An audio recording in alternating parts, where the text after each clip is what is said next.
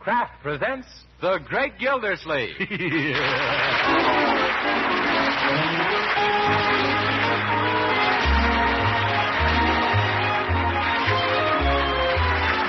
Kraft Cheese Company, who also bring you Bing Crosby every Thursday night, present each week at this time Harold Perry as The Great Gildersleeve, written by Leonard L. Levinson.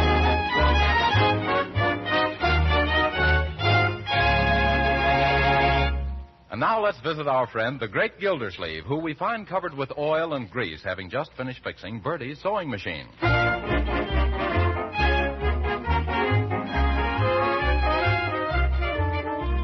Well, your sewing machine is all fixed now, Bertie. You should hear that singer hum. Oh, thank you, Mr. Gildersleeve. Is it all right to use now? Oh, yes, indeed, Bertie. Go right ahead. No reason now why you can't sew on the little so-and-so. That's fine. Now I can run up my new summer uniform for the mysterious and bewildering order of the Daughters of Cleopatra. Oh, yes. What kind of a summer uniform? Oh, we just switch from the heavy to the lightweight veils. Hi, Uncle Morse. Hi. Hello, Bertie. Hello. Say, Unc, how'd you get all that oil on your hands and face? You look like you've been playing post office in a grease pit. You post office in a grease pit? Well, I never played post office there, though I never mind the frantic antics of my youth. I look this way because I just finished fixing Bertie's machine. Yes, and now I just put my foot on the pedal and away it goes. Yeah. Couldn't have been a better job done if a real mechanic done did it. Yes, of course not. I'm an expert. Don't forget I had hundreds of them at the Gildersleeve Girdle Works. Anytime we had a breakdown, I'd bounce right out of my office and fix the trouble before the motor had a chance to slow down. Gee, I never knew that. Why, I could take a machine like Bertie's apart and put it together again in the dark in less time than it'd take the average mechanic in broad daylight. And another thing, a bell. Oh, my goodness, a visitor. Mustn't see me in this disgraceful condition. I hope there's plenty of hot water, Bertie. Okay, I'm coming. Oh, hello, Miss Banks. Come right in. Thanks, Bertie. Oh, Marge, Penny Banks is here. My, that ain't the snappiest uniform I ever did see. What, you supposed to be, a lady general? No, Bertie, this is the Red Cross Motor Corps uniform. What do you folks do, doctor sick automobiles? No, but we're supposed to know how to fix our own cars. Well, I have to get back in the kitchen before Leroy hollers that he's feeling holler.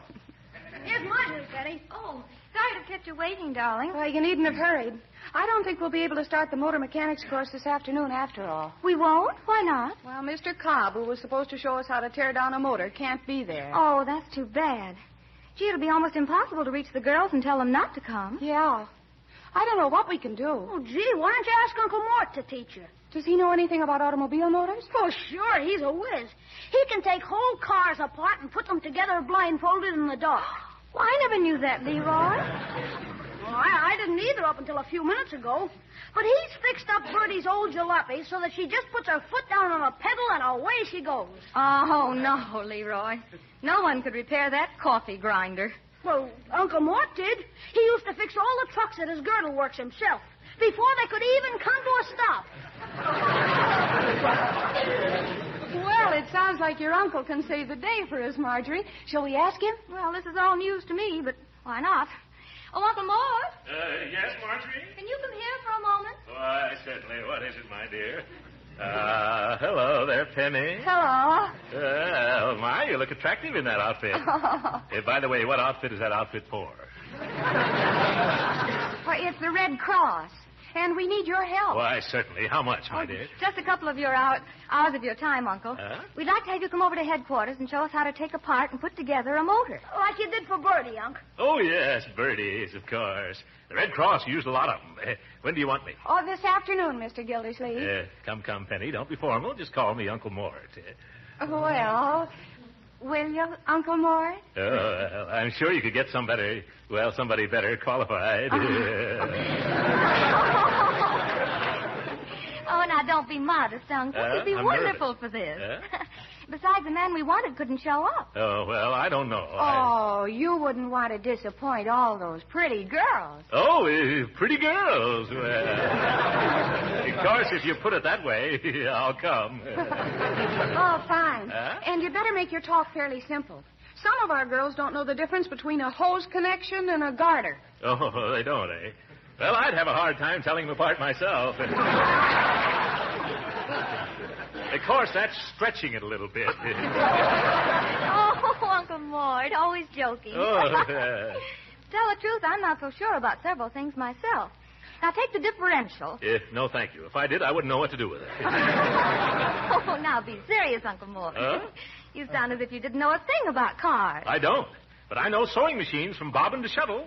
Oh, sewing machine. Oh, Uncle. Really, Marjorie, your uncle says the most amusing thing. Well, I don't see why you have to go into stitches about sewing machines. Oh, he's just an old kidder. Glad you liked it. Well, let's get going now. Oh, come on. Oh, be down at headquarters at 2, please, Uncle Mort. Goodbye, Leroy. Bye. Don't be late, Uncle. Goodbye, girls. Leroy, what's so funny about sewing machines? Were they giving me the needle? I don't know. You were the one who brought them up. Well, I did not. They asked me to come to Red Cross headquarters and show the girls how to take care of them, didn't they? Oh, no, not sewing machines. Automobiles, Unc. What? Oh, but I never... Oh, what have I gotten myself into? Gee, what's wrong, Unc? I don't know anything about auto motors, Leroy. Why, on half of the new cars, I don't even know how to raise the hood.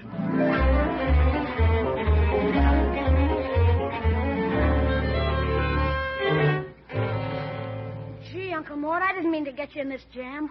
Where are we going? To find the mechanic to fix my lecture. Now, this garage we're coming to, Mike. No soap, Unc. Look, this shop closed Saturday afternoons. Oh, leaping lima beans. Come on, Leroy.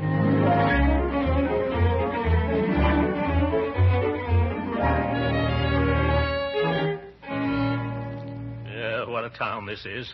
So far, only one mechanic who works on Saturday afternoons, and he can't speak English. Well, cheer up, Unc. Maybe there's one here. I hope so. I'm getting corns on my bunions.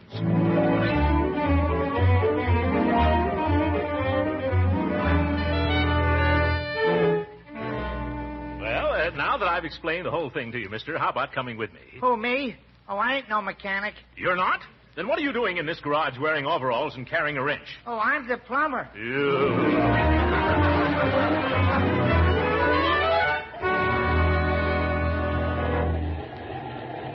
Come on, Uncle Mort, let's go inside. You're 30 minutes late already. Good. Maybe the girls have all gone home by now. No, they've waited. They have? There's a whole gang of them inside.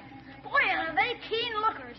They look like a bunch of magazine covers. Yeah, well, this is the first time I'd rather be looking at popular mechanics. Oh, come on now, Uncle Mort. Give me old line. Yeah, and they'll take the old line and hang me with it. Well, there's Marge, and she sees us. We can't back out now. No.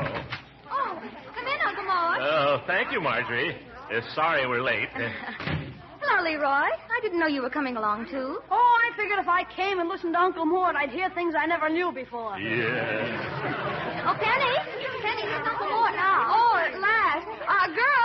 Girls, here's a man who can tear a motor down and put it back together again, blindfolded, just as easily as he can with his eyes open. Well, that's no lie. Leroy. Girls, I want you to meet Mr. Throckmorton P. Gildersleeve. Yes. Hello, girls. Hello, Mr. Gildersleeve. Oh, come. Don't call me Mr. Gildersleeve. Just call me Uncle Mort. And this is Mrs. Salisbury Twitchell, Uncle Mort. Oh, yes. Now, how do you do? Charmed, Mrs. Twitchell. The pleasure's all mine. I dare say you're right. Mrs. Twitchell's been kind enough to lend us her station wagon, Uncle. And you're sure, Mr. Gildersleeve, that you're an expert in these matters? Oh, don't worry about your benzene buggy, Mrs. Twitchy. You'd be surprised at just how much I know. Yeah, if all you sweet young things will gather around, and you too, Mrs. Twitchell, I'll explain all the important features. Excuse me. Mind if I come in and listen? Oh, hello, Judge Hooker.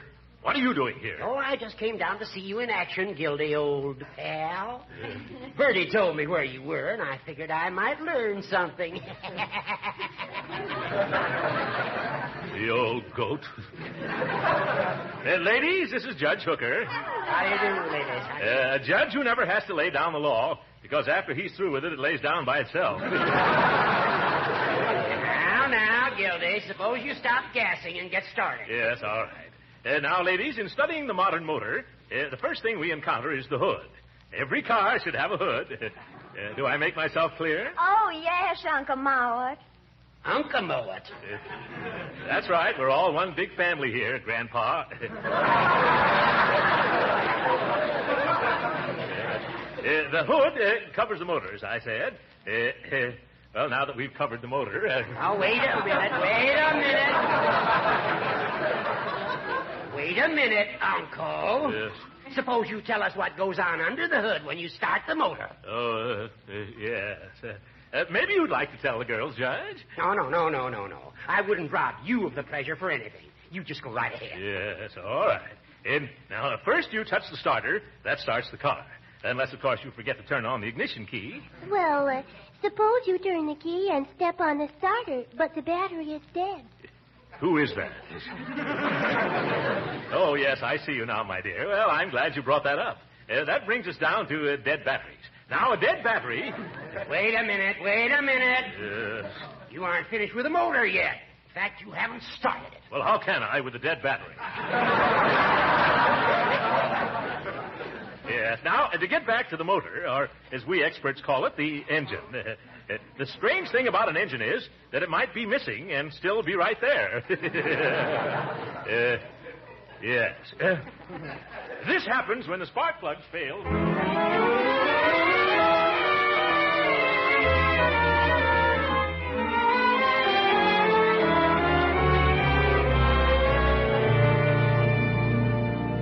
And then the last of the gas is exhausted out of the exhaust.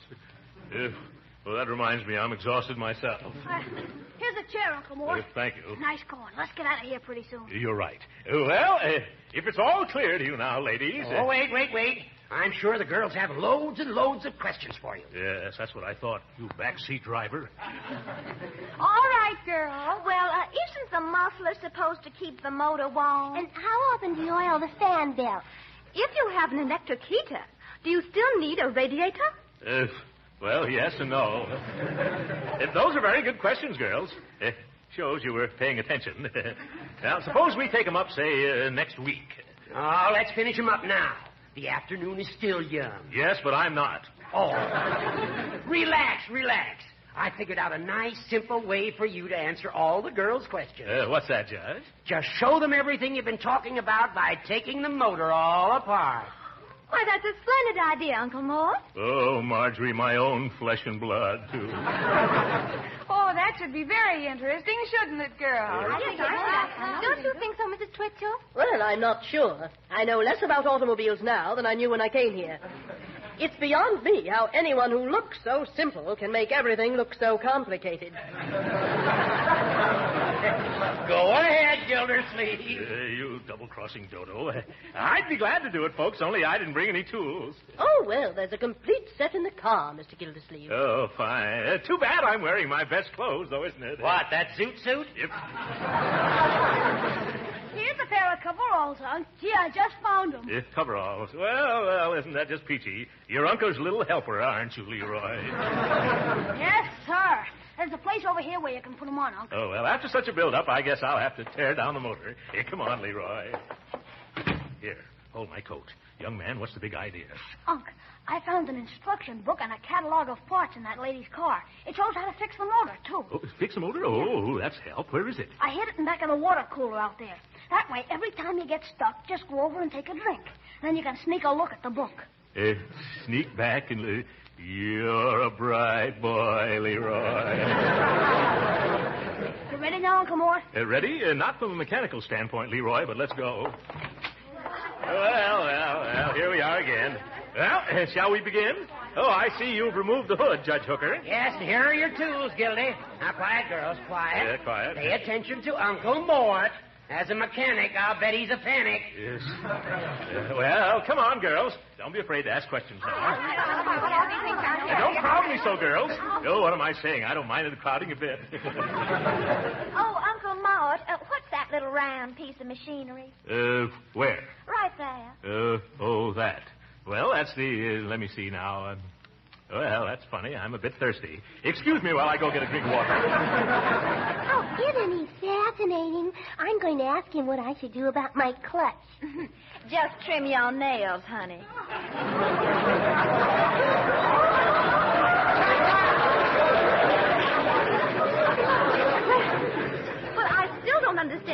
one needs both a radiator and a heater. And now, my dears, what was that question? Well, I just wanted to know what this little round dingus is. Oh, that. That's the generator. Number 4B33, 28 amps, sells for $8.95 FOB Detroit.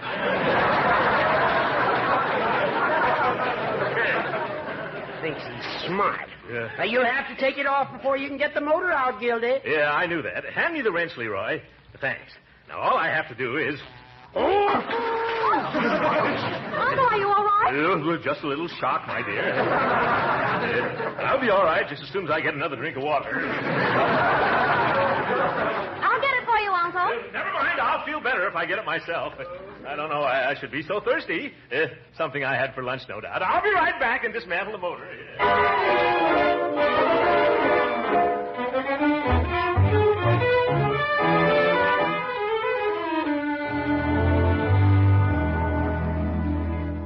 According to my watch, it took you just 2 hours to take that motor apart.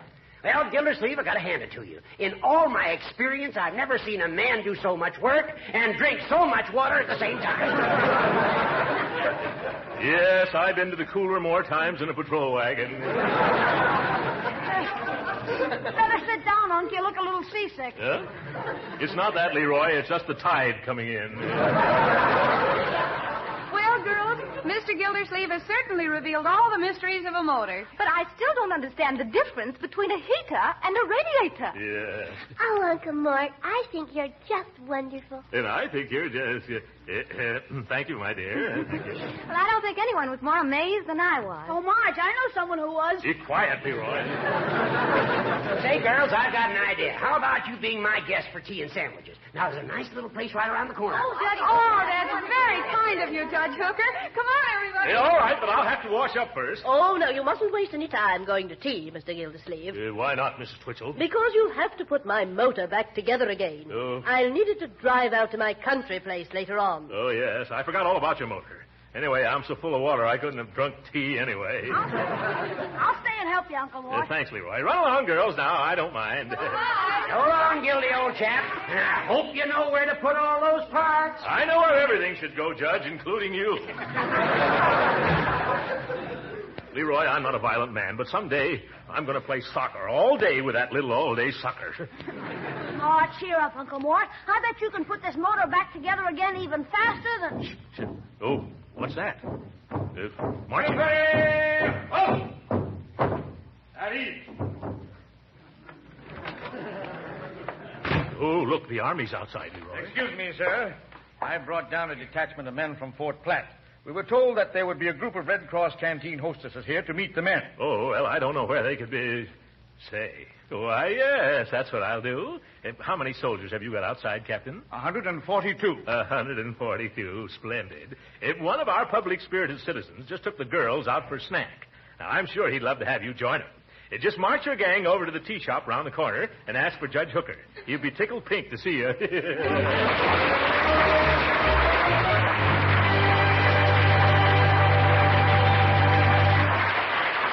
We'll hear from the great Gildersleeve again in just a moment.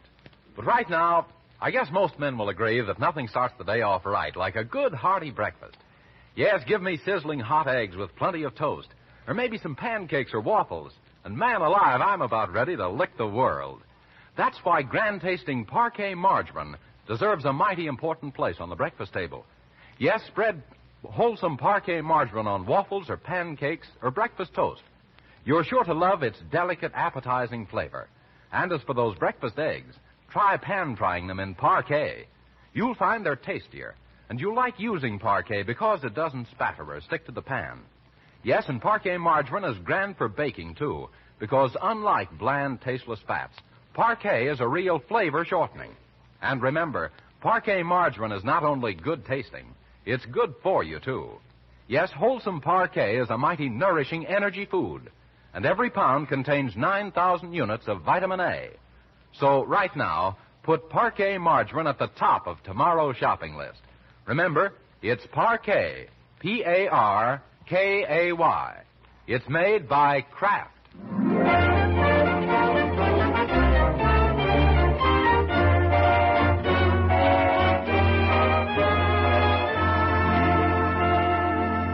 And now back to Gildersleeve and Leroy, who've succeeded in putting the motor back together again and have returned home.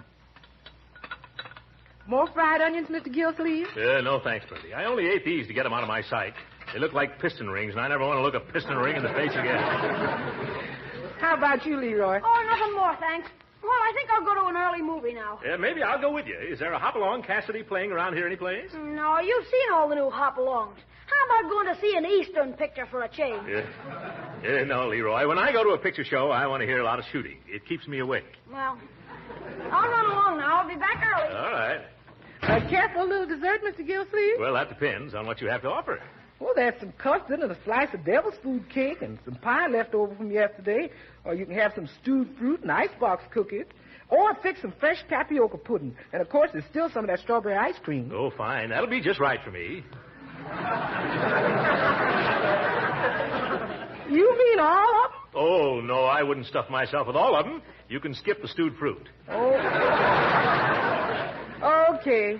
My, it takes a wide variety of desserts to make a wide variety of gentlemen. Yeah. Oh, never mind. I'll get that doorbell, Bertie. Hello, Gildersleeve. Can I see you a minute? Sure. Take a good look. No, I want to talk to you, Throckmorton. What do you want, you little snake in the bush? I'm a snake. Say you just stuck me with 142 soldiers. Oh, yes, the Army. I'd forgotten about that. Well, what do you want, Judge? I seem to have lost my watch. Huh? The last I remember, I took it out and set it down to time you when we were at Red Cross headquarters. Oh, did you go back there and look for it? Yes, I was there just now, but I couldn't find hide nor hairspring of it. Yes, hairspring. Sure you didn't happen to pick it up? I'm not accustomed to picking up other people's watches, Hooker. It's a nasty habit that gets you into bad company. You start associating with judges and people like that. Cut the comedy, you big clown. Yeah. Now, let's try to figure out what's happened to that watch. Was it valuable? I should say. Given to me by the grand jury after we indicted that fake jewelry racket mob. Oh, left over from the investigation, no doubt. It was not. This watch cost $200. Oh, my goodness. What's worrying you, Hooker? I just remembered. I set the watch down on the engine block. Oh, that's funny. I didn't see it when we were putting the motor back together. Oh, maybe it's in one of the cylinders. Yeah, well, that could have happened very easily, couldn't it? Yes, it could. Well, don't stand there. Do something. Help me. Why should I help you, you misguided little nincompoop? That's no way to talk to your pal, Throcky. Pal. Oh, come on. We've got to rush down there and tear that motor apart again and rescue that watch before that woman drives it away. Oh, you mean Mrs. Salisbury Twitchell. Sounds like a nervous hamburger. Yeah. The minute she starts that motor, my beautiful watch will be ground up into junk. Please, Gildersleeve, please. I'm sorry I was mean to you this afternoon. Well, all right. I'll come down and help you, baby. But first, I'm going to have a bit of dessert. You care to join me in a dish of custard, Judge? No, come on. There isn't a moment to lose. No, all in good time. She won't start that car. Your watch is safe. What makes you think so? Because after Leroy and I had the motor all put together again, we found 6 or 7 parts we forgot to put in.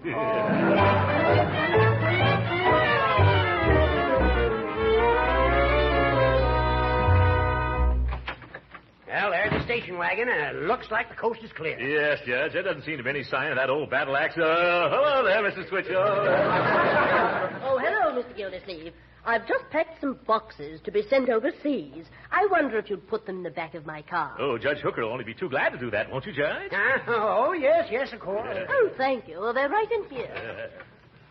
Look, pal, I'll take Madam Hoity-Toity out of here while you dig into that motor for my watch. Nothing doing, chum. I've been through that engine once today. I'll lure the old buffalo away. After all, I'm more of a lady killer than you are. Yeah, they look at you and laugh themselves to death. Okay, I'll resign. No, I apologize. See if you can get her away from here, and then I'll go to work. All right, I'll take her out somewhere for a little while. But remember, you're going to pay the expenses.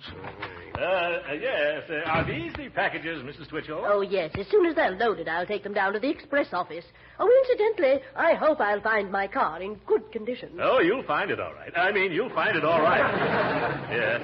After I overhauled it all, though, the judge called something to my attention. And what was that? Well, the judge is quite an expert. He seemed to think that there was a sort of a Swiss movement in the motor. Oh, he did? Yeah. He thought that if you didn't mind, he'd try to get it out. Oh, well, all right. I'll be in town again tomorrow. Oh, I think he'd rather have you do it right now. Now? Yes, he feels that he could save time that way. All right, if it won't take too long. Oh, it won't. Merely a minor adjustment. Judge, Mrs. Twitchell says it'll be all right. You mean for me to get the watch out? What's that? Yeah. Be sure to watch out for trouble. Take your time, Judge. Take your time. Don't worry, he'll wash out. And while he's working, would you care to step out for a bit of sherbet? Oh, no. No, I do. Oh, what's that? What's what?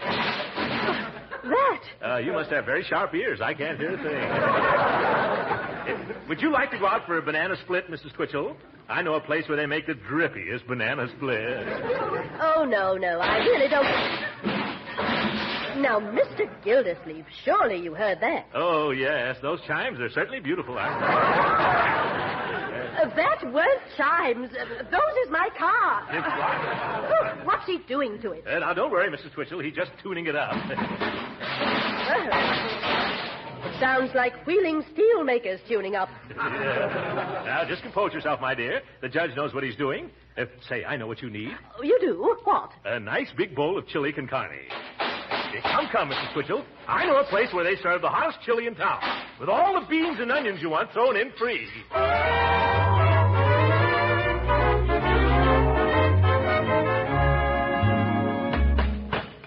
All the consarn ding-dang fool piece of machinery I ever had the misfortune to get up. Well, hello, Judgy.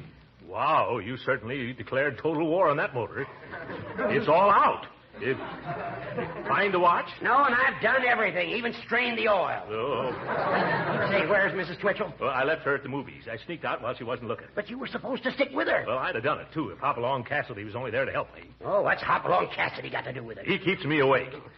Anyhow, it's after 10, and she'll be back pretty soon. And, brother, if that car isn't all in one piece, you won't be either. Oh, when I look at all these parts scattered from one wall to the other, I don't think I'll ever get it back together again. Oh, come on, help me, won't you, Gildersleeve? Well, I'll tell you what I'll do, Judge. I'll give you just as much help as you gave me this afternoon. No. No, that isn't fair. You bet it isn't. All the pretty girls have gone home. Okay, I'll do it myself.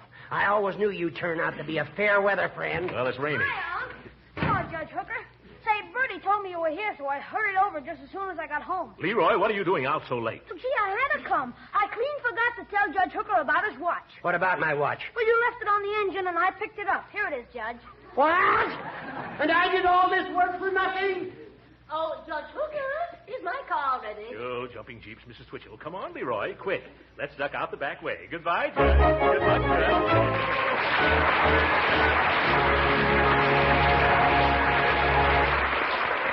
The great Gildersleeve will be with us again in a few minutes. But first, I'm sure you housewives have to be pretty wide awake in your food shopping these days. Yes, you have to buy wisely. Be sure the foods you get are nourishing, good tasting, and fit into your food budget, too. Well, that's where delicious Parquet margarine can help out a lot. You see, Parquet margarine, the wholesome modern margarine made by Kraft, just about fills all these requirements. It's nourishing, it's wonderfully good tasting, and Parquet margarine's economy helps out a lot in making your food budget work. Yes, Parquet margarine is a delicious, economical source of important food values. It's a wholesome, highly nutritious food, one of the best energy foods you can serve at your table. Besides, every pound contains 9,000 units of important vitamin A. What's more, Parquet margarine is so delightfully good tasting, it just can't be compared with old-time margarines. You'll like its delicate, appetizing flavor, whether you serve it as a spread for bread or use it for baking and pan frying. So if you're a wise food shopper, you'll certainly try delicious, economical Parquet margarine. Yes, tomorrow sure, order Parquet, Parkay. It's the margarine made by Kraft.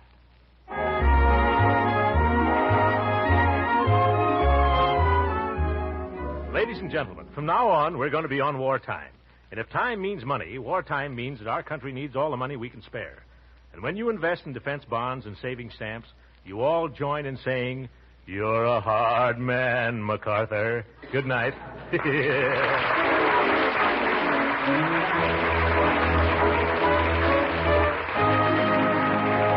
Be with us again next week at this same time for the further adventures of the great Gildersleeve. This program came to you from Hollywood. This is the National Broadcasting Company.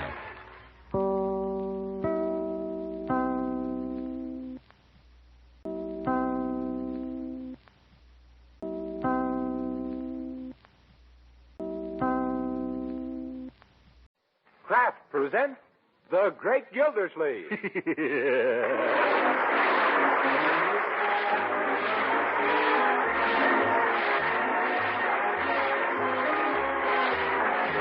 Kraft Cheese Company, who also bring you Bing Crosby every Thursday night, present each week at this time Harold Peary as the Great Gildersleeve, written by Leonard L. Evans.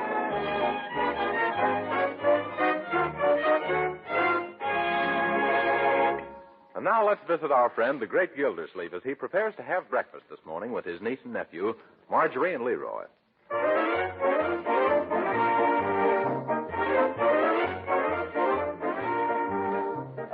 Good morning, Marjorie, my dear. Hello. Good morning, Leroy. Happy George Washington's birthday, Unc. If what? Oh, yes, of course. Today's the 22nd.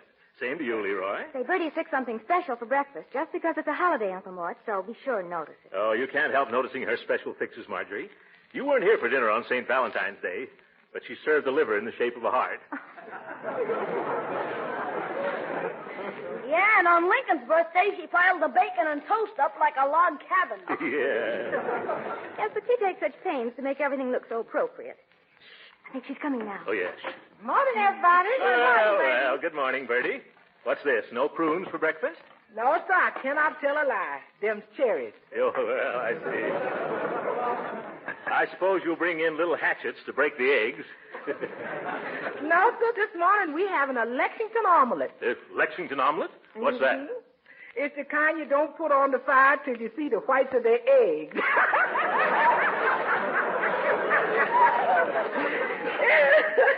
It's a sort of revolutionary dish. Oh, yeah. Well, sounds very good for the Constitution. Do you get it?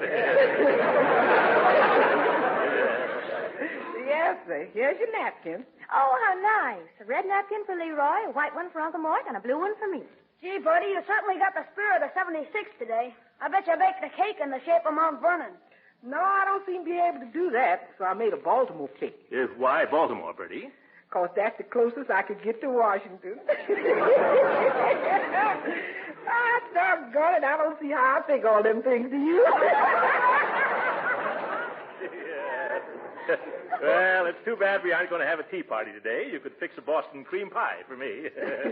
Oh, Mr. Gildersleeve, now you're having fun with me. Oh, no. Now, you folks go ahead, and I'll be right back with the cooked oats a la Paul Revere. Yes, Paul Revere. Jeepers, I hope she don't come out riding a horse with a powdered wig. Yeah. Say, Unc, do you know what Paul Revere said when he finished his ride? No, what'd he say? Whoa! I know it's corny, but everybody bites. Yeah. Stop, Leroy.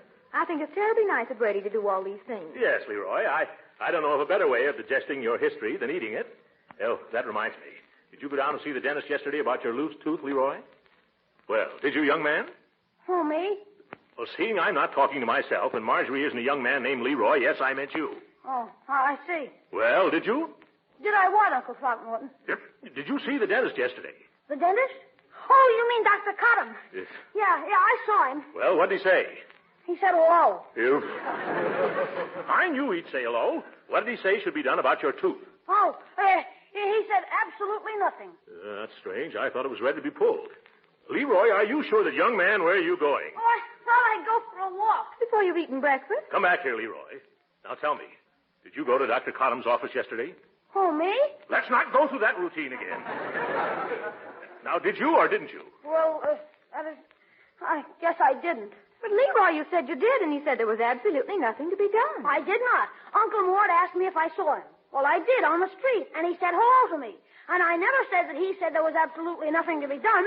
Unc said, what else did he say? And I said absolutely nothing. And that's just what he did. He said absolutely nothing. Now, see here, Leroy. You stop trying to deceive me. That was just as bad as telling a deliberate falsehood.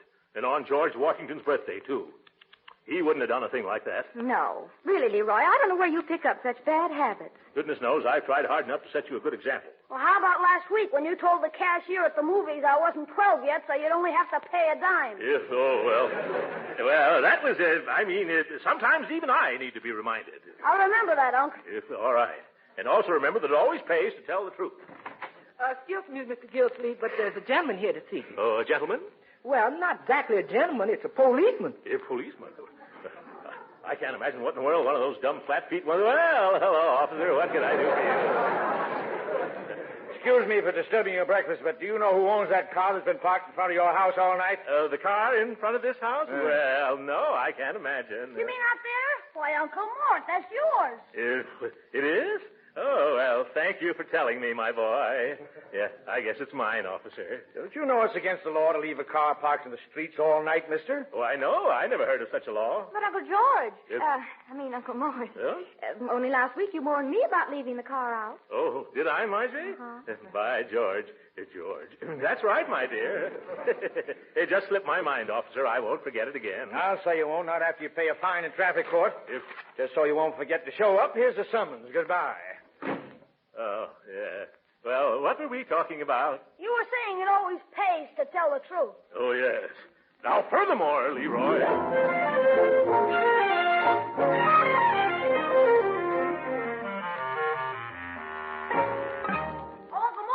Yes, Leroy? Mr. Finch is here. Oh, yes. Come right in, Oscar. I hurried as fast as I could, Mr. Gildersleeve. Did you bring all the books? Good. Set them down right here on the desk. There we are. You know, ever since you called me, I've been wondering why you want the Forrester estate accounts brought here on Sunday. It's Judge Hooker. He runs the probate court, and I have to account to him for Leroy and Marjorie's estate.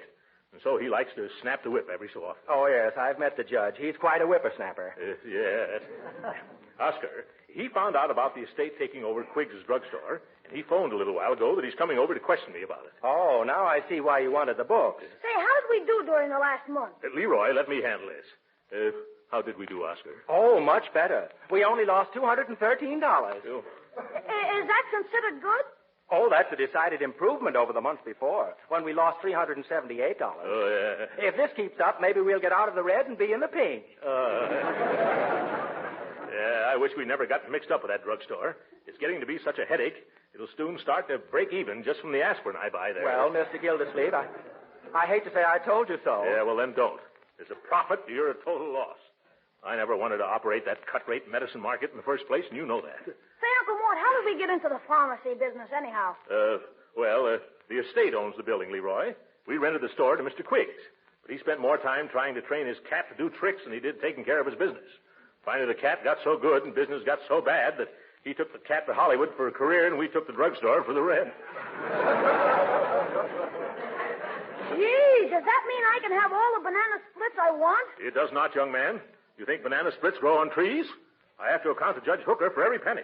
Well, I thought you were the executioner of our estate, Unc. It's executor, Leroy. An executioner is a man who kills off. Oh, that's what Judge Hooker will accuse me of doing. Now, don't you worry, Mr. Gildersleeve. The profits you made for the rest of the estate are far greater than any loss incurred at the drugstore. Yes, but that won't satisfy old Droop Snoot. Droop Snoot? Well, little pet name I have for Judge Hooker, Leroy. Skip it. Well, it's a good thing you're here, Oscar. You can explain everything to him. Oh, I don't think I'd be of any help, Mr. Gildersleeve. No, why not? Oh, the judge doesn't like me very much. So if he's coming, I'd better go. Wait a minute. What's wrong between you and Judge Hooker? Well, when he ran for re-election last time, it just so happened that I was president of the Get the Hook for Hooker Club. Well, goodbye.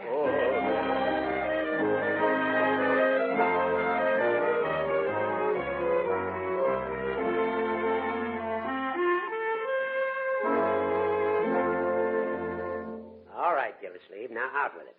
What's a big pill like you doing in the drugstore business? Well, it's like this, Hooker. Leroy, don't you want to run along outside while I talk to the judge? No, let the boy stay. After all, this concerns him, too. Sit down, Leroy. Thanks, Judge. Say, Unc, can I call him by your pet name? No. Quiet, Leroy. Yes, and don't interrupt, my boy. This is just the same as a court hearing. Court hearing? It is? Raise your right hand, Unc. Do you swear to tell the truth, the whole truth, and nothing but the truth to help you? Sit down, Leroy. Now, look here, Judge. Can't we do this some other time? No, I'm too busy these days. Even have to work on George Washington's birthday. Well, speak up, Gildersleeve. Well, it's like this, Hooker, old pal. Now, cut out the old pal business, Gildersleeve. This is official. Oh, yes, Your Honor. The estate had a wonderful chance to pick up this business for practically nothing. I see. Was it in good shape when you took it over? Well, it was a going concern. But, Uncle Mort, would George have said that? George? What George? Oh, yes, that George. If I get you, Leroy. Well, to be frank, Judge, it had been a going concern. But by the time we got it, it had went. Well, how did you happen to take it over in the first place? Well, it was this way. It's Leroy. Are you sure you don't want to go out for a walk or something? Jeepers, no. I don't want to go out for a walk or anything. I figure I'll have more fun here. Yes, so I'm figuring, too. Well, Your Honor, we were dragged into this affair by a trained cat. What did he do? Sell it to you? Yep. No, he didn't sell it to me, you little know. Little know what, Gildersleeve? Oh, you little know what I was going to say, Judge. Now, get going. Come on, get going. Yes, all right, Judge. The former owner of this pharmacy, the former owner of this pharmacy, the former owner of this pharmacy neglected his business and fell so far back in his rent that one day we found ourselves in the bicarbonate of ice cream soda business. Well, how's it been doing? Oh, business is a good deal better now than at first. Yeah, Uncle Mort. Tell the judge how much more money you didn't lose this month than you did last. What's this? Losing money. You have no business risking the estate's funds like this, Gildersleeve. I want you to get rid of that place at once, or I'm going to get rid of you as executor faster than that. Do it quickly, Gildersleeve. Goodbye. Gee, Unc, this looks serious. Yes, you don't realize how serious it is, Leroy. I've been trying to sell that place for months, but I can't get a decent offer. Why not? Because right now, pharmacies are a drug on the market.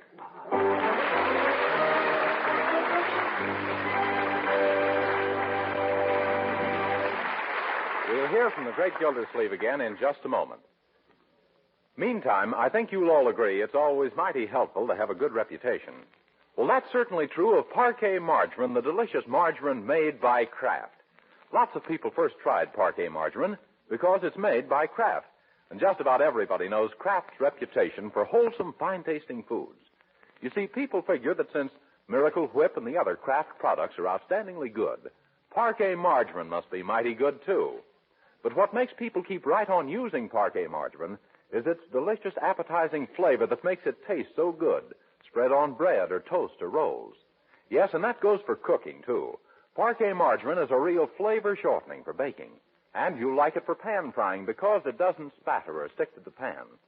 And remember, Parquet margarine is a wholesome, nourishing energy food. And besides that, every pound of Parquet contains 9,000 units of vitamin A. So why not find out how good margarine can be by trying delicious Parquet margarine tomorrow? Remember, ask for Parquet, P-A-R-K-A-Y. Parquet, made by Kraft.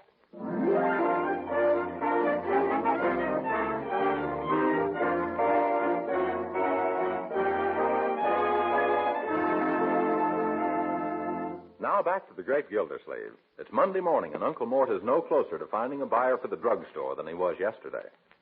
Good morning, Uncle. Have a nice rest? I had no rest, my dear. I tossed and turned like a scow in a storm. And I finally dropped off to sleep at about 6 o'clock and had a nasty nightmare in Technicolor. Oh, that's too bad. Yes. All I can remember about it was that Judge Hooker was crossing the Delaware to buy a trained cat at a Hollywood drugstore, and I was doing the rowing. You take things too much to heart, Uncle. Yeah. Now forget about business for a while and relax. I wish I could, but I'm all strung up like a zither. Maybe today I can get a deal started for that high-priced cut-rate drugstore. If I could get the judge off my neck and Leroy out of my graying hair. What's Leroy got to do with it, Uncle? Well, you remember that Washington's birthday lecture about truth I gave him yesterday? Oh, yes. Well, he's appointed himself my personal censor. It's rather inconvenient when you're discussing business. And if I'm to get rid of that prescription parlor, well, sometimes it's going to be necessary to... Morning, Marjorie. Morning, Uncle Mort. What are we going to do today? Leroy, I don't know what I'm going to do, but you're going to school, aren't you? Oh, no. Today's a holiday, too. No school on Monday when Washington's birthday falls on Sunday. Hooray! Yeah. Oh, my goodness. Leroy, why don't you go to a nice movie today, huh? Several movies. I'll give you the price. Oh, no. I want to go down to the drugstore with you. I figured out a way to save a lot of money. How, Leroy? Well, I can work there after school on Saturdays as a soda jerker. I bet I'd make a swell banana splitter. I could sell a lot of bananas. No, Leroy. We're trying to sell the whole thing at once, not one banana at a time. You better go to the movies if you know what's good for me. Say, Uncle Mort, why don't you get the city drug company to buy it? They own most all the other drugstores in town. Yeah, that's just it. They're too darn independent. I went to see the manager, and he said he'd take it up with the board of directors. You know, a big business brush-off. But, Uncle, don't you know? The city drug company is owned by the Summerfield Investment Corporation, and that's controlled by Mrs. Salisbury Twitchell. Twitchell? I thought that old greyhound owned the bus line.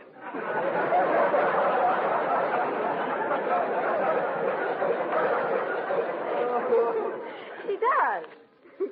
Also the Twitchell Steam Laundry, the Merchants National Bank, and 4 or 5 apartment houses. Well, I'd underestimated Mrs. Twitchell. Gee, are you going to sell her the drugstore, Unc? I don't underestimate her that much, Leroy. But somebody sold her all those other things. Yeah. Yes, they did, Uncle. Oh, I know. She'll be over at Red Cross headquarters this morning.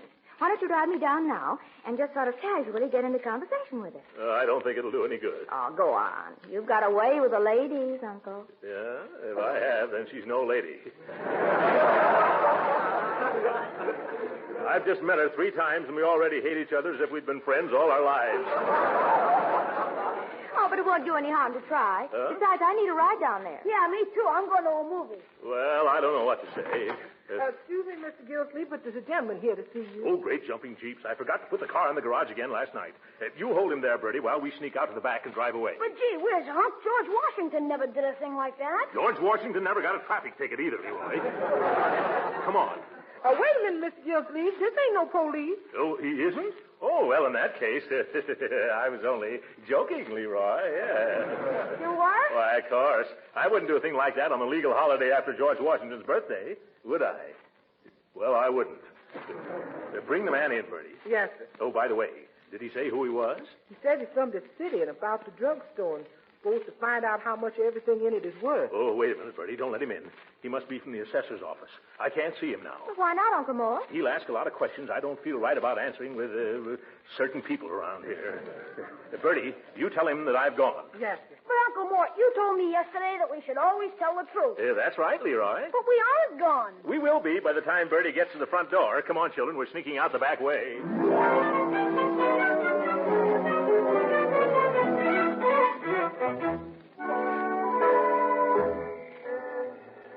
Let's take a look at you before we go in to meet Mrs. Twitchell, Uncle Mort. Now, don't be nervous. I'm not a bit nervous, Marjorie. Maybe I'd better throw away my cigar. Now, what did I do with that cigar? You threw it away. What? Oh, yes. Now, let's not get excited. How do I look, Marjorie? Oh, just fine. My, but you're a handsome man. Wait a minute, Marjorie. Remember what Uncle Mort said about telling the truth. What? But I really think so, Leroy. Now, hold still, Uncle, while I pull the thread. There. You're a slip-looking smoothie, Mr. Gildersleeve. Oh, you mean you are, my dear. Honest, I never saw 2 more active members of the I'll Scratch Your Back if you'll do the same for me society. How about saying something nice to me for a change? All right, Leroy. Goodbye, and enjoy yourself at the movie. Okay, see you later. So long, Marge. Goodbye. Well, maybe I'll be able to speak freely now. Ever since I talked against fibs and little white lies, Leroy has been an impediment in my speech. Well, let's go in now. And remember, just sort of get into conversation with her casually and bring the subject of drugstores up in a very offhand manner. Offhand, all right. They say it's lucky that we're meeting her here in the Red Cross Center in case I have any trouble with the old battle axe. Oh, don't think of it. Come on in now. Yeah, all right. Keep your fingers crossed, TP. Oh, hello, Edie. Hi, Henrietta. Oh, I'll be right hello. there to help you, Ruth. Oh, Mrs. Twitchell. Oh, it's so nice seeing you again. Oh, how do, my dear?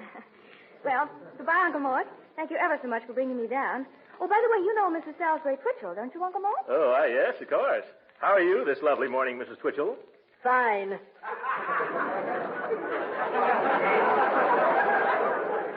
You know, it's a mighty curious thing, Mrs. Twitchell, but I just discovered that we're business rivals. I suppose you're talking about my laundry. What are you doing? Taking in washings? No, nothing like that. Just a drugstore. Oh, drugstore? Oh, yes, you know, a place where they sell postage stamps, sandwiches, and once in a while a bottle of fly spray. I am aware of drugstores, Mr. Gildersleeve. I just don't happen to remember that I own any. Well, think of that, Marjorie. Mrs. Twitchell has so many drugstores, she doesn't know she owns any. Well, I think my uncle meant the city drug chain, Mrs. Twitchell. Oh, yes, that, I see. Well, you... Excuse me, Uncle Mort. Can I see you a second? You forgot to give me the dough for the show. Oh. Well, just as soon as I'm finished, Leroy. As I was saying, Mrs. Twitchell, we have acquired the ownership of Quigg's Drugstore. And while it's not what you might call real competition at present, we're considering branching out, and we may soon give you a run for your money. Indeed. Yes. We've got plans to put a drugstore on every corner downtown. Unc, remember George Washington. George Washington. Yes. We're going to call them the George Washington drugstores. Oh, Uncle. Yes. However, Mrs. Twitchell, we might consider selling out, since we have so many other interests. That is a very good idea, Mr. Gildersleeve. Oh, do you think so? Yes, indeed. I had so many other interests myself. I sold all my drugstores to a New York chain last month. Goodbye. Oh, this is one of my bad days.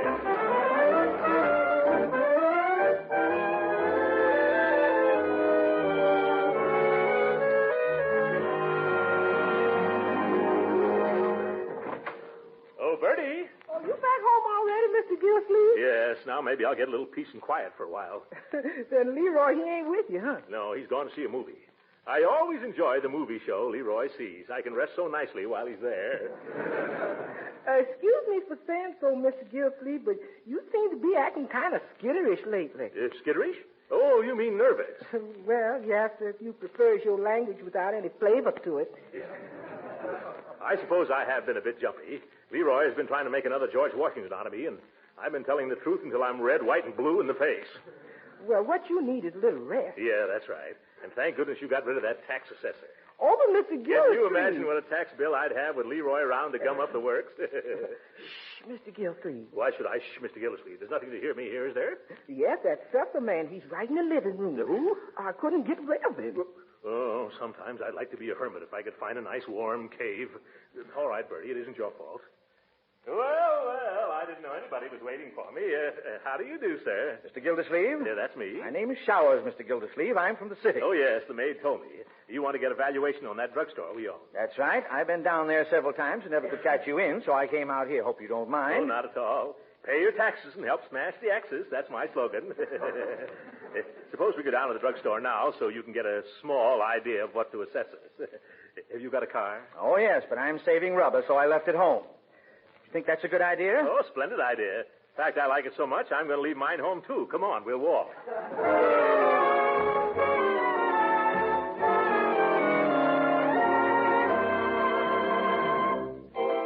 Well, I didn't realize it was so far down here. Neither did I. Remind me to treat you to a corn plaster.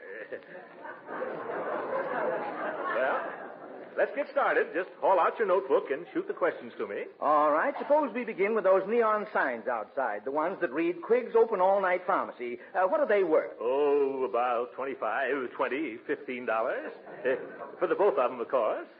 They look like they cost a lot more. Yeah, that's true. But they haven't much resale value.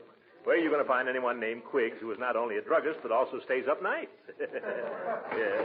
No, on second thought, I don't think they're worth more than $10. Signs, $10. Yeah. Now, inside, how about the soda fountain? That looks very nice and new. Oh, the seats are pretty worn. I'll show you what I mean. Young man, I wonder if you mind standing up a minute. Oh, Leroy, what are you doing here? Oh, I'm having a double nut chocolate sundae with whipped cream and lemon phosphate to wash it down. Yeah. What's the matter? Are you getting tired of banana splits? Yeah, I've had 3 of them already. You? What are you and that man doing, Unc? Nothing that need concern you, my boy. Excuse the interruption, Mr. Showers. Now, what were we saying? How long have you had that soda fountain? Oh, quite a long time. Oh, not this one, Uncle Mort. Don't you remember? You paid $3,000 for it right after the first of the year. $3,000, eh? Yeah. Isn't it lucky I have my little nephew here to remind me? Say, do you want me to help you in case you forget anything else, Unc? No, Leroy. Why don't you have some more nice ice cream? You're a growing boy, and you need the vitamins. Well, thanks, but I'll have to wait a little while before I can eat any more. I'll just tag along with you. Oh, that'll be Ducky. Yeah, Donald Ducky.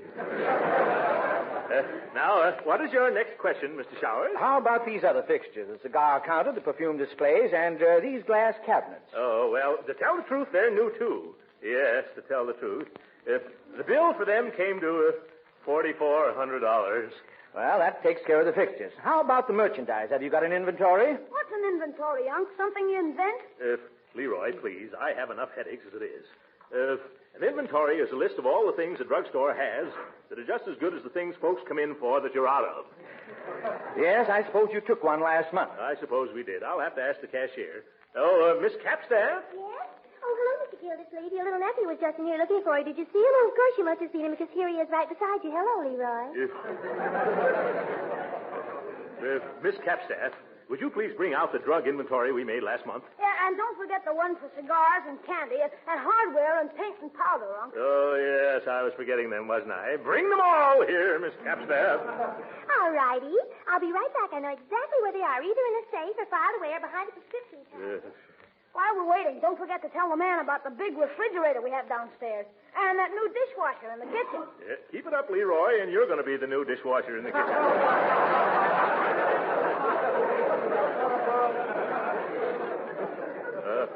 Oh, yes, Mr. Showers, I'd forgotten about them. You see, they set us back somewhere in the neighborhood of... $837.21. Well, the boy has an uncanny knack for figures. He'll probably turn out to be an accountant when he grows up. If he grows up. Oh, well, here comes Miss Capstack, back with the inventories. Oh, here we are, Mr. Gildersleeve. I also found a list of all the merchandise we bought since the inventory was taken. Do you want that, too? Oh, yes, you might as well. Here you are, Mr. Showers. Is there anything else you'd like to know? There's a matter of goodwill and outstanding accounts. Oh, gee, we got a lot of goodwill on account of we got so many outstanding accounts. Yep. Leroy, that'll be all. Not another word out of you or... I won't say anything, Uncle. I should judge that goodwill was worth about $1,500. $2,000. And our accounts receivable. Oh, I was talking to Mr. Finch, the bookkeeper, about them only yesterday, and he says that they amount to around 1,000, and he thinks that Yes, thank you, Miss Capstaff. That'll be all. Oh, are you sure there's nothing else? No, Miss Capstaff, you've done enough. Oh, thank you. Now, Mr. Showers, have you got all the information you want? Yes, according to my figures, the valuation on this property will run to about $28,500. Oh, $28,500. Jumping jelly beans. How much of a tax will we have to pay on that? I might as well confess, Mr. Gildersleeve, I'm not the tax assessor. What? You're not? Then why did you say you were? I didn't. You just got that notion all by yourself. You see, I figured I could get a pretty low, honest valuation on this store if I let you go ahead assuming that I was. But then who are you? I'm an appraiser hired by the city drug chain. They're going to make you an offer to buy this place based on the figures I just got. Oh, gee, Uncle, isn't that wonderful? Yes, my boy. I hope you've learned your lesson from this. Honesty always pays, Leroy.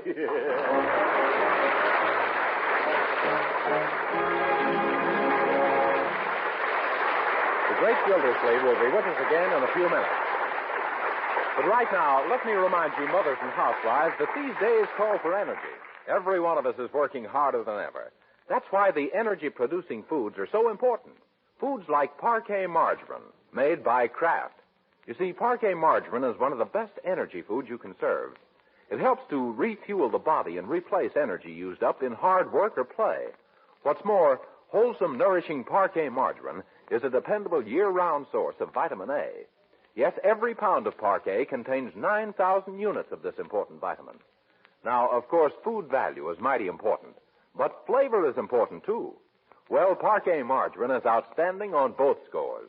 Yes, whether you use Parquet margarine as a spread for bread, a flavor shortening for baking, or for pan frying, you'll find it has a luscious, tempting flavor your family's sure to like. Best of all, Parquet margarine is economical. It can save you money every day. So why not try it? Kraft's delicious economical margarine called Parquet. P-A-R-K-A-Y.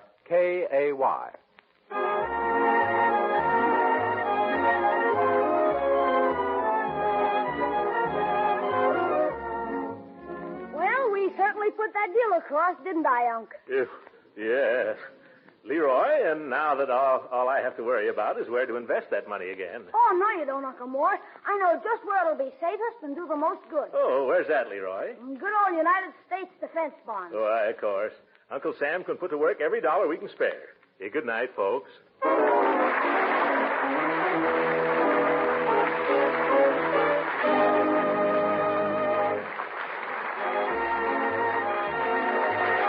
Be with us again next week at the same time for the further adventures of the great Gildersleeve. This program came to you from Hollywood. This is the National Broadcasting Company.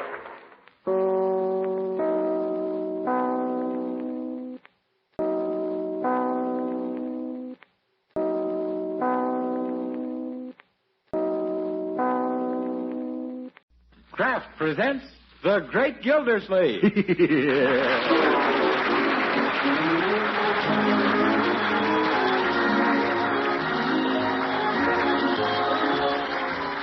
The Kraft Cheese Company, who also bring you Bing Crosby every Thursday night, present each week at this time Harold Perry as the Great Gildersleeve, written by Leonard L. Levinson.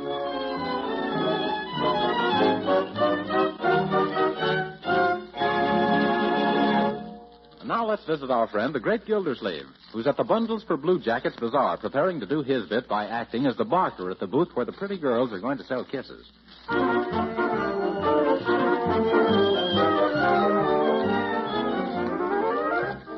Well, so this is my booth, eh? You know, Marjorie, I think it's going to be fun selling kisses. This is the first time I've heard of it, Uncle Mort. Gee, who are you going to sell your kisses to? Uncle Mort isn't going to do the kissing, Leroy. I thought I was wrong about that. Yeah. There are going to be a dozen beautiful young ladies to do the work, Leroy. Incidentally, Margie, to be a good salesman, a fellow should know about what he's talking about, you know. Now, don't you think there's a... No, I guess free samples are out. Yeah. Gee, why spend $1 for a wet smack when you can get just as daffy on a dime's worth of taffy? Yeah. You know, Uncle Mort, that wasn't a bad idea of Leroy, about you kissing any of the ladies. We could charge $1 apiece. No, my dear. Why not, Uncle? Because I'd pay $1 myself not to kiss the type of woman who would pay $1 to kiss me. Oh, Miss Marge, I got your lemonade stand all fixed up for you. But if we get a big crowd, I don't think 3 lemons is going to be enough. Well, you better get some more, Bertie. They're going to open the doors in about an hour, and we're expecting a lot of people. Oh, yes. All the gentlemen in town want to patronize Mr. Gildersleeve's osculation station. Yeah, they do, huh? Yes, sir. They'll be buzzing around that kiss booth till them poor girls is all puckered out. Yeah. And all the ladies going to line up at that yogi man's tent to have their fortunes told. Oh, you mean Yogi Swamahandra? Oh, Penny Banks met him in New York, and he's marvelous. We're counting on him as our main attraction. Oh, there's Penny. Oh, Penny. Oh, yeah. It's off now, Marge. I just had the most terrible news. I don't know what to do. Yogi Swamahandra's missed his plane connections and won't be here in time. A fine fortune teller. Why didn't he look in his crystal ball, see that he was going to miss the plane, and then see that he didn't? Well, we've depended on the yogi as our big money maker. Well, why don't you get a substitute? Leroy, do you think that yogis grow on bushes? I don't know. What is a yogi? A yogi is a man who tells you about your past and future for a present. Penny, isn't there any other one floating around who can pinch hit for this man? Oh, I don't know of any. Well, why don't you get somebody to dress up and play the part? Well, Mr. Gildersleeve, that would be deceiving the people. What do you think those fortune tellers do? When they look in a crystal ball, they don't see any newsreel, you know. Sure, all you need is a smooth talker with a gift of gab, like Uncle Mort here. Yes. No, wait a minute, young man. Yes, Uncle, if you wore a costume and makeup and a beard. People would still recognize me. No, you could get away with it. It's dark in that tent. But I wouldn't know what to say. Well, we could help you by giving you the lowdown on the customers. Lowdown? But suppose they got the lowdown on me. Oh, they wouldn't if you changed your voice. Say yes, Uncle Mort. Oh, what am I getting myself into? I'm no fortune teller. And something tells me that instead of being in front of a crystal ball, I'm going to find myself behind an 8-ball.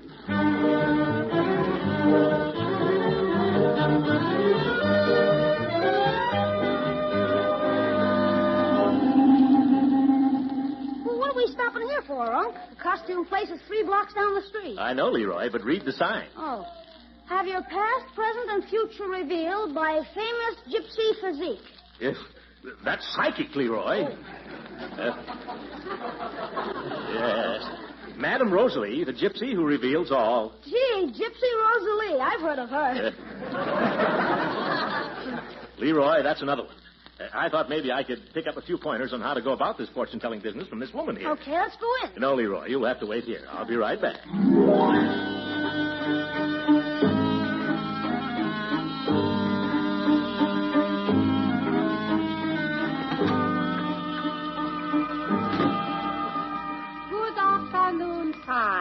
You have come to consult Madame Rosalie, the great seeress who sees everything, knows everything, and tells everybody. Yes.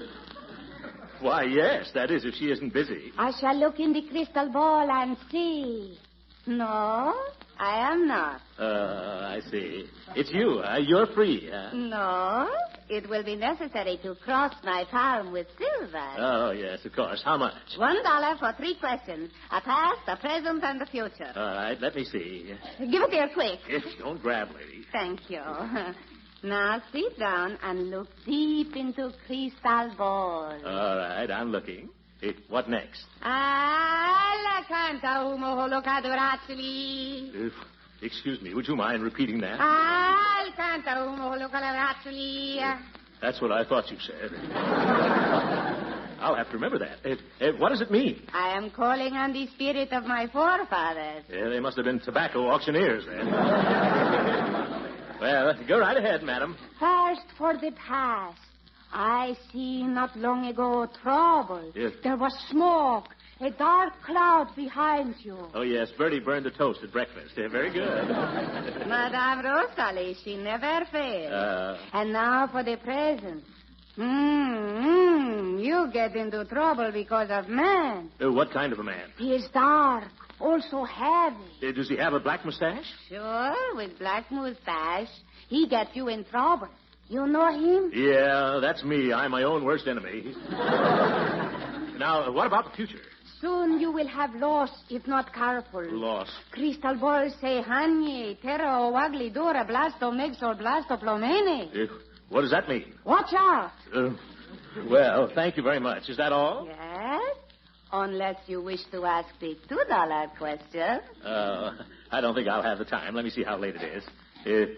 By George, what did I do with my watch? I had it For the time, shift now? No, see here, madam. Where's my watch?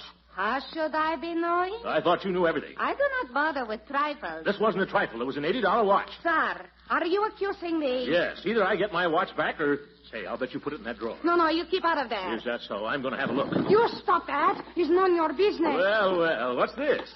Madam, you've got enough watches here to start a hot shop. Oh. And here's mine. Well, thank you. I guess I'll go now.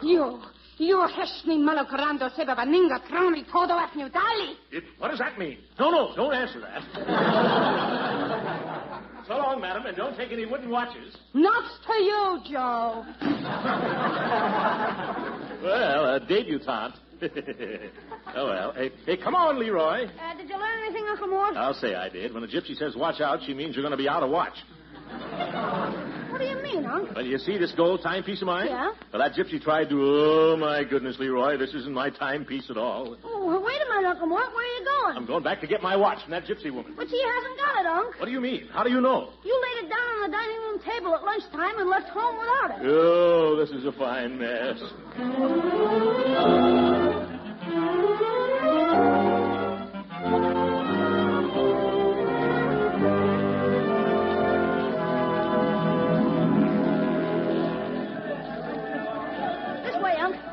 Maharaja. The bazaar is in full blast. Not so fast, Leroy. Is everything all right with my costume? How about the turban? Your laundry mark's showing. Yeah, well... Yeah, that's better. Oh, thanks. How about this beard? Gee, your best friends won't tell you. From a Hindu, I mean. Shh. There's Penny and Marjorie and Bertie. Let's see if we can fool them, huh? You pretend I'm the real yogi. All right. Hey, Penny, this gentleman was outside and said he wanted to see you. This is Miss Banks, Mr. Yogi. Greetings, Mem Sahib. 1,000 pardons if I'm late. Oh, Uncle Mort, you look cute. What's you? I'll never get away with this. Oh, yes, you can, Mr. Gildersleeve. Oh, sure, Uncle. You look just like you stepped out of Kipling. Doesn't he, Bertie? That's right. I'd say he's been Kipling all his life. People are waiting there at the fortune store, Mr. Gildersleeve. Now, here's what we'll do. Marge, you sell tickets. Okay. And, Bertie, you and I'll spot the customers and tell Leroy their names and all about them. Yes, ma'am. I knows the lowdown on the high-ups. And then, Leroy, you go around to the back of the tent. There's a hole there, and you whisper the information to your uncle. Well, how'll I know when Leroy's there? Suppose I knock 3 times. On a canvas tent? That's like knocking on a wet sponge. How about whistling something, huh? That's a good idea. What'll I whistle? How about something boogie-woogie? No, Bertie. Spare me the hot licks. Why not something Indian? Oh, like by the waters of the Minnetonka? No, Marjorie. East Indian, like pale hands I love beside the Shalimar. Wouldn't you rather hear deep in the heart of Texas? No, Leroy. Pale hands, not clap hands. That should be easy to remember. Just look at your hands. Oh, just look at your hands. What's wrong with them, Unc? You better wash them. They're not pale enough. People are waiting, Mr. Gildersleeve. You better go in the tent and get started. Wait a minute, girls. I'm getting cold feet. Well, just fold them up underneath you and sit on them, Uncle.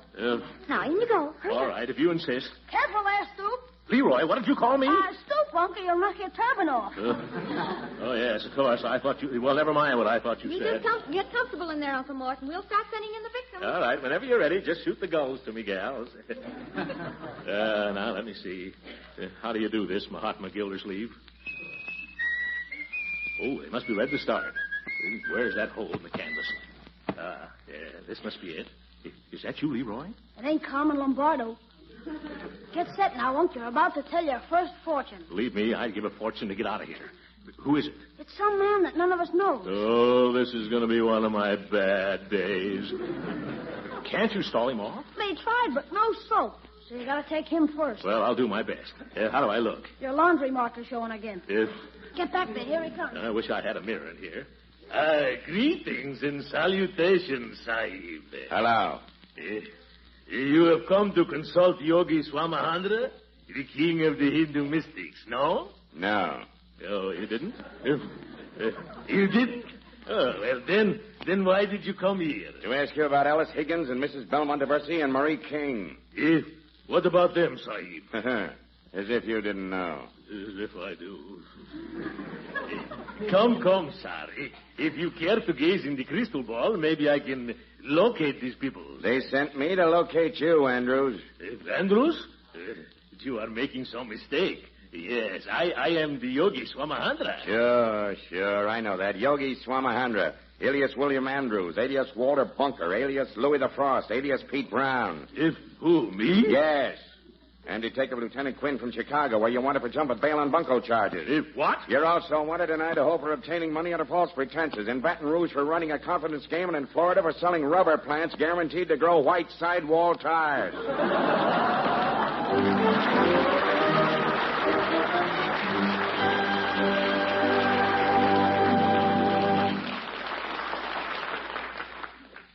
We'll hear from the great Gildersleeve again in just a moment.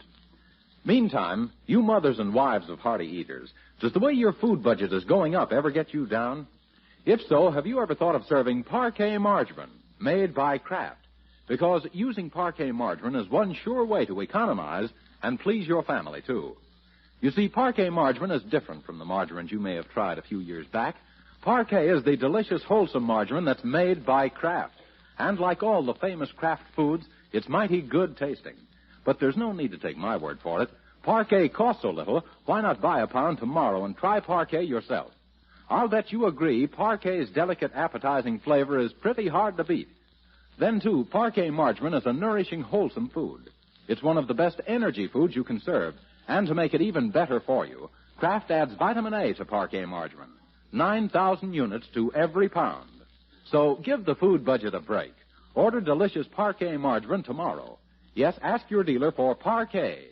Parkay. Parquet. The delicious margarine made by Kraft.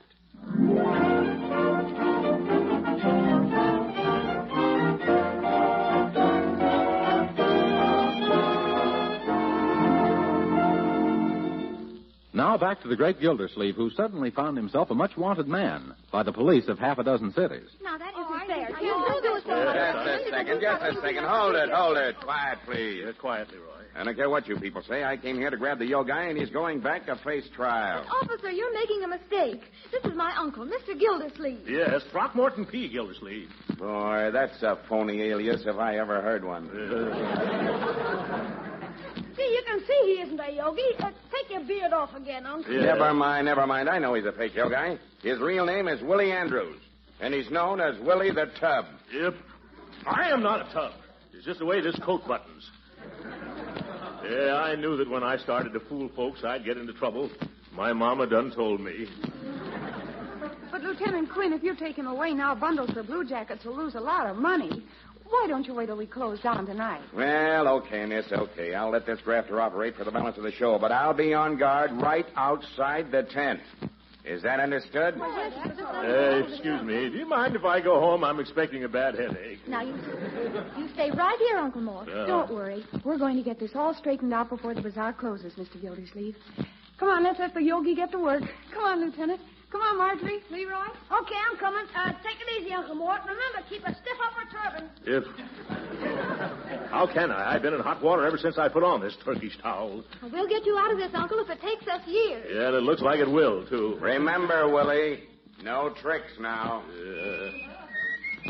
Oh, here we go again. Yes, Leroy. Who is it this time? The district attorney? You're getting warm, Unc. It's your old pal, Judge Hooker. What? Oh, well, that old crab wants his fortune told. This is the first pleasant thing that's happened to me all day. All right, Leroy. Go on. This where you come to have your hand read? No, Sahib. The yogi, he does not work by the hand. He's the crystal ball player. Please to take a sit down, Judge. Judge? Say, how do you know I'm a judge? You are speaking to Yogi Swamahandra, queen of the Hindu mystics. The great soothsayer who sees all, knows all, and tells a little. Well, that was certainly good, guessing my profession. It's not necessary for me to guess, Judge Hooker. What? I know. Now it will be necessary to cross my palm with silver. But I paid my dollar outside. I have no contact with the outside.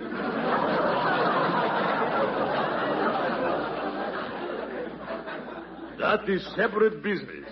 The silver, please, in form of a $5 bill. I will not. No, sir, I will not. How about that $5 bill you won at poker last night?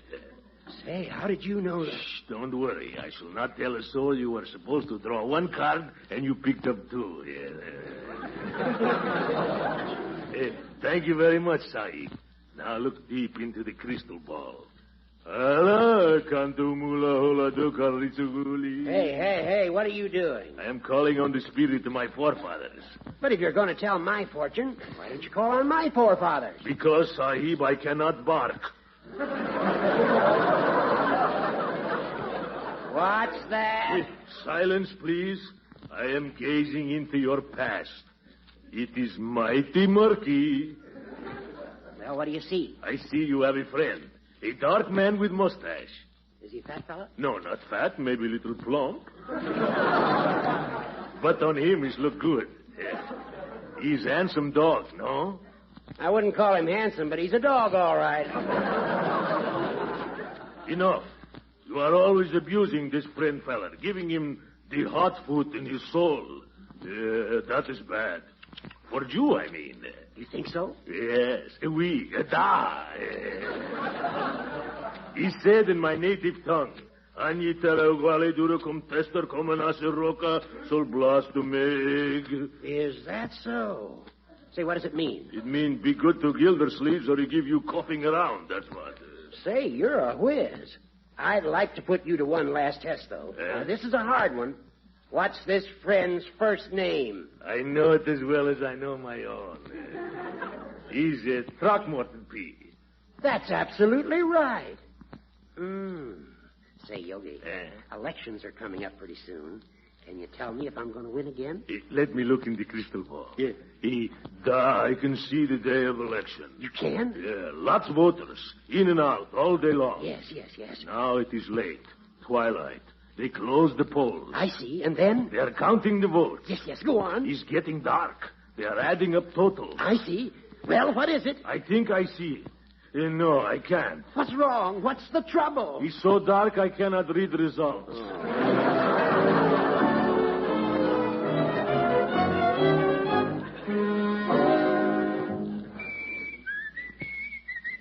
Hey, Uncle. Leroy, stop yelling Uncle. By George, I'm ready to yell Uncle myself. I've told about more fortunes this afternoon than Dunn and Bradstreet. Oh, cheer up, Uncle Mort. The next one is the last before dinner. Well, all right. Who is it now? Mrs. Salisbury Twitchell. You, that mildewed old scorpion. Yeah, you know all about her. I better duck now. Yeah, I hope I can hold out. Madam, Yogi Swamahandra welcomes you. Hello. First of all, Mr. Swami, or Yogi, or whatever you are, I want you to know that I don't believe in any of this nonsense. Why, of course not, Mrs. Salisbury Twitchell. Oh, you know my name. Who told you? I am Yogi Swamahandra. I know everything. Well, I wager that you don't know everything. What was my maiden name? Excuse me, I got to look in the crystal ball. With this ball, I can even look that far back.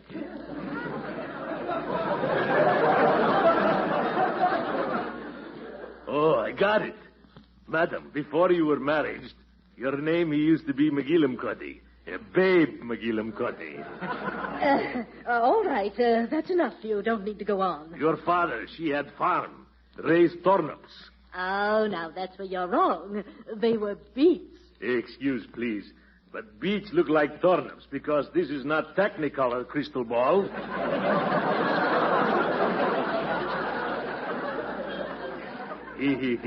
I see many interesting things in your past, madam. Shall I tell you? Oh, no. You know them, and so do I, so why bother? You have led very interesting life, madam. Would make wonderful movie. Do you think so, Yogi? Sure. With title, How Green Was My Mr. Twitchell? Tell me, madam, you still do not believe in my powers? No, I've changed my mind. You're positively uncanny. Now, sir, I have a number of problems, and I need your advice. Suppose I tell you all about them. Some other time, Mrs. Twitchell. Now I got to go eat dinner. Oh, of course. Why don't you come out to my house? What? Oh, no, I got to relax. And besides, I've already promised Miss Forrester I got to have dinner at her house. Oh, but I must talk to you some more. I know what. Oh, Marjorie! What'd you do? Yes, my dear. I've become so fascinated with the Yogi that I've insisted on his coming to dinner at my place. You must come, too, and bring your little brother and that uncle of yours, Mr. Gildersleeve. Not him, not Gildersleeve. If he comes along, I'll not be there. Oh, Yogi, I'm getting to like you more every minute. Very well. Let's get out of this tent. My car is at the curb. Looks like we're stuck, Uncle. Shh. I've got reading out of my hand, Marjorie. I'm coming, Mrs. Twitchell. Hey, wait a minute. Where do you think you're going? Shh. I'm going out to dinner. Not without me, you ain't. Oh, Yogi, who is this gentleman? Who? Oh, this. This is Mr. Quinn. He's trying to get me to do some work for the state. You might as well invite him to dinner, too, because he's going to come along anyway.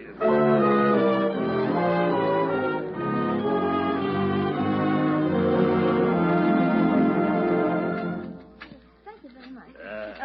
Now, Yogi, tell me something about India. India? Sure, Yogi, go ahead. You're an old Indian faker. I am Indian fakir. Well, there's no difference between the two, is there?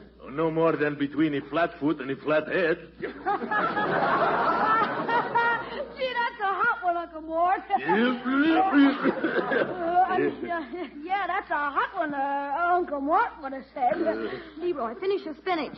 Oh, gee, I bet they don't eat spinach in India, do they, Yogi?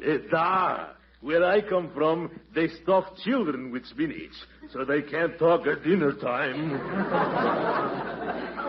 That reminds me, I've been meaning to ask. What part of India did you come from, Yogi? All of me. No. I mean, where were you born? Oh, born? Now I grab you. Where was I born? In my papa's house. My mama done told me.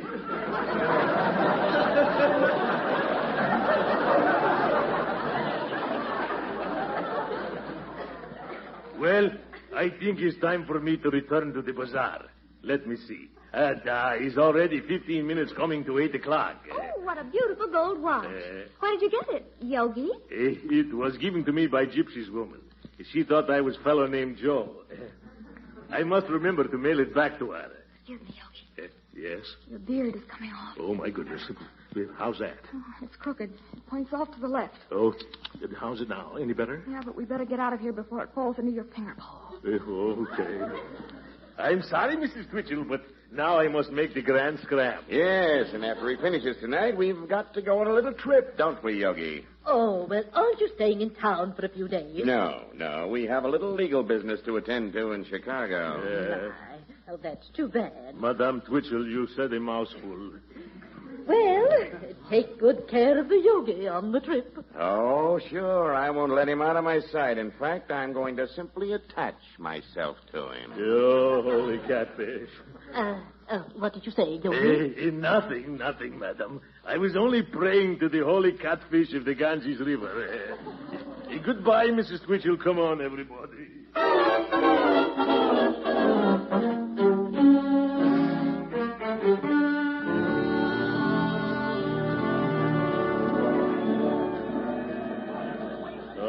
I hope this is over pretty soon. I'm plenty tired of tenting tonight on the old campground. Is that you, Leroy? No, sir, this is Birdie. What are you doing whistling Pale Hands? Where's Leroy? It's late. He's gone home, and I'm on the swing shift. Oh, I see. Well, who's next, Birdie? There's a big gentleman with a dull red gleam in his eyes. Huh? Hey, y'all been telling some wife her husband's a philanthropist? Birdie, I've told so many different people so many different stories, I don't know what I said. I better get out of here. Birdie, you go out and stall him a little while, huh? Okay, but he ain't the type that stalls good. Oh. Now, if I can crawl under the back of this tent and sneak out before that nosy detective from Chicago discovers it. Hello, Lieutenant Quinn. What are you doing here? Get back in there, Tubby, before I take you to Chicago in a box. Yes, well, I was only after a breath of fresh air. You don't have to crawl out on your hands and knees after it. Now get back in there, Willie. All right, and stop calling me Willie. Man. Excuse me, but are you the man who calls himself Yogi Swamahandra? Da. Have you got an appointment? No, I haven't. Then I can't read your fortune. Okay, then I will read yours. Take a good look in the crystal ball, Yogi. What do you see? I see nothing. Well, I see something. I can see you tomorrow morning. You are waking up in a hospital bed. What? Your jaw's fractured. Both of your eyes are black. Your nose is in splints. And your ribs are barbecued. Oh, my goodness. What are you talking about? And my predictions come true, my friend, and I'll make sure. Now, wait a minute. Who are you? I just got into town on a late plane, and I find my reputation is ruined, and you've done it, you faker. I am the real Yogi Swamahandra. Oh, you are. Well, I'm certainly glad to meet you. No, you won't be. I'm going to give your face a retread job. No, you don't. You keep away from me. Oh, Mr. Quinn. Oh, Mr. Quinn. Hey, what's the ID? Now, what are you up to? Grab that man. There's your real Yogi. Yeah? Do your duty, officer. Hey, come back here and fight. Nuts for you, Joseph.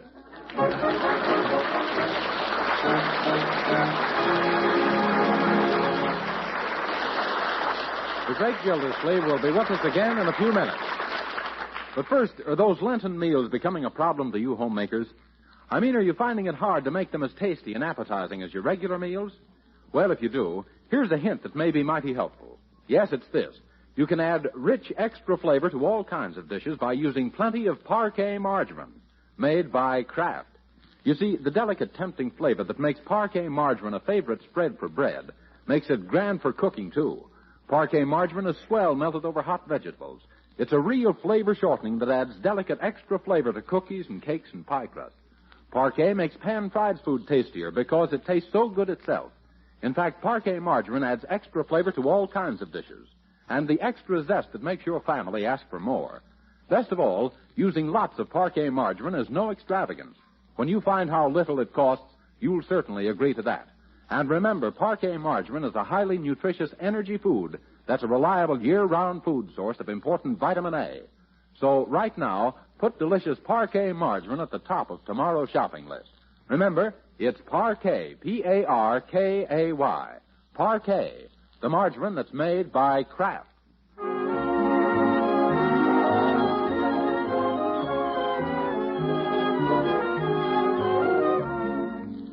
And there we were, Judge. Me and Willie the Tub locked in mortal combat.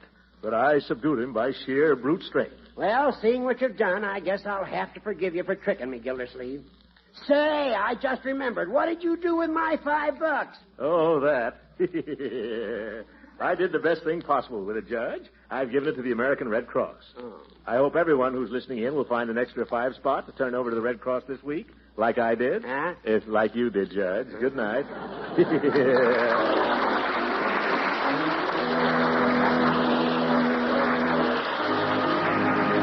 Gildersleeve has come to you from Hollywood. This is the National Broadcasting Company.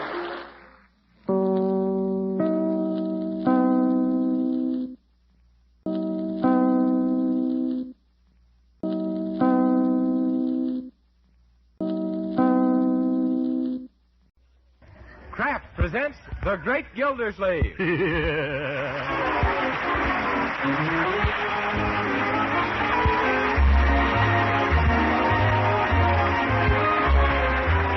Kraft Cheese Company, who also bring you Bing Crosby every Thursday night, present each week at this time Harold Peary as The Great Gildersleeve, written by Leonard L. Levinson.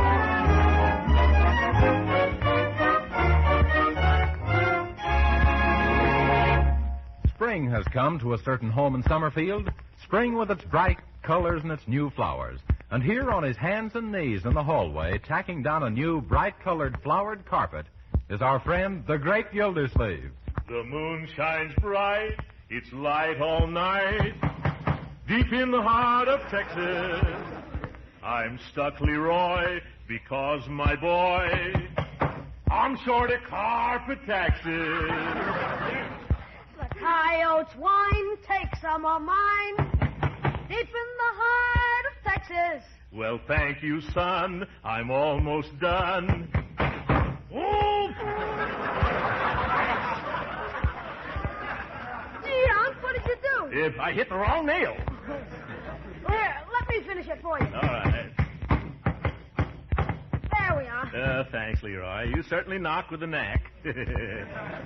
Oh, I'm tired. Let's sit down on the steps for a while, huh? Oh! What's wrong, Unc? I just discovered I wasn't out of taxes after all. Say, what's going on out here? You getting the carpet down, Uncle Mort, or is it getting you down? Yeah, hello, Marjorie. I had misplaced some tacks, and I just found them the hard way. You better take them out of your pocket before you ruin your trousers. Oh, this is really just an old pair, but I'll unload the tacks anyhow. Yeah, there. Oh, well, what do you know? What is it, Unc? Why, here's my lucky $50. So that's where it was. No wonder I haven't been getting the breaks lately. Yeah, but you watch. Things are going to be better now that I found it again. Really, Uncle, you believe in the most childish superstitions. Now, I'm different. Yeah. Excuse me, Mr. Gildersleeve, but here's a telegram that just came for you. Oh, thank you, Bertie. Telegrams fascinate me. Well, listen to this. Dear Mr. Gildersleeve, congratulations. The Gentlemen's Fashion Guild of New York has selected you as one of the 10 best-dressed men in Summerfield. Well, signed J.C.B. Holchester, President. Why, Uncle, that coin does bring you luck. One of the 10 best-dressed men. By George, I can hardly believe it. Neither can I, Mr. Gildersleeve. Hey, why not? Well, just look at yourself in them old work clothes. Huh? It's a good thing there ain't no television to telegraph. They'll say to elect you the 10 worst-dressed men in town.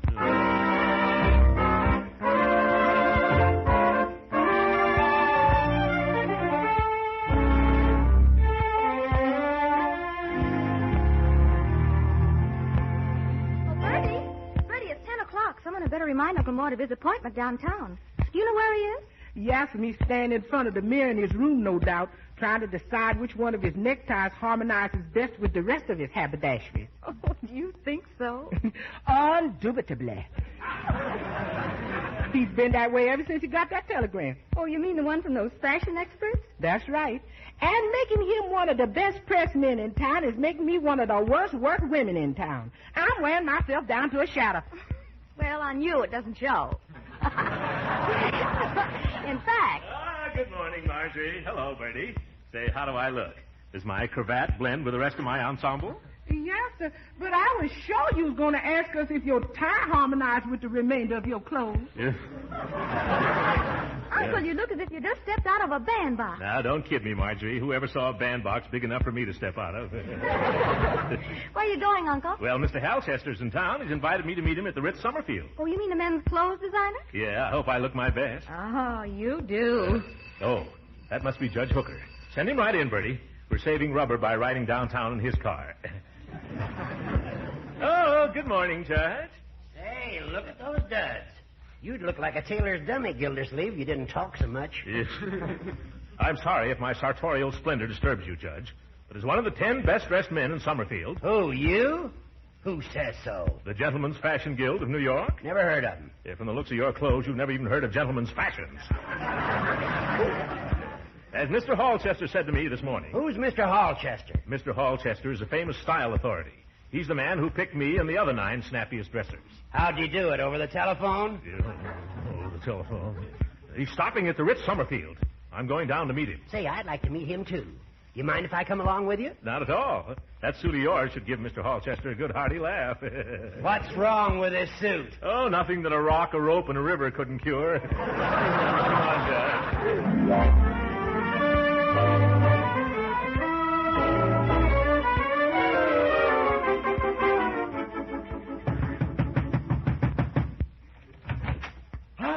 Mr. Gildersleeve, come in, come in. Oh, this is a pleasure indeed, Mr. Hallchester. This is a friend of mine, Judge Horace Hooker, a close friend.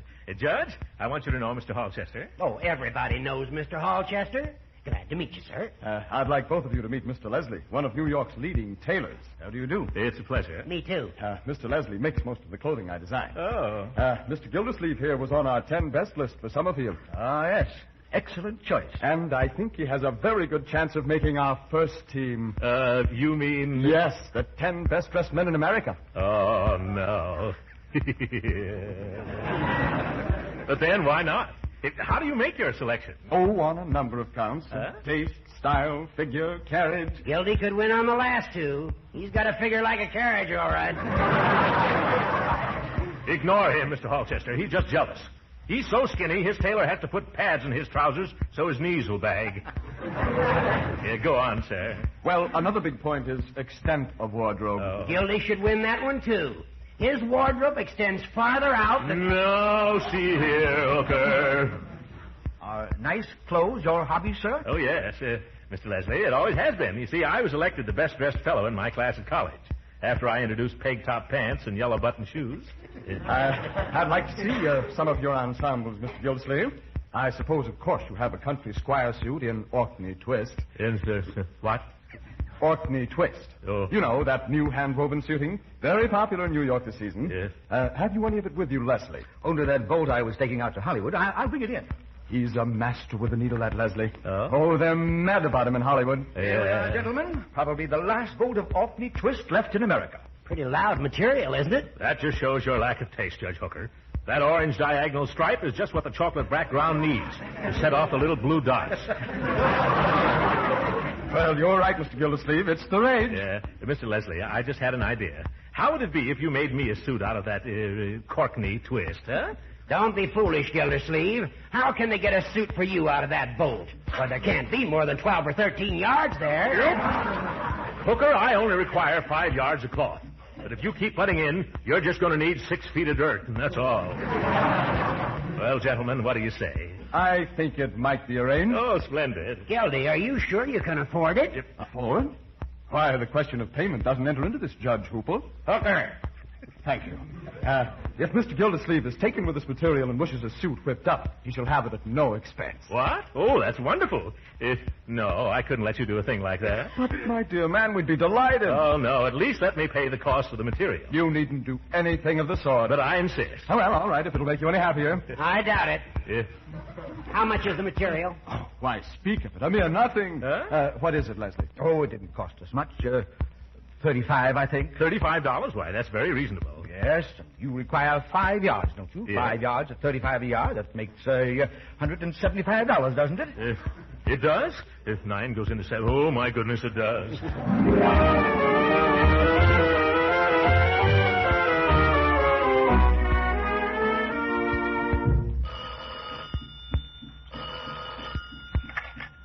Mr. Hallchester speaking. Hello. This is the man who was just up there with Mr. Gildersleeve. Oh, hello, Judge Rooker. Hooker. Hooker, Mr. Hallchester. I wonder if you could make me a suit just like Gildersleeve? You want the same suit? Yeah, but not the same size. Well, I thought you didn't like that material. I didn't at first, but the colors sort of grow on you. Well, I'm not sure we have enough of that Orkney twist. But I don't take much, only about 2.5 yards. Say you'll do it, Mr. Hallchester. I'm not going to take a back seat to Gildersleeve, that old Brummel with a big bumper. Well, maybe. will? Oh, fine. When do you want to take my measurements? How about tomorrow morning? I'll be there. Meantime, I'll send a check right over to seal the bargain. Let me see, 2.5 yards, $35. $87.50, isn't it? Yes, $87.50 for the cloth and the same for the tailoring. Comes to exactly $175. What? Oh, the tailoring. Oh, I hadn't figured on that. Well, you didn't charge Gildersleeve anything for tailoring. Oh, that's true. But Mr. Gildersleeve is a prominent man with a style following. Poppycock. Who'd ever be dumb enough to follow that big buffalo Styles? Well, for one, you. Oh, I never thought of that. Well, I'll send the check over this afternoon. And Mr. Hal Chester. Yeah? Have you selected anyone as the best-dressed judge in town yet? No. Well, I hope that my buying this suit won't influence your decision. Why, that old... Hey, Leslie. Yeah, what is it, Chesty? Another sucker just hooked himself. Yeah, who? That judge who was here with the fat chump. That makes 11 best-dressed boobs we catch in this town. Chesty, I gotta hand it to you. This is the sweetest switch on the suit racket I ever heard of. Sure is. Now, what size would you say we should get for the little squirt that just phoned? He'd take about a 32 in a boy's suit. Okay, then. Wire Joe to airmail us 1 32 boys and 1 big one. Say, 48 stub. Okay. And tell him to leave the seams open. Sure. Say, what's the real name of this horse blanket material? You mean Orkney Twist? Yeah. At the factory, it's known as backstretch burlap.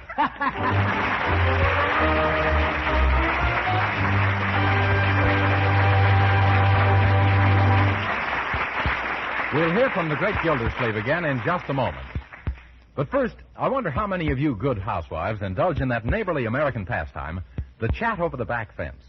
It's a swell way to swap cooking hints and recipes as well as other news.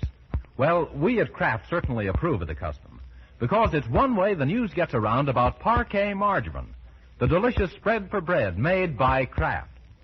You see, discovering a grand-tasting product like parquet margarine is the sort of thing you housewives like to brag a little about, because it's smart to be wisely thrifty these days. And using parquet margarine makes you just that. Yes, parquet margarine is a wholesome spread for bread that tastes mighty good, yet costs very little. Why, that family of yours is sure to love its delicate, satisfying flavor. What's more, it's a wonderfully nutritious food, one of the best energy foods you can serve, and a reliable food source of important vitamin A. So I'll bet you'll want to brag a little, too, when you discover the economy of parquet's delicious, wholesome goodness. But it's easy to find out. Tomorrow, just ask your dealer for parquet, Parkay, parquet margarine, made by Kraft.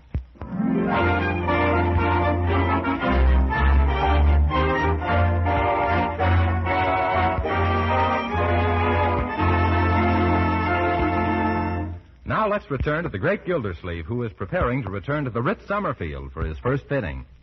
Hello, Pulteney. No, if you want my opinion as a style expert, you should wear a white mess jacket. Yes, with a black bow tie. That's right. Oh, no trouble at all. Call me anytime you need sartorial guidance. Goodbye, Pulteney. Isn't it just a little too early to be wearing a white mess jacket, Uncle? No, not for Pulteney, my dear. He just got a job as a soda jerker. Well, I've got to amble along now. By the way, what's the time? Haven't you got your watch? No, if I carry it in my vest pocket, the bulge might ruin my silhouette. Isn't that silly? It certainly is. Yeah, I read it in a fashion magazine. I wonder if Bertie has pressed my top coat yet. Oh, Bertie! Yes, it's Mr. Gildersleeve. And I put a nice flower in the buttonhole, too. Oh, thanks. A geranium. Well, that's better than no flower at all, or is it? My, Mr. Gildersleeve, it sure is a chore valeting for you. Huh? But when I see you strutting down the street, I nudges myself and I says, Bertie Lee Cargan, you may work hard, but the result is worth the effort. Oh, thank you, Bertie. And just to show my appreciation, here, you can have back the geranium. For me? Well, thank you. Hi, Unc. Say, did you see the big write-up about you in the paper? You mean all about Throckmorton P. Gildersleeve, the well-known businessman being selected by a famous New York fashion designer as one of the best-dressed men not only in Summerfield, but possibly in the entire country? Yeah, that was it. No, I didn't see it. Then how do you know all about it, Uncle? Well, one of the reporters on the paper happened to be talking to me on the telephone, and I guess my clothes just sort of crept into the conversation. Was that why you was trying to call the newspaper all morning? If no, Bertie, I was it. Has anybody got the time? Yeah, it's 1:10. Oh, I'll have to hurry right down and try on that new suit Mr. Halchester designed for me. Goodbye. Goodbye. I know it's going to look nice on you, Uncle. Yes, and lots of luck, Mr. Gildersleeve. Yeah, I hope you have a perfect fit, Unc. Oh, yes. What? Oh, I see what you mean.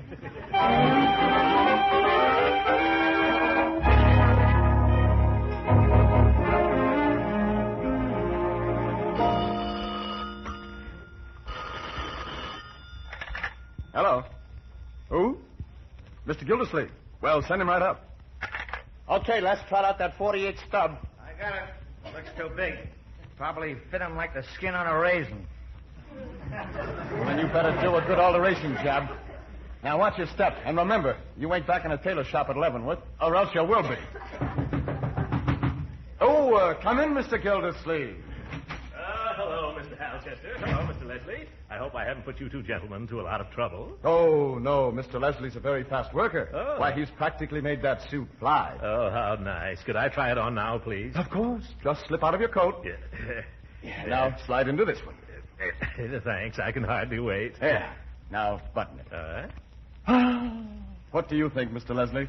It fits him just like the skin on a grape. Oh. Yes, you're going to get a lot of comments on that coat. Don't you think it's a little too roomy?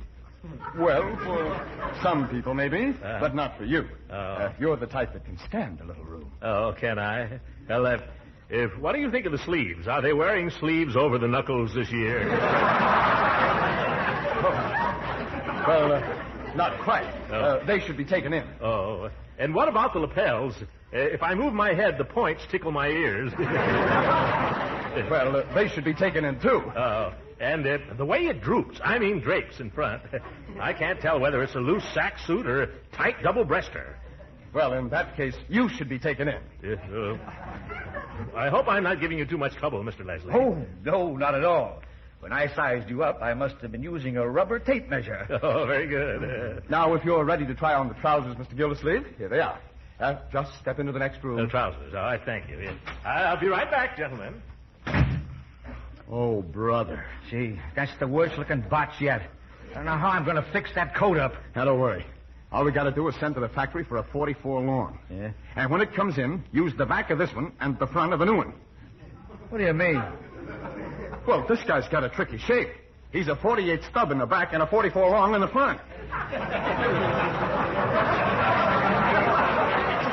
Okay, but aren't we taking a little loss that way?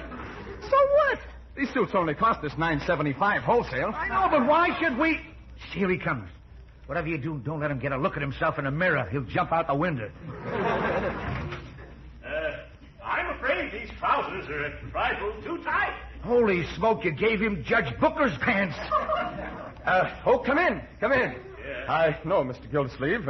In fact, I'm a bit disappointed with the way the whole suit has come out. Oh. So I'm going to have Mr. Leslie recut the entire garment. Oh, say, I don't want you to go to all that trouble for nothing. Well, let's not say for nothing. Say for a slight alteration fee of $9.75. Oh, well, that's awfully nice of you. Oh, don't mention it. I always welcome the opportunity to make a little change whenever I can. Yes.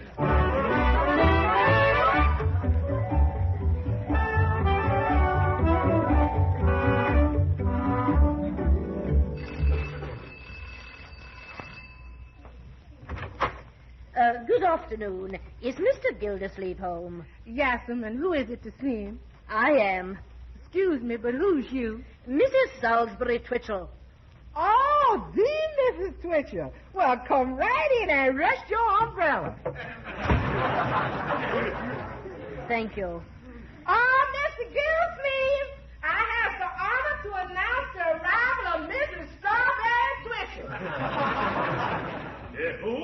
Well, I wonder what that old... Mrs. Twitchell. I was just saying, I wonder what that old friend wanted. Will you have a chair, Mrs. Twitchell? That isn't what I wanted, Mr. Gildersleeve. Huh? I'll explain my visit simply so you can grasp it without too much of a struggle. Oh, thanks. Mr. Hopalong Cassidy, the movie star, arrives in Summerfield in 2 hours to aid our big defense bond drive. He does? Why, he's my favorite movie star. I'd like to meet him. You will have that opportunity. One of the members of my welcoming committee dropped some milk on his foot and cannot attend. Why should dropping a little milk on his foot keep him away? If I must go into detail, he's got a broken toe. The milk was condensed in cans and in a case. Therefore, Mr. Gildersleeve, in order that we are not faced with the situation of a welcoming committee consisting of 13 members, will you join us? Yes, gladly. Incidentally, whatever made you think of little me? Well, it was that story in the paper regarding your selection as one of the best-dressed men in town. Newspapers exaggerate so, don't they? Oh, well, if you mean this old smoking jacket, well, don't worry. You'll really be bowled over when you see my appearance at the station. Mr. Cassidy's train arrives at 5:52. 5:52. Now, please try to be there on time. And if any photographs are taken, kindly refrain from waving your handkerchief at the cameraman. Goodbye. Gee, Uncle Mort, I couldn't help listening. Hop along, Cassidy. That's Bill Boyd. Yeah. Can I come along and see him, huh? Can I? Why not? I know why not. I have to stop at the hotel first and change into my new Orkney Twist ensemble. But you aren't supposed to pick it up until tomorrow morning. Well, if they promise it for then, it's essential to be all ready now. And I needed to impress Hopalong Twitchell and Mrs. vice versa. Well, why can't I just come along with you, huh? Oh, I guess you can at that, if you wait downstairs in the lobby. Come on.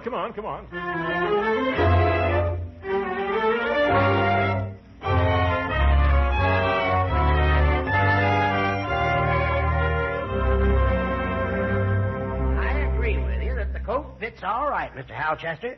But don't you think the style is a little too juvenile for me? Oh, not at all, Judge Snooker. Hooker, sir. Pardon me. No, I purposely designed that suit along boyish lines to bring out the Mickey Rooney in you. Oh, yes. Now, I hadn't pictured myself that way lately. Oh, you're the Mickey type, all right. With this suit, I sort of feel like I should get a free baseball bat. For the price I paid, you should throw in a pitcher from the Dodgers. Excuse me. Yes? Who's on his way up? Mr. Gildersleeve. Huh? Thanks. Did I hear you say Gildersleeve is on his way up here? You heard the man. Oh, he mustn't find me here. I'm trying to surprise him. Can't I hide someplace until he leaves? Why, yes, right in the next room. Oh, thank you. Let me know. Let me know when he's gone. Hey, what's Fatso doing coming around now? He isn't due till tomorrow. By then, we should be on our way to Florida. Oh, he don't worry me. But there's a guy from the Better Business Bureau waiting in the lobby. Uh-oh. Let's get out of here. Now, take it easy. We got our bags all packed. All we got to do is take an earlier train. Where's that timetable? Here, I got it marked. The streamliner leaving in 30 minutes. Can we make it? Yeah. Only what are we going to do with that judgy in there? Or Pudgy out there. Shh. Now, hide the judge's trousers in your suitcase. We'll work the old pants trick on both of them. Enter, Mr. Gildersleeve. Oh, I hope you'll excuse me for coming so early, but I wonder if I could get my suit now. Oh, of course, Mr. Gildersleeve. Only first, there's one little detail. Oh, yes. We'd like to compare the measurements of the trousers you're wearing with the new ones. Of course. Would you mind taking them off? Oh, not at all. You don't know how nice it is of you to do this for me. Yeah, here you are. Thank you. Now, if you'll kindly wait in the next room. Oh, anything to oblige. Just make yourself comfortable in there. Don't worry, I will. Deep in the... Judge Hooker! What are you doing hiding in the corner and without your pants? Same thing as you are. Being fitted for one of those Orkney twisters. Oh, getting a suit behind my back, eh? That's pretty low, Judge. And by George, I'm going to complain. Mr. Howchester, Mr. Leslie, that's the two, dear. They're not here. Not only that, their bags and clothing aren't here either. What? Hey, I don't see my pants anywhere. My pants are gone, too. Yeah, this is going to be one of my bad days. Now, don't get in a panic, Gildy. Maybe they just stepped out into the hall. Come on, let's look. Yeah, let's look in the hall. Now, you go first, Gildy. Okay, you think it's going to be all right? No, it isn't all right. Judge, there's something awfully funny looking around here, and I don't mean us.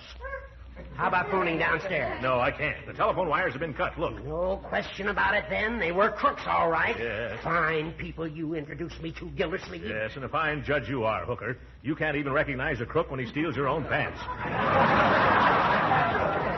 Oh, my goodness, my pocketbook was in my trousers. It was?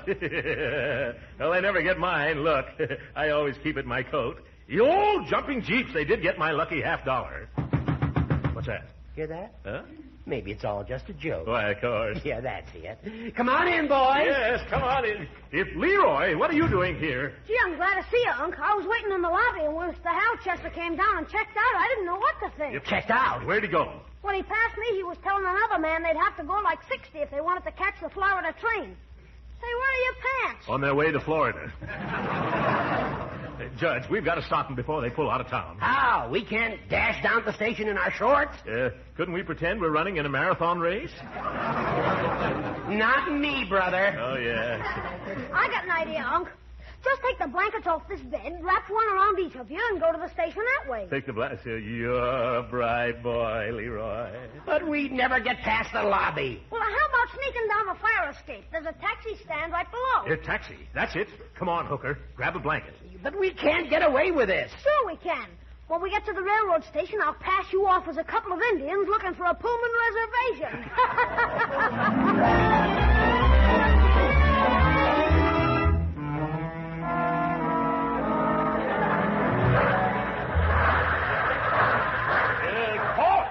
Stop! Wait for us!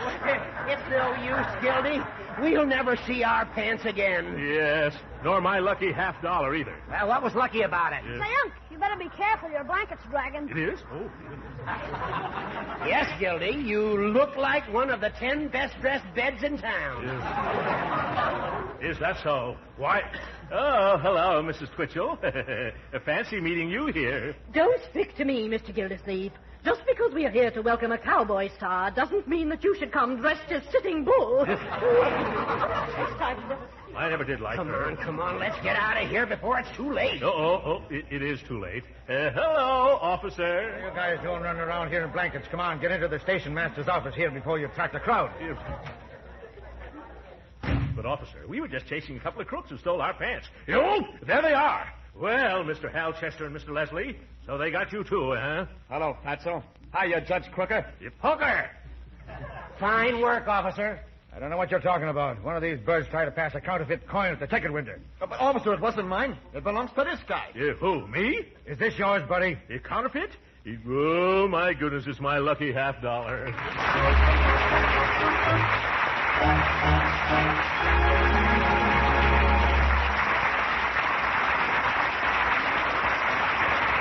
The great Gildersleeve will be with us again in a few minutes. But right now, what makes good cooks good? You know, I think it's their sense of flavor. They've learned the knack of preparing good food because they thoroughly enjoy eating it. Well, that's probably why so many really good cooks use parquet margarine these days. They found that parquet margarine's delicate, satisfying flavor is pretty hard to beat, and they certainly ought to know. You see, outstandingly good flavor is what makes parquet margarine so different from old-time margarines. Yes, spread parquet margarine on bread or toast or rolls, and one taste will tell you the big difference. And that goes for cooking, too.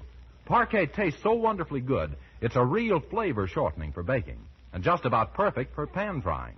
But flavor isn't the whole story. Parquet margarine is a wholesome, highly nutritious food. It's one of the best energy foods you can serve. And if you're vitamin conscious, you'll be glad to know that every pound of parquet contains 9,000 units of important vitamin A. So why not take a hint from the thousands of good cooks who use parquet margarine and try a pound or two yourself? Yes, tomorrow, sure. Ask your food dealer for Parquet, P-A-R-K-A-Y. Parquet margarine, made by Kraft.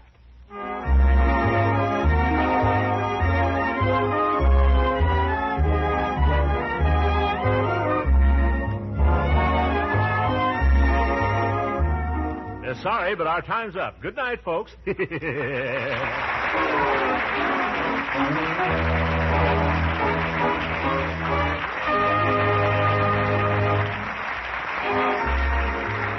original music heard on this program was composed and conducted by William Randolph. This is Jim Bannon speaking for the Kraft Cheese Company and inviting you to be with us again next week at the same time for the further adventures of the great Gildersleeve. This program came to you from Hollywood. This is the National Broadcasting Company.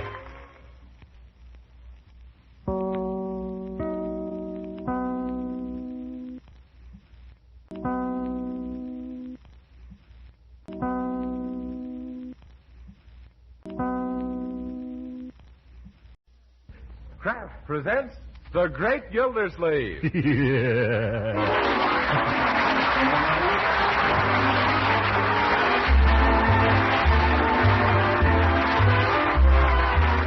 The Kraft Cheese Company, who also bring you Bing Crosby every Thursday night, present each week at this time Harold Peary as The Great Gildersleeve, written by Leonard L. Levinson.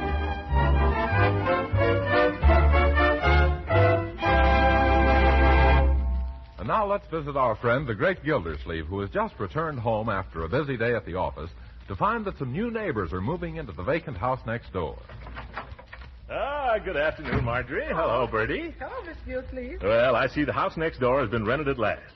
Have you any idea who the people are, my dear? No, Uncle Mort, but if that ghastly furniture is any indication, their name is Frankenstein. Oh, Marjorie, you mustn't judge the people by that purple horsehair sofa, or the brass bed, or that stuffed moose head. He has an awful mean look in his eye, that moose has. Must have gotten it from our new neighbor. There's a family resemblance there, all right. Oh, Marjorie, I'm sure they're nice people. You wait and see. Oh, they have a boy a little older than Leroy, haven't they? Uh-huh. And a girl about 17 or 18 who talks faster than Walter Winchell. Oh, dear. And they also got an awful uppity cook named Snowdrop Jefferson, who has informed me over the back fence that she's the sole owner of 5 pair of rubber gloves. Bertie, you'll have to cultivate her acquaintance. I'll cultivate her with a hoe if she keeps snooting me. No, Bertie, don't you want to start off by planting your best foot forward? Oh, I does, Mr. Gildersleeve, believe me. And when I get through planting it where it'll do the most good, nothing will ever grow there no more. Now, Bertie, I won't have you starting a feud with the neighbors. A good neighbor is just like a cousin on the police force. They both come in handy in a pinch. Oh, but look. Huh? They've been unpacking their boxes outside, and all the paper and trash is blowing over onto our lawn. Oh, so what, my dear? They're all finished, and the movers are leaving. They'll probably come over and clean it up. And suppose they don't. Well, you know, Uncle Mort, there are times when you surprise me. Oh, live and let live, my dear. That's my motto. In all the years I've lived in Wistful Vista, I always got along well with my neighbors. Oh! What's the matter? Those movers. They backed into our driveway to turn around. So what? They crushed my Azalea canadensis, and now they're backing into my Lygistrum ibata. Oh, there goes my Asculus mastrostrosia. Asculus mastro what? For heaven's sake, what's that? It's horse chestnuts. Help me get the window up. I'll tell those people. It's too late, Uncle. They're driving away. Well, it's lucky for them. Oh, look, that heavy truck has broken the concrete in our driveway. Of all the people... Here comes the girl from next door. Oh, probably coming over to apologize for the mess they made. Well, that's different. It's a mighty good thing, too. I'll take care of this myself, my dear. How do you do, young lady? Oh, hello. I'm the girl who just moved in next door, and my name is Dorothea Dobson. Only nobody ever calls me Dorothea, and I kind of that sounds so corny, and everybody calls me Dottie, so I hope Yes, I can see why. So you're Dottie, are you? Oh, no, I'm not Dottie. I'm Dottie. Though Mama sometimes says she fails to see the difference, and we're such an uproar that we can't find a thing. So would you please let us have a can of tuna fish and some sliced pineapple and 2 cups of sugar? Wouldn't you like a couple of inner tubes, too?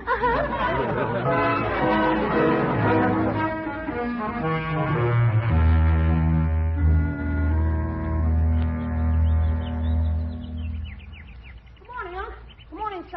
Bertie says your hotcakes are getting cold and your orange juice is getting warm. Well, hello, Leroy. I'm looking for the morning paper. All over the world, hundreds of reporters risk their lives to get the news, and thousands of workers stay up all night long to print it. Then our delivery boy insists on hiding the paper in the bushes. Oh, you won't find it there, Unc. The dog that moved in next door took it. Leroy, you mustn't speak of our neighbor that way. I'm not talking about him. I mean their hound. Oh? He ran over here, grabbed it in his mouth, and scrambled back home again. Gee, he did it just like he was trained. Yes, he seems to have a nose for our news. Well, I'll just drop in on the Dobsons and explain the situation. Oh, I hope that dog hasn't chewed up Superman.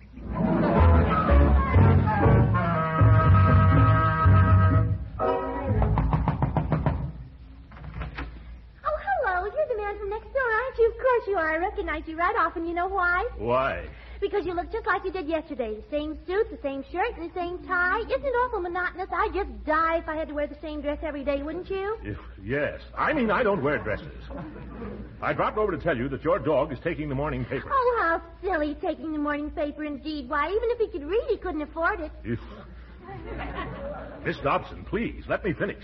He's taking the morning paper off our lawn.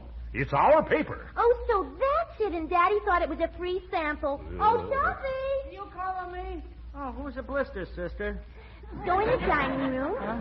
Go in the dining room and tell Daddy that paper belongs to the man next door, and he's here and he wants it back, so bring it right out, and if there's any egg on it, be sure and wipe it off. Okay, but I ain't seen it yet. Why do you have to come around now? Well, Tuffy will be right back, mister. Oh, incidentally, what do you think of the big news in the paper this morning? Isn't it thrilling, or haven't you read it yet? Oh, of course you haven't. Well, you certainly have a surprise in store, because you know what happened? Oh, excuse me. I didn't know you were going to stop. You didn't put your hand out.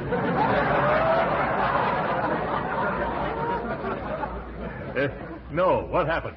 Well, it was the most exciting thing. It seems... Oh, but here comes Tuffy. You can read it yourself. I wouldn't spoil it for anything. Here's your paper. So it is. Thank you, Tuffy. You're welcome, Stuffy. You what?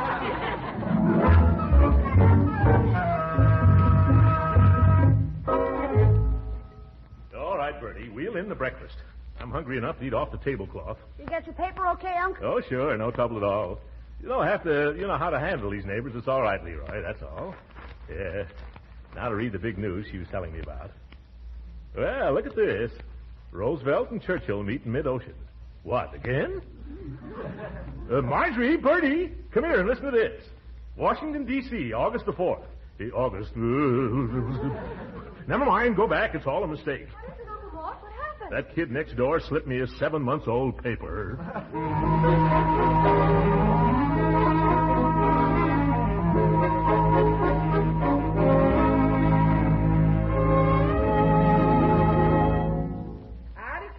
Snowdrop throws one more tin can over this fence, she's going to be out. Here, Bertie. What are you muttering about? It's that cook next door. She's flirting with a face full of skillet. Yeah. And I'm going to knock her block off, and off her it'll look good. Now, Bertie, remember our good neighbor policy. Oh, hello, Leroy. Oh, Uncle Mort. Wait a minute, young man. Come back here. You're all mussed up. Tuck in your shirt tail. I can't. Why not? It's been torn off. Leroy, have you been fighting? Well, not exactly. That kid next door took a couple of pokes at me, and then I took a few swings at him. What happened? I missed. But he didn't. What were you two fighting about, Leroy? Well, it was something he called you, Uncle Mort. Oh, you shouldn't have fought over that. I haven't the faintest concern what that twerp says about me. What did he say? He said you were a big, fat, stuffed shirt. Oh, he did he? And what did you say? I said you didn't have to stuff your shirts. Well, I still don't think that's enough reason to start fighting, Leroy. Oh, I forgot to tell you. He was trying to rub my nose in the dirt at the same time. Oh. And look at how you skinned your knuckles. I'm going to get the iodine. Oh, no, I'll be all right. Leroy, you failed to clench your fist properly, my boy. Remind me sometime, and I'll show you the correct procedure. Gee, Unc, did you used to be a fighter? Well, not professionally. But at college, I was considered quite a slugger. In fact, they call me Big Slug for short. However, I don't think you should carry on a feud with the boy next door. I'm sure this can be cleared up if we go over there and all shake hands like little men. Not me. I'm not going to shake hands with that rat. Leroy, you mustn't call him a rat. If you only tried to understand... What was that? Who threw that baseball? It was Tuffy. Look, this is his ball. Tuffy? Why, that little rat. I'm going to call his mother right now and tell her about this. I'd like to lay my hands on that little hoodlum, and you know where and how. Hello. Is this Mrs. Dobson? Madam, your son Tuffy just threw his baseball through my window. Yes, I'm sure it's his baseball. What's that? What? Hello? She hung up. What'd she say, Unc? She said if I was sure it was her little boy's ball, I'd better return it at once or she'd call the police. Come on, Leroy. Where are you going, Unc? Outside to return this ball. Are you going over there, Unc? No, Leroy. I'm going to return it from here. You just watch this. It's headed for the telephone pole. Look, it's coming back. Oh! There goes another one of our windows.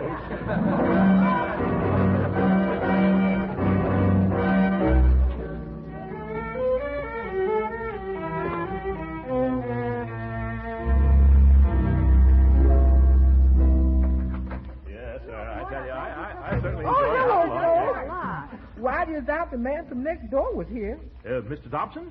What did he want? He says he wants to take you apart and see what makes you think you is as tough as you think you is. Well, I don't understand. I never said anything to him. Well, I guess I better be getting to bed. Just a second, Leroy. Now, Bertie, what's it all about? You mean you didn't challenge Mr. Dobson to a fisticuffs breakup?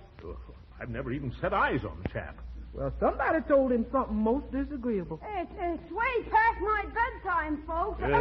Wait a minute, Leroy. Did you say anything to anyone next door that might have started this? Oh, no. Only I told that toughie that he better not monkey with me anymore, or you'd show his father what a big slug you are. Yes. I'm not afraid of him. Why, Leroy, how can you talk that away? That Mr. Dobson's twice as big as your uncle and only half as fat. Yes, he... What? He is? Oh, Leroy, what are you doing to me? Why, that man's as tough as a 30-cent steak. Oh, he's not so tough. Leroy, you better go to bed. Let's all go to bed. Okay, good night. Oh, Uncle Mort. What are you going to do? Now, don't worry, Marjorie. I'm sure we can settle the matter peaceably. However, just to be on the safe side, tomorrow I better find some good gymnasium where I can brush up on my boxing before Brother Dobson mops up on me. Ham, be sure and let me know when you're tangled with Mr. Dobson. I wouldn't miss that for anything. Well, I would.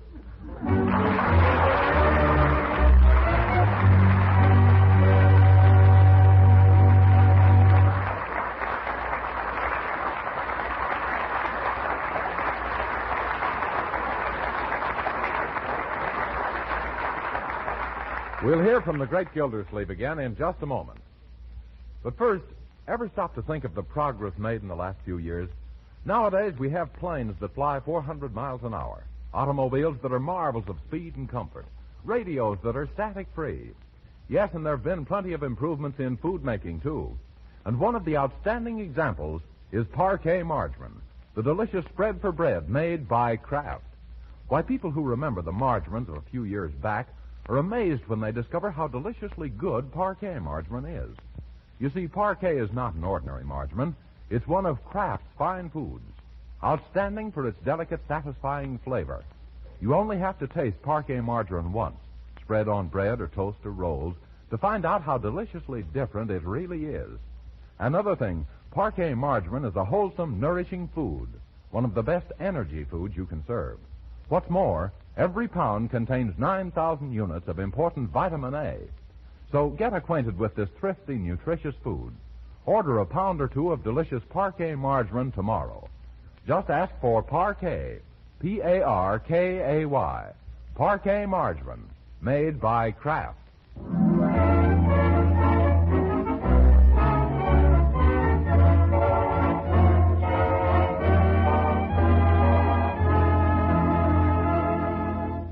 After a restless night, the great Gildersleeve has taken his problem to Philadelphia Phil's Physical Culture Institute. We find him dressed in gym togs, ready for his first lesson from Phil himself. Well, mister, so they did find a pair of shorts big enough for you after all. Yes, these shorts are a little tight. I only got them on by a great stretch of the imagination. Okay, come over here, Mr. Just call me Throckmorton. I want to keep it a secret. Of course. If my name was Throckmorton, I'd want to keep it a secret, too. Yes. No, I want to keep my visits here a secret. I'm having a little trouble with one of my neighbors, and I may have to slap him a few times to bring him to his senses. Yeah, I know how it is. Now, what experience have you had as a fighter? Oh, very little, except what I picked up in college and at the YMCA. You look as if the only thing you picked up at them places is yourself. Yes. Exactly. That's why I came here. I need to improve my wind if I'm going to fight. Well, the best way to improve your wind is by doing a lot of running. Mister, if I could run, I wouldn't need to fight. Well, the first thing we got to do is something about that sack of potatoes you're lugging around. What sack of potatoes? Oh! You mean this one? Yeah. Well, now suppose we stop chewing the fat and start taking it off. Yeah. We'll begin with some bending exercises. Bending exercises, but aren't you going to teach me how to punch? No, we'll get to the punch after we take care of the punch. Oh. All right, now, feet together, arms overhead, and bend and touch the floor. No, Throckmorton, lower. Come on, do it again. This time I'll make it easier. Feet together. Now bend and touch your ankles. No, Throckmorton, you still haven't got the idea. I've got the idea. The only thing is I've got much equipment. Well, feet together, arms overhead. Now bend. That's it. Way down. I'll bet you haven't seen your knees in 10 years. I get... Well, by George. What is it? I've got dimples. Excuse me, Champ. Champ? Who, me? Oh, I'm sorry. You must have made a mistake. I'm not one of the... Maybe not, but... Yeah, my card. Oh, thanks. Everything from heavyweights to dog racing. Oh. You got a terrific build for the job. Build? Yeah, and showmanship, too. Oh. I've been watching you. Hey, the crowds will love you. Oh, I can't quite picture myself as a champion fighter. Fighter? Who said anything about being a fighter? You're going to be a wrestler. If a wrestler? Well, sure. With your figure and the way you grunt and roll your eyes, and with a full beard on your face, boy, you'll be terrific. Hey, can you groan? Can I? Oh, my goodness.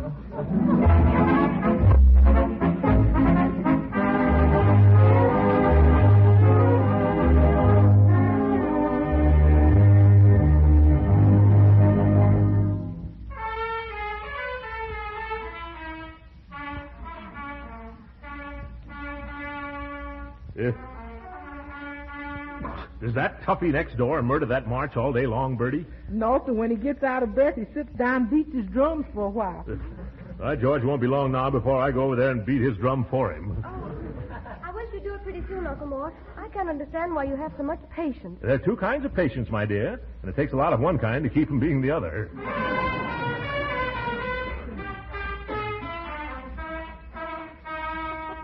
Someday he's going to hit the right note, and then they'll take that horn away from him. I don't see how his family can stand it. Yeah, they can't. They just chased him out in the yard. Look, I wish he was my kid for an hour. A few quick tricks with my hand, and he wouldn't trumpet anymore. Oh, now he's right under our window. Yeah?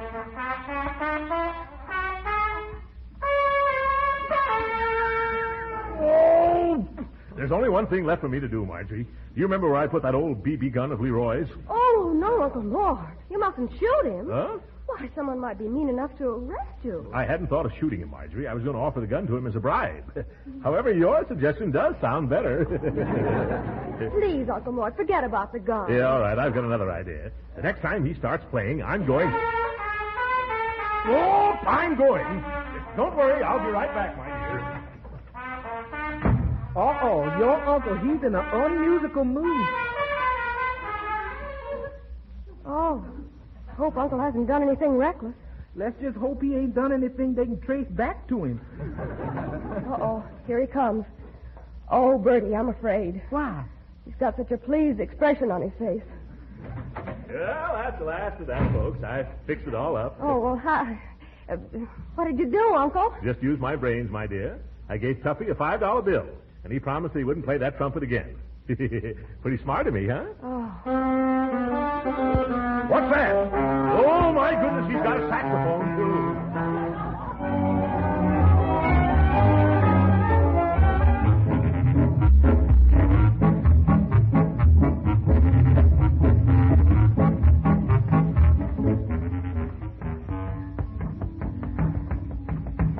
Okay, Throcky, we can stop now. Oh, thanks. How am I doing, Phil? Well, you've become pretty good with the punching bag. Now, seeing as how this is your 10th and last lesson, I'm going to put you in the ring against a professional fighter. Oh, well, bring him on. The bigger they fall, the harder I am. Well, you know what I mean, anyway. Well, I want to warn you.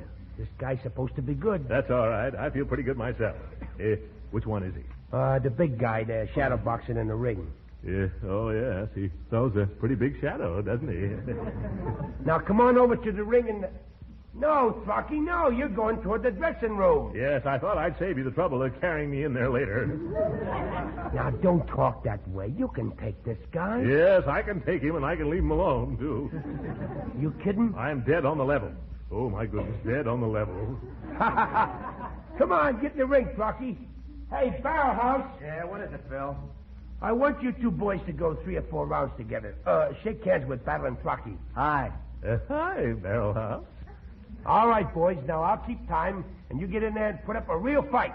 And remember, no waltzing. Sure, no waltzing. Excuse me, is a little rumba permissible?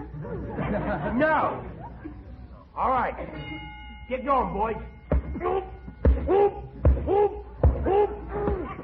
Get in there, Throcky, and trade punches. Oop. I'm trying to trade. Oop. But he doesn't want to do oop. Business. Oop. Jab with your left, Throcky. Jab. Okay, now, back. I can't. The ropes are in my way. Jab with your left again. That's it. Keep jabbing. That's it. Now, bring up the right. Right? Like this?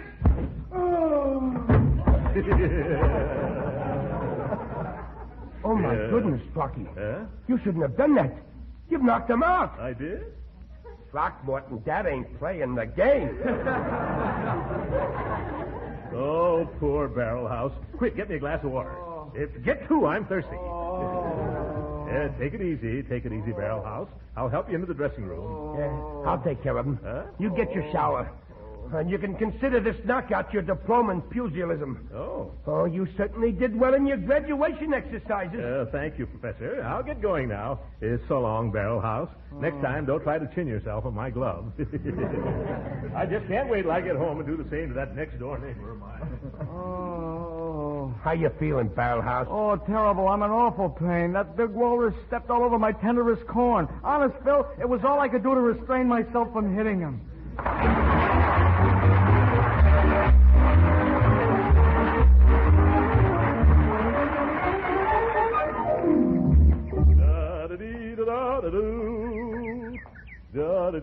Oh, Uncle Mort! Say, you know that Tuffy Dobson next door? Do I know that brat? Well, he kept picking on me today, till finally I just got good mad, so I hauled off and I let him have it. Well, good for you. Yeah, I fought him clear from the corner into his backyard and up on the screen porch. You should have seen him among the milk bottles. Then his father came home and pulled me off of him. Oh, he did he? Yeah. Say, he's looking for you, Unc. Oh, he is. Well, I'm looking for him. Come on. We're going visiting. This is going to be peachy fun. You mean you're going into Tuffy's house here? Yes, sir. Right now, I feel as if I could lick twice my weight in Dobson's. Will I give that big tub a thumping? Oh, hello. Well, I suppose you came to apologize for what he really did to poor Tuffy. Well, it's a good thing you did because Papa's so mad he could just simply... Silence! You go tell your papa that Mr. Gildersleeve is here from next door and wants to see him. At once. Very well, though I warn you that's not the tone of voice to take with Papa on account of his... Go. Oh. All right, I'll tell him. Oh, Papa, there's a man... Leroy, could I trouble you to hold my coat for a few moments? Unc, it'd be a pleasure. There you are. Thank you, my boy. As soon as I roll up my sleeves here. I'm all ready now. Just let that big... Is there somebody out here says he wants to see Mr. Dobson? Oh, my goodness, it's Philadelphia Phil. Oh, this is going to be one of my bad days.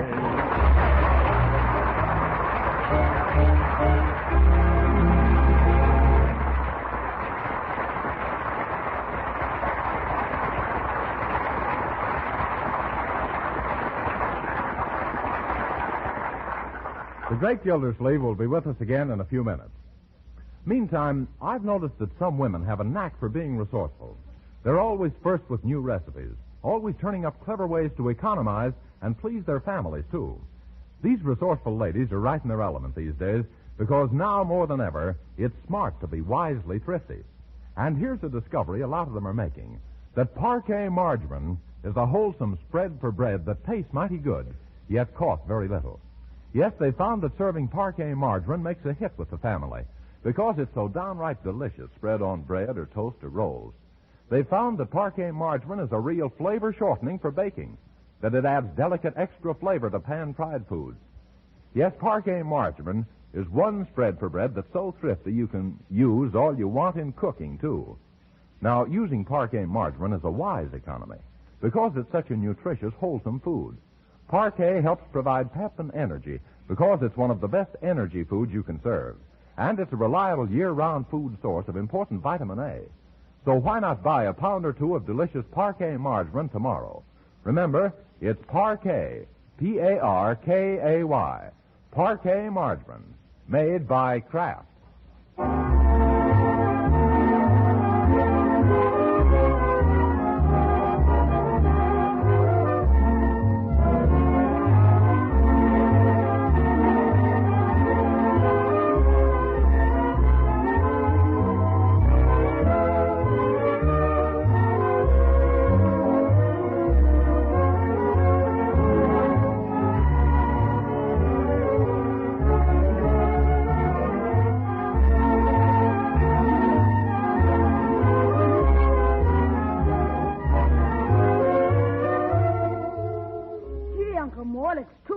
Took all those boxing lessons for nothing. Oh, it wasn't altogether a waste, Leroy. They'll come in handy next Thursday evening. Oh, what are you doing then? I'm going to visit on Rudy Valley program. Yeah, they've matched me with battling John Barrymore. Good night.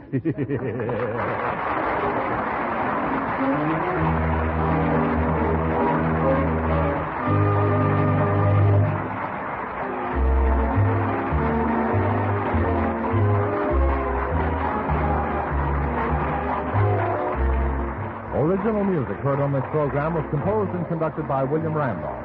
This is Jim Bannon speaking for the Kraft Cheese Company and inviting you to be with us again next week at this same time for the further adventures of the great Gildersleeve. This program has come to you from Hollywood. This is the National Broadcasting Company.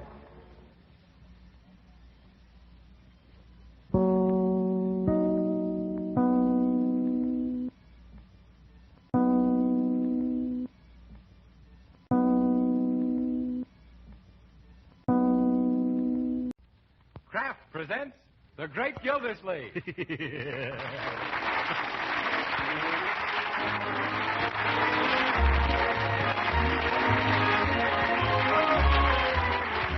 Kraft Cheese Company, who also bring you Bing Crosby every Thursday night, present each week at this time Harold Peary as The Great Gildersleeve, written by Leonard L. Levinson.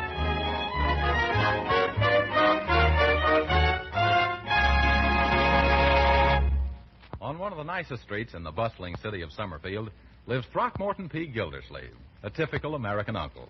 Stout, jolly, faced with all the problems that the average uncle is faced with. He tries to guide his niece Marjorie and his nephew Leroy, always with the very best intentions and sometimes with the very worst results. And now the Great Gildersleeve.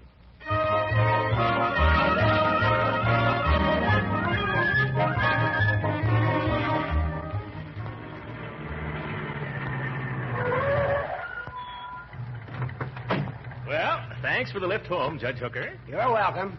Say, Gildersleeve, I hate to bring this up, but isn't it about time we used your car? All right, I'll drive my car down tomorrow. You know I don't go downtown tomorrow. Sure, that's why I'm going to drive my car down. Then it'll be your turn again to pick me up the day after, won't it? Yes. Hey, wait a minute. I'm getting gypped somewhere. See here, Hooker. If you're going to talk like that, I won't give you that spare inner tube. Oh, excuse me, Gildy, old pal. Just forget it. I'll be here for you. Goodbye. The old goat. I better get that tube out of the safety deposit vault. Oh, hello, Mr. Gildersleeve. You remember me, don't you? I'm Dottie from next door, and I just saw you driving up from behind our front curtains. I mean, I was behind them, not you, so I ran out to ask you a favor, and I'm sure you won't mind saying yes, because after all, there's nothing I want you to do, so you'll do it, won't you? What? You want me to say yes to something you don't want me to do? Well, yes, that's exactly correct. You hit the nail right on the thumb. Well, it's something I want to ask your niece Marjorie to do, and hasn't she got the loveliest red hair? See what kind of a rinse she used to get at that shade, Mr. Gildersleeve? Young lady, Marjorie's hair is that way naturally. Well, naturally, that's what you would say. Well, the thing I wanted you to ask your niece to do for me is to take this list of soldier boys I promised the USO I'd write letters to and ask her if she'd mind writing instead on account of I hurt my hand and can't. What did you do? Put it in your mouth while you were talking? Oh, no. I folded it into a folding bed, and it wouldn't have been so bad, only I was in it myself at the time. Well, it was the most horrible experience. I couldn't talk for hours. You couldn't? No, wasn't that too bad? Well, you give this list to Marjorie, won't you? I know she won't mind it. Just a few names. Well, goodbye now, Mr. Gildersleeve, and take my advice. Keep away from folding beds. Yes. When I get into a bed, it doesn't fold up, it just curls up. Let me see that list. Just a few names, eh? Wow, her idea of a few names is like her idea of a few words. That family next door is beginning to get my goat. That's about the only thing they haven't been over to borrow so far, either. Next time they ask me for something, I'm going to say, good afternoon, Marjorie. Hello, Uncle Mort. Marjorie, my dear, I have a little patriotic job for you to do. Oh, what is it, Uncle Mort? That girl next door, what's her name? Dilly or Daffy? Dottie? Dottie, that's her. She wants you to write letters to this list of soldiers here. She can't because she had her hand squeezed in a folding bed. Oh, but Uncle Mort, I'm writing to so many soldiers already. It seems like I'm corresponding with half the army as it is. You are? But how did that happen? I was serving coffee to that troop train that was going to Camp Stover last week, and one of the detachments adopted me. Adopted you? Well, I'm not exactly clear whether they adopted me or I adopted them. I don't know if I'm the daughter of the regiment or the auntie of the anti-aircraft. Very good. What happened? Well, they voted me their parachute girl. What do they mean, parachute girl? They mean I'm the girl they'd like most to drop in on.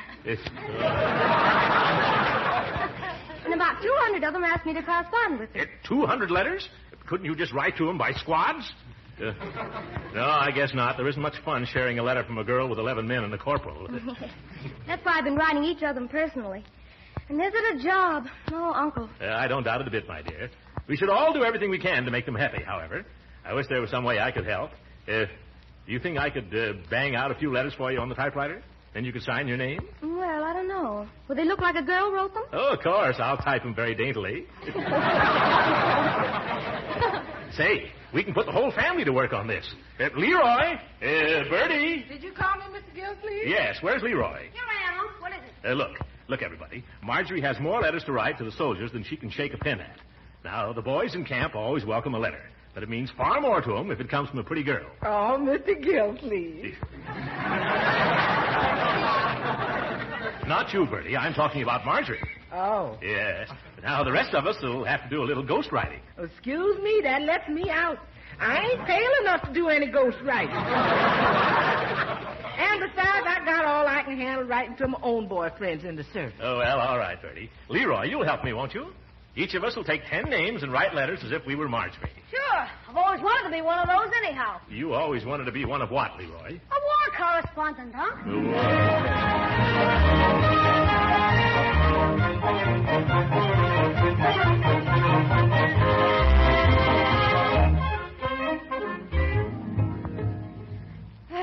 Well, that's finished. Private George Butcher, Camp Stover.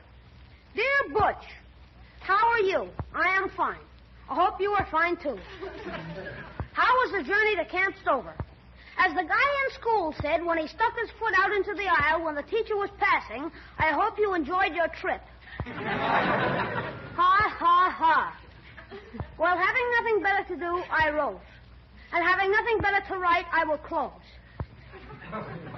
Tenderly yours, Marjorie Forrester. P.S. If you have any empty rifle shells, please send them, as my brother is making a collection.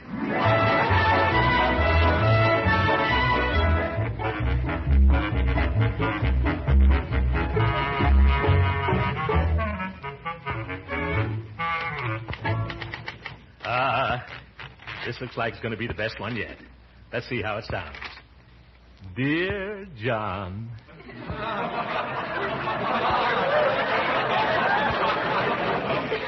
I take my pen in hand to thank you and your friends for selecting little me as the girl you'd like to visit most. I am not unmindful of the honor bestowed upon me, but I won't let it turn my pretty little red head. It is indeed unfortunate that you are stationed so far from Summerfield. Otherwise, you could all come to dinner at our house some night, as I love to bake and cook. You know how we girls are. Well, since the shades of night are drawing near, I'd better close, as my Uncle Throckmorton thinks it's time for me to go to bed. Sincerely yours, Marjorie Forrester.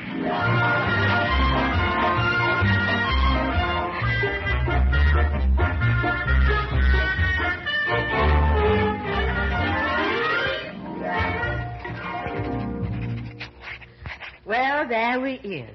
Dear Willie, I got your letter yesterday and hastens to inform you that the next time you send me a letter without any postage stamps on it, don't send it airmail special delivery. I'm sorry the fudge and the fried chicken I sent you got all mixed up together, but it saves me sending you any chocolate eggs for Easter. I'm knitting you another sweater to replace the one you says you lost at the target range. Only next time, kindly confine your shooting to rifle practice. Because you never was any good at Paducah Parcheesi. Yours truly, your ever-loving, everlasting, one and only Bertie Lee Coggins. P.S. Please disregard them rumors about me going out with other fellas. That's just enemy propaganda.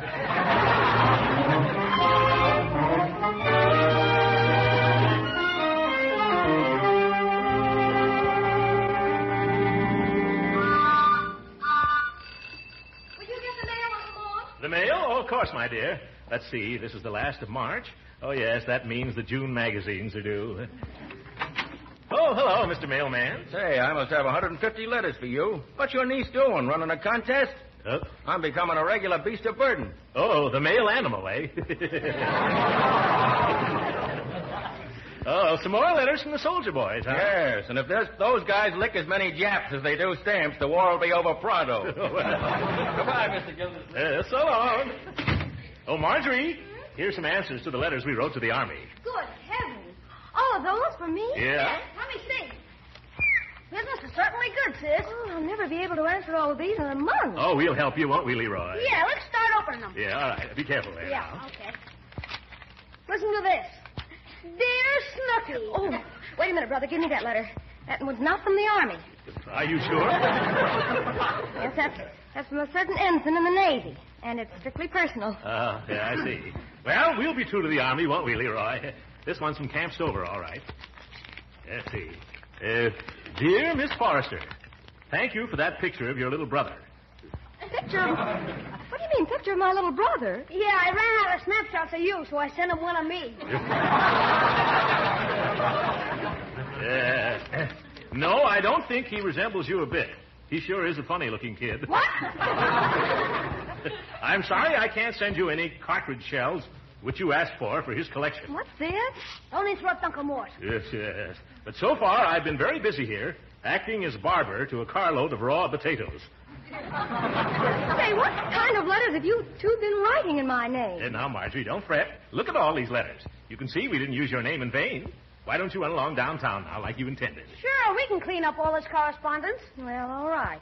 Only remember, if you read any letters that turn out to be personal or private, don't open them up. Why, of course, my dear. You can depend on us. How are we going to do that? Oh, come on, Unc. Let's not burn our bridges till we come to them. Yeah, you're a bright boy, Leroy. All right, here's another letter. Yeah? Dear Miss Forrester, thanks for the wonderful map of the world you sent me. It comes in especially handy because current events is my hobby. Oh. Do you think girls are interested in the serious type of young man, such as I represent? Sincerely, Ernest Darling. I'll take care of Darling as soon as I've read this postcard. Hello, Red. Thanks for the swell picture of yourself. It sure ghouled me, Toots. From now on, I'm going to devote my non-military career to whistling under your window. Do you think you could go for me in a big way? Yours with a jive, Mickey Conway. Gee. I'll answer that one, too, as soon as I get the other one out of the way. The one to, what's his name? You mean Ernest Darling? Yes. Now, what did he say? He thanked you for the map. All right. Dear Darling, I'm glad you like the map. What next? Current events is his hobby. Oh, yes. And I am happy to learn you have taken up such a fascinating hobby. He wants to know are girls interested in the serious type. Oh. And in answer to your last question, darling, the answer is most certainly yes. Take it, Leroy, and address an envelope. Yes, sir. And address another one to Mickey Conway. You better find an asbestos envelope. I'm going to send him a hen track hotfoot.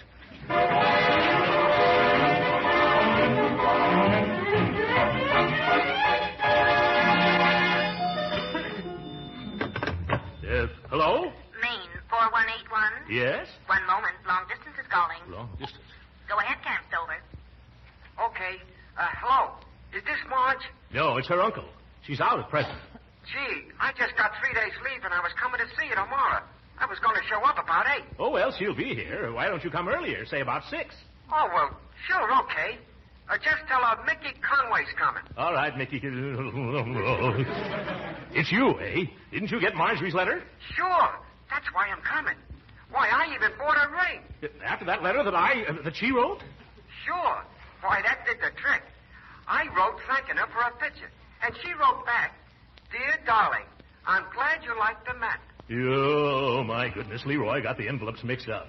And when I said I'm going to make a career out of whistling under her window, she replies, I'm happy to learn you've taken up such a fascinating hobby. Oh, I see it all now. And here's the topper. I said, could you go for me in a big way? And she says, Darling, the answer is yes. Well, goodbye, Uncle. I'll be seeing you at 6 tomorrow. And to think that I'm responsible for this one-sided romance.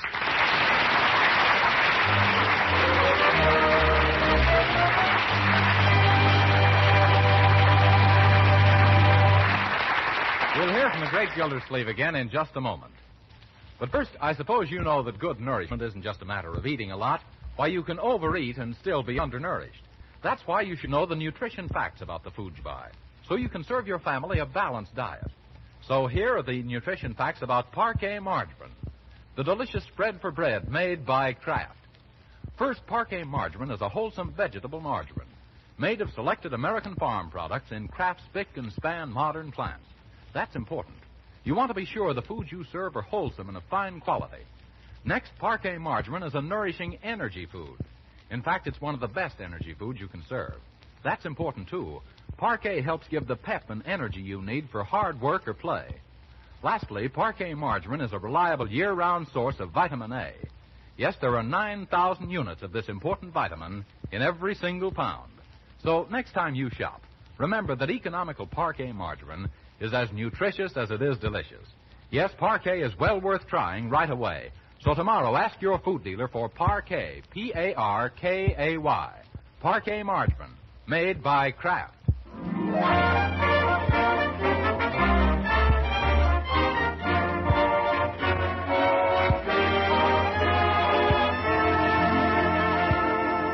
And now back to the great Gildersleeve. It's 6 o'clock the following morning, and our hero's fallen asleep at last after spending most of the night counting soldiers. Dear General, won't you come over for dinner? Bring your Jeep along to... Respectably yours, Throckmorton P. Marjorie. What's that? Time to get up already. Where is that alarm clock?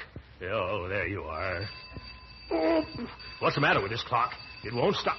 Oh, it's a telephone. Oh, ooh, that floor is cold.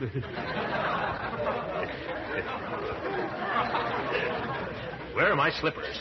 The heck with them. All right, I'm coming. Yes, I heard you, operator. I'm hurrying. Hello? Hello, anybody want me? Must be the wrong number. Somebody's got a lot of nerve not telephoning me at this time of the morning. Ooh, it's cold. Which way is my bed? Hello? What is this, games? Hello, operator? Wait a minute, how can the bell ring with the receiver off the hook? Oh, I know, it's a doorbell. Hold your horses, I'm coming. Yes, what is it? Is this where Miss Marjorie Forrester lives? Yes? Well, I'm Private Mickey Conway, and I was told to be here at 6. 6? Oh, my goodness, is it 6 p.m. already? No, sir, it's 6 o'clock in the morning. What? Who told you to come here at this hour? I'm Marjorie's uncle. I'll break his... Oh, my goodness, that's me. What did you say your name is? I'm Mickey Conway. Yeah, I was afraid of that. Come on in, Mickey. Oh, thank you, sir. Yes, sit down. I'll see if Bertie, our cook, is up on the stove with a pot of coffee yet. Make yourself comfortable. Good morning, Bertie. Quick, some coffee. It's almost ready, Mr. Gildersleeve. What What gets you up so early? A soldier who's fallen for Marjorie because of some letters I've written in her name. Oh, you better be careful. He'll sue you for the breaches of the promises. This fellow got the wrong letter, that's all, Bertie. And now he's here to propose to Marjorie. But he can't do that now. She's sound asleep. I won't let him do it if she wakes up either. Well, what you gonna do, Mr. Gildersleeve? Well, it's too early in the morning for me to figure things out. I can't have an open mind without some good shut-eye. Then why don't you go on back to bed? That soldier's probably tired, too. Let him take a nap in your den while you figure this whole thing out on your pillow. Well, Bertie, that's a wonderful idea. How did you ever come to think of it? Well, to tell the truth, I need a little more beauty sleep myself.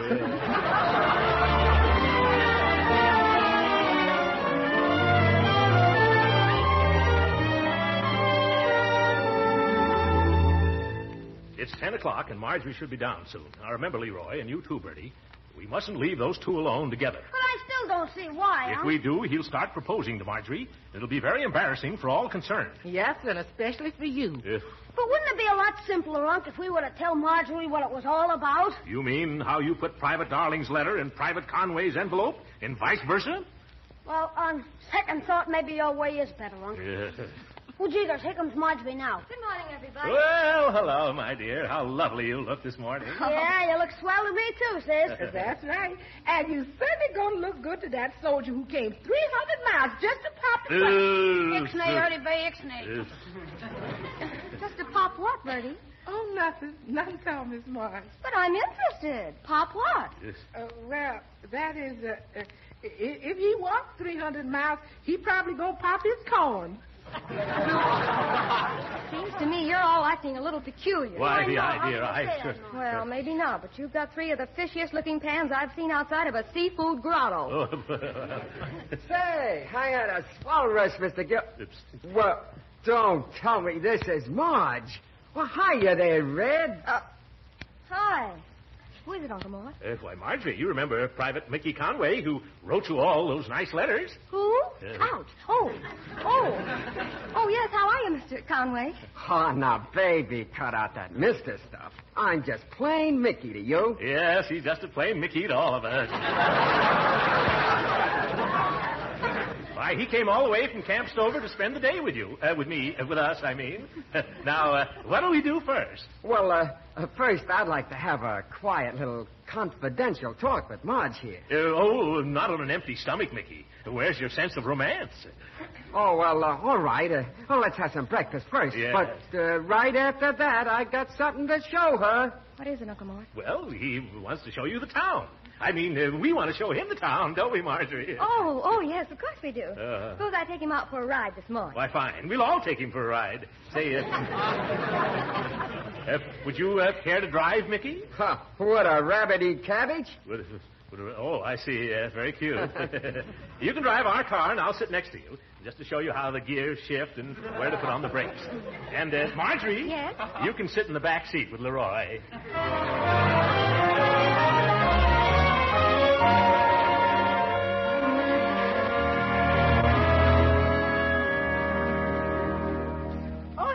Marge, did y'all have a nice ride? Yes, we all did. That is, all except Mickey and me. Well, that just leaves Mr. Gildersleeve and Leroy. You're right. We tried to leave them a dozen times. What's the matter? Did they chaperone you too vigorously? They didn't chaperone us, Bertie. They convoyed us. Why, every time Mickey opened his mouth, Uncle Mort put his foot in. What they doing now? Oh, Uncle Mort's showing Mickey our family album in the living room. Oh, great stars. Anything wrong? Oh, I'll say there is. I better get in there before they come to my baby pictures. And this one is Marjorie at the age of 1, I think. Fat little rascal, wasn't she, Mickey? Oh, boy. Yeah, cute dimples, huh? I'll say. Now, let me get a good look. Yeah. Boy, was she fat. Oh, don't you dare. I want to see that picture. Oh, well, that's all right. Go right ahead. Then you don't mind? Not in the least. Only that isn't me. It isn't? Then who is it? It happens to be you, Uncle Mort. What? Where's my mustache? Oh, that's right.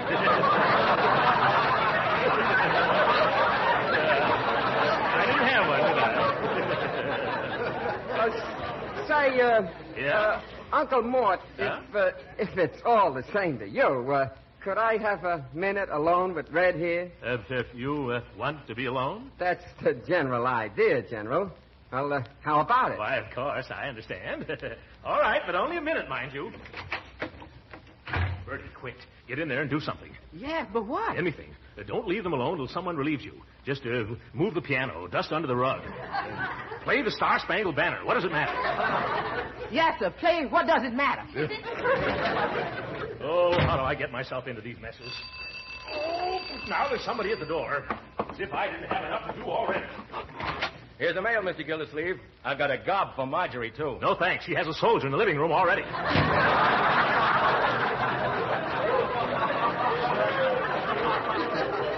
Oh, dear. I'd better get Leroy warmed up to go in for Bertie. Leroy? Where is that boy? Leroy! Here I am, Uncle Mort. Look, Leroy, Bertie is in there pinch hitting for me. I don't know how soon she'll strike out, so you better be ready to go in there and see that Mickey doesn't get to first base. Well, what about you, Unc? I've got a telephone for reinforcements. I'm so desperate, I'm going to invite Judge Hooker to dinner. Gee, are things that bad? Yep. Leroy, he'll just talk and talk and talk. If he runs down, you ask him what he did in the Spanish-American War. That's good for 2 hours. Yeah, but it's 3 hours till dinner. How will we hold out till then? That's the problem, my boy. Oh, Mr. Gildersleeve? Are you home, Mr. Gildersleeve? Gee, that Gabby gal from next door. Yes, there's the answer to our problem. I'm coming, Dottie.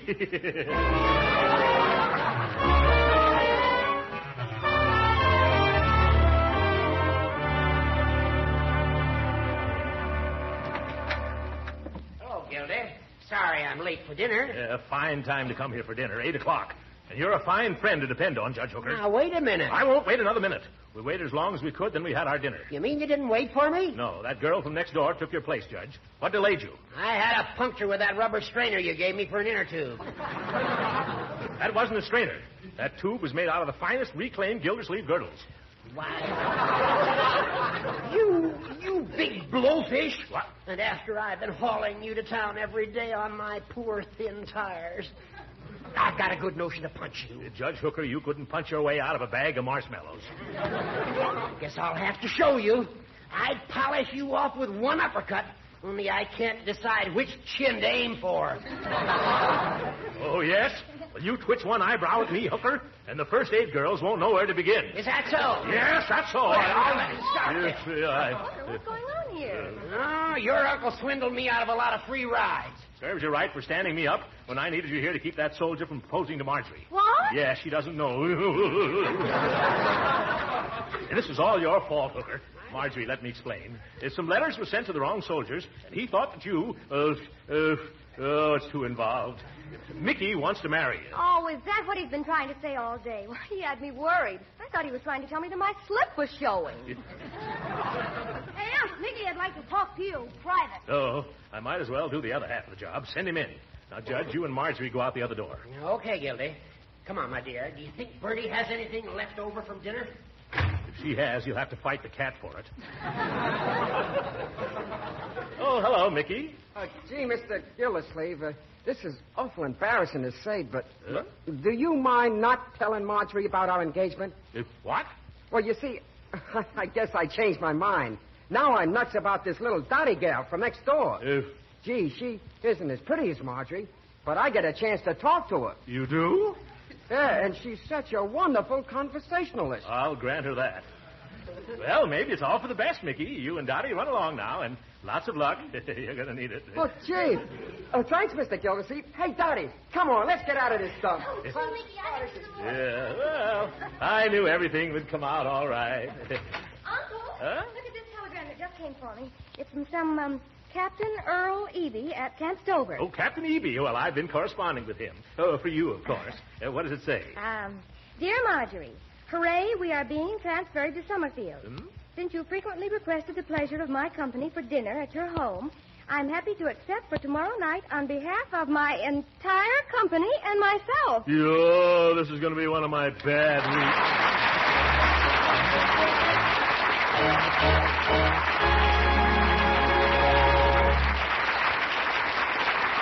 The great Gildersleeve will be with us again in a few minutes. But right now, here's an experiment I wish every one of you would make. You see, I've been telling you how delicious parquet margarine is. But wouldn't it be better if you found it out yourself? So here goes. Next time you bake hot biscuits or rolls or make some toast, have a pound of parquet margarine handy. Then spread them while they're still piping hot with plenty of parquet. Now, that's a real test for any spread because the heat brings out its flavor. Yes, you can tell right away how good Parquet margarine is. Parquet's flavor is delicate, not strong. It's a tempting, satisfying flavor. Then try Parquet margarine in your cooking, too. Use it for baking and pan frying. You'll find that a spread as delicious as Parquet margarine makes cooked foods tastier, too. And remember, no matter how you use Parquet margarine, you're serving your family a wholesome, nourishing, energy food. A food that's a reliable year-round source of vitamin A.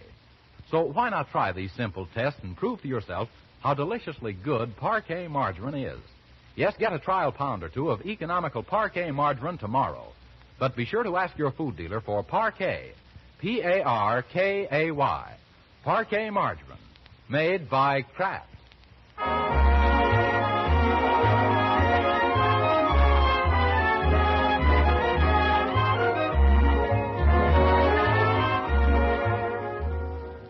Ladies and gentlemen, I wish all of you would take a tip from your Uncle Mort and do something for your Uncle Sam. Buy more United States government bonds and stamps. There's no finer investment in the world today, for in every way they protect our future. Our choice is clear. Which do we want? Our country's bonds or those of the Axis? Good night.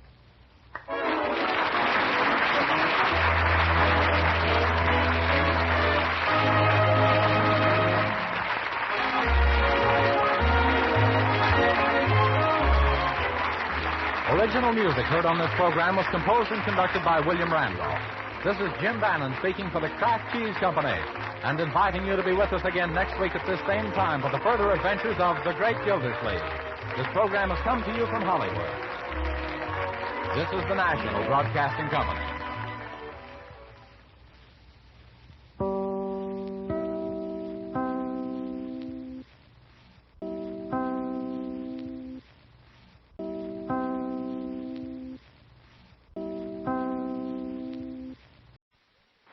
Kraft presents The Great Gildersleeve. The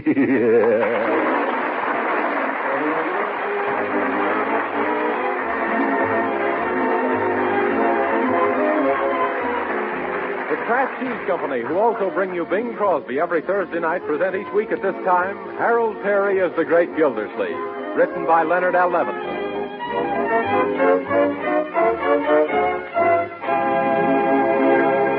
And now to visit our friend, the great Gildersleeve, who's alternately looking at his watch, which says 3:15, and at a large mysterious package, which says, deliver to Leroy Forrester, Esquire.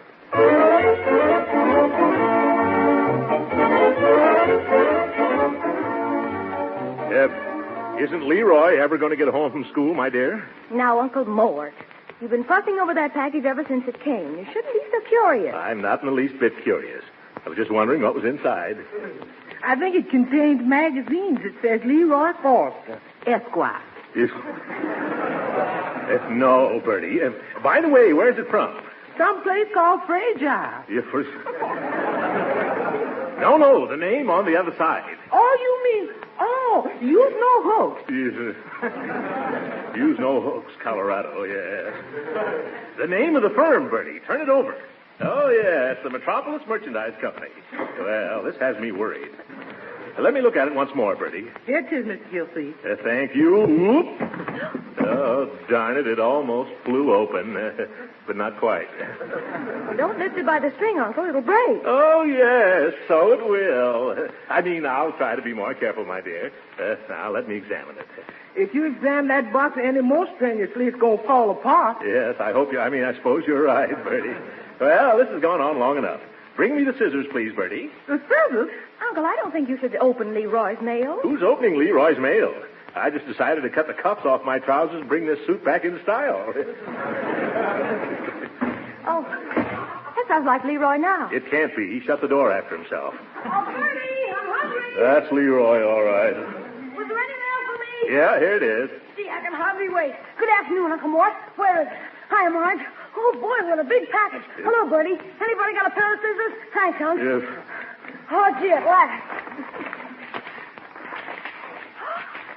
Why, it's garden seeds. Yep, 300 packages of them. That's a good deal, Leroy. Sure, all I have to do is sell them at 10 cents a package and send back the $30. That's not such a good deal after all. What do you get out of it, young man? Well, I'm not going to tell you now. I'm going to wait till I finish selling the whole slew and surprise you. Well, if you sell that many seeds, it's sure going to surprise me. Oh, don't worry. I've got 3 surefire customers to begin with. Is that so? Who are they, my boy? You, Marge and Bertie. All right, step right up, folks. Get some nice fresh seeds. Which kind do you want, Bertie? Well, let me see. Oh, you got flower seeds, too? Sure thing. Petunias, hollyhocks, cucumbers, onions. Yes. Yeah, and Sweet William. Oh, that's what I'll have. There's a boy in the Army named William. I'll sweet on. Okay, that'll be a dime, Bertie. How about you, Marge? You want to take something to remind you of that ensign in the Navy. You want any beans? No, Leroy. I'll remember him without beans. I'll take those forget-me-nots. Here's my dime, Leroy. I've taken some kohlrabi seeds. Kohlrabi, what's that? Kohlrabi, Leroy, is cabbage trying to be cauliflower. Leroy, don't you think 300 packages are too many for you to try to sell? Oh, no, sis. I am going to cover every backyard in town. And look how well I've done so far. In the first 5 minutes, I've already 3 down and only 297 yards to go.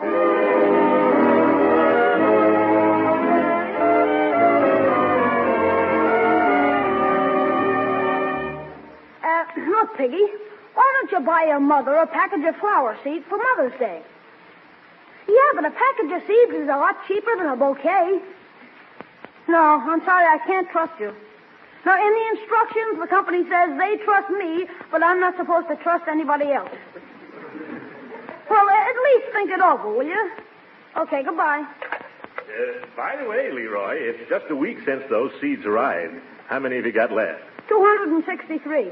No, Leroy, I don't mean the number of seeds. I mean the number of packages. That's what I mean, too, Unc. Yes. Business would have been a lot better. Only half the kids in town are selling seeds. Oh, well, it's the best salesman who win out. Gee, Unc, you used to be a super salesman, didn't you? Well, yes. When I started selling the Gildersleeve girdle, I developed some pretty snappy tricks, my boy.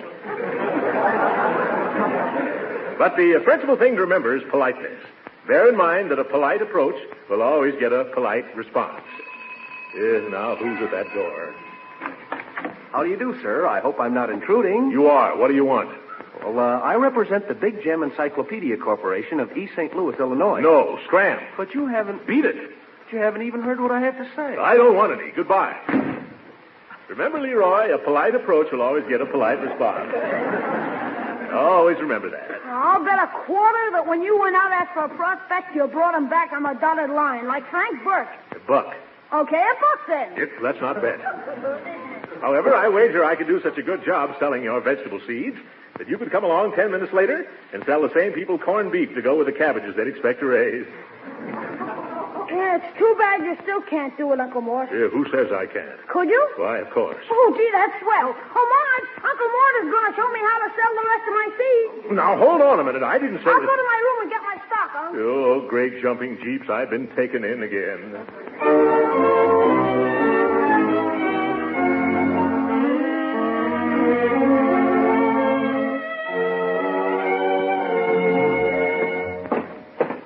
Now, remember, Leroy, the important thing is to start talking first and don't stop till your customer says yes. Understand? Yes. All right. Now, watch me. Oh, Mrs. Dobson. Oh, hello, Mr. Gildersleeve. Hello, Leroy. Is there anything I can do for you? Because Mama isn't home right now. She's downtown getting some burned-out electric bulbs in case we have another blackout. Yes, well, excuse me for cutting in, Dottie, but I'm helping Leroy sell these wonderful garden seeds, and I thought maybe you folks would like to buy some. Oh, garden seeds? Well, I don't know whether we're going to plant a garden or not this year on account of I tried one in 1941, but I didn't have a bit of luck. You didn't? What'd you plant? Peanuts. I planted a whole bag of them, but nothing came up. Well, do you think the salt kept them from growing, Mr. Gildersleeve? Well, maybe I should try something else this year. Have you got any popcorn? I'm crazy about popcorn. If you have any, I'll take 10 cents worth if it's hot. You know. Dottie, I'm sorry. However, we have lettuce and spinach and eggplant and oyster plant. Oyster plant and eggplant? Oh, you can't fool me. Eggs come from nests and oysters don't grow on plants either. You catch them with a harpoon. You harpoon. Well, I think I'll just plant birdseed this year on account of the birds always get it anyhow. Well, goodbye now.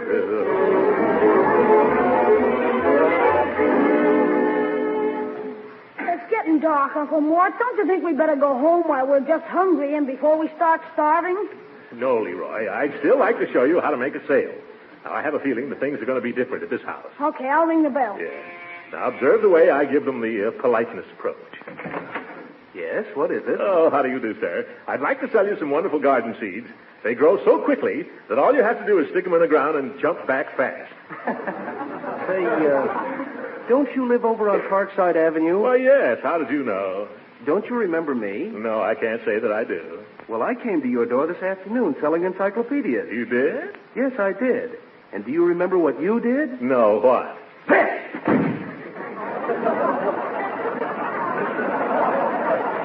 Yes, now I remember.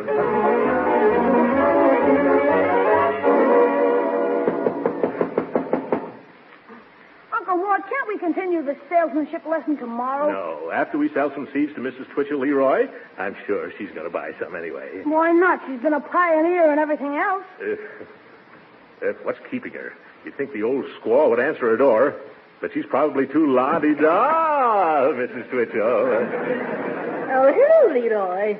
How do, Mr. Gildersleeve? What brings you here? It's these seeds of Leroy's. He had quite a lot of them, and I suggested to him that you might want some. Well, that's very thoughtful of you. I could plant some in my garden. You see, Leroy, your Uncle Mort knows. How about 3 or 4 packages of corn, Mrs. Twitchell? Are you sure you can spare it? Oh, sure. We got 9 packages. Would you like all 9 of them? Yes, I would. Oh, splendid. Now, how about some turnips and parsnips? Oh, do you think they'd be useful? Oh, surely. They're good for, what are they good for? Oh, yes, they make better mashed potatoes than lima beans do.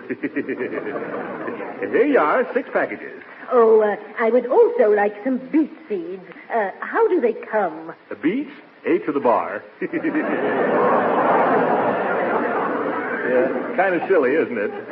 We've struck a gold mine. Yes, you said it. Now, Mr. Twitchell, would you like some Brussels sprouts or okra or lettuce? Oh, no more, Mr. Gildersleeve. I already have more than I should have taken, and really, it was most generous of you to come over with such lovely little gifts. Yes, gifts? Thank you, and good night. Good night.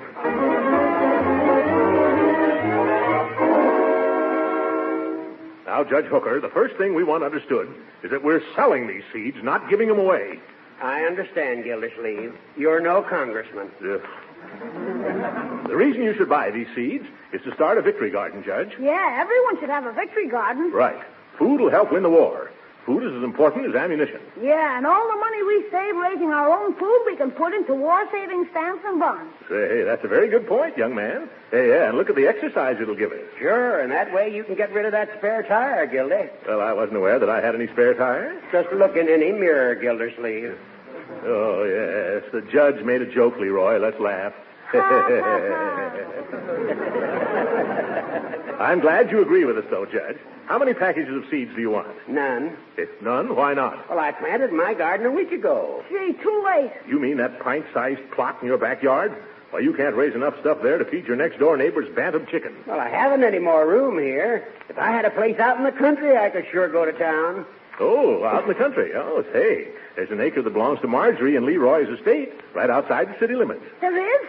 Well, we'd let you plant a big garden out there if you bought your seeds from the right party. Oh, an acre's too much for me to handle by myself. But I take half if you plant the other half, Gildy. That's an idea, Uncle Mort. Between the two of you, you'd use up all the seeds we haven't sold. Yes, well, I don't know. Remember, Gildersleeve, food is ammunition. Yeah. Especially the food you'd grow. We can use it to throw at the enemy. Yeah, that's all. Well, I'll show you. Leroy, how many packages of seeds have you got left? $23 worth. All right. That'll be 11.5 from you, Judge, and the same amount from me. Now, how about making it a sporting proposition? I'll toss you to see who pays for the whole thing. Okay, he's going to toss me. You call it, Hooker. Ready? Head. It's a head, all right. Head, I should have mine examined.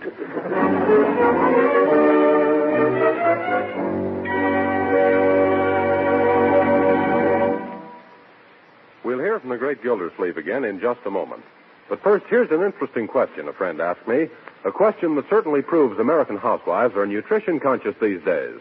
It was about parquet margarine, the delicious spread for bread made by Kraft. This housewife said, I serve my family Parquet margarine, and they all like it. But does Parquet provide them with the kind of nourishment I should expect from a spread for bread? Well, that's easy to answer. The answer is yes. Parquet margarine provides economically the important food elements that nutritional experts generally require of a spread for bread. Here they are. First, Parquet margarine provides energy. In fact, it's one of the best energy foods you can serve. Second, Parquet is nourishing because the wholesome American vegetable oils and farm products that go into Parquet are nourishing in themselves. Third, Parquet margarine is a reliable food source of vitamin A. Yes, summer and winter, every pound of Parquet contains 9,000 units of this important vitamin. So, you see, thrifty Parquet margarine provides the things a spread for bread should provide. And it tastes so deliciously good, your family is sure to like it. So why not try some tomorrow? Just ask for Parquet, P-A-R-K-A-Y. Parquet margarine, made by Kraft.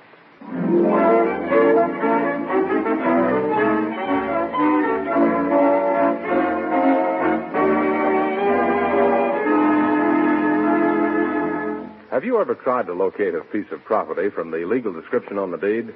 Well, that's what the great Gildersleeve and his nephew Leroy are attempting to do this morning before starting out to plant that victory garden. 200 northerly feet of the westerly half of Section 5 East, sometimes known as the old Flugelhammer property. In tract 207.5 of the 1904 survey, as provided for in paragraph O of the treaty made by President Chester A. Arthur with the Kitsikoo Indians. I still don't know where it is. Neither do I. Too bad I never went out and looked at that property. Yeah, it might turn out to be in a swamp or under a lake. Well, in that case, we could raise ducks. Or rice. Or ducks and rice. Imagine raising ducks already stuffed with wild rice. Before you start selling any duck dinners, Unc, don't you think we better go downtown and ask the county recorder where this property is located? That's a mighty good idea, my boy. Then we can go directly out there. Okay, start the car. Not so fast. What about our lunch? Oh, Bertie. I got the whole pack, Mr. Gildersleeve. Here he is. I picked some new kind of sandwiches I hope you like. Oh, what are they, Bertie? I call them Birdie Burgers. Yes, Bertie Burgers. They consist of half a cold chicken between 2 slices of baked ham. Oh, boy. Come on, Unc, let's hurry out there so we can dig in. To the sandwiches, I mean. You're going to do a lot of other digging, young man, before we come to the Birdie Burgers. Are all the garden tools in the rear compartment, Leroy? Sure thing. Start her up, Unc. It seems to me we've forgotten something. Tools, lunch, old clothes. I guess we've got everything. Well, thank you, Bertie. Welcome. Now take it easy the first day, and don't try to chew more than you can bite off. Yeah, okay, Bertie. Have a good time while we're away. You sure the funniest looking farms I done ever seen. Well, so long, folks. Yeah, so long. Did you hear that, Leroy? Bertie says we're two of the funniest looking farmers he ever seen. Whoa! Steve, what's wrong, Unc? Bertie just reminded me what I'd forgotten to take. All that seed.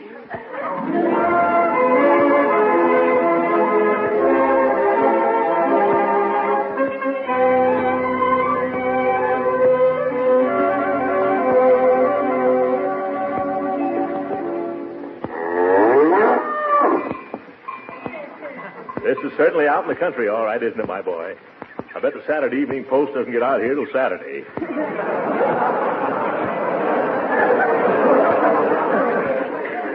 How did the estate ever happen to have property this far from town? Well, it was taken in on a bad debt that we were taken in on.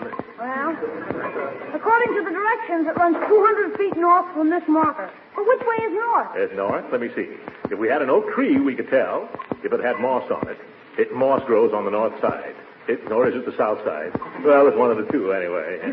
How about asking that man over there? That man where? Over there with the mule. Oh, I thought that was a pair of mules. Hey, you over there. Which way is north? What did you say? I said, which way is north? Huh? Which way is north? Don't know. I just work here. I could have gotten a more intelligent answer out of the other mule. Well, maybe we can figure it out by ourselves, Unc. The sun should be in the east, shouldn't it? Yes, unless it's afternoon already. Well, then, if you face east, your left hand is toward the north, isn't it? Why, yes, you're a bright Boy Scout, Leroy. Now, all we have to do is measure off 200 feet towards our left. Uh-oh. We forgot to bring a yardstick. Yeah, one thing after another. And maybe that fellow over there has a yardstick. Hey, you! Have you got a yardstick? What did you say? I said, have you got a yardstick? Got a what? A yardstick! Don't know. I just work here. Never mind, Leroy. I'll just step off the 200 yards. That's swell. How long a step do you take, Unc? Step? Well, let's see. Somewhere between, I forget. Or did I ever know? Better skip the stepping, Leroy. Have you got any other suggestions? Yeah, too bad Birdie isn't here. She wears a size 12 shoe. We could use her for a 1-foot ruler. How tall are you, Unc? Tall? I'm 5'10". Why? Gee, if you were only 6 feet tall, you could lay down and be 2 yardsticks. Hey, that's a good idea, Leroy. I know what we'll do. Hey, bring that rake handle out of the back of the car, will you please? This one? Yes. Now, I'll lay down here like this. Yeah. Now, you mark the spot in the dust where my feet end. Oh, okay, but what... You'll soon see, my boy. And I'll mark the top of where my head hits the ground there. Splendid. What's the idea, Unc? Yes. Now add 2 inches. Add 2 inches. Get away, Walkie. I still don't get it. Just measure the distance from my head to my toes on that rake handle. Then add the 2 inches, and you'll have 6 feet. Hey, you,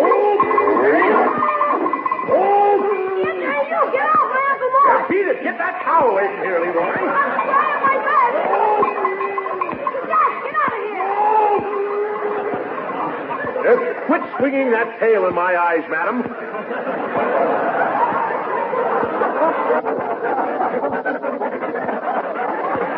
She's gone now, Unc. Oh, thank goodness she's gone. Help me up, Leroy. My goodness. What does that farmer mean, letting a dangerous cow run around loose? Hey, you! What did you say? Why did you leave that cow loose? What's that? What do you mean leaving that cow run around stepping on people?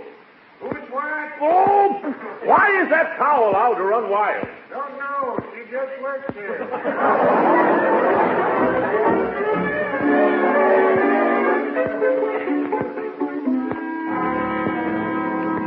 Keep it up, Uncle Mort. That's fine, Judge Hooker. This is our last row. Yeah, it's a mighty hard row to hoe, too. Oh, don't beak so much, you old muttonhead. Doesn't this take you back to the days when you were a kid on the farm, Judge? It would, Gildy, except for one thing. What's that? I was never on the farm when I was a kid. Oh, I bet you never were a kid either. You must have been born middle-aged. Was it fun on the farm, Unc? I'll say. I used to go around barefooted.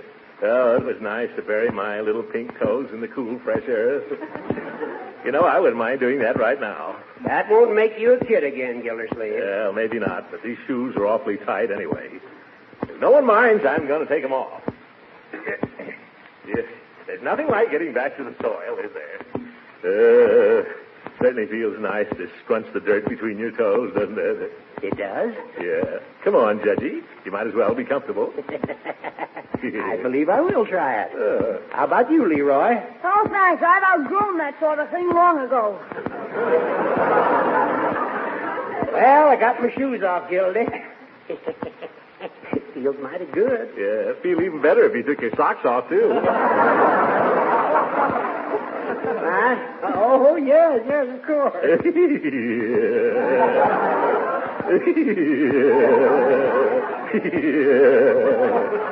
Hey, what's wrong with you? I'm standing on a pussy willow.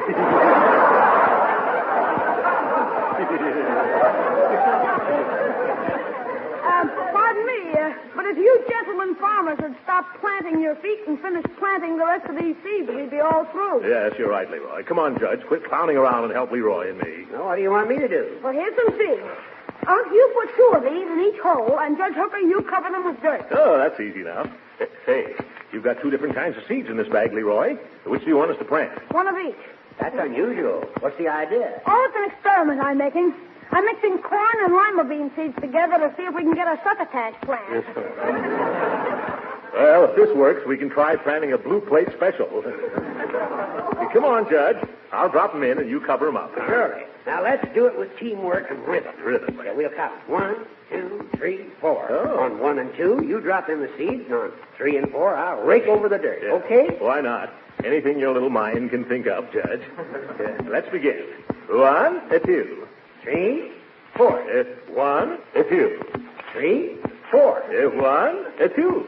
3, 4. It's corn, beans. Rake, rake. It's corn, beans. Rake. Oh! Quit raking my big toe, you clumsy little bastard. Go on, I never came anywhere near your big toe, you big ninny. Is that right? Well, look. Is that your big toe? Why, I thought it was a lima bean. Judge Hooker, lima beans don't twitch. Hey, I finished the rest of this row by myself. You two can put your shoes on now and we can go home. Oh, at last. Judge, what'd you do with my shoes and stockings? I didn't do anything. Where are mine? That's kind of peculiar, isn't it? Leroy. Yes, Uncle Mort? Did you pick up our shoes and stockings? No, I didn't touch them. But how could they possibly disappear right off a bare field with no one else around? I don't know. We can't pitter-patter home in our bare feet like this. Hey, just figure out what happened. Huh? Come on, Uncle Mort. Come on, Judge. Let's get busy with our rakes and hoes again. You planted your shoes and socks. Yo, this is going to be one of my bad days.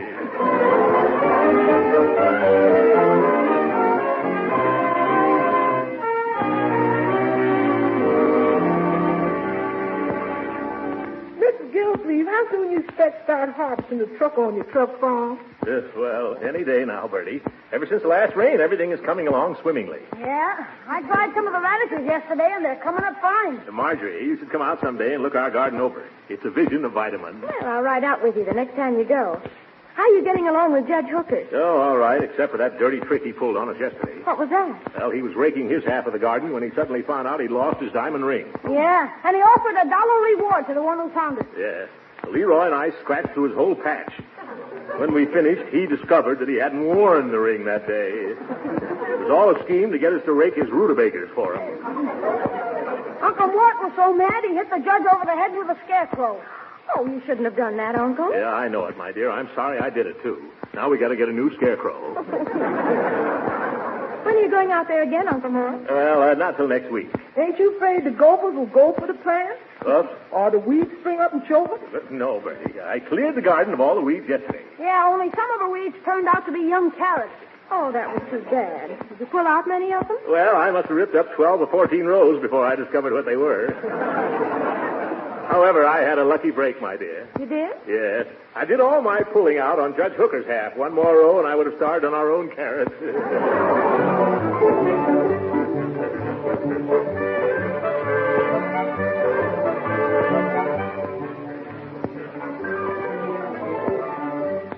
Really, Uncle Mort, I've been amazed at what you've done with this bit of land. You really and truly have a green thumb. Yes, it matches the rest of his complexion. Now, see here, Judge Hooker. You get over on your own side with your pumpkins and cabbages. That way you won't look so conspicuous. Uncle Mort, the judge was only having a little fun. Huh? He didn't mean it. Oh, look now, but there's that man again. Oh, Marge. Oh, you mean the hired hand from the farm next door? Yes. Why does he lean over the fence and grin and laugh all the time? He's been doing that ever since we started this garden. Used to make us angry at first. Doesn't he give any explanation? Well, if you ask what it's all about, he just says, Don't know. I just work here. Oh, I bet I could find out. Let me try, huh? That's not a bad idea, Marjorie. Go ahead. Let's us go over, too. I'd like to know what this is all about. Come on, then. Only let me do all the talking. Come on along, Uncle Mort. At first, I thought he was amused at our efforts to be farmers. But we've had such marvelous results, and he still gives us a horse laugh. Good morning. Good morning, lady. Nice garden my uncle and my brother and Judge Hooker fixed up, isn't it? Yes. There's nothing wrong with the garden, is there? No. And what's the big joke, huh? Oh, come on, tell me. It's the land the garden is on. What's wrong with that land? Nothing, only it ain't yours.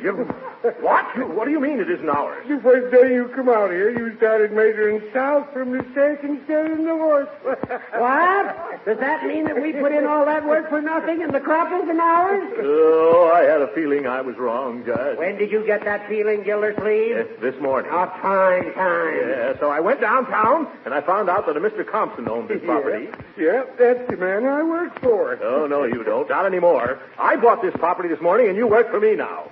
By George, you don't either. You're fired.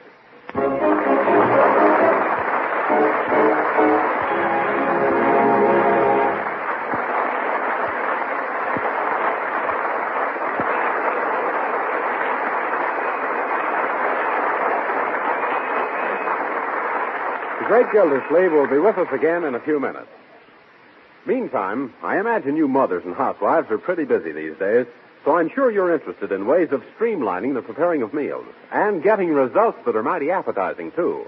Now, if you're used to running to the refrigerator for a dab of this for a shortening, a dab of that for pan frying, and something else for a spread for bread, here's a time-saving hint. Use Parquet margarine for all these purposes. Yes, Parquet margarine, made by Kraft. You see, the delicate, appetizing flavor that makes Parquet margarine such a delicious spread for bread makes it a favorite for cooking, too. Yes, Parquet margarine is a real flavor shortening that makes all baked foods taste better. It's a swell seasoning for hot vegetables. Parquet margarine makes pan-fried foods tastier, too, and it doesn't spatter or stick to the pan. So in one convenient package, you have a grand-tasting product for all these uses. And remember this, no matter how you use it, Parquet margarine is a nourishing, wholesome energy food and a reliable year-round source of vitamin A. So tomorrow, sure, try economical Parquet margarine. Remember, it's Parquet, P-A-R-K-A-Y. Parquet margarine, made by Kraft.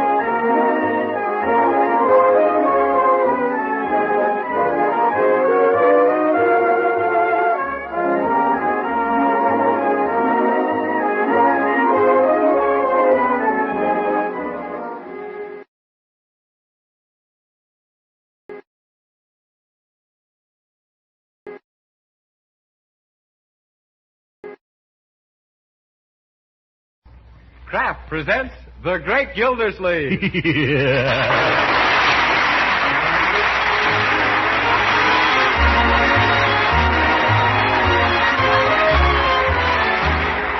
Kraft Cheese Company, who also bring you Bing Crosby every Thursday night, present each week at this time Harold Perry as The Great Gildersleeve, written by Leonard L. Levinson.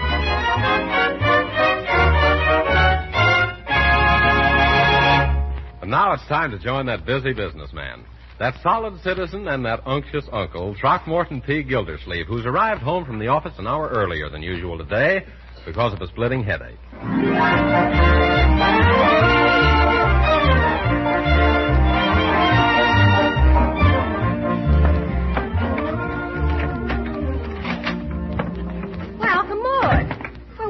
Home at this hour. Oh, good afternoon, Marjorie. I closed the office early on account of a splitting headache. Oh, that's too bad. How are you feeling? Just wonderful. Well, what about the headache? Oh, she went home. She? Yes, I didn't have the headache. It was my secretary, Miss Rep Vogel. I kept telling the girl, poor girl, to get glasses, but she thinks they'll spoil her good looks. If that girl ever wore glasses, she could see that she hasn't any good looks. That's probably why she doesn't wear them. Anyhow, after she left, I guess I got a touch of spring fever. Oh, you did? Yes, you know, in the spring, a young man's fancy lightly turns to thoughts. That's from Locksley's Hall, Tennyson. Hey, Marge! Gee whiz, you can't imagine what wandered into our backyard just now. Hi, Uncle Mort. There's a goat in our backyard. Here's a goat? Sure, a real live billy goat with all the accessories. A beard at one end and a tail at the other. And 2 horns. Well, and a very good bumper, too, I'll bet. What's it doing in our yard? Well, it pulled up some of those onions you planted, and right now it's having dinner. Onions? I never planted it. Oh, good heavens, those are my crocus bulbs. Oh, why didn't you stop him? Hey? Uncle Mort, please come along and help me. Certainly, my dear. Come along, Leroy. Oh, gee, crocus. Do you think it'll croak the goat? Leroy, I can see you don't know very much about a goat's digestion. Oh, now you get right out of my flower garden, you old devil. Uncle Mort, make him stop eating my flowers. Now tell him to quit. Yes, all right, my dear. Now, see here. What's the goat's name, Leroy? I don't know. We just can't call him anonymous. Oh, I know. Let's call him Horace after Judge Horace Hooker, eh? There's quite a resemblance between those 2 old goats anyway. Oh, Uncle Mort, you don't really mean that. No, Leroy. The goat's more intelligent looking. Oh, hurry, Uncle Mort. Why Well, you've been talking that goat's eaten 4 crocuses, all the nasturtiums, and now he started on my lilies. Lilies? He has he? You get away from those lilies, Horace. Quickly now, before you wind up holding one of them.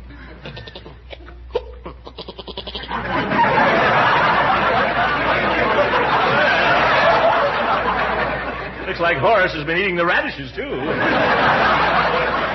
Hey, come on, Leroy. Help me drag him out of there. Well, maybe I can handle him myself, Uncle Mort. Huh? Come on out of there, Horace, old boy. Nice little ghost. Come on, palsy walsy. Atta boy, that's right. You see, all you have to do is treat him with kindness. Oh, look, Uncle Mort, he likes you. Well, isn't that cute? Look out, Uncle Mort, he's chewing your sleeve. Here he is. Stop that, Horace. Let go. Unhand me, sir.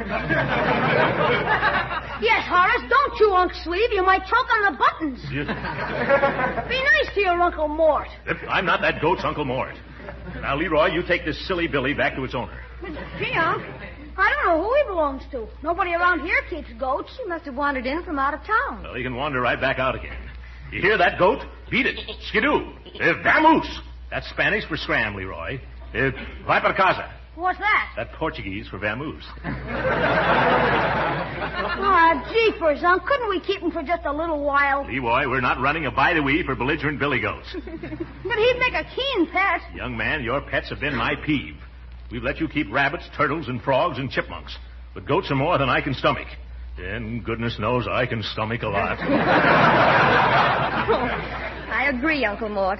Now, how can we get rid of him? I'll call the city hall. City hall? Yes, there must be some department down there that handles runaway goats. But, gee, Unc, why can't we just keep him? I'll tell you why, my boy. In the first place, he doesn't belong to us. In the second place, whoever owns him might want him back. In the third place, I won't have him tearing up our place in the first place. Quiet, you.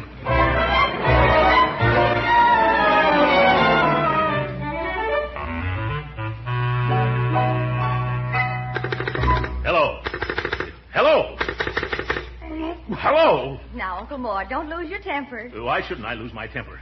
I've been on this telephone till I've gotten a cauliflower ear. Well, maybe no one that's down at City Hall wants a goat. There must be some department that handles them down there, Leroy. By George, what are we paying taxes for? Operator, wake up. Good afternoon, City Hall. Oh, good afternoon, my dear. Did you have a nice nap? What do you want, please? This is still Throckmorton P. Gildersleeve. Oh, yes, the goat man. One moment, please. One moment, please. I'd like to see Hitler hold his breath for one of her moments. Leroy, did you tie that goat to the tree like I told you to? Yes, I did, Uncle, and he chewed through the rope. Oh, dear. What's he doing now? Oh, nothing. Just standing there eating the rest of the rope. Well, let's give him enough rope and maybe he'll operate her. Who are you waiting for, please? I want somebody to come and get my goat. Well, just hold on. Here you are. Hello? Health Department. Entwistle speaking. Oh, at last. Mr. Entwistle, I'm calling about a goat. Sorry, that's not my line. I don't handle sick goats. But this goat isn't sick. Oh, then you want Percy Bodkin. Just a second. Hello, Bodkin speaking. Hello, Mr. Bodkin. We've got a goat down at our house. Yeah, I know. It hasn't any nose. How does it smell? Terrible. I've heard that one.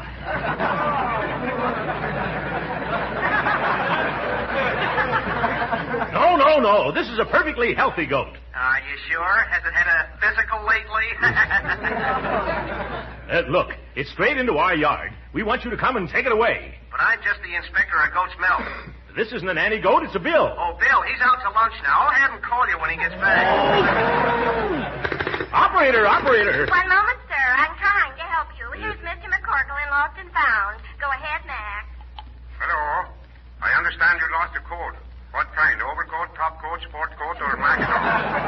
No, not a coat. A goat. Oh, a goat? Yeah. Here in the city hall? No, here at home. How could you lose a goat at home? You probably just mislaid it. Yes, miss. I didn't mislate it. I found it. Well, then if you found it, why are you bothering me? Because it isn't mine. But does the coat fit you? It's not a coat, it's a goat. G-O-T, goat. Oh.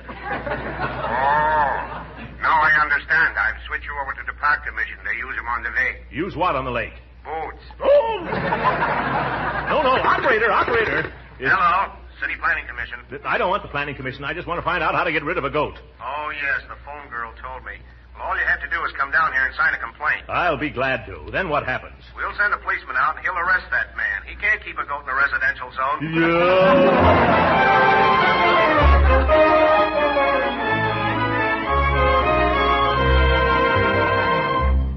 All right, Leroy, time for you to trot off to bed. Oh, but gee, it's early, huh? Can't I read to the end of the chapter? No, young man. Before you go to your room, I want you to go outside and chase that miserable goat out of our yard. You mean tonight? Right now, and lock the gate so he can't get back in again. Okay, but it's a pretty tough break for the old fellow. No place to turn to late at night. I thought you just said it was early. Sure for me, but not for a goat. Yeah. It's pretty sad. Now, let's not get sentimental about a billy goat. Yeah, but how would you feel if it was a cold night and you were all alone in a strange city and you were a goat? Well, I'd feel... How do I know I'm not a goat? Well, Uncle Mort, just supposing you were Horace. Leroy, sit down. We're going to have a little man-to-man talk. Gee, like Andy Hardy? Just sit down, young man. Oh, I don't want to appear hard-hearted, but we've got to look at this entire goat problem from the practical standpoint. Understand? Yes, sir. Yeah. Now, first of all, am I this goat's keeper? Did I invite him to come here and live with us? No, but you never told him he couldn't come either, Unc. What's that got to... Let's be calm about this, Leroy. The trouble with you, young man, is that you're too impulsive. I am? Yes. You should carefully consider what you're jumping into, and then don't jump.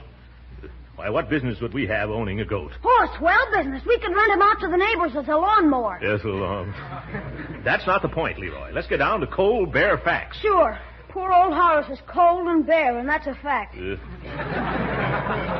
And homeless and lonesome, too. But you've got to realize, my boy, that isn't our fault. Oh, I do, Unc. And I realize it wouldn't be our fault either if we threw him out and it started to rain and he caught cold and wound up with double pneumonia. Yes, double... Oh, yes, that's perfectly true. If you think it's going to rain. What do we care if it does? I never heard of a goat catching double pneumonia before. Well, suppose he doesn't. Then he may starve to death or get run over by a truck. Oh, I'd hate to think that... Leroy, maybe I've been too impulsive. Oh, no, Unc. Well, I guess I better go out and chase Horace out of our backyard. Yes, you needn't bother, my boy. I'll take care of those things myself. But you said that I was supposed to... Never mind, Leroy. It might rain, and if that poor old goat hasn't got anywhere else to go, it won't hurt us if he spends the night under our mulberry bush. Jeepers, Unc, then we're going to keep him? There you go, acting impulsive again. But he hasn't given us any trouble since he had his dinner. Yeah, do you remember what he had for dinner? A delicious set of Grandma Gildersleeve's lace curtains. But he won't do it again. I'll watch him, Unc. How about it? Well, we'll see, Leroy. I'm going to see that you get straight to bed. Come on. Oh, I'm going. You don't need to come with me, Unc. Yeah, I'm going to my room anyway. There's an old blanket in my closet I'm going to take outside for that goat, in case it gets cold tonight, or if he gets hungry. Oh, I don't think you need to bother, Unc. He'll be just fine without that. Well, seeing that I'm the host, of course, I might as well if Leroy, what's going on in your room? Oh, nothing, Unc. Oh, nothing, eh? Well, let's take a look. Leroy, look at your mattress. That's the last straw.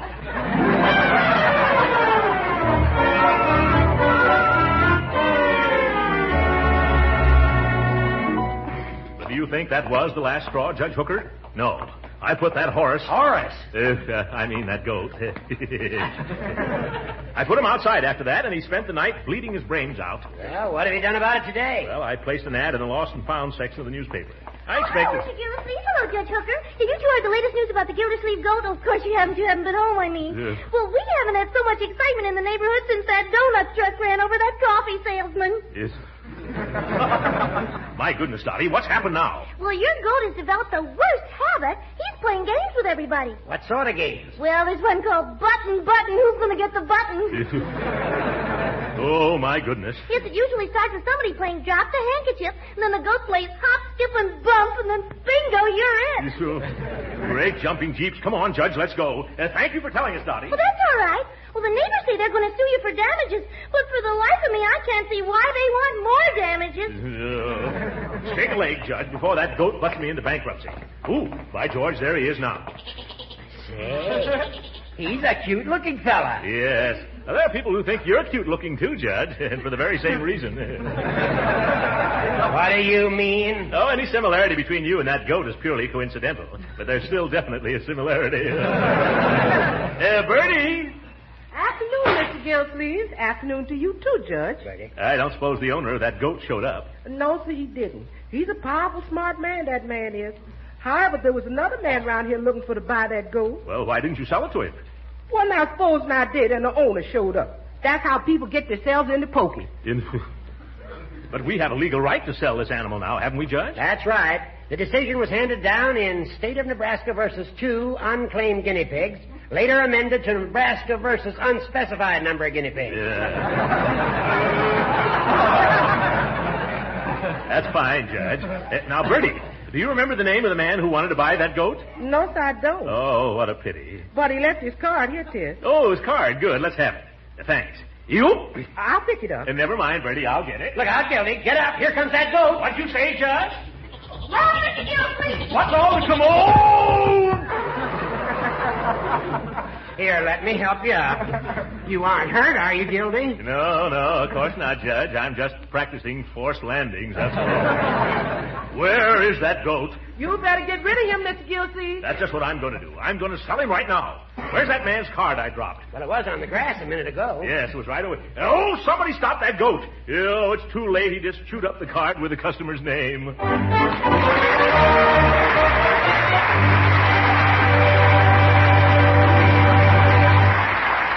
We'll hear from the great Gildersleeve again in just a moment. But first, I want to spread the good news. All you busy homemakers will be tickled pink to know that there is a way to make delicious macaroni and cheese fast. In fact, you can make fluffy, light macaroni drenched in cheese goodness in just 7 minutes cooking time. The product called Kraft Dinner holds the secret of this feat. In every Kraft Dinner package, there's a quick cooking macaroni that needs no baking at all. Also, some Kraft Grated that in a twinkling gives you grand cheese flavor through and through. Just 7 minutes at the stove, and you have a marvelous main dish. Fluffy, tender macaroni, drenched in cheese goodness. The family will say Kraft Dinner is just about the best macaroni and cheese you ever made. And you'll say Kraft Dinner is a positive treasure on days when you have to work fast to get luncheon on time, or for dinners when you've spent the afternoon shopping or working late on your defense job. So stock the emergency shelf tomorrow with several packages of Kraft Dinner.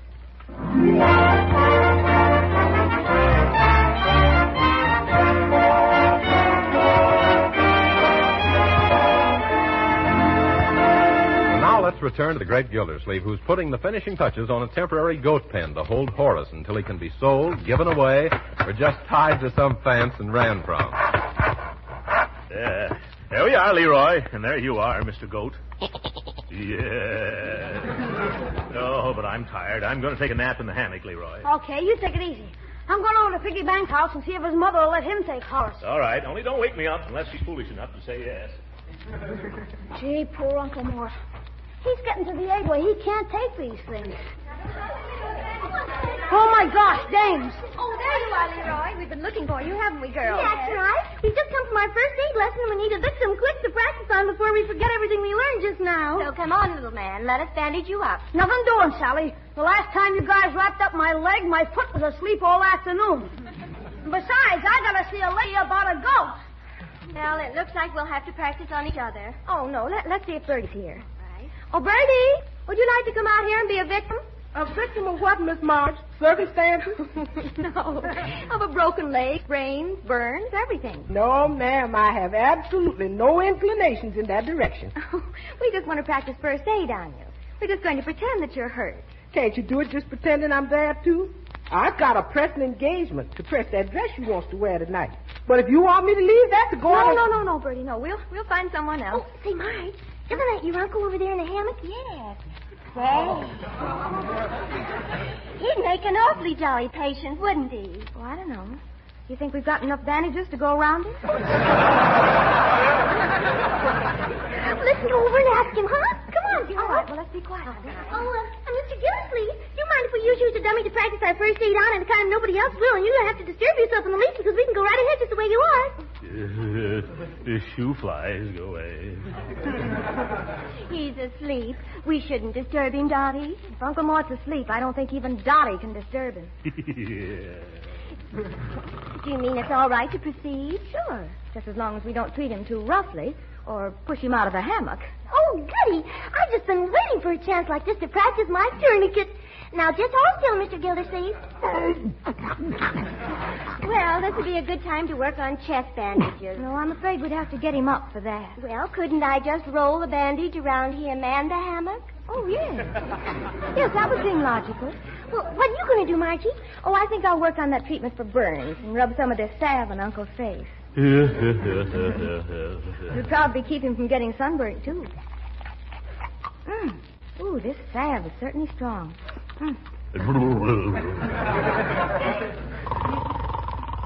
My, your uncle is certainly a sound sleeper. Yes, just listen to that sound. I never thought it would take so many mat bandages to go around your uncle's circumference, Marjorie. Yes, that takes in a lot of territory, doesn't it? Gosh, but this stuff is sticky. Anyone have an extra handkerchief? Mm-hmm. Just a second and I'll be through. Then... Oh! Dottie Dobson, what are you doing to my uncle? Oh, I'm just tightening this tourniquet. But good heavens, Dottie, you never use a tourniquet on the neck. Quick, I'm twisted. All right. Oh, Are you all right? Wake up, Uncle. And maybe we better help him sit up. Oh, he can't sit up. He's bandaged to the hammer. In that case, we better... Oh, my goodness, what's that? It's our goat. He wants out. Oh, he got out, too. Oh, Jerry's headed this way. What do we do? Oh, quick, girls, into the house. Oh, hurry, Marjorie. I can't leave Uncle Mort like this. Oh, here he comes. Goodbye, Uncle Mort.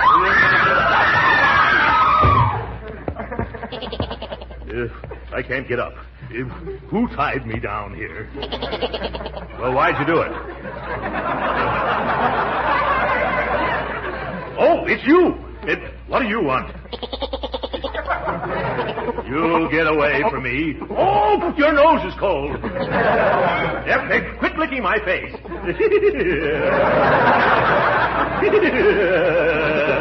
Horace, your beard tickles.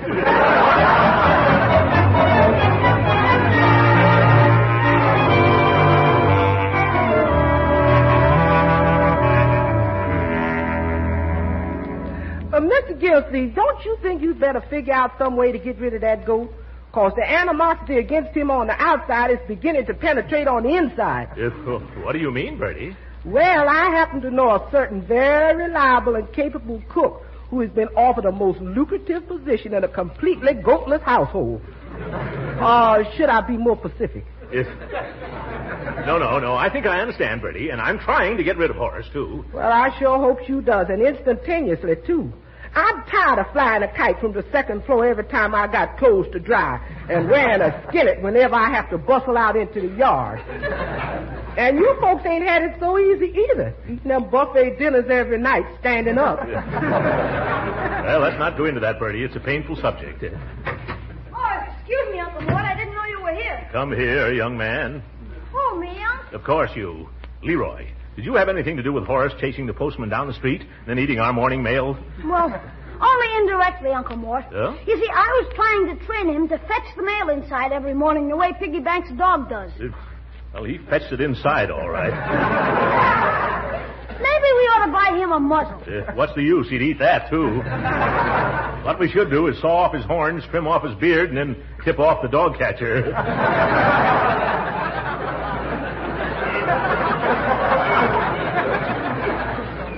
You can't do that, Uncle Mort. He likes you. Yes. Every time he sees you, a look steals into his great, big, beautiful blue eyes. Too bad I couldn't see that look when I was bending over to find the keyhole last night. He knocked me clear into the sitting room. Now what? As if I didn't know. Mr. Gildersleeve? Yes, that's me. I'm from the city hall. Do you keep a goat on these premises in violation of the city zoning code? Of course you do. I can see him from here. Your county license to conduct a goat dairy is provided for in the civil statutes of this state? I thought not. Has a aforesaid goat proven a nuisance, disturber of the peace, and menace to life, limb, and real estate values? I thought as much. Better get rid of him at once, Gildersleeve. That goat is butting into everybody's business today. All right, that's enough of me. Get your cap, Leroy, and come along. Okay. Where are we going, Uncle? You heard the man. We're going to take that backyard battering ram out to the country and get rid of him. Here, Horace. Come on, nice little goat. You lead him around to the car, Leroy. All right. Careful, Uncle, you'll trip. Your shoelace is untied. Shoelace untied? Oh, thank you. I better fix it now. Oh, look out, Uncle. Here comes Horace. I don't see him. Where is he? Right back here. No, Horace. I fooled him that time. How, Unc? I'm wearing my air raid warden helmet where it'll do the most good.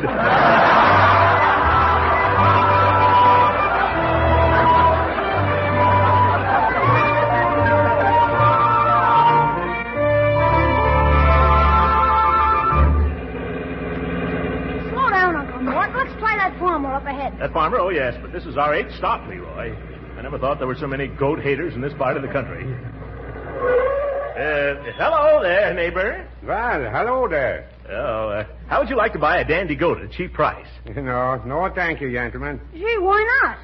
These goats is too stubborn. They're used like jackasses. But just look at this animal. He's a genuine Jim. A genuine Jim? He looked more like a York by Indian. You can have him for only $2. No, too high. All right, I'm tired of hauling him around the countryside. You can have him for nothing. That's still too high. Well, then suppose I give you $3 or $4. How about that? Oh, no, you're yoshing me. I'm not joshing you. Well, what do you say? No. But why not? That goat is worth $10 for sure. If you ask less, something done wrong, sure. You get along now. Get off my property. I don't want no dealings with hot goats. Well, for the hot goat. Uh-oh. Horace, what have you done?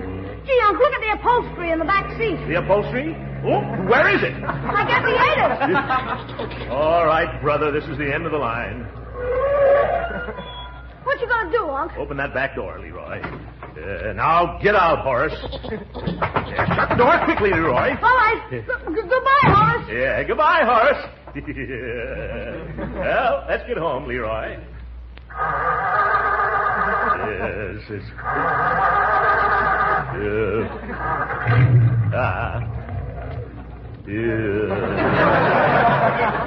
My goodness, look, we're out of gas, Leroy. Horace, get away from those tires.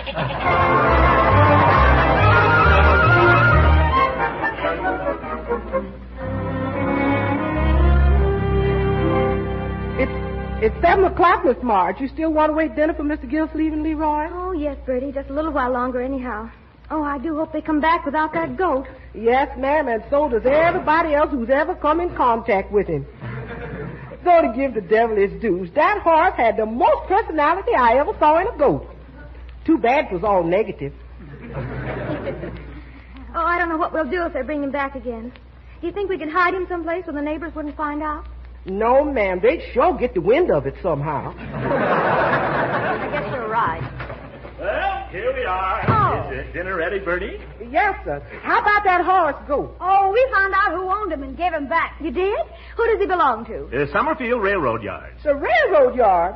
Well, I've heard of donkey engines and cow catchers, but what do goats do on the railroad? Well, Horace works down at the stockyards. He leads the sheep out of the pens and into the boxcars. Yeah, and when he ran away, they thought he'd been shipped somewhere by mistake. Yes, they were terribly glad to get him back again because it's practically impossible to move the sheep unless he leads them. Oh, well, thank goodness that's all over. You said it. Well, now, if you folks get all cleaned up, I'll put dinner on right away. Oh, dinner, and have I got an appetite. Yeah, me too. Come on, Uncle Mort. Yeah, sure. You don't know what a load this is off my shoulders. Why, I feel like something's wrong. What's that noise outside? Oh, I can't imagine. It sounds like... You better go to the door, Uncle. Yes, I'll soon find out. Oh, great jumping jeeps! Horace has come back again, and he's brought all his little sheep friends with him.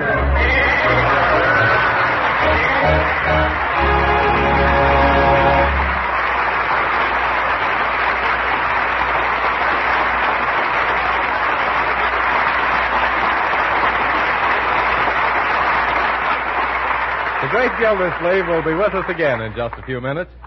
Meanwhile, I'd like to mention that macaroni and cheese is one of America's favorite dishes. And now Kraft makes it possible for you to prepare this favorite dish in only 7 minutes. You do it with a product called Kraft Dinner. For Kraft Dinner gives you a special quick-cooking macaroni that gets fluffy tender in boiling water in a hurry. No need to blanch and bake this macaroni. Also in the Kraft Dinner package is some Kraft Grated that puts grand cheese flavor into the macaroni quick. You spend just 7 minutes at the stove to get tender macaroni drenched in cheese goodness. It's a kitchen miracle that will thrill you and delight the whole family. Kraft Dinner is a main dish all by itself, 4 good servings in every box. If you serve it molded into a ring and filled with creamed seafood, you have a real party dish in a jiffy. So don't bother with blanching and baking macaroni anymore. Don't fuss with grating cheese and making a cream sauce. Give them grand macaroni and cheese cooked in 7 minutes. Stock up on Kraft Dinner tomorrow.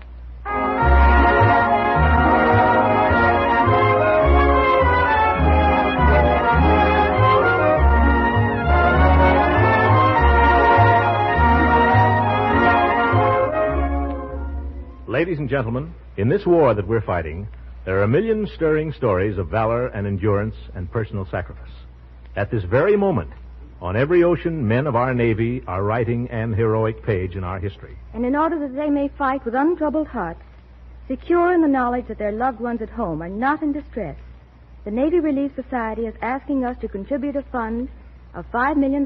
That's right, Marjorie. For 40 years, the men of our Navy, Marine Corps, and Coast Guard have provided immediate direct relief for their dependents themselves. But now, since Pearl Harbor, the need has become much greater. And so all of us are going to have the privilege of helping. Give now, and give generously, either to your local Navy Relief Drive or to the Navy Relief Society, 730 Fifth Avenue, New York City. That's right, 730 Fifth Avenue, New York City. Thank you, and good night, ladies and gentlemen.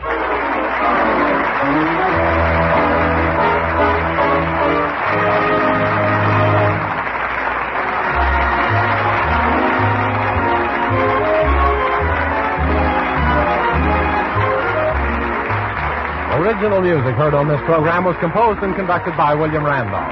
This is Jim Bannon speaking for the Kraft Cheese Company and inviting you to be with us again next week at this same time for the further adventures of the great Gildersleeve. This program has come to you from Hollywood. This is the National Broadcasting Company.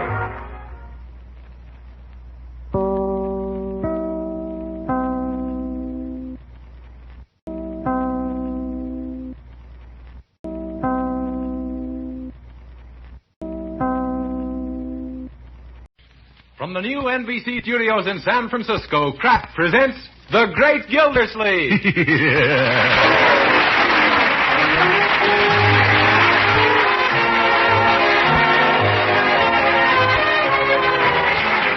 The Kraft Cheese Company, who also bring you Bing Crosby every Thursday night, present each week at this time Harold Peary as The Great Gildersleeve, written by Leonard L. Levinson.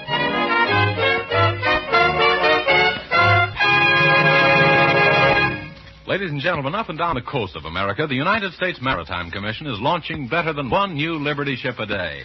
Before the end of the year, they'll be turning out 3 a day. Did you ever wonder how they name all these ships?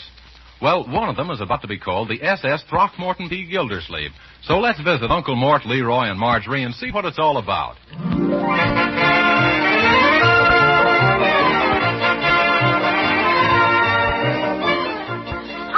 What's all the excitement? Leroy, we just received a telegram from San Francisco. Yes, they're going to name a new naval vessel the Throckmorton P. Gildersleeve. After you, Unc?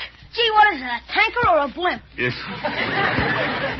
a Liberty ship, my boy, and it's being named in the memory of our ancestor, Throckmorton P. Gildersleeve the First. Oh, you mean the one who captured the pirates in the War of 1812? Yes, my great-grandfather. I've always been proud of the fact that I'm the son of a son of a son of a sea captain. And listen to this, Leroy. When they launch this ship out near San Francisco, I'm going to be the sponsor. You are? What you going to advertise? If nothing. Marjorie's going to break a bottle of champagne over the bow of the ship. From here? Oh, dear. No, silly. We're all going out there. Jeepers, we are? I better start packing. How soon do we leave? Oh, boy, we'll see lots of Indians on the way, won't we? Well, let's get going. Whoa, there, hold your horses, Buffalo Bill.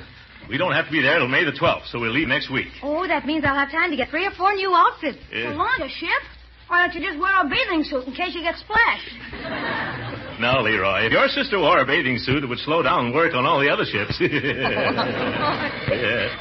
Bertie, someone's at the door. I'll get it just as soon as I can find my cap. A cap? If you mean that silly little dab of white lace you wear on your head, you've got it on. It's over by your left ear there. Oh, my stars, so it is. I just can't keep it from drifting. Thank the electricity. Here I come. Oh, thank you, Bertie. Oh, hello, folks. I just heard the thrilling news about about you going all the way out to California to launch a great big boat. Yeah. And I understand that they're going to name the thing after you, Mr. Gildersleeve, because of what you did in the War of 18-something or other. Oh, no, Dottie, no, not Uncle Mort.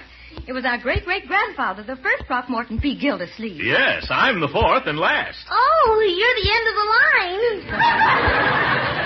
Well, I want all of you to know that I'm just eager to help you get ready or drive you to the station because Mama said we should do everything we can to see that you folks leave town without any trouble. Say, how did you and your mama happen to know all about this? We just got the telegram a few moments ago ourselves. Oh, well, it was simple. They delivered it over to our house first by mistake, and so naturally we opened it by mistake, too. Yeah, so you did, Excuse me, Mr. Gildersleeve, but here's another telegram just come for you. Oh, thank you. Oh, my dear, I wonder who this could be from. From the telegram company. I know that. Why, George, it is from the telegram company. What does it say, Uncle Mort? Error in telegram from Richmond Shipbuilding Company. Line reading launching on May 12th. Should read May 2nd instead. May 2nd? Why, that's next Saturday. And this is Wednesday. We've got to leave here today. Oh, this is going to be one of my bad Wednesdays.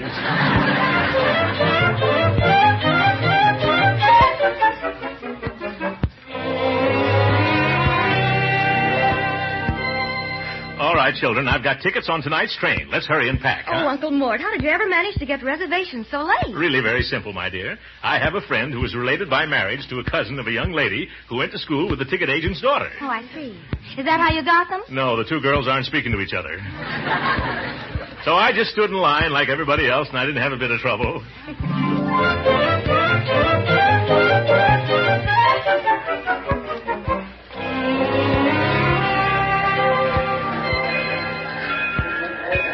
Very nice of you to come down and see us off, Daddy.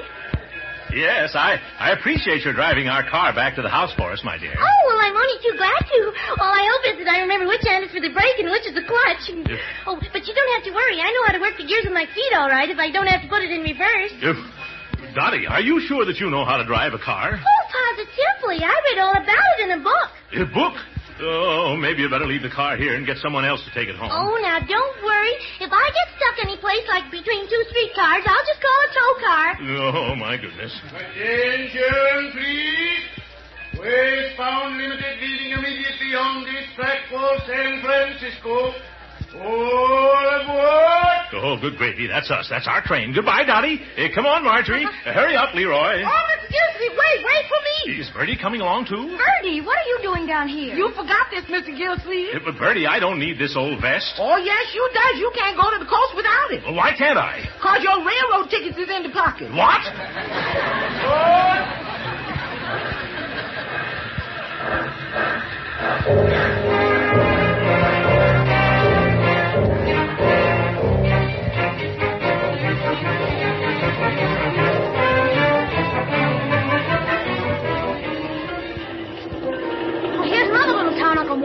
Quick, look out of the window, Uncle. Is that an Indian? Indian? Where, Leroy? Standing in front of that cigar store. Oh, no, my boy. That was just a wooden statue of an Indian. Which Indian, Uncle? A chief named Standing Pat. Who was he? Sitting Bull's brother. Now, stop wiping your feet on that lady's dress and let me work on my speech for the christening. Oh, well, I don't mind him at all in the least. Such a sweet child. What's your name, mannequin? Leroy. Oh, Leroy. And do they ever call you Font Leroy? Oh, for corn's sake. I think I'll go out on the observatory platform, Uncle. Is where? Oh, yes, the observatory platform. And be careful and don't lean too far over. That's how we lost Grandpa. Oh, my, what a dear boy. Yours? Nephew. And as I look out over this vast sea of faces gathered around her... Pardon me? Oh, excuse me, please. I'm working on my speech. Oh, well, excuse me, Senator. If I don't happen to be a senator, madam, I'm just putting together a little talk for a ceremony that's going to take place on the West Coast. Oh, a wedding. Well, no, but if you must know, it's a christening. You probably read about it in the newspapers. The naming of the new Gildersleeve. Oh, the new Gildersleeve. Is it a he or a she? It's a her. Oh, well, tell me all about it. Well, we're representing the family, you see. They're going to give her the same name as I have, Throckmorton P. Gildersleeve. They're going to call her Throckmorton? Oh, yes, it's an old family name. They're going to paint it right on her stern.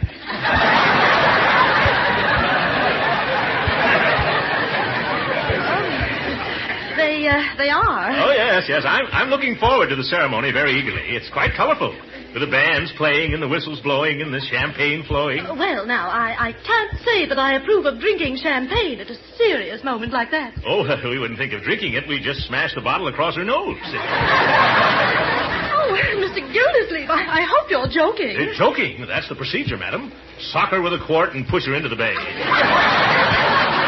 Oh, dear. Won't she drown? Oh, of course not. She floats. But the little thing is helpless. Helpless? Not that baby. Did you ever see the engines on a Liberty ship? No. What's that got to do with a tiny infant? I don't know. Who's talking about infants? Why, you were. You were hitting little girls with champagne bottles and then drowning them and calling them Throckmorton. Madam, I think your brains are playing hooky. Good day. What's the matter with that woman? Sad case. Conductor? Yes, sir. I'm still trying to find an empty berth for your nephew and you.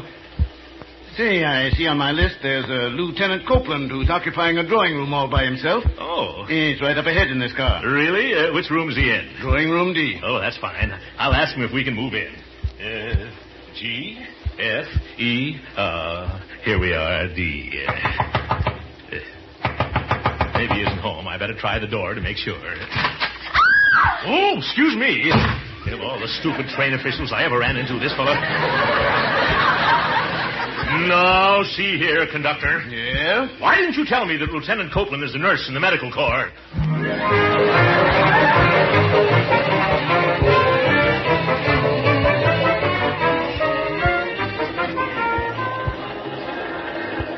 Oh, suffering swordfish. 8 o'clock in the morning, and I hadn't had a wink of sleep all night. Come on, Leroy, wake up. Wake up, Leroy. Oh, good morning, Uncle Mort. Yeah? Did you have a nice rest? Young man, how could I rest squeezing an upper berth with you? Oh, gee, why not? Because you played baseball all night. Baseball? Yeah, all you do is pitch and toss and knock the covers off. Oh, I didn't mean to, Unc. Yeah, all right, my boy. I know you didn't mean to. Now, let's get dressed, huh? Oh, great jumping jeeps. What's wrong? Look, our clothes fell out of the little green hammock. Yeah, they're spread all over the place. Oh, lift up your foot, Unc. My foot? All right, why? You were wearing your hat as a slipper. Where'll I put it? Let me see. I don't see any place to hang it. Better hang it on my head. You see my shoes any place, my boy? No. Have you looked under your pillow? By George, that's where they were. And I thought the mattress was lumpy. I better put my trousers on first, huh? What's the trouble? The legs in these pants seem to have shrunk overnight. Oh, that's your coat. What? By Jupiter, the next time you and I sleep together in an upper berth, Leroy, we're going to do it in relays. Come on, we can finish dressing in the washroom. I'll get down first, and then you... Oh! Did you accidentally bump your head, Unc? Oh, no, Leroy. I deliberately tried to push it through the roof so I could get a breath of fresh air. Porter? Yes, sir? Will you bring your stepladder and put it here? It's right here, boss. That's fine. Well, here I come. Leroy! Yes, Unc? You better jump. I'll be down in a minute, Unc. All right, bring the toothbrushes. Well, Porter, where am I? Well, you're just out of Clinton, Iowa, and I'm just out of Ladder. Clinton, Iowa, yes. Are you sure? Yes, sir. We're just crossing the Mississippi River. And now about that ladder. Oh, Leroy, look, there's the Mississippi. Jeepers, what a mess of water. Yeah. Say, from now on, we ought to see a load of Indians, huh? Yeah, possibly, my boy, possibly. Now, come on, let's get washed up. Yeah, my ladder's washed up, sure enough. What's he mumbling about? As soon as we pull into Clinton, we'll get Marjorie and take a nice brisk walk on the platform so we'll have an appetite for breakfast. I got a swell appetite already. Yeah. Not so much noise, young man. What did you say, Unc? I said not so much noise. Okay. Yes. Mustn't make uncouth noise. No, sir. Yeah. Clinton, coming into Clinton. Come on, Leroy. I'll shave later. Oh, look, there's Marjorie. Marjorie! Good morning, Uncle Mort. Hello, Leroy. Have a good night's rest? Leroy did. He slept like a log and rolled like one, too. Come on, family. Let's stretch our legs, huh? Okay. Clinton, Iowa. Oh, well, just 2 more days and we'll be in sunny California. Gee, Unc, here's another train. That's the eastbound limited, my boy. Same as the one we're on, only going the other way. We'll ride on that on the way back. Hey, I wonder, if I'll have time to get some postage stamps. I think so, if we hurry. Good Lord. Oh, I was wrong. Come on, children. Hop on quick. Here. I can't understand this. We were supposed to stop here 10 minutes. Oh, well, the engineer's probably in a hurry to get home. Let's go into the diner. I'm awfully hungry. Yeah, me too. That's an idea. Good morning. Table for three. Right this way, please. Say, Uncle Mort, do you mind if I ask you a silly question? You better wait till I've had my breakfast. What is it? Does the Mississippi River run on both sides of Clinton, Iowa? Why, of course not, my boy. What makes you think so? Well, just look out that window. There's Old Man River again. But that's impossible. But it's there just the same. Well, I see it. But still, it can't be unless... Oh, Stuart! Yes, sir? What train is this? The Eastbound Limited. Oh, my goodness, we're headed right back home again.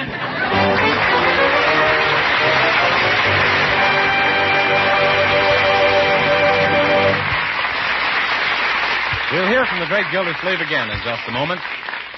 But first, a good word for all you thrifty women who are looking for a really economical main dish. The product called Kraft Dinner is just what you're searching for. At a very low price, it gives you delicious macaroni and cheese, enough for 4. And with Kraft Dinner, you cook that macaroni and cheese in just 7 minutes. You see, in every package of thrifty Kraft Dinner, there's a quick cooking macaroni and some Kraft grated that lets you add the cheese goodness with no extra work at all. Doesn't that give you a bright idea for luncheon on busy days and for dinners when you've shopped later, been detained by your own special wartime job? Now, the nice part of it is the whole family will love macaroni and cheese made the 7-minute Kraft Dinner way. So get some Kraft Dinner packages at your food dealers tomorrow. You'll be surprised to find how economical it is. And you'll be smart to stock the pantry shelf with plenty of Kraft Dinner.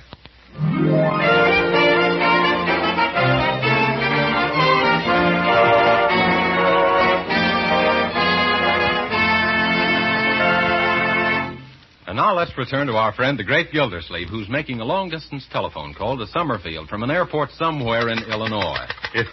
Hello. Bertie, are you there? No, sir, I'm here. Where's you, Miss Gildersleeve? I'm in Illinois, Bertie. We're flying to the coast. Flying and talking in the telephone at the same time? Well, let's think up next. No, Bertie, we're not flying now. We're about to take off. Take off what? Never mind what. We've lost our baggage and we need some new clothes. Well, why did you take off the others? We didn't. We got off the train, but we forgot to take off our clothes. Yes. And now we're ready to take off in an airplane, and oh, good grief, Bertie, it's too complicated to explain at $3 a minute. Is everything all right at home? Oh, yes, it's just fine, except for your car. Don't tell me Dottie's wrecked it. Oh, no, she didn't even move it. Oh, then it's still at the station? Yes, but not at the railroad station. It's at the police station. But why? The police don't think it's safe to drive. Why not? Well, how you going to drive a car with the windshield all covered with stickers? My windshield was not covered with stickers. It is now. Traffic summonses. There's no parking for riders. Oh, my goodness. Are the police angry? Oh, no. It's the fire department that's perturbed. Well, why are they mad? Because they couldn't find the fire plug until after the fire engine burned down. Oh, what's that got to do with my automobile? Oh, your car was hiding the plug. Oh, but why didn't Dottie drive it away in the first place? She just couldn't get it started. Why not? Because you took the keys along with you. Oh, now I see it all. Hurry up, Uncle Mort. All right. Goodbye, Bertie. Goodbye. Just keep on having a nice time. Yeah.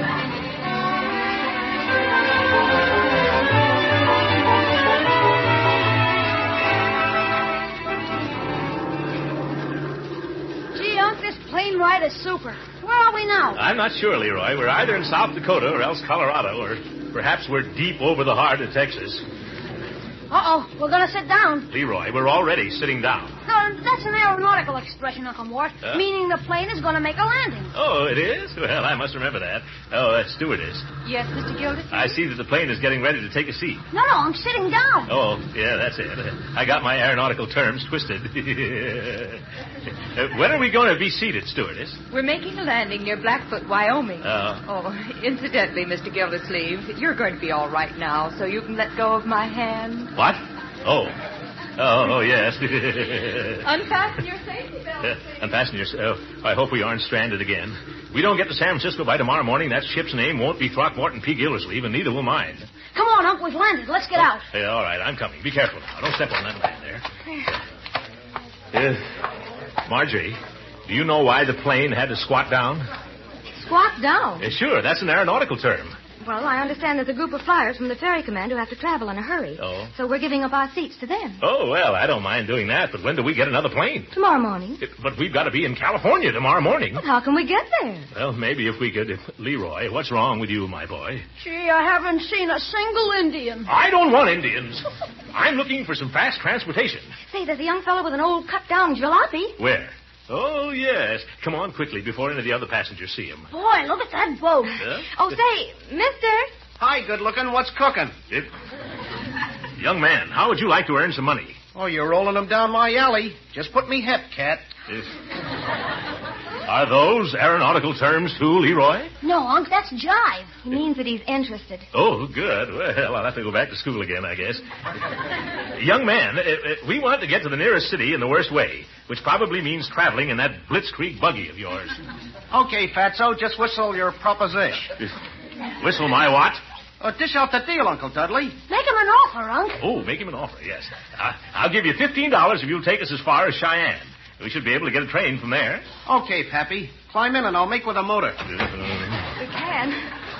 Oh, be careful. You comfortable, Marjorie? How about you, Leroy? Uncle Donkle, Unc. Huh? Oh, well, Donkle then. Let's go, Mr. My folks named me Chief Rain in the Face, but that's too corny. Just call me Drizzlepuss. Gee, Unc, at last I've met an Indian. Oh, yeah.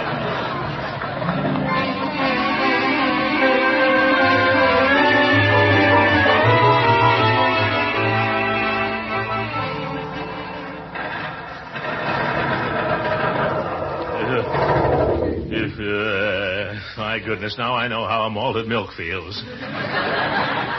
Gosh, kids, I'm sorry my Jeep won't jive no more. What's the trouble, Driz? Can't this motorized churn take it? It just can't take you, puffy pants. You've dragged the back seat so low it needs a wheel in the middle. Well, cheer up, Uncle Mort. At least he's delivered us near a railroad station. Yeah. Station? Why, that's just a water tank, Marge. Yeah, and there's a westbound train watering up. Oh, what are we waiting for? Let's get out of this galvanized gaboon. Hey, Jelly Pot, what about the O-Day? I almost forgot. Well, here you are, Driz Puss. 5, 10, 15 simoleons. Hey, wait for us. Goodbye, Grip Hand. Give us a rumble anytime you make Summerfield. Hurry, Uncle. Yeah, I'm coming, my dear. Thank goodness I made it. Are you two all right? Yeah. Let's get inside and find the conductor. I hope I have enough money to pay for our tickets. Oh, here he comes right now. Well, hello there, Mr. Gildersleeve. Hello, kids. Huh? Where have you well folks been keeping yourselves since Clinton, Iowa? Well, what do you know? We're back on the same old train.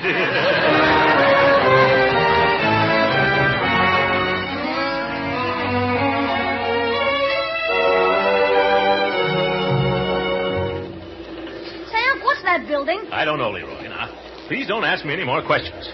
I'm rehearsing my speech for the launching today. Ladies and gentlemen, as I gaze out over this vast sea of faces... Gee, look, is that the ocean, Uncle? No, San Francisco Bay. As I look out over the vast sea of San Francisco Bay, I recall the thrilling words of Captain Throckmorton P. Gildersleeve the first, when he said... Oh, boy, is that an orange tree? When he said, oh, boy, is that an orange tree? No.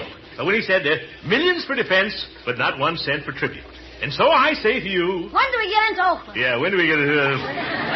Leroy, I'm trying to concentrate. Oh, here's your sister. She can answer your questions. Hello, Uncle Mort. When do we get into Oakland? What's the use? You better ask the porter, Marjorie. Oh, all right. Oh, George. Marjorie, never call a porter George. That's the sign of an inexperienced traveler. Watch me. Porter? Yes, sir? What's your name, Porter? It's George, sir. It's George. George, how soon do we arrive in Oakland? Oh, we'll be at the 16th Street station in 15 minutes, sir. Oh, what time is it now? It's 10 after 10. Oh, jumping jelly beans. We arrive at 10:25. The launching takes place at 10:45. That only gives us 20 minutes to get over from Oakland over to the Richmond shipyards, wherever they are. Do you think we can make it, Porter? You mean to the Richmond shipyards in Richmond? Yes, of course. Well, maybe, but it's an awfully funny thing. What's so funny? You remember that last station we just stopped at? Why, of course. Man, that was Richmond. Why did I ever leave you?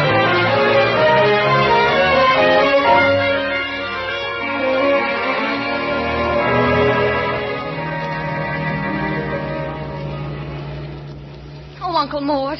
Can't the driver go any faster? He probably could, my dear, but there's a company rule that he's got to stay with his taxicab. How much farther, cabby? Just a matter of minutes, folks. Take it easy. Why don't you turn on the radio? Because there isn't enough room in here to dance. Turn on the radio, indeed. Gee, I'm hungry, Unc. What are we going to eat? Right after the ceremony, my boy. They always have a beautiful big luncheon party for the launching party. Oh, you know, I'm so nervous I hope I don't miss the bottle with the boat. Huh? I mean, the bout with the boat. Oh, now, relax, Marjorie. Look at me. I'm going to deliver a 20-minute oration. And I'm just as clam as a calm. Just remember the motto of the Gildersleeves, my dear. What is it, Uncle Mort? In the excitement, I guess I've forgotten the motto. Here. What's the idea of stopping, driver? Get going. We haven't got any time to lose here. But, mister, we're at the gate of the Richmond shipyard. Oh, splendid. Children, we made it with 17 seconds to spare. Jeepers, look at the size of the place. Yeah. Leroy, this is one of the fastest shipbuilding plants in the world. Go ahead, driver. What's stopping you? That big gate. Oh, the big gate. Oh, pardon me, I forgot. Mr. Guard, it's all right. We're the Gildersleeve party. For the launching, you know. Can I see your invitation, please? Oh, of course, invitation. Where did I leave it? Let me see. Oh, Uncle Mort, don't tell me we have to go clear back to Summerfield for that invitation. Take it easy, my dear. I've got it here someplace. Can't get in without an invitation. Huh? No, sir. I see. Think, Throckmorton, think. Oh, I know. It's in the suitcase. Yes. It's so nervous I can't seem to... there we are. It's open. Leroy, help me dump out these shirts and stuff. Okay, Unc. Yes. Timetables, magazines, stationery, bedroom slippers, nightshirt. Have you looked in the drawers, Unc? There aren't any drawers in it. Oh, I see what you mean. Yeah, well, here it is, right here. Here you are, sir. Okay. Drive right through, then straight down. Oh, guard, have you seen anything of some people named Gildersleeve? Yes, Mr. Foley. Here they are. Oh, hello there. I'm Tom Foley, the superintendent. Well... Let's hurry. We're late. I'll just stand here on the running board. Straight ahead, driver. Thank you very much. Thank goodness, what happened to your baggage? Have you been in an accident? No, Brother Foley. We've been in trains, planes, cabs, cars, and wash tubs. But so far, no accidents. Oh, all right, driver. Pull right into that parking place. Come on, Miss Forrester. We haven't a moment to lose. Up this stairway. You follow us, Mr. Gildersleeve. All right. Gee, take a squint at all the ships. Later, my boy, later. As I look at this vast sea of faces, I remember the words of the first Throckmorton P. Gildersleeve, who said, what did he say? Here are your flowers, Miss Forrester. Oh, they're beautiful. Oh, my goodness, I've forgotten something. I'll have to go back to town. What is it, Mr. Gildersleeve? I didn't get a bottle of champagne. Come back here. It's all set. Oh, that's wonderful. Now, let us through, please. Huh? Thank you. Come on, right here now. Stand aside. Give me the bottle of champagne, Lloyd. Thank you. Here you are, Miss Forrester. Now, you know what to say, don't you? Yes. All right, just make it snappy. Now, quiet, please. Be quiet. I christen thee Throckmorton P. Gildersleeve. That's good. Oh, look at her.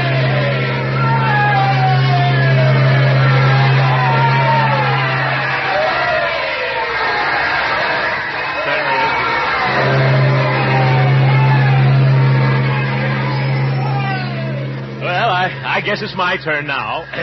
Ladies and gentlemen, as I look out on this vast sea of faces, I see that... Hey, Bud, get down off that platform. We gotta move it. Move it, but my speech.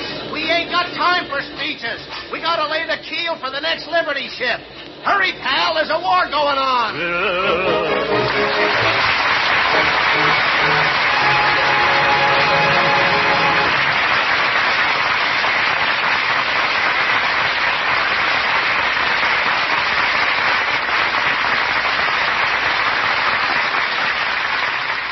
The great Gildersleeve will be with us again in a few minutes.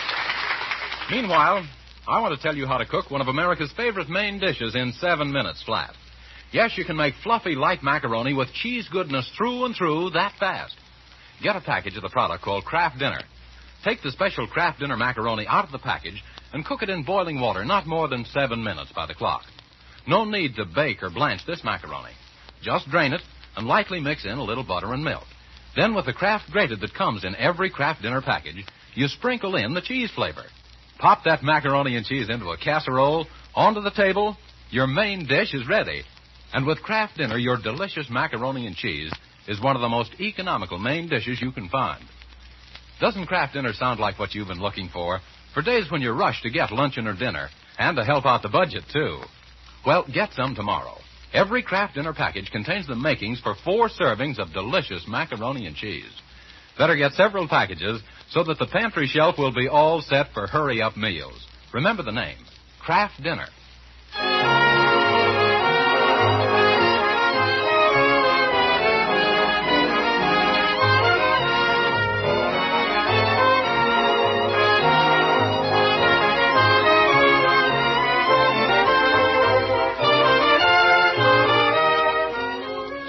Unc, Mr. Foley says they're building these Liberty ships here in 80 days. Yes, Leroy. You can't beat American production methods. Why, these new boats are almost assembly jobs. What do you mean? Well, a ship is made up of thousands of items. They come from almost every city and state in our union. Engines from Denver, lifeboats from Kokomo, Indiana, wheels from Seattle, pine from Georgia, switchboards from Connecticut, the manifolds from West Virginia, hatch covers from Maine. Every part of our nation is represented here. They're real Liberty ships, my boy, built by liberty-loving men, so that liberty shall not perish from this earth. Good night, ladies and gentlemen.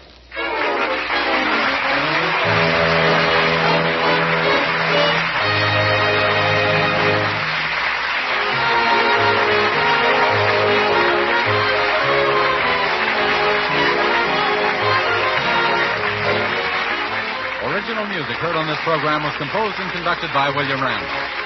This is Jim Bannon speaking for the Kraft Cheese Company and inviting you to be with us again next week at the same time for the further adventures of the great Gildersleeve. This week's program was broadcast from the new NBC studios in San Francisco. This is the National Broadcasting Company.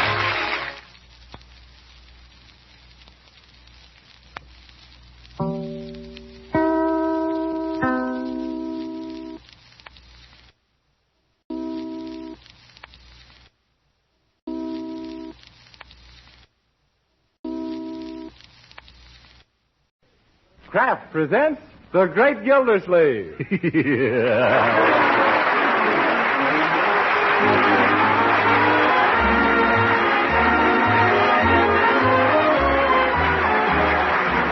Kraft Cheese Company, who also bring you Bing Crosby every Thursday night, present each week at this time Harold Peary as The Great Gildersleeve, written by Leonard L. Levinson.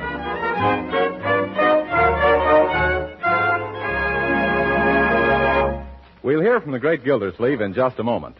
But first, a tip for you men, folks, who love macaroni and cheese. If you hanker for light macaroni with cheese goodness all through and through, better mention Kraft Dinner to the little woman.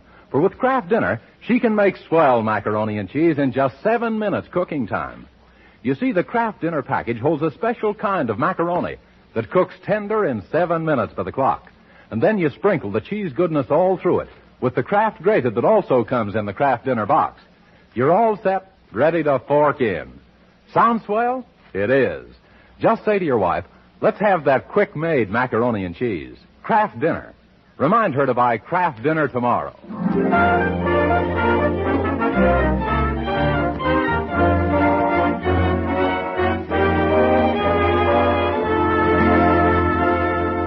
And now let's join the great Gildersleeve, who's listening in the reception room at one of the Summerfield radio stations, while his friend Judge Hooker is finishing his regular daily talk on the child in the home and what to do about it.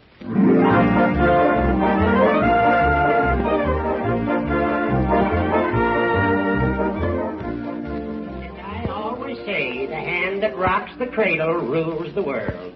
So in conclusion, remember all you dear mothers. Oh, hurry up, you old gas bag. Remember that as the twig is bent, the tree is inclined. Now he's branching off into forestry. Let us not forget that point in molding the little mind. You've certainly got a moldy little mind, Judge. And now I see that my time is up. So, until you next gather round your radio... With an axe in your hand. This is Judge Horace Hooker inviting you to send in your child problem. And you'll get a childish answer. Until then, good evening. Yes, maybe now we can get home and have some dinner. Imagine any silly woman listening to it. Now, you What's just this? going to have to excuse me, ladies. I must dash away. It was so sweet of you to drop in. Yeah, simply peachy. Come on, Judge. All right, Gildy. Goodbye, girl. Goodbye, girls. Sometimes I don't understand women, and this is one of the times. Yes, what do you mean, Throckmorton? Well, how can they listen to advice on raising children from a crabby old goat who hasn't any kids of his own? What's that got to do with it? Just because a hen lays them doesn't mean she's a judge of eggs, does it? I don't know about that. You lay them, too, and you're certainly an egg judge. I know what's troubling you, Gildy. You're just jealous. Jealous? Me? Of what? Of the popularity I've achieved on the air. Every time you hear some woman praise my program, you look as green as a pickle and twice as sour. I do not. I wouldn't be jealous of you even if you deserved all this silly attention you've been getting. Oh, now I don't deserve what I'm getting. No, and you're not getting what you deserve either. Why, I'd bet $100 you wouldn't last a month if people had any other program to tune in on instead of yours. Oh, you would you? Are you talking through your hat, or do you mean that, Gildersleeve? Of course I mean it. Okay, put your money where your mouth is. What money? You just bet me $100 I won't stay on the air a month. Now, wait a minute. That isn't what I said at all, Judge. Crawling out of it, huh? Backwatering. Why, George, I'm not. I'll go through with it. It's a bet. Okay, shake. No, sir. This is going to be a grudge bet. We'll seal the deal by not shaking hands.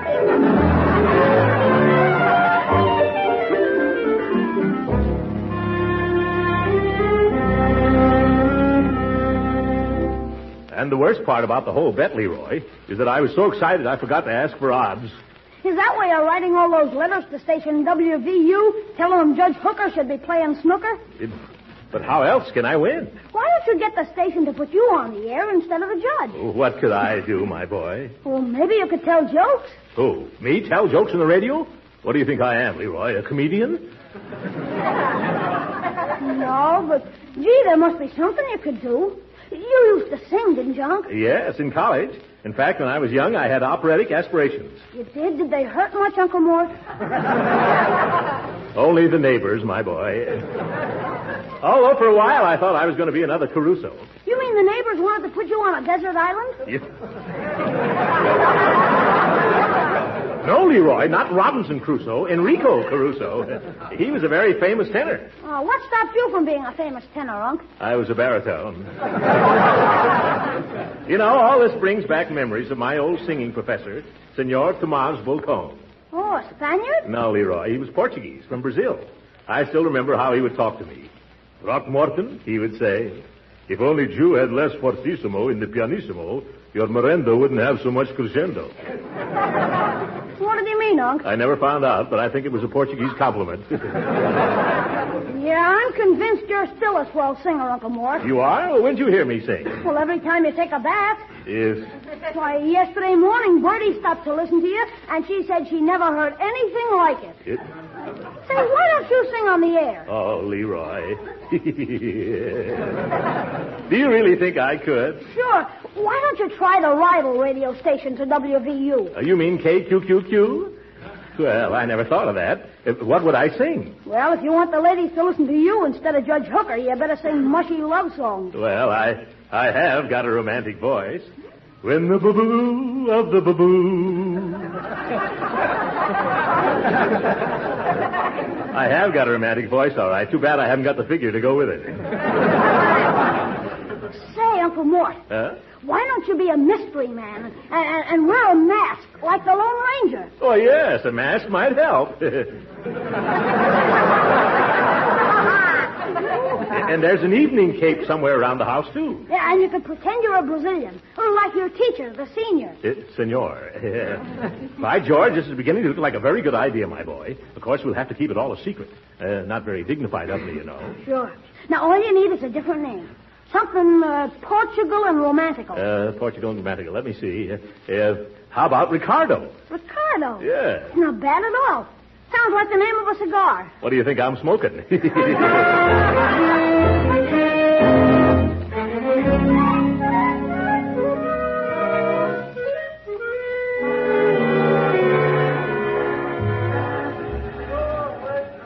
Does this hat look all right, Leroy? Sure, Unc, it's a super duper. Yeah. Now wrap the cape around you closer so you don't look so spread out. How's that? That's swell. Now the mask. There. It's warm under here. I hope this doesn't slip down when I hit a high note. Me. Well, I guess it's all right. Now don't forget your Brazilian accent, Unc. Oh, no, my boy. Well, as they say in Portuguese, adeus, rapazinho. Gee, what does that mean? That's goodbye in Brazil. Oh, well, carbolic acid, Unc. What's that, Leroy? That's goodbye in any language. Oh, for corn's sake, Leroy. You go back and sit in the car, young man.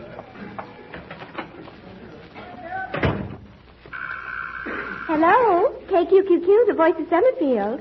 One moment, madam. Hello, KQQQ. Good evening, senorita. Oh. I am demanding to see the manager. Oh, my goodness, what's this, a hold-up? What do you mean? The mask? No, senorita. I no hold up you, and don't you hold up me. Where is the manager of this radio station? Mr. Newsbauer is right in there in the studio. Muchas gracias, senorita. Manager Newsbauer? Yeah? Senor, the time has come. From now on, today is Pink Letter Day for the station KQQQ. And because it was the day Ricardo, the mysterious romantic Brazilian baritone, she's first make the show up to sing. Oh, you're a singer. Sure. I am the best baritone this side the Amazon River. And on the other side, she's no better also. Well, you'll have to give us an audition someday. Audition? Sure. No time like the president. Please to have a sit down and relaxamente, eh? I will play and sing for you like thank goodness you never heard up till lately. Sweet girl of my dreams, hear my song, I implore you. Soul of my soul, hear my gay serenade. Deep, oh, I can't stand it, it's too beautiful.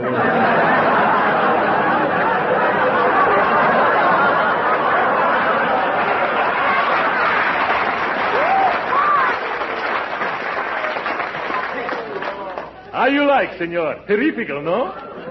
Say, that's wonderful. Who are you, anyway? I am not anyway. I am Ricardo. The Eddie Nelson of South America. Say, what are you doing here in Summerfield? Well, perhaps there is in this city a senorita for whom my heart she beats pat. Who should be telling? Oh, I see. Romance. I am not saying yes, and I'm not saying Do you want me on your station? Well, that depends on how much money you want. What I care for money. All I want is to sing every day from 5:30 to 6.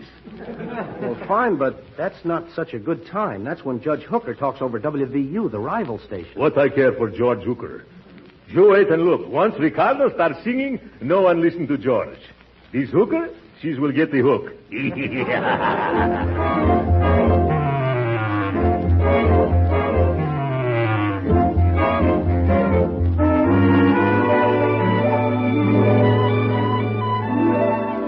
Ladies and gentlemen, tonight it is KQQQ's extreme pleasure to introduce for the first time on the air that sensational Brazilian baritone, the masked mystery of melody, Ricardo. Boas noites, senhoras e senhoritas. Para mi primeira cantiga, eu vou cantar balado delicado, which is meaning in plain English, ladies and girls, good night. Greetings from Ricardo, the singing loafer.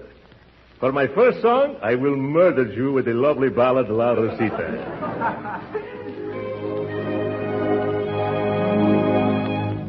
Sweet girl of my dreams, hear my song, I implore you. Soul of my soul, hear my gay serenade. Deep in my heart. I bid 2 clubs. Oh, girls, did you hear that gorgeous music on KQQQ last night? Oh, you mean Ricardo? Oh, yes, he's simply divine. Everybody in town is talking about him, 2 spades.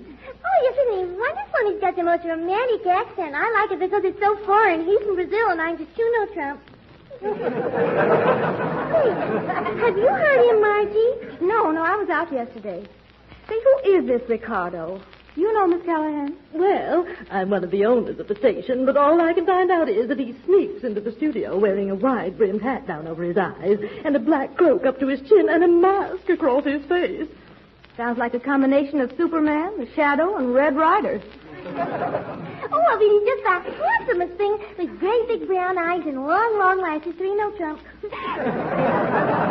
And a willowy figure. Oh, I heard he had blonde hair with blue eyes and the most athletic build. Well, Nancy Quinn says that he isn't really a real Brazilian.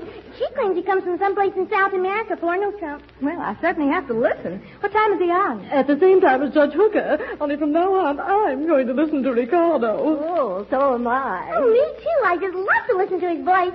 It's got a quality in it that just makes my scalp tingle. No Trump. My goodness, look at these cars. How did I ever get tricked into bidding 5 no Trump? Oh, darling. I will always adore you.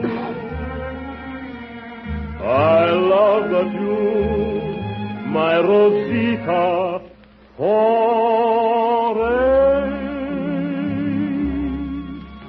Adios, lovely ladies. I want to thank you for the fan letters, the telephone numbers, and everything.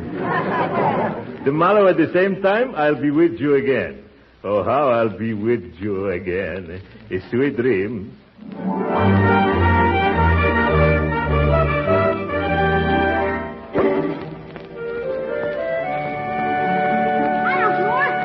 Where'd you get all the cakes and cookies and donuts? Fan mail, my boy. He's all for Ricardo. Oh, can I have some, Uncle Ricardo?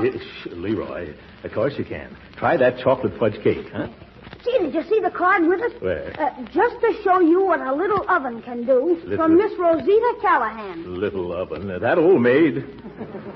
Say, she and her brother own that row of stores we've been trying to buy. Gosh, maybe now you can get it for a song, huh? No, Leroy. She wouldn't like it if she learned the truth. Oh, Mr. Gildersleeve, you've got visitors. Oh, who is it, Bertie? There's a gentleman and also Judge Hooker. Yeah, I'll be right there. Hide the pastry, my boy. Okay, I got a swell place to hide it, Unc. Here's where I collect $100 from Judge Hooker. Oh, hello, Judge. How's Mother's little helper these days? I understand that since KQQ has had this wonderful new singer, you're getting about as much attention as Father gets on Mother's Day. Gildy, we came to talk to you about that fella. Oh, you know Pat Callahan, don't you? Oh, yes. Hello.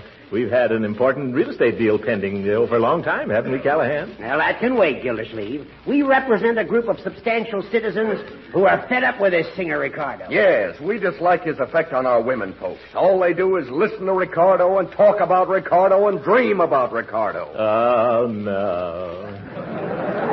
Oh, yes. Man comes home from work tired and hungry. What does he get? Ricardo. Is that bad? Terrible. Look at my sister. Just because her name's Rosita and this bum of a baritone sings a theme song called Rosita, she thinks he's warbling to her. As a result, what happens?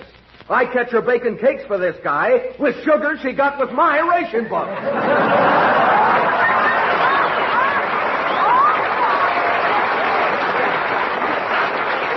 But why have you boys come to me? Well, you haven't any women folk who'd put you in the doghouse if they found out what you'd done. Why don't you get Judge Hooker to do something? Oh, I'm in a peculiar position. Everybody would think I was jealous. Yes, and everybody would be right. Look,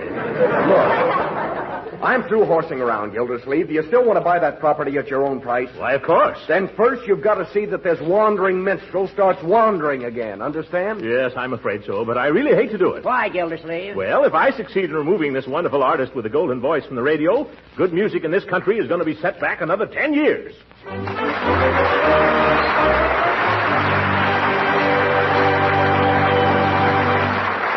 great Gildersleeve will be with us again in just a few minutes. Meanwhile, let's consider the chicken or roast you had left over from dinner today. Not quite enough for dinner tomorrow? Well, let me tell you how to stretch and glamorize what is left into a thrifty main dish. Cream the leftover meat and serve it in a delicious ring of macaroni and cheese. Macaroni and cheese that you cook in just 7 minutes. You do it with a product called Kraft Dinner. In every box of Kraft Dinner, there's a special quick-cooking macaroni. Also, some Kraft grated that puts the cheese flavor through and through in a jiffy. Just 7 minutes at the stove, and you have fluffy, tender macaroni drenched in cheese goodness. For a smart macaroni ring, press the macaroni and cheese into a ring mold. Let it stand for a few minutes, unmold on a platter, and pour your cream meat into the center. A very exciting-looking, thrifty dish. Kraft Dinner itself costs very little, so stock up tomorrow on several packages of Kraft Dinner.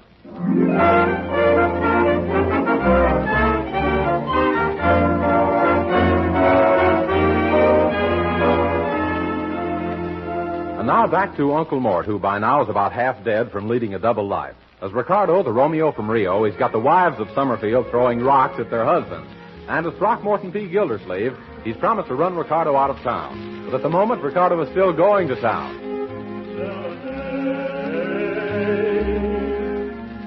Deep in my heart, I will always adore you. I love but you, my Rosita,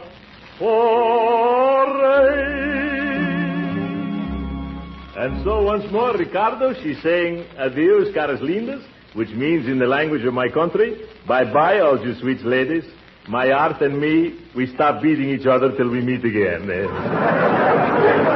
Good night. I'm telling you, Ricardo, that program was absolutely tops. Tops? Oh, yes, tops is yo-yos, what has been grounded, yes. No, it was wonderful. All the telephone lines are simply flooded with messages for you. Just messages? No more cookies? Oh, yes, lots of them, too. Wait a minute, Ricky. Before you sneak out the back way again, I'd like to talk business with you. No, Mr. Newsbouser. Music and business just don't mix. So I am keeping the music and giving you the business. No, hold on. Don't go. I'm not going to keep asking you to reveal your identity or even take off that mask. But I'm in a spot and I need your help to get off it. Sorry, but Ricardo is not spot remover. No. No, this is serious. One of our biggest stockholders phoned up and said that if I didn't arrange a meeting between the masked baritone and her, she'd fire me. Oh, what a dory trick. She's waiting to see you, Ricky. You'll go out and meet her, won't you? To save my job. Well, okay, but only because that's an awful dory trick on you. Oh, swell. The lady's name is Rosita Callahan. Rosita Callahan? Oh, that's an awful dory trick on me.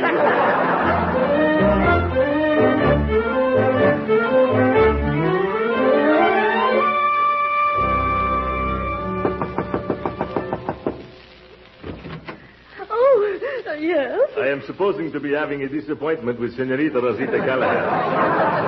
Aren't you him? Oh, yes. And you're Ricardo. I recognize you immediately by your mask. Oh, come in. Well, what are you afraid of? We're all alone. That's what I'm afraid of. Oh, well, don't just stand there. Come in. Yeah, thank you. Oh, I've got a lovely dinner just for the two of us. I prepared it all with my own little hands. I'm very sorry, but I never eat such big dinners. Oh. Now. Won't you take off your hat and your cape and your mask? Oh, no. We have such nice visitation, and I got to leave. As Shakespeare, he say, parting is such sweet sorrow. Goodbye, maybe I see you day after tomorrow. Oh, please don't leave so soon. But I got to go. It's not safe in this city. All the men are jealous. They are gunning for me with a rope. A rope? Certamente. They tell me if I'm not left Summerfield by noon tomorrow, they'll all take me out to lynch. Who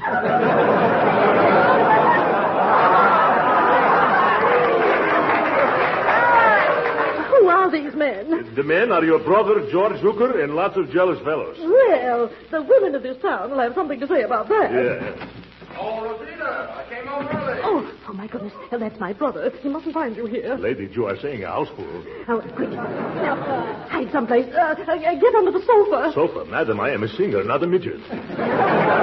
Which way is the back door? Out through the dining room, and hurry. I'll try to divert his attention. Yeah. Goodbye, senorita. If I never see you some more, the pleasure is all mine.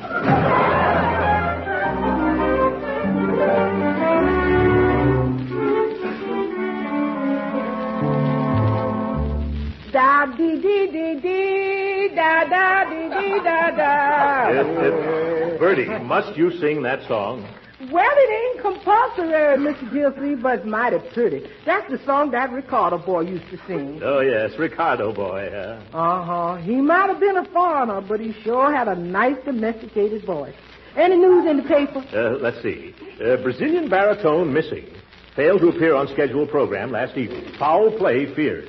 Women storm City Hall. Police Chief Ken Dolan orders dragnet. Well, then he sure is a goner. Anytime they orders a dragnet drug, that means the worst has already happened.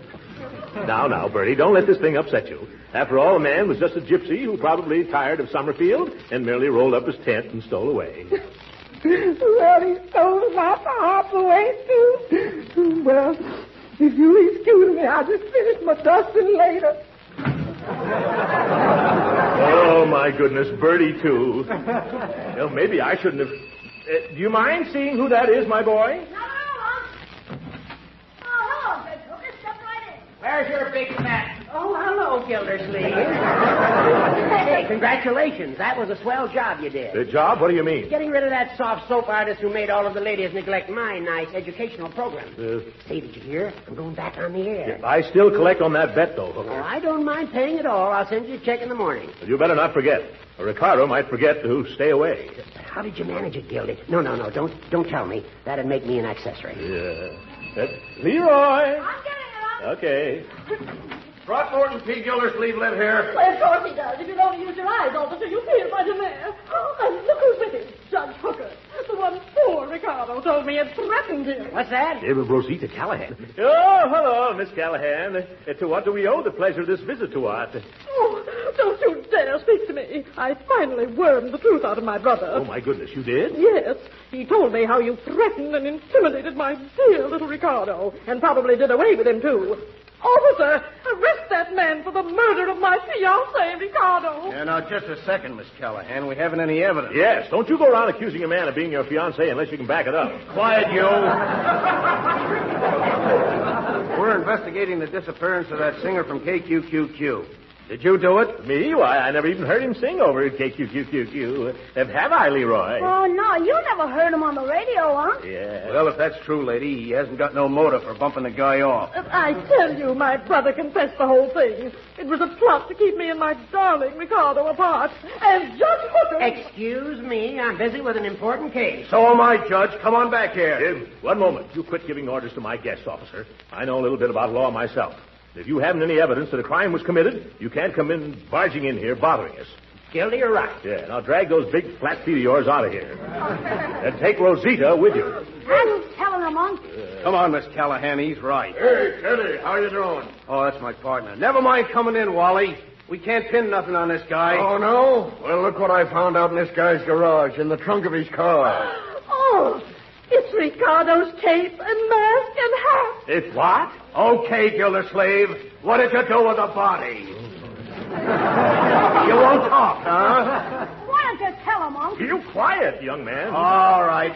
We're dragging you and the kid down to headquarters. We got wires to making you guys talk. Come on. Oh, this is going to be one of my bad days.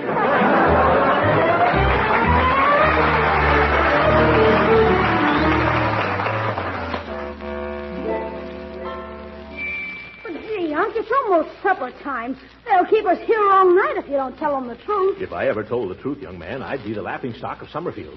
Besides, I'd never collect that $100 from Judge Hooker. Yeah, but if you don't confess, they're going to hang you for bumping yourself off. They can't. They can't do that. They haven't even got a dead body. They will have after they hang you. Here come the police back again. I don't know what's with this guy. Let's see what we can get out of him by throwing a scare into him, huh? Yeah, sure, Teddy. Okay, Gildersleeve, we're going to give you a little third degree. Teddy, you got the rubber hoses? Yeah, right here, Wally. Rubber hoses? Oh, great jumping jeeps. All right, let's commence. Sure. Only suppose he starts yelling. We don't want any kickback. Turn on the radio real loud so nobody will hear him. Yeah, okay. You guys cut that out. Leave my Uncle Mort alone. He never hurt anybody in his life. Don't you dare touch him. Hear my song, I implore you. Soul of my soul. Hey, wait a minute. That's him. That's the guy on the radio. Turn it off. Yeah, okay. Say, what's going on around here? I'll tell you what's going on. There'll be a suit for false arrest going on here if you don't let my nephew and me out of here right now. But I don't get it. You heard that fellow Ricardo singing on the radio just now, didn't you? Well, yeah, but... Then how dare you hold me for his disappearance? Now open that door. Well, sure. No hard feelings, is there, Mr. Gildersleeve? No, none at all. But never do that to me again. Come on, Leroy. Gee, I don't get it. I don't get it either, Uncle Mort.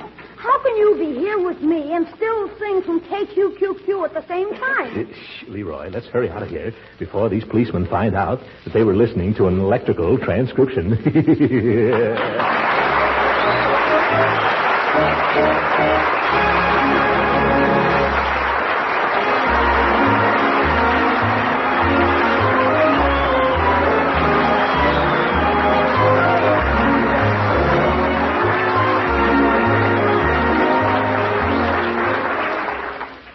Frankly, Marjorie, what did you think of this, Ricardo? Oh, Uncle Mort, I thought you were just wonderful. You knew it was me all along? How did you know? That evening cape you were wearing all around town happened to be mine. What? Good night.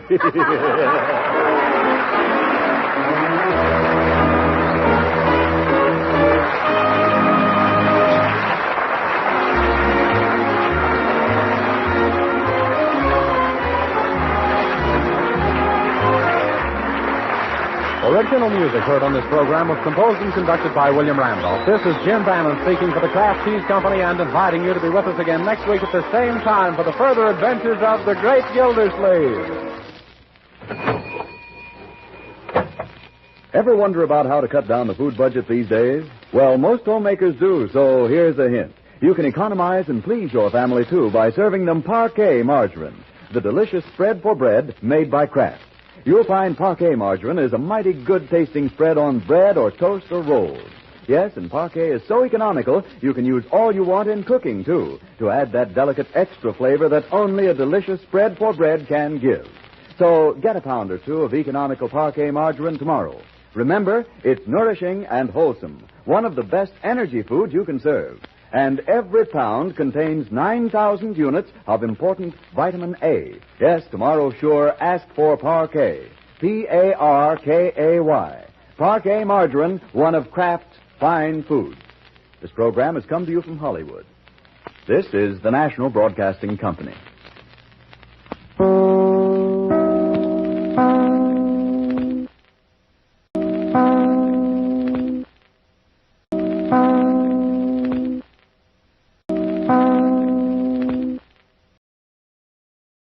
Kraft presents The Great Gildersleeve. The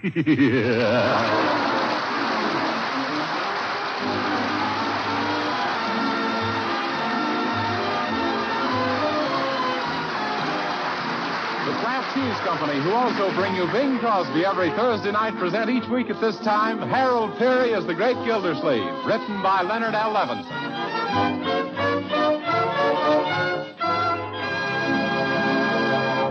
We'll hear from the great Gildersleeve in just a moment. But first, a tip for you men folks who love macaroni and cheese. If you hanker for light macaroni with cheese goodness all through and through, better mention Kraft Dinner to the little woman. For with Kraft Dinner, she can make swell macaroni and cheese in just 7 minutes cooking time. You see, the Kraft Dinner package holds a special kind of macaroni that cooks tender in 7 minutes by the clock. And then you sprinkle the cheese goodness all through it with the Kraft grated that also comes in the Kraft Dinner box. You're all set, ready to fork in. Sound swell? It is. Just say to your wife, let's have that quick-made macaroni and cheese. Kraft Dinner. Remind her to buy Kraft Dinner tomorrow.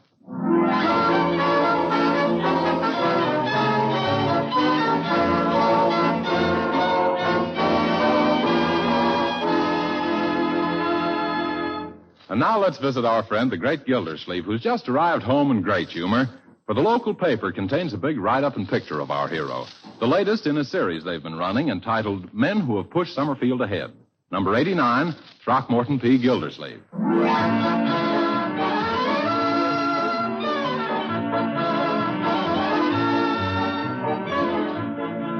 Go ahead. Read on, Marjorie. Mr. Gildersleeve gained his college education at Princeton, where he was a member of the class of 14. He was one of Princeton's star athletes and musicians, and was selected by his classmates as student most likely to weigh 200 pounds in 10 years. Oh, yes, dear old Princeton. Incidentally, Marjorie, do you like the picture of me the newspaper printed? Oh, yes, Uncle. You look positively handsome. Handsome? Oh, no.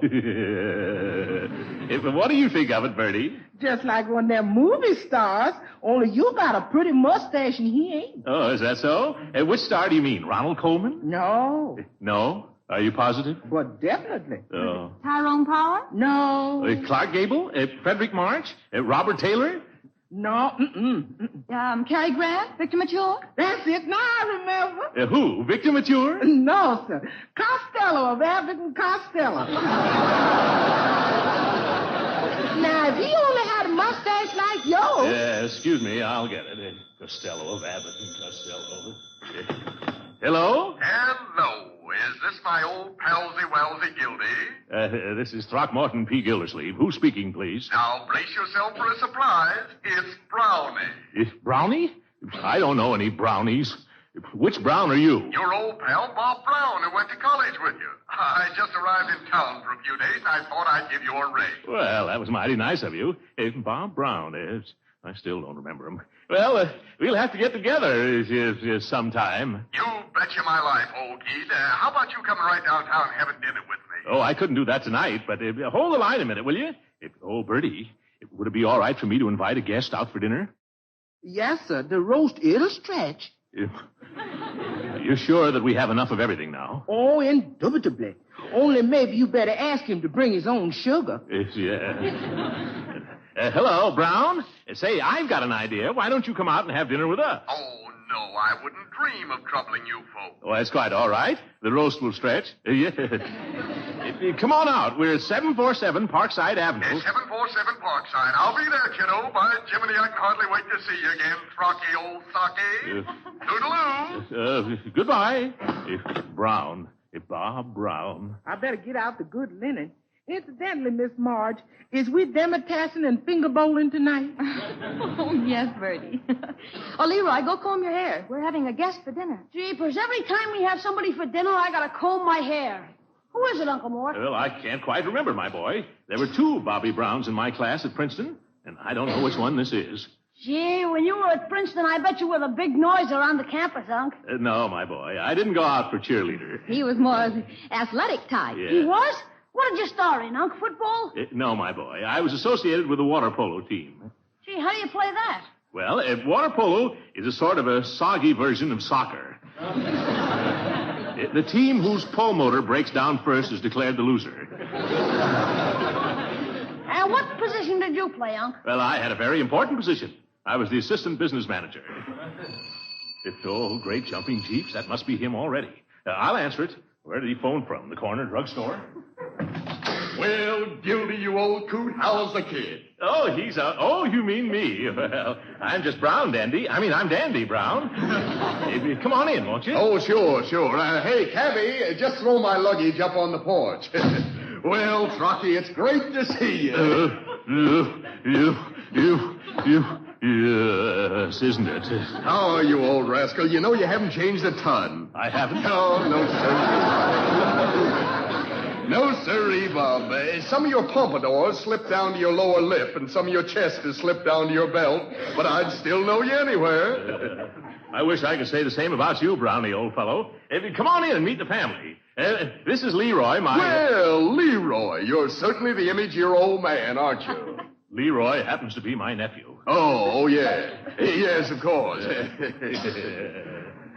And this is Marjorie. Oh, how do you do, Mr. Brown? Oh, reprobate. Congratulations. What a beautiful young wife. Marjorie is my niece. Your niece? Oh, yes, of course. Well, I was just kidding. Don't mind me, folks. Dinner, sir. Oh, yes. And this is Bertie. Yeah, I know. Your maid. Absolutely correct. Have a cigar, Mr. Brown.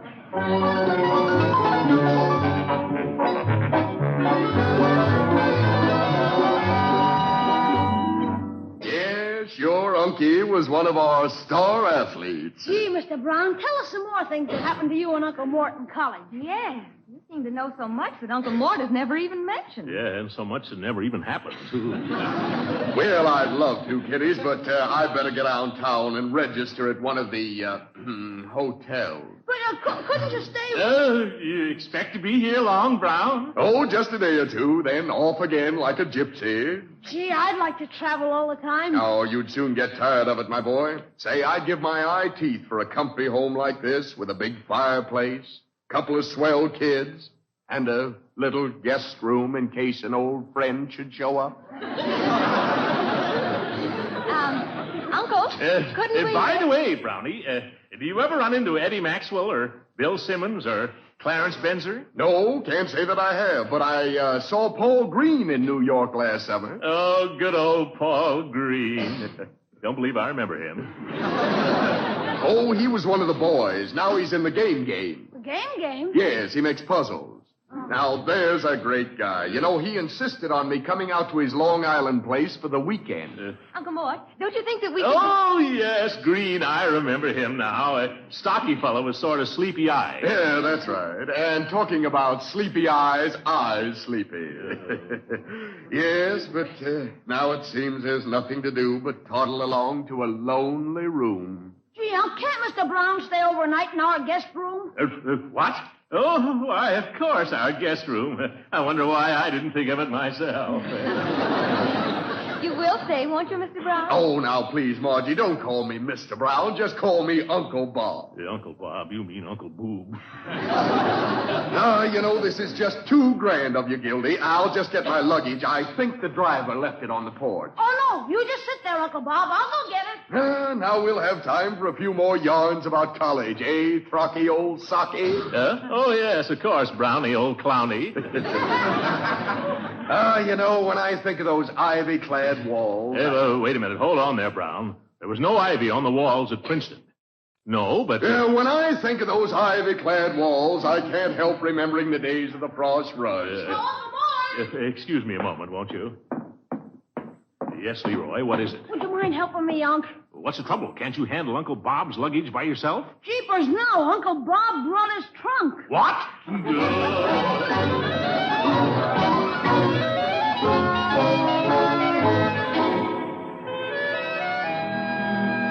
And then a voice from the coop replied, "No, sir, there ain't nobody here except a chicken." You ain't the funniest man, Mr. Brown. Oh, brother, what a memory. I'll be right back with a tray full of breakfast, Mr. Brown. Mr. Gildersleeve, your friend sure is pleasant company. Yes, pleasant and permanent. He's been here 3 days already. Bertie, did he give you any hint as to when he's leaving? Well, he did discuss plans for a picnic 4th of July. Now I got to fix him a nice poached egg for his breakfast. Hi, George, I'd like to fix him a nice poached Mickey. Hey, Uncle Mort, is Uncle Bob up yet? Uncle Bob, Leroy, Mr. Brown is not your Uncle Bob. I know, but he's such a swell guy. And he hasn't any nephews of his own, so I sort of adopted him. Oh, Uncle Bob, is there something I can get for you? That guy gets more service around here than a cop in a kitchen. Nobody ever feeds me poached eggs in bed. Oh, good morning, Uncle Mort. Oh, hello, Marjorie. At least you're not going to neglect your uncle, I see. I should say not. How's he feeling this morning? Why, who? Uncle Bob. Oh, so you've adopted him too, eh? Yes. He hasn't any nieces of his own, you know. That bird hasn't anything of his own but an appetite. Oh, yes, isn't it a shame? That's why I've arranged a nice big formal dinner for tonight. Formal dinner? Do you mean I've got to put on soup and fish just to listen to that fish eat his soup? Oh, now, Uncle, I've invited Judge Hooker and Rosita Callahan to meet Uncle Bob. Do you think he's Rosita's type? He wears pants, doesn't he? What is it, Leroy? Uncle Bob asked me to tell you that he'll be ready to leave right after breakfast. Oh, he will? Splendid. I've been waiting for this. Yeah, can you have the car all ready then? Oh, with the doors open and the motor running. Good. He wants you to take him out for a long drive in the country. I should have known.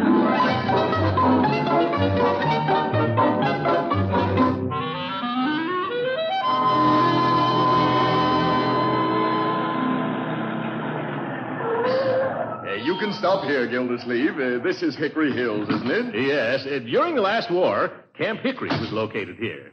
I remember the rifle range was right over there. Hickory was one of the biggest training camps. Well, we've got bigger plans for it this time. We have? Oh, not you, my associates and I. Hey, you know, Gildy, I haven't discussed my reason for being in Summerfield. Oh, there was a reason. Oh, yes, and it's very confidential. Yes. You see those hills? Yes. Well, our mining engineers report that they contain one of the richest deposits of manganese in the country. Manganese? Not so loud. Yes, you know what it is, of course. Oh, it's a very valuable mineral. It's used to toughen steel. Right. It's in great demand now for war production. You mean someone's finally found something of value in them bare hills? Gildersleeve, there's millions in them there bare hills. Millions. Brownie, old pal. Yes, Gildy. Suppose we were to snoop around and find out who owns this land. Don't you think we could pick it up pretty cheap? No, I'm afraid the owner wants a pretty stiff price, Gildy. Oh, you know who it is. I'll say I do. Look here, Brownie, little chum. After all, we were schoolmates together at Princeton. Do you mind telling me the owner's name? Not at all, old kid. Good. Then who is it? It's me.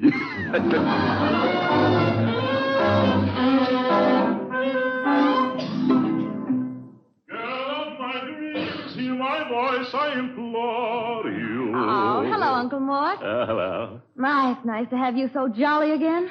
You've been awfully grumpy the past few days. Well, that's all changed now, my dear. Oh, now run along and get into your tuxedo. The guests are due in half an hour. Oh, the guests, of course. Deep in my heart, Well, hello, Leroy, my boy. Are you waiting to see me? Yeah, Unc. I sort of stumbled into something by accident this afternoon, and it's got me worried. What is it, my boy? This, I found it up in the attic. Why, that's my old college yearbook. Say, wait till I show this to Bob Brown. He'll get a terrific kick when he reads it. No, Unc, you'll give him a terrific kick when you read it. Leroy, why should I kick Uncle Bob? Because he isn't Uncle Bob. He's an impostorator. He's an impersonator? What do you mean? Look, this book's got pictures of your whole class, including the 2 Bob Browns who graduated with you. Yes? And one of them was bald, so that couldn't be him. I remember now. Baldy Brown. He finally graduated. But couldn't Brownie here have been the other one? No, look, the other one was an Indian. Gee, do you think he scalped the first one? Leroy, why couldn't you have found all this out just a few hours earlier? Why, Uncle Mort? Because this humbug just took me out and showed me a reasonable facsimile of a manganese mine. See, he's a fakeroo, probably looking for a sucker. No, my boy, he isn't looking anymore. He just sold me a half interest in his manganese mine.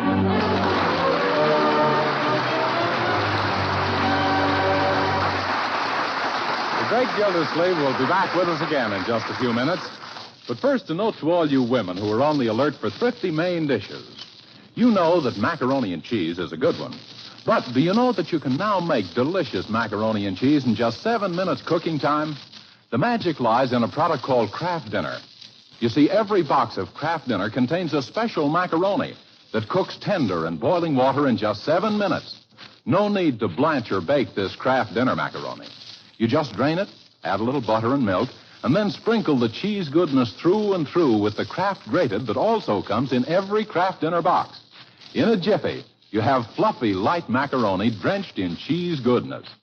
Dinner will be such a help with the budget, such a help with getting quick meals, you'd better stock the pantry shelf. Remember that tomorrow when you order. For delicious, quick-made macaroni and cheese, ask your food dealer for economical Kraft Dinner.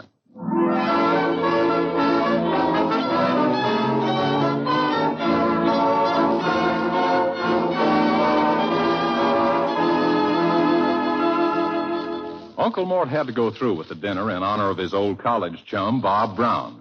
Right now, it's cigars, coffee, and conversation at 10 paces in the living room. Yeah, look at him go after my cigar. Really, Mr. Gildersleeve, it was a most charming dinner, and I think that Mr. Brown is most charming, too. Oh, yes, Miss Callahan. That fellow could charm a snake out of its skin.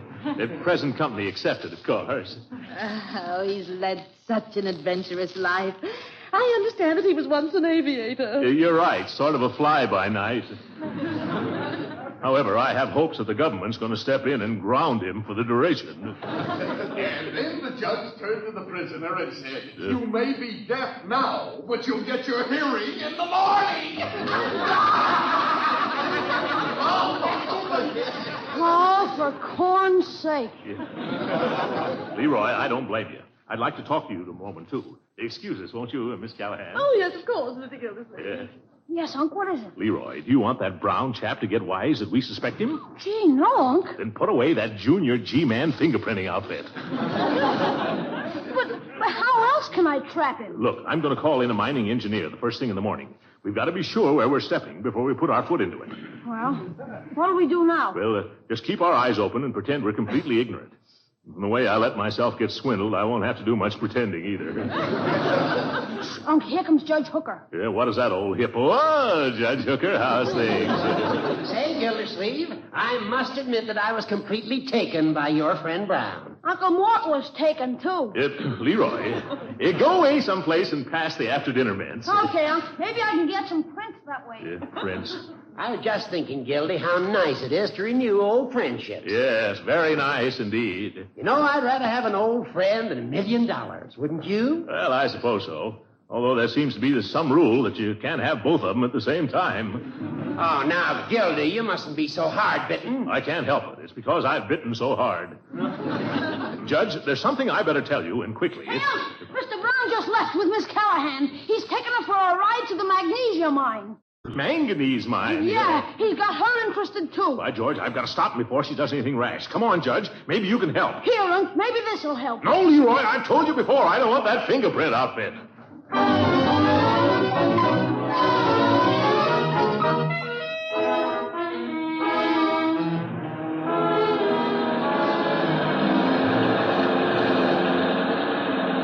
Slow down, Gildersleeve. There's Rosita's car, parked up ahead. I wish I knew what this was all about. Yes. Oh, I hope I'm not too late. You divert Brown's attention, Judge, while I talk to her. Rosita! Oh, Rosita! What? Oh, my, Mr. Gildersleeve and Judge Hooker. Hey, what are you two doing here? Rosita, I must speak to you alone. Judge, you take care of Brownie. Oh, Mr. Gildersleeve, this has been the most delightful night. Now, what do you want with little me? Well, excuse me for asking, Rosita, but why did Bob Brown bring you out here? Well, I thought I had an idea, but I was wrong. He wanted me to buy a quarter interest in some perfectly wonderful mining property. Oh, my. And did you? Well, it was like this. The moon was so beautiful, and he was so persuasive, and I'm so impulsive, I just couldn't say no. Oh, I never should have introduced you to... Gildersleeve? Yes, what is it, Judge? Gildersleeve, the most wonderful thing has just happened to me. You'll never guess. I bought a quarter interest in a manganese mine.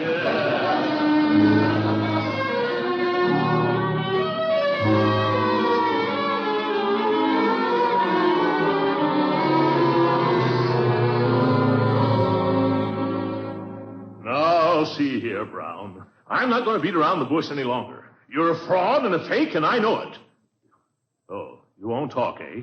Well, I demand my money back. And right now, too. And if you don't... Excuse me, Mr. Gildersleeve, but is Mr. Brown in here? No, Bertie, I'm looking for him myself. Hello, I was just passing by and I thought I heard someone paging me. Oh, yes, Brownie. There's a little matter I'd like to discuss, if you have a minute to spare. Always have a minute for my little bunkie. What is it, Maud? Well, it's... excuse us for a moment, will you, Bertie? Yes, Mr. Gildersleeve. Now, what was it, pal? Well, I sort of been thinking over that mining deal of ours, Brownie, and I've come to the conclusion that it wasn't very fair of me to gyp you out of a half interest for only $10,000. So I was thinking... Well, if you're not satisfied, Gildy, I'll take the stock back. Sure, I'll give you back your check and a $500 profit. $500 profit? In cash? Surely. Now? Just as soon as you hand over your stock certificate. Stay right there. Don't move. I'll be back in a flash for the cash. Oh, excuse me, Bertie. Get out of my way. Oh, Bertie, you waiting to see me? Yes, sir. I drew all that money out of my building and loan like you done told me, Mr. Brown. Good. I have your stock certificate all ready for you. 1,000 shares at 50 cents a share. Here you are. What a beautiful certificate. And here's the $500, Mr. Brown. Take good care of it now. Yes, don't worry. Now remember, not a word of this to anyone. No. Mr. Gildersleeve would be awfully angry if he found out that I let you in on this, too. Don't you worry, sir. My mouth is going to be a closed book. Good. Ish. Here he comes. Hide that certificate. Yes, sir. All right, Brown. Oh, Bertie, will you please excuse us again? Certainly, sir. Thank you very much. Ah, you brought your certificates. Good. Now, here's your check back and $500 in cash, old man. Let me have the stock. Yes. Wait a minute, Brownie. Don't rush me into this thing now. But that's what you wanted. Yes, but if a shrewd operator like you is willing to pay me $500 profit on the deal, there must be something to this little mine after all. But Gildersleeve, we just made a bargain. We didn't shake hands on it. No, sir. You're not going to chip me out of my investment, Brownie. I wasn't born yesterday, you know. I'm going to hold on to this stock.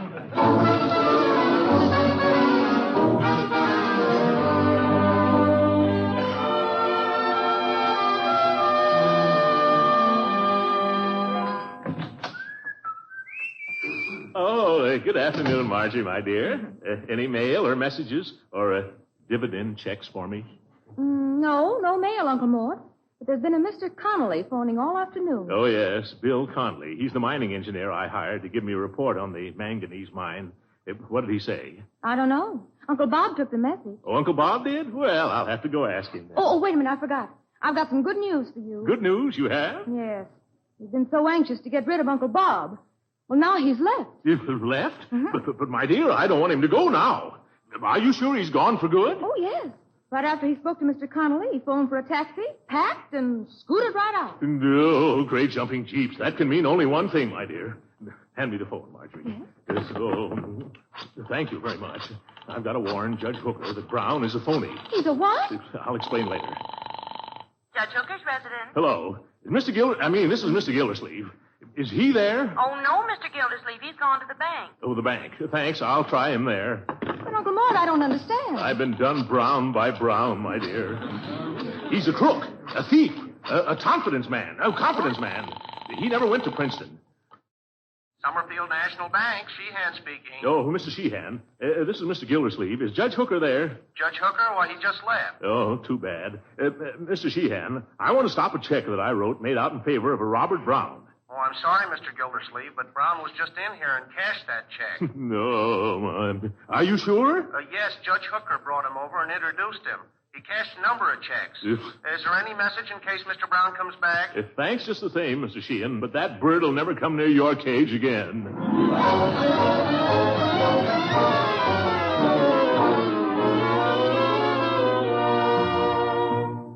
Bertie, you let me know just as soon as this Mr. Connolly, the expert, shows up.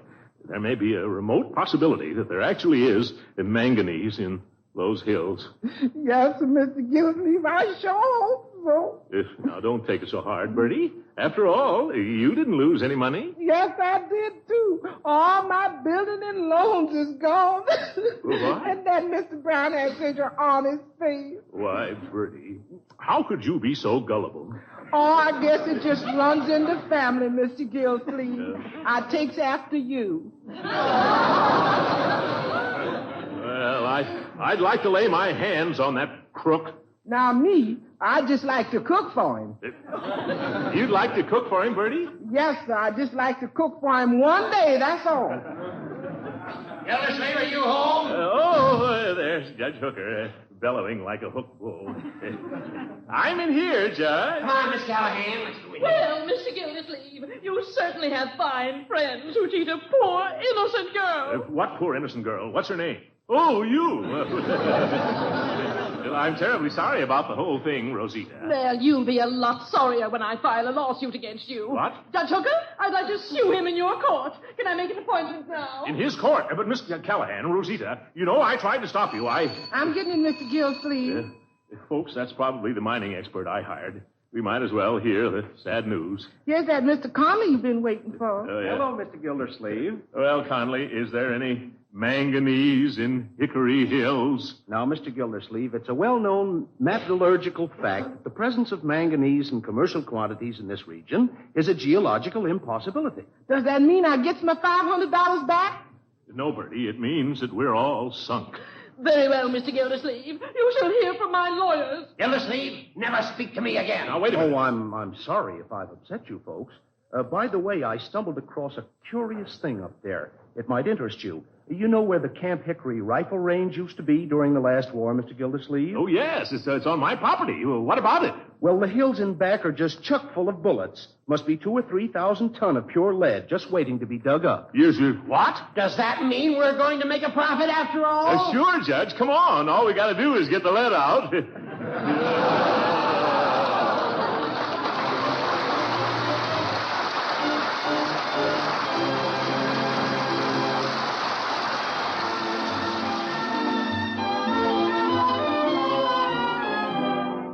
Oh, Uncle Mort, it's wonderful. Not only is this a profitable business venture, but you're reclaiming vital metal for our war production effort. Yes, Marjorie. And here's some more good news. In order to dig those bullets out, we've got to level off those hills, which means they'll make dandy building lots after we finished. More profit. Gee, Unc, you're a regular financial gizzard. Yes. Leroy, my boy, that's the wrong word. Oh, my mistake, Unc. You're a regular financial blizzard. Yes, let it go. Let it go. Good night, folks.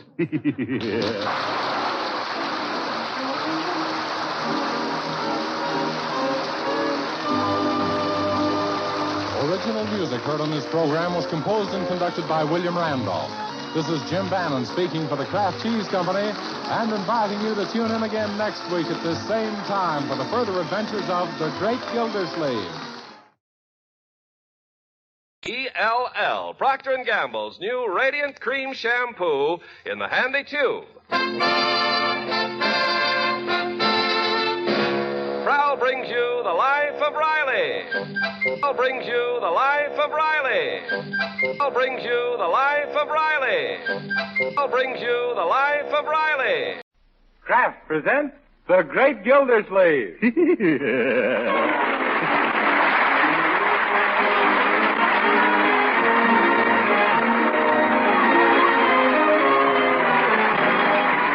The Kraft Cheese Company, who also bring you Bing Crosby every Thursday night, present each week at this time Harold Theory as the Great Gildersleeve, written by Leonard L. Levinson.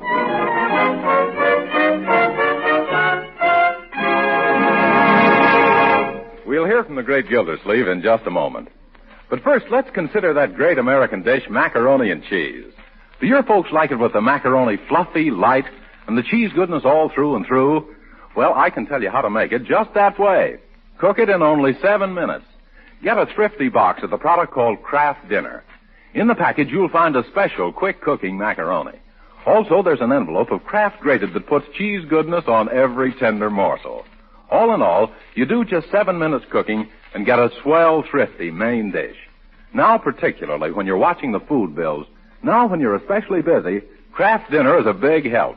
You'd better get several packages of Kraft Dinner and be ready to make delicious macaroni and cheese whenever you're in a hurry.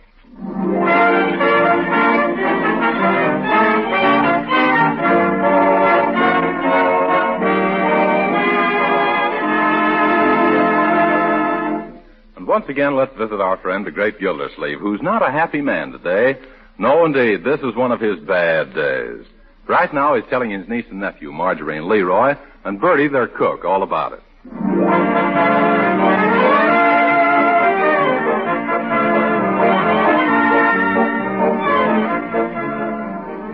Yes, and there I was, peacefully driving along, when suddenly I heard a bang, and then a bumpity-bumpity-bump. At first I hoped it was just the rear end falling out, but no such luck. It was a tire. Well, gee, Uncle Mort, what about the spare? Leroy, that was the spare. Can't you get a new tube anywhere? No, my dear, they can't sell me one. But I thought when you went to buy a new tube, you could have it just as long as you brought your old one in. Bertie, that's for toothpaste, not rubber. Oh, excuse me, I got my gums mixed up. Never mind, Leroy, I'll tend to the door.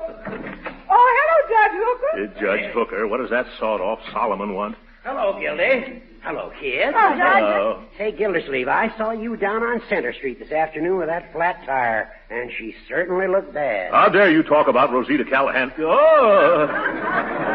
You mean the flat tire on my car, yeah. Yeah, it looks like I'll have to learn to drive on 3 wheels, Judge. Oh, no, you won't. Here, take this. Gee, Unc, what's in the package? Huh? Well, it feels like... Oh, I'm afraid to hope. By George, it's a girdle. Oh, no, it's an inner tube. Oh, Judgy Wudgy. Hey, keep him off me. Stop trying to kiss me, Gildy. Oh, I'm so happy I could dance.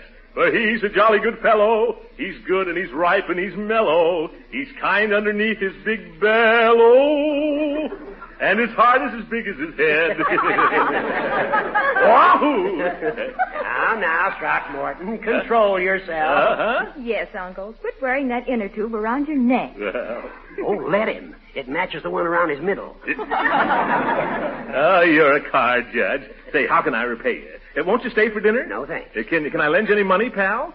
How about taking a pound of sugar? No, Gildersleeve. I've been amply repaid just watching the way your big, fat, stupid face lights up. What a sense of humor. Hooker, you kill me. Hey, Unc, before you do anything rash, don't you think you should see if it'll fit your car first? Leroy, that isn't polite. Remember, you must never look a gift tube in the size. By the way, Judge, it is the right size, isn't it? Of course it is, you big blimp. Yeah, big blimp. Well, so long, folks. I've got to get back home now. Goodbye. Bye-bye. Leroy, there goes one of nature's noblemen. That isn't what you said about him yesterday, Unc. What did I say? You said he was so stingy he has his bubble gum retreaded. Leroy, never repeat malicious gossip. Today we saw a new Judge Hooker. A kind, generous, thoughtful Hooker. Yes. Yes. I gotta find some way to reciprocate for this beautiful tube. Well, he's running for re-election.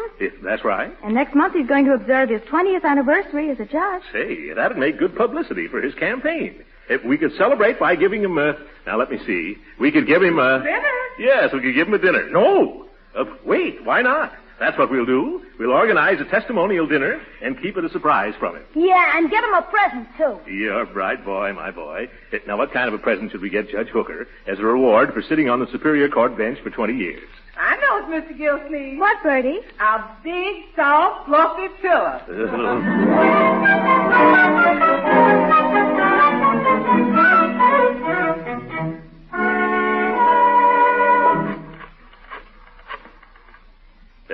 Hello, Mr. Corbett?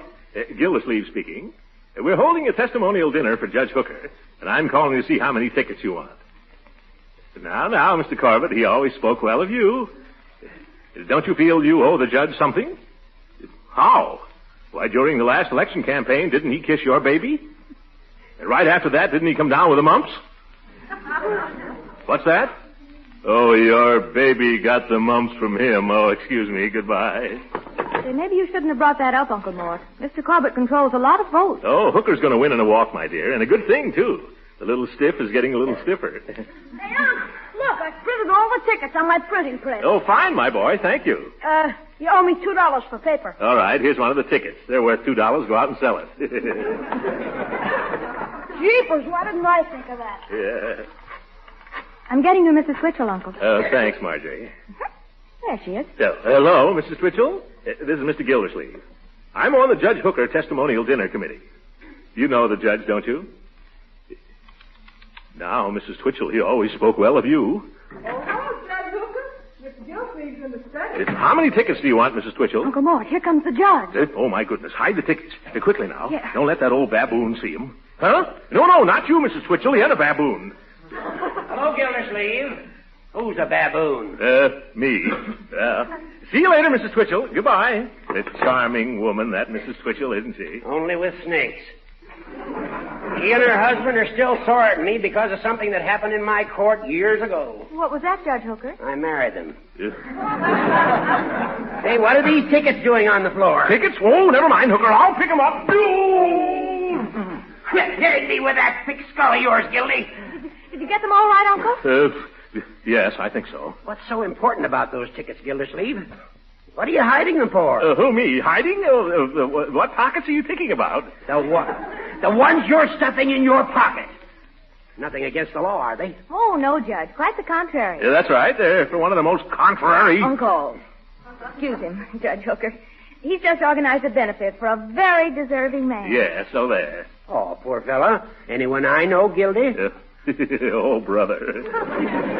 Well, I'd be glad to buy a couple of tickets. Let's see them. Oh, I don't think they want you to buy any tickets for this, Judge. Oh, I see. I'm not good enough to go, huh? You just want to invite your Richie friends, is that it? All right. I know where I'm not wanted. All some people want out of you are your inner tubes. After they got them, they toss you aside like a worn-out casing. Uncle, your face is getting terribly red. Say something before your eyes pop out.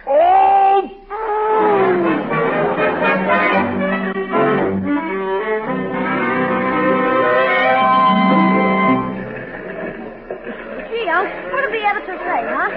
The editor assigned one of the reporters to show us their files on Judge Hooker. Are you going to tell him you want the dope for your speech at the banquet? Oh, no, Leroy. We don't want any publicity till it's all over. Shh, here he comes. Mr. Gildersleeve, my name is Duffy. Oh, hello, Mr. Duffy. I brought you our Hooker file. Oh, a whole envelope full of clippings. Suppose we spread them out right here, huh? Okay. Let's see what we got here. Yeah. Look, Unc, here's a picture of the judge when he was first sworn into office. Gee, I never knew he had hair. Yep, of course, my boy. You think he was born bald? Well, wasn't he? Quit changing the subject. Look at this. Judge foils jailbreak by conking crook with gavel. Prisoner loses hearing. And listen to this one. Taxi company defaults drunk driving suit as Hickey Hackey plays hooky from Hooker. Oh, look at here. Here's a picture of him in Army uniform. Corporal Hooker returns from guarding Niagara Falls as Spanish-American war ends. Say, excuse me, but why all the interest in the judge? Well, you see, Mr. Duffy, he's coming up for re-election, and I've got a little surprise for him, that's all. Thanks for showing me these. Come on, Leroy. If we're going to make the judge's office, we'll have to run. Run for office, huh? Hey, Toots, give me Mr. Cornell. Boss, this is Duffy. You know that guy Gildersleeve? Well, after he dug around into Judge Hooker's past, I heard him say he's going to run for the judge's office. Now, look, we're out after Hooker, so what do you say we endorse Gildersleeve? Good. I've been gunning for that Hooker ever since he hit my brother over the head with his gavel.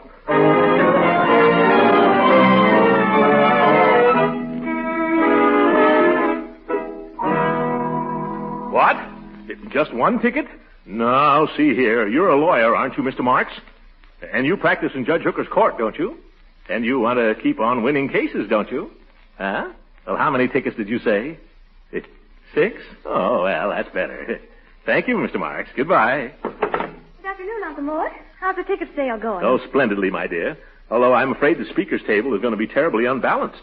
Everybody is so eager to be on Judge Hooker's right side. Excuse me, Mr. Gildersleeve, but the gentleman here to see you, only he ain't. Ain't? What do you mean, Bertie? He ain't no gentleman. He looks tougher than 20 cents worth of goat meat. Oh, Bertie. Bertie, that's just your imagination. Show him in. Yeah. Okay, but when I point to the door, I'm going to have a meat cleaver in my hand. I wonder who it can be. Oh, probably some friend of Judge Hooker's. Mr. Beard Bell, what? Well. Hello, Mr. Gildersleeve. Say, some joints you got here. Yes, isn't it? What can I do for you, Mr. Beer Bucket? Bach is the name. Oh, yeah. Only me friends call me Beer Barrel for oblivious reasons. Some of us boys was hearing about this feed you're throwing for old Persimmon Puss. Persimmon Puss? The judge. And we wanted to be excluded, too. Yeah, we want to pay tribute to the old geezer. Oh, well, that's a very nice spirit, Mr. Barrelhouse. I'm sure the judge will appreciate it. I hope so. I've been trying to get to the judge for some time now. Say, if we buy 100 tickets, do you think that'd take care of the beef? Take care of the beef? That'd take care of the whole meal. That'll cost you $200. 2 C's? Well, that's a mere bagatelle. Oh, bagatelle. Here, your tickets, Mr. Pilsner. And here's the dough. Well, so long. It's sure going to be a load off of me associates' minds now that we're palsy-walsy with old Pickle Pan. Pickle Pan? Oh, yes, he means cucumber kisser.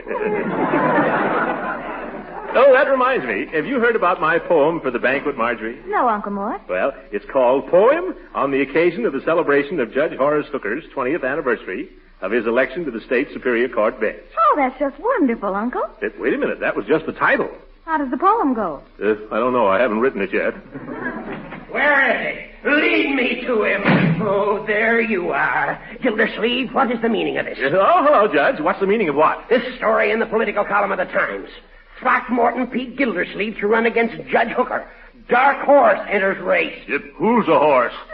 It's a plot. A frame-up to ruin me. Gildersleeve, you're going to pay for this. Yes, but, Judge, I just went there to look. Put down that floor lamp, Hooker. I'll put it down on your head, you overstuffed double-crosser. Wait a minute. That paper lied.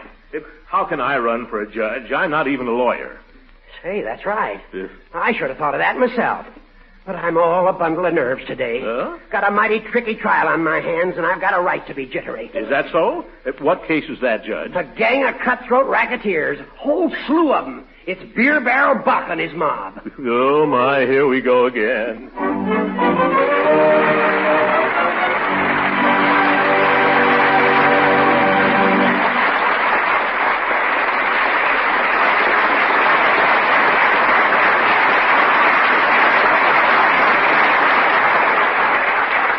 The great Gildersleeve will be with us again in just a few minutes.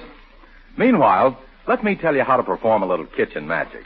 How to make delicious macaroni and cheese in only 7 minutes cooking time. You do it with a product called Kraft Dinner. In every box of Kraft Dinner, there's a special macaroni. You plunge it into boiling water, cook it not more than 7 minutes by the clock, and it's finished. Fluffy, tender as any macaroni you ever baked in your life. You drain the cooked macaroni, whisk in a little milk and butter, and then sprinkle cheese goodness through and through with the Kraft grated that also comes in every Kraft Dinner box. Isn't that easy? And wait till the folks taste this fluffy macaroni drenched in cheese goodness. Kraft Dinner served as a main dish is downright thrifty. At your grocer's tomorrow, see that for yourself. And get several packages of Kraft Dinner so you can stock the pantry shelf.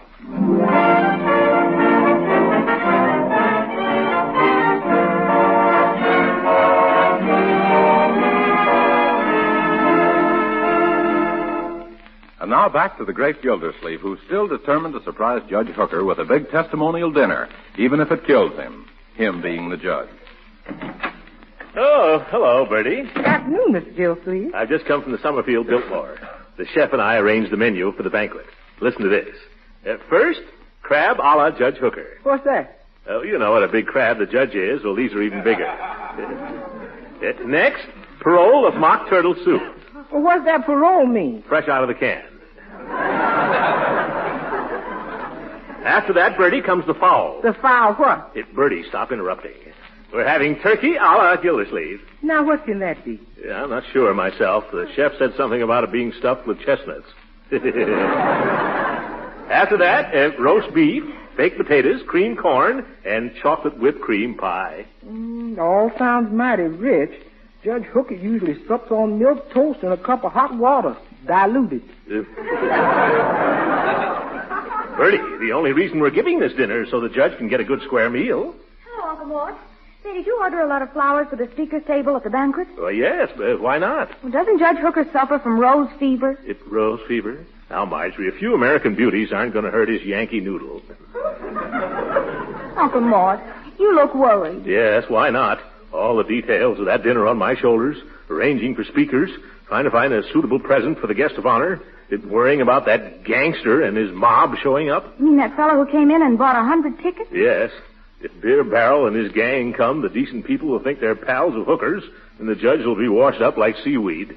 Well, why don't you give them their money back? Oh, Marjorie, I refuse to have any dealings with crooks. Besides, I've already spent the money for a string ensemble. String ensemble? Yeah. You mean a lynching party? Oh, Marjorie.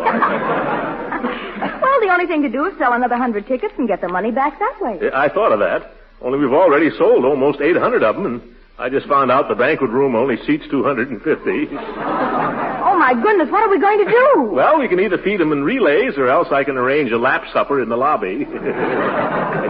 You spluttering spigots, that's Beer Barrel now.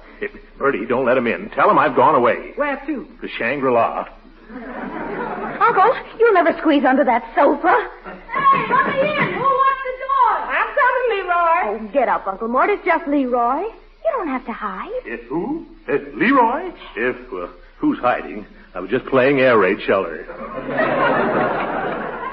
Hey, Unc. You don't have to worry about that big gangster anymore. How do you know? It says so right here in the paper. Look. Let me see. Judge Hooker sentences hoodlum mob to 20 years apiece. Beer barrel Bach dragged from courtroom, shrieking, "I want my money back."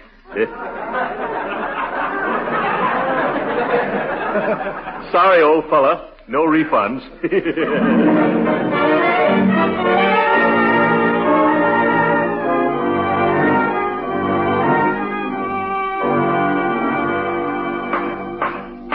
Court will now take a recess for 5 minutes. That's what we've been waiting for, Leroy. Now, you know what you're to do, don't you? Yeah, sure, Unc. We're going to up to talk to Judge Hooker, and when he isn't looking, I'm going to swipe his gravel. It's not gravel, my boy. Gavel. Okay, I'll swipe his gavel then. Not swipe, either. We simply want to borrow his gavel so we can measure it and have an exact duplicate made in ivory and gold as an anniversary present. Well, why does it have to be so exact? Well, a judge is as temperamental about his gavel as a golf pro is about his clubs. You mean the judge uses it for a putter? Yes. No, my boy. He's just finicky about the size and weight. He never leaves it around. He probably takes it home nights to crack nuts. Oh, hello, Judge Hooker. Oh, yes. Hello, Judge Hooker. Hello, Leroy.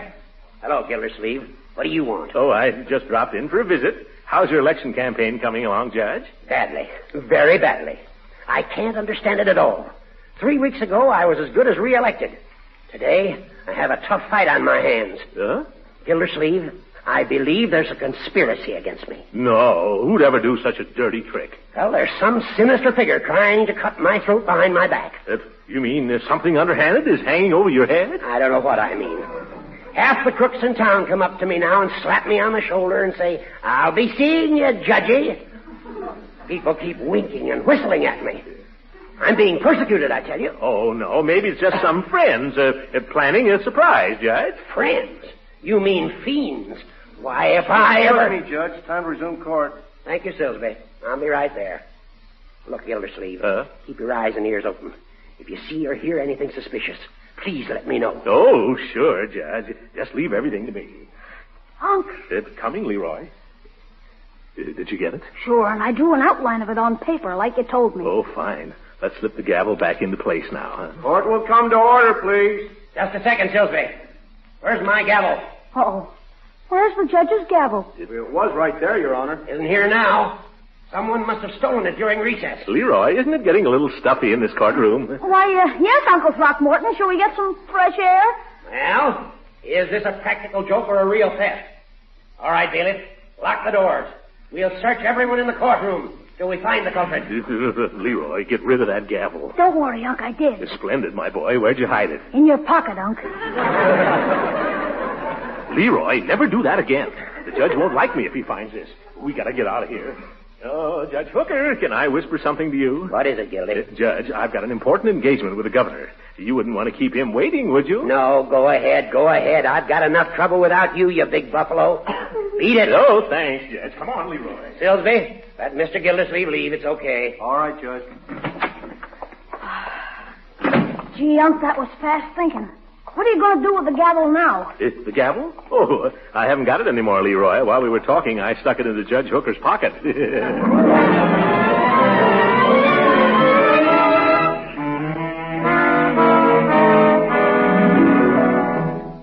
I'm an extremely busy man, Mr. Gildersleeve. What can I do for you? Well, Governor, I hate to ask any favors, but after all, I voted for you the last 3 times you were elected. Thanks. However, this is my first term in office. Yes, it is? Oh, must have been 2 other governors. Please get to the point of your visit, Mr. Gildersleeve, if your visit has any point. Oh, it has, definitely. I just want to invite you to be the principal speaker at a dinner we're giving for Judge Horace Hooker. Hooker? Why, that little... Governor, he's always spoken well of you. No, he has he? Oh, absolutely. Except maybe when you pardon some crook he's just sent up the river, or pass some law that he has to declare unconstitutional, or to get involved in some shady deal with the forestry department. And what does he say then? Oh, he still sticks by you. He says our state has the best governor that money can buy. See here, Gildersleeve, I didn't come to Summerfield to be insulted. I know it. Judge Hooker said you came here to make a couple of sharp horse trades so you can stay in office. Well, after that, I'm certainly not going to make a speech in favor of any political nincompoop. But I'm not asking you to talk about yourself, Governor. I wasn't talking about myself, Gildersleeve. I was referring to that miserable little travesty on justice. That anemic habeas corpuscle. That blithering judicial blunder named Judge Hooker. Did you get that? No, Governor. Would you mind repeating it again? There's a couple of dandies I'd like to remember.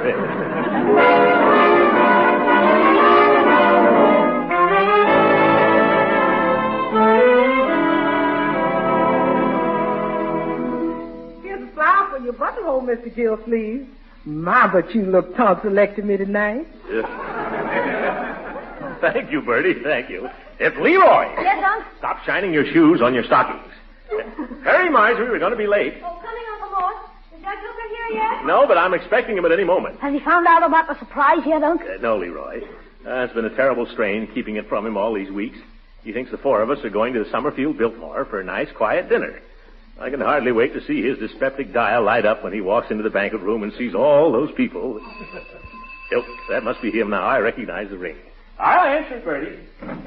Well, come in, Judge. Gildersleeve, on the way down here, I was stopped by a motorcycle officer. Oh, my goodness. That's too bad, Judge. Yeah, police department's in a perfectly rotten state. I agree with you. Imagine that cop. He offered me my choice. Either a $5 ticket for speeding, or else I could buy a ticket for some political shindig for $2. A political shindig? Oh, well, I hope you took your medicine like a good citizen. I did. I gave him the $2. No. Didn't even look at the darn thing in the dark. Wonder what racket it is. Oh, well, there's no time to waste, Judge. Let's get going. Marjorie! Hurry up, Marjorie. Plenty of time, Gildy. Now, where did I put that ticket? Marjorie! Hurry up! I found it. What's this? Marjorie, never mind hurrying up. Testimonial dinner honoring 20th anniversary of Judge Horace Hooker. Entertainment, music, speakers. Uncle Mort Gildersleeve, chairman. Uncle Mort. Leroy, why did you do that? Gildersleeve, why did you do this? Oh, now the surprise is all spoiled. But I hate testimonial dinners. Now, he tells me. Why couldn't you have mentioned it 3 weeks ago when you gave me that tube? You could have saved me all the time and trouble I put in. But no, you have to surprise me at the last moment. You've been working on this campaign clam bake that long? What do you mean, clam bake? This is the season's swankiest civic soiree. There's nut cups and everything. But what's the idea of having cops flag people down and then hold them up? Hey, do I get my $2 back? It's all in good time, Hooker. Let's wait and see if we have a deficit first. Well, I'm all ready. Well, come on, what are we waiting for? Oh, yeah, that's right. What are we waiting for? Let's hurry up. I wish I'd have known about this before. I'd have gotten a haircut. Come on. You haven't needed a haircut since you came back from Niagara Falls, Corporal. Hurry, everybody. Now, hurry. Mustn't keep the crowd waiting. All right. Judge, when all those hundreds of people stand up and start cheering, now you've got to pretend that this is all a big surprise. You understand? Don't worry. I'll know what to do. Say, I think I'm going to like this. Yeah? Well, you better like it after all the trouble. Oh, great jumping jeeps. What was that? As if I didn't know. Well, what was it, Gildy? Remember the tube that brought on this little celebration? Yes. Well, it just had a blowout all of its own.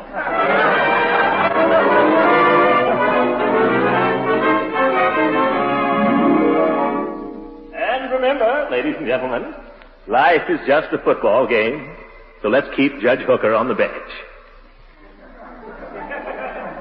We should also honor him for his military services to his country.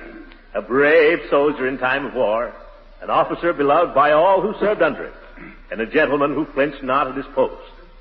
And it is with this thought in mind that I ask your indulgence while I read a little poem of my own composition, especially written for this occasion as a tribute to that prince of good fellows, George Horace Hooker. H is for honesty. You can see it in his mug. O is for offenders, who he puts right in the jug. O's also for the office he's held for 20 years. K is for the knowledge hidden between his ears. E is for the energy that always has been his. R's for re-election. Let's keep him where he is.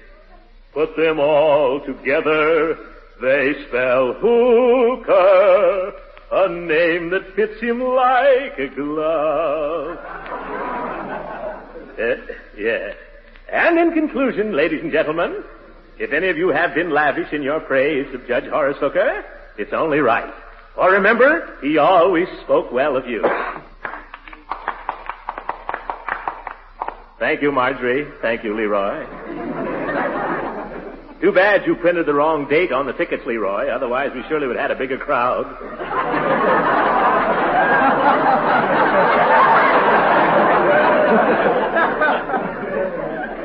And now, Judge Hooker, won't you say a few words? Yes, quick. Get me some bicarbonate of soda. This dinner's killing me. This is going to be one of my bad days.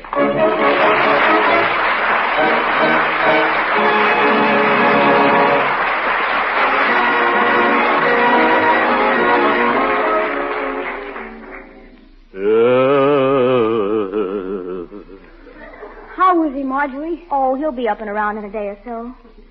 How you feeling, Uncle Mort? Is that lump on your head any better? What happened? Last thing I remembered was presenting Judge Hooker with that gold and ivory gavel. What caused the blackout? Gee, Unc, he presented it right back to you. He did? Good night.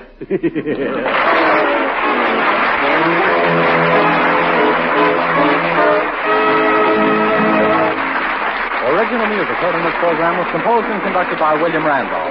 This is Jim Bannon speaking for the Kraft Cheese Company and inviting you to tune in again next week at the same time for the further adventures of the great Gildersleeve. We all want to eat the right foods these days, the nourishing foods that help give us energy and health. So it's good news that the right foods need not be expensive, and that they can be mighty appetizing, too. Now, a good example is wholesome, nourishing Parquet margarine, the delicious spread for bread made by Kraft. You see, Parquet is the margarine that tastes so wonderfully good, and it's an economical source of important food elements, too. Energy. Parquet is one of the best energy foods you can serve. Vitamin A. Winter and summer, there are 9,000 units in every pound. So you see, Parquet margarine is as nutritious as it is delicious and economical. Now, if it isn't there already, put Parquet margarine on tomorrow's shopping list. Remember, it's Parquet, P-A-R-K-A-Y. Parquet margarine made by Kraft. This program has reached you from Hollywood. This is the National Broadcasting Company.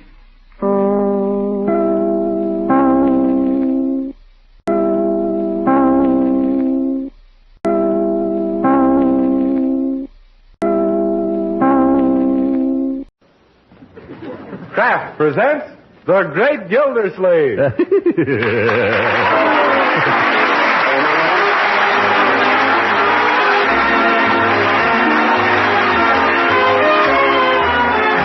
The Kraft Cheese Company, who also bring you Bing Crosby every Thursday night, present each week at this time Harold Peary as The Great Gildersleeve, written by Leonard L. Levinson.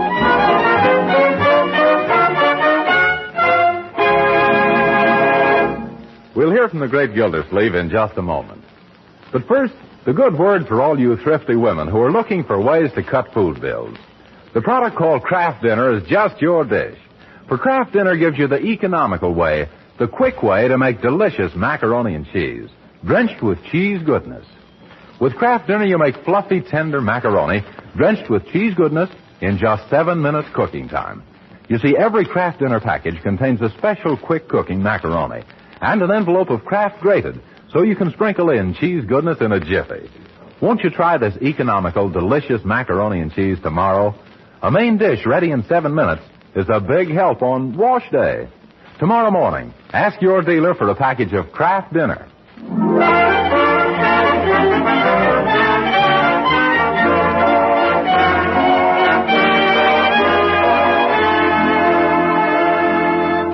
For the past few days, our friend Throckmorton P. Gildersleeve has been the victim of a baffling attack of the sneezes, and so far he hasn't found out the cause.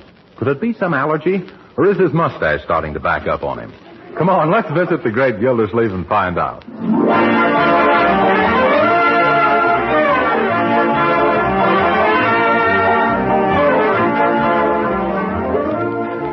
And as I was saying, Marjorie, every time Gesundheit. Don't mention it. Every time you what, Uncle Mort? Every time a button pops off my vest.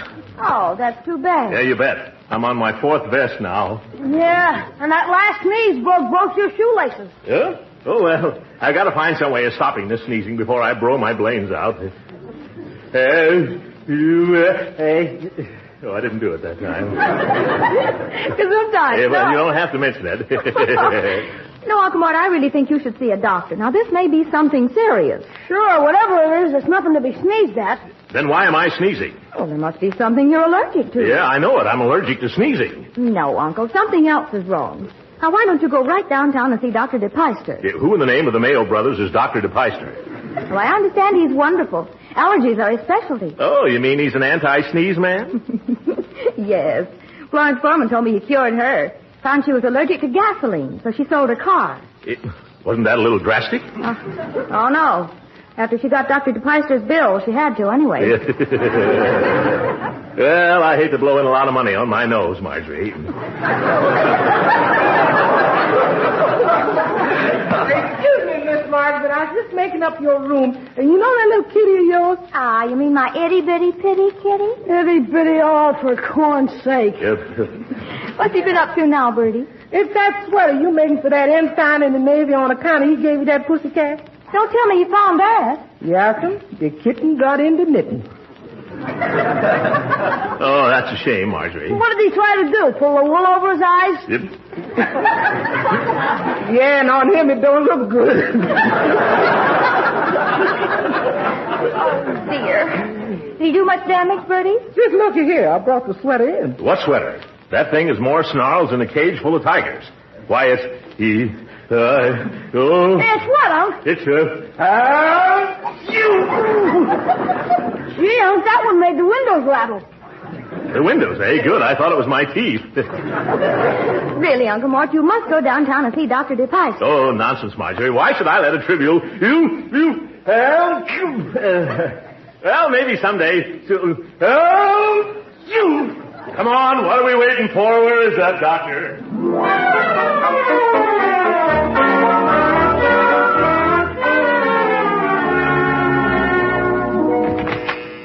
But, Marjorie, I haven't sneezed once since we left home. Just my luck. When the doctor asks me how I do it, I won't be able to show him. Oh, now sit down, Uncle. Relax and look at a magazine. Magazine? Oh, all right. There's an article in the National Geographic for May 1916 I never did finish. Uncle, you won't find that here. Why not? This is a doctor's office, isn't it? Yes, but this is a young doctor. Makes no difference, my dear. When a boy decides on a medical career, what's the first thing he does? I don't know. What? He starts saving magazines. That's one of the reasons he has to be an intern so long. Just to age his National Geographic. Oh, Uncle. Why do they always have the National Geographic? Well, it's all about faraway places. Anybody who sits in a doctor's office would rather be someplace far away. Oh, excuse me. Are you Mr. Gildersleeve? Yes? Well, the doctor will see you now. This way, please. What's he so cheerful about? The way she chirps, she'd make Florence Nightingale sound like a mudlark. Now, you go right ahead, Uncle Mort. Well, all right, my dear, but I'm feeling dandy now. Oh, this is Mr. Gildersleeve, Doctor. How do you do, Gildersleeve? Any relation to Throckmorton P. Gildersleeve? Oh, yes, that's me. Oh, it is. Well, now, where'd I hear that name before? I phoned you an hour ago. That's where I heard it. I never forget a face. What seems to be your trouble? Sneezing. Oh, you're having trouble sneezing? Oh, no, I'm not having trouble sneezing. I'm having trouble sneezing. For the past 4 or 5 days, that's all I've been doing. Yeah, monotonous, isn't it? Yes, I'm starting to get a permanent wave in my nose. Every morning I get up and sneeze all the cornflakes out of my bowl. I know what'll cure that. What was that? I say I know what'll cure that. What? Oatmeal. Yeah. Well, you'd better remove your clothes, please. And while you're doing that, I'll ask you a few questions. Yeah? Does anything you eat make your eyes water? Yeah, raw onions. Any food cause violent sneezing? Well, black pepper does. Any favorite dish that causes spots to appear on you? Oh, yes, I get spots from soft-boiled eggs. From eggs? Where? On my necktie. But really, Doctor, I wish you could see me sneeze. My eyes pop out so far, it looks like I'm going to expel the pupils. That's interesting. Suppose you show me how you do it. I can't. I haven't sneezed once since I left home. Most interesting. Eliminates one type of allergy that's very difficult to cure. What's that? The auto-infectious variety, when a person's allergic to himself. Oh, well, I couldn't have that. I like me. Yes. Your trouble seems to be localized somewhere at home. That makes the problem much simpler. Oh, of course. All I have to do is move. Well, goodbye, Doc. 1 second, please. We'll never find the trouble by moving away from it. I don't want to find it. I just want to lose it. Then we must conduct a series of tests. And I believe the best place to do that is in your home. Oh. Shouldn't take us long to locate the trouble, not more than a year. That's just a year? Yes, if we're lucky.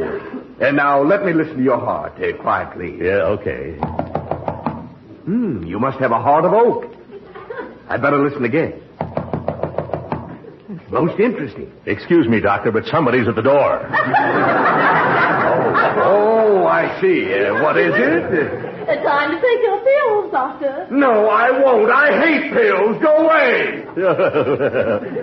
By the way, Doctor, how much is this going to cost? Oh, not much. Just $50 for each series of tests. Why, that could run up into 5 goes... Oh, my goodness, it could, couldn't it? That's true. But if we don't do that, you'll probably sneeze yourself into an early grave. Oh, Doctor, how soon are you coming over? How about Sunday afternoon? Yeah, I'll be waiting for you. Well, I'd better get going now. Oh, no, Mr. Gildersleeve. Don't go out that way. Why not? That's the way I came in. Oh, no, you didn't. When you came in, you had your clothes on. What? Oh!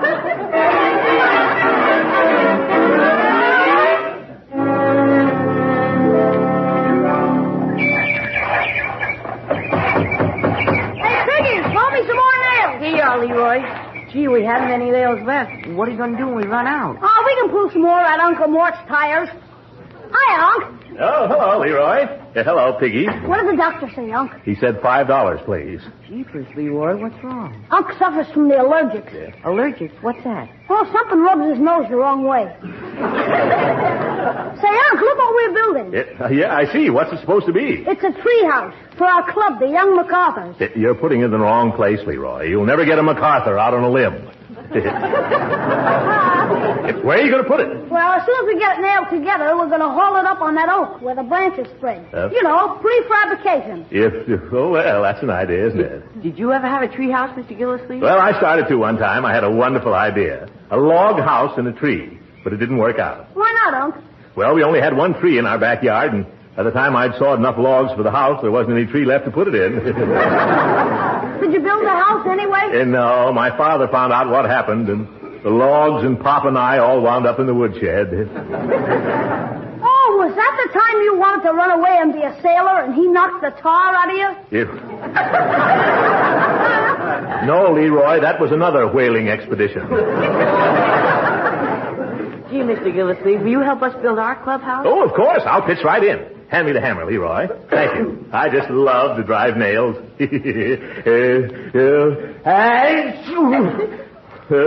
Now watch me and learn, Leroy. Excuse me. Understand now, Leroy? No, I don't quite... Oh, but it's so simple. What's troubling you? Well, I'm wondering how you're going to get your necktie off now that you've nailed both ends to the plank. What do you mean? I see.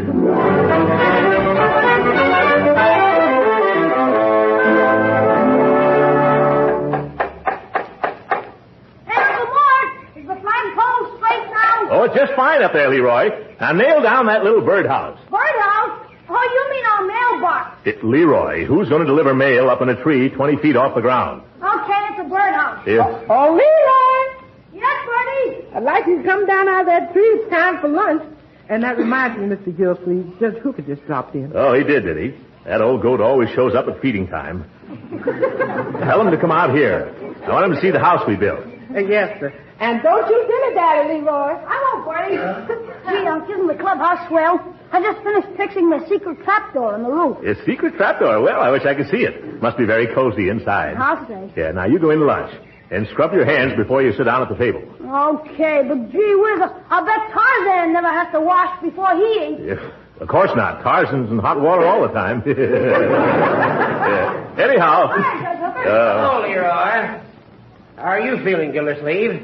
Still sneezing your brains out, or have you run out of brains? No, Hooker, I haven't run out of brains. Would you like to borrow some? No. Wouldn't think of taking your last one. What's the big attraction out here? The attraction is that tree house the kids built. Like to go up there and look at it? No, thanks. I can see it well enough from here. They have a secret trapdoor and a lot of other modern improvements. Come on, let's go. Now, let's quit kidding ourselves, Throckmorton. We're too old to go traipsing up the side of a tree to peek at a packing box. Yeah, speak for yourself, you old fogey. Fogey. Okay, then you're an old fogey. Why, you even get out of breath playing checkers. Thank goodness I'm different. Don't kid me, Throckmorton. If you aren't too old, you're too fat. Now forget about it.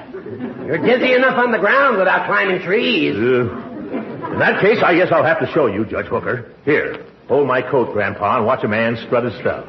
Careful, Gildy. You'll get halfway up and then spread your stuff. Don't worry about me, Judge. I come from a long line of tree climbers. That may be so, but remember, you haven't any tail. If I stand on this box, I think I can reach that limb. Yeah, just watch me, Judge. Come on down from there, Gildersleeve, before you fall on that big fat neck. Just a little rusty, that's all. Oh, I never knew I weighed so much. You're building up to a terrible letdown, Humpty Dumpty. Oh, by George, I'm going to make it. And nobody's more surprised than I am. Oh, yeah. Well, you made it, but you'll never get down again. Say, you ought to be up here, Judge. There's a beautiful view from here. There is? Uh-huh. On a clear day, I can see into every second-story window in the block. What are you walking around on the roof for? The door isn't up there. I think it is. Leroy said something about a secret trap door somewhere. Oh! Gildersleeve, what happened? I found the trap door. You better stop fooling around and come down. That's pretty dangerous. If you may be right. I'd better...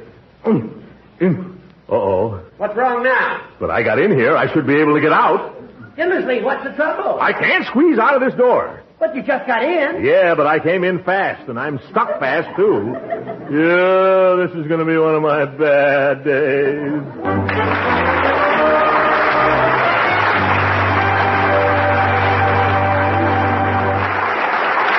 The great Gildersleeve will be with us again in just a moment.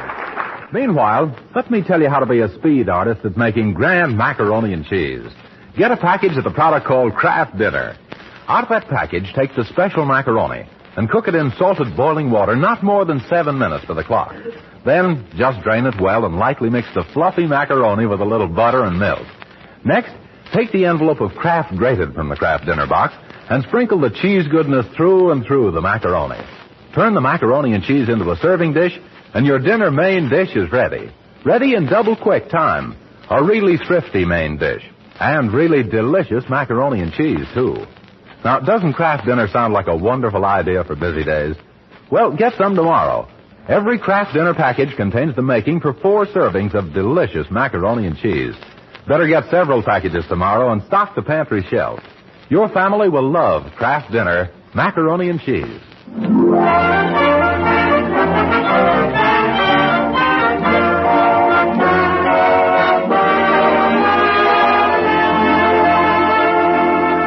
And now let's return to the great Gildersleeve, whom we left stranded in a house in a tree in the backyard. As we find Uncle Mort again, he's still there, while below Judge Hooker tries to comfort him with song. Rock-a-bye, Gildy, in the treetop. I'll kill that hooker. When the wind blows, hang on or you drop. Yeah, I'll drop on you. When the bow bends, it surely will break, and Gildy will hit just like an earthquake. Hooker, stop that infernal nursery rhyme. Oh, you want something more modern, huh? All right, Gildy, I'll give you the #1 song on the hit parade. Ew. Don't sit up in the apple tree with anyone else but me. Anyone else but me. Yes. Anyone else but me. No, no, no! Do something. Get me out of here. This is a terrible predicament. Yes, isn't it? You just wait, Judge Hooker. I'm going to break every bone in your head. Now get me out of here. Hey, what's going on out here? Where's Uncle Mort, Judge? Uncle decided to visit your treehouse, Leroy. See him? He became so absorbed in it he can't tear himself away. Yeah. Oh, yeah, now I can see him. His head's sticking out of the secret trap door. Oh, how do you like it up there? I'd like it a lot better up here if I were down there. Gee, is anything wrong? Oh, no, nothing at all, Leroy. Except that I'm wearing your secret trap door as a girdle. I'm stuck up here fast. You got to do something. Leroy, what's all the shouting about? Jeepers, sis, Uncle Mort is up a tree. Look. Why, Uncle Mort! Hello, Marjorie. What are you doing up there? I think he's looking for a bird's nest. He's been acting as if he's a little cuckoo. Don't you egg me on, Hooker. Marjorie, I came up here to inspect Leroy's little shanty, but now I'm stuck. And frankly, I'm beginning to get bored with lodging here. Excuse me, folks, but where's Miss Gildersleeve? Yeah, I'm right here, Bertie. Well, where's that voice coming from? He can't be in the trunk of the tree. His trunk's bigger than the tree. I'm upstairs in the tree, Bertie. What is it? There's a Dr. Duplex at the front door to see. He says he's got an appointment. Oh, great jumping jeeps, the sneeze doctor. I forgot all about him. Gee, Unc, I don't think there's room enough for both of you out there. Of course not, Leroy. And I won't have anyone see me in this ridiculous, undignified position. Bertie, tell him to come back later in the afternoon. Tell him I'm at a board meeting. But, Uncle, that wouldn't be telling the truth. Oh, yes, it would, my dear. Wherever I turn, I'm meeting a board. Well, I'm going to tell him. And Bertie, after he leaves, bring me something to eat. Yes, sir. Slice up some of that tongue and make 3 or 4 sandwiches, huh? It's way past my lunchtime, and I feel as hollow as Judge Hooker's head. That's right, Gildersleeve. Go ahead and stuff yourself. Then you'll never be able to get out of that box. Oh, my goodness. I never thought of that. Just 2 tongue sandwiches, Bertie. Okay, but how am I going to serve them? All parachutes? Gee, Unc, why didn't you let the doctor come back here? I bet you he can get you out. Leroy, I don't need an allergy specialist. I need a tree surgeon. Well, he can put you on a reducing diet. Sorry, Leroy, but that wouldn't work. No matter how much your uncle reduced, he'd still be living on the fat of the land. Hooker, why don't you go home? All right. I can take a hint. I just hope you're stuck up there until your north side is covered with moss. Goodbye. Oh, Uncle Mort, I'm sorry this happened. Now that he's gone, don't you feel sort of empty inside? I'll say I do. Where's Bertie with those tongue sandwiches? Oh, Bertie! Here I come, Mr. Gildersleeve. I had some trouble with the cat. And that doctor man said he'll be back later, and he's still charging you for this visit. Well, never mind that now. What about my lunch? Didn't you bring me those sandwiches?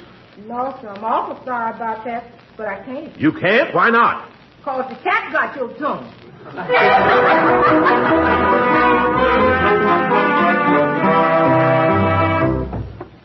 on, Piggy, pull. No, Piggy, don't pull. You're just taking the back right out of my shirt. It's no use, boys. Oh, why did you ever build this thing so solidly? Jeepers, you told us to, Mr. Gildersleeve. You're trapped by my own words.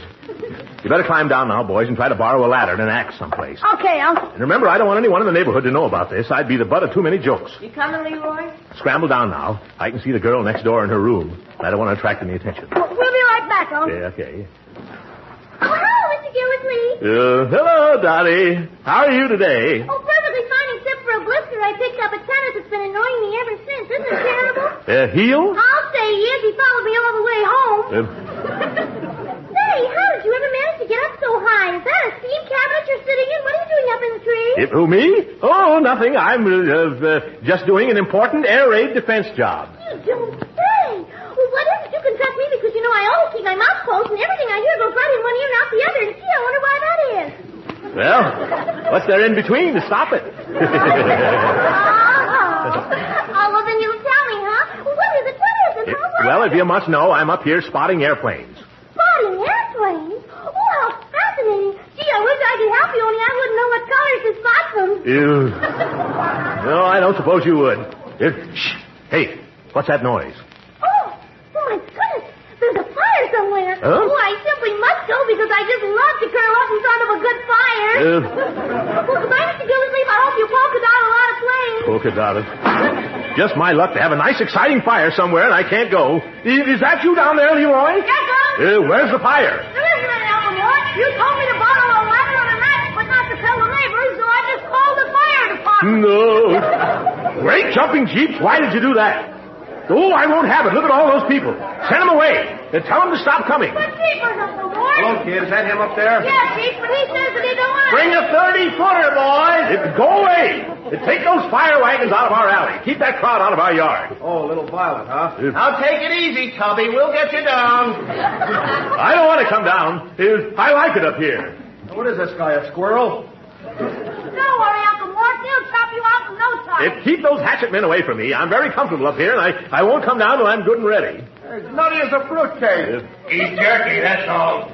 Probably thinks he's General Doolittle. Why don't you brave fire ladders just go back to your checker game? Now, see here, Fatso. We were called to take you down from there. Who called you? Did I call you? No, but somebody... You're paid for putting out fires, not for coming around annoying innocent people who are enjoying a nice rest up a tree. Now, we're supposed to take... Oh, wasting the taxpayers' money, eh? Now, you get out of here before I pick up my phone and report this to the mayor. Come on, boys. Put that ladder back in the truck. Quinn, take this axe back. Let's get out of here before I turn a hose on that big fat false alarm.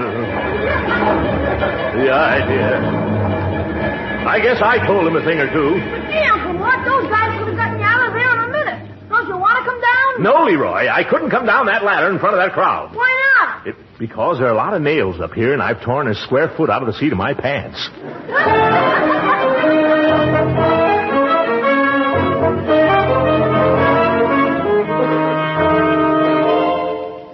But maybe if we spread a lot of mattresses all around and then cut down the tree, then maybe... I cut down a tree once, and it takes days, Bertie. Say, Mr. Gildersleeve, I'll bet you'd get through if you got a can of grease and gave yourself a good lube job.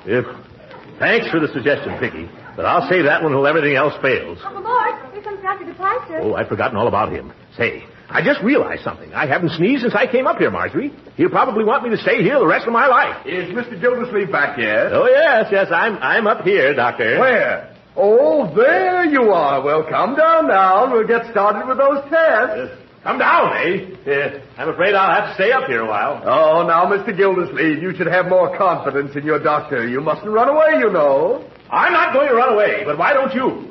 Run away and come back some other day. That's a rather peculiar reaction. I'll have to write the medical journal about this. Really, Doctor, you don't understand. Oh, hey, keep away. Cut that out. What's wrong, Mr. Gildersleeve? Woodpeckers are trying to build a nest in my hair.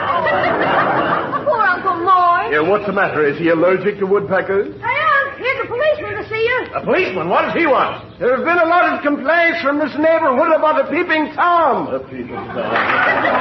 Oh, help! Get him off! Now the woodpeckers are dive bombing me. Hurry up, Ward!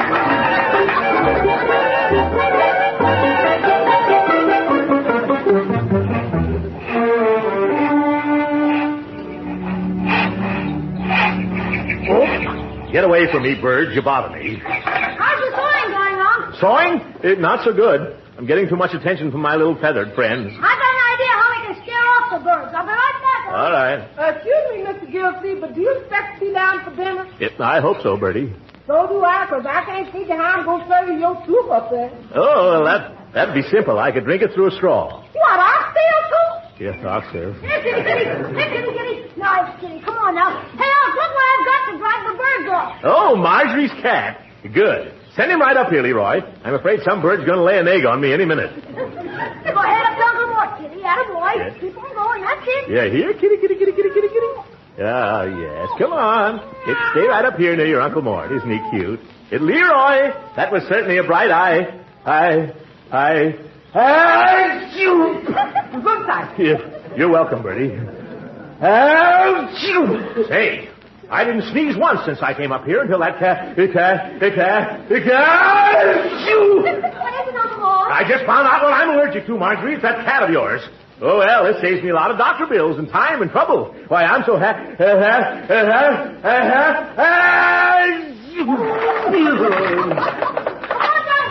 No, don't call him, Leroy. Looks like I'm going to sneeze my way out of here. Hey, come here, nice kitty.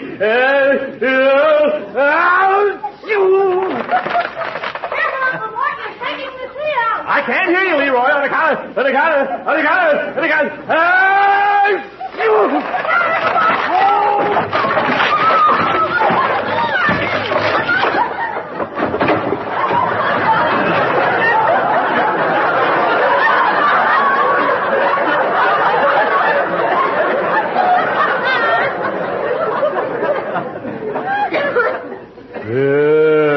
where am I?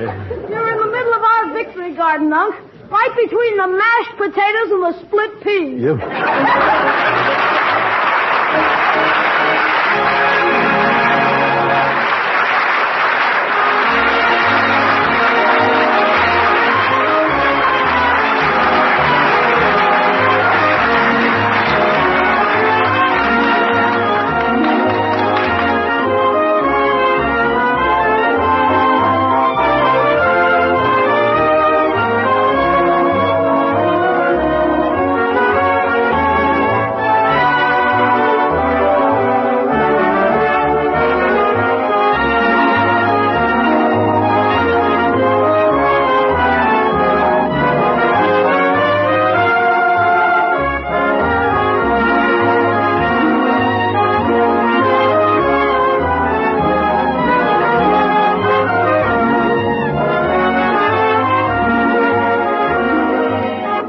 ladies and gentlemen, it's just 6 months since Pearl Harbor.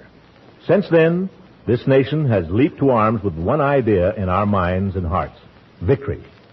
This summer, there'll be no slackening, no rest. The leading NBC shows are joining our government in bringing you the Victory Parade, a series of Sunday afternoon shows heard all through the summer in the Jack Benny time.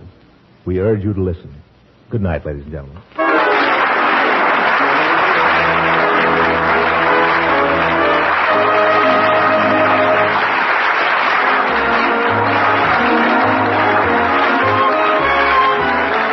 Original music heard on this program was composed and conducted by William Randolph. This is Jim Bannon speaking for the Kraft Cheese Company and inviting you to tune in again next week at the same time for the further adventures of the Great Gildersleeve.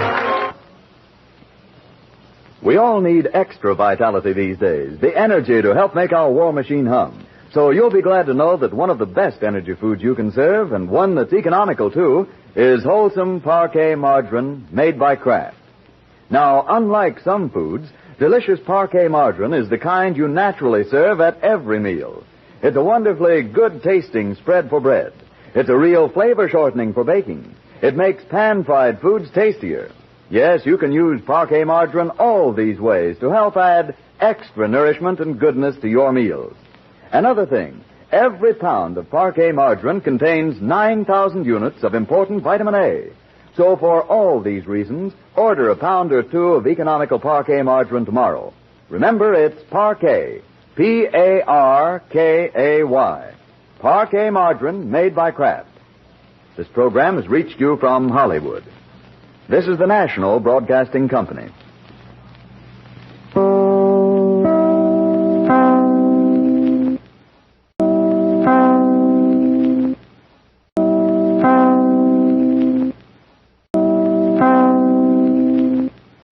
Kraft presents The Great Gildersleeve.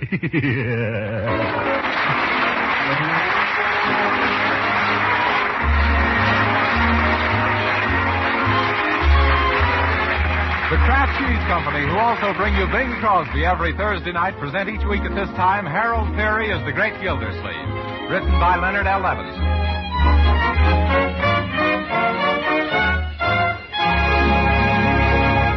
We'll hear from The Great Gildersleeve in just a moment. But first, since all of you homemakers are extra busy these days with your victory gardens, first aid classes, and so on, I want to tell you about the speedy way to make a favorite American main dish. With the thrifty product called Kraft Dinner, you can make delicious macaroni and cheese in just 7 minutes cooking time. In every package of Kraft Dinner, you get a quick cooking macaroni that needs no baking at all. Also, there's some Kraft Grated that puts the cheese goodness through and through the tender macaroni. You'll find Kraft Dinner a real lifesaver these busy days, so tomorrow, get several packages of it. Meet the mealtime emergencies at your house with Kraft Dinner's grand macaroni and cheese.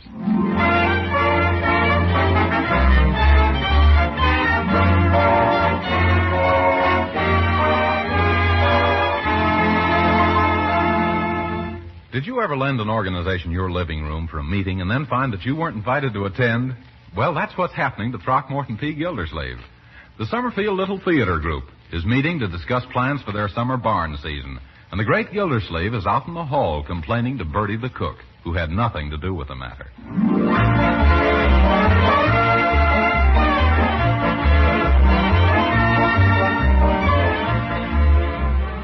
Yes. It isn't as if they were anybody important, Bertie. After all, they're just going to put on a couple of stale dramas in somebody's barn. But what's the idea of giving the plays in a barn, Mr. Gildersleeve? Bertie, did you ever smell one of their plays? Oh, I guess they're all through. Well, Uncle Lloyd, it's all arranged. We're going to have our summer theater in Mrs. Guernsey's stable. Oh, well, but really, Mrs. Guernsey, don't you think this is the wrong time to go out of the livery stable business? Mr. Gildersleeve, we are referring to an old carriage house on my estate. Oh. Livery stable, indeed. Now, Mrs. Guernsey, mustn't turn up your nose at livery stables these days. And this is Mr. Bruce Burdock, our director. Charmed, simply charmed. Bruce was with Orson Welles. Oh, yes, one of the men from Mars, no doubt. And this is Charlie Robertson. Mr. Robertson, the pleasure is all mine. No doubt.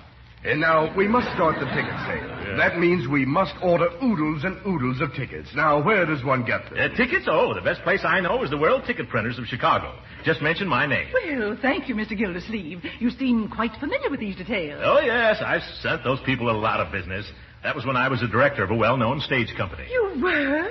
Well, in that case, I simply insist that you attend our first rehearsals and lend your professional touch. But Oh, no. I won't take no for an answer. We'll hold our next meeting here again on Tuesday. Come, boys. Time to go. Goodbye. Well, goodbye, folks. Well, I always knew I'd have a chance to monkey with the stage. My drama done told me. But, Uncle Mort, I don't understand. Were you really a director of a well-known stage company once? Why, of course, my dear. When I was out west, I was on the board of directors of one of the biggest bus lines in Arizona.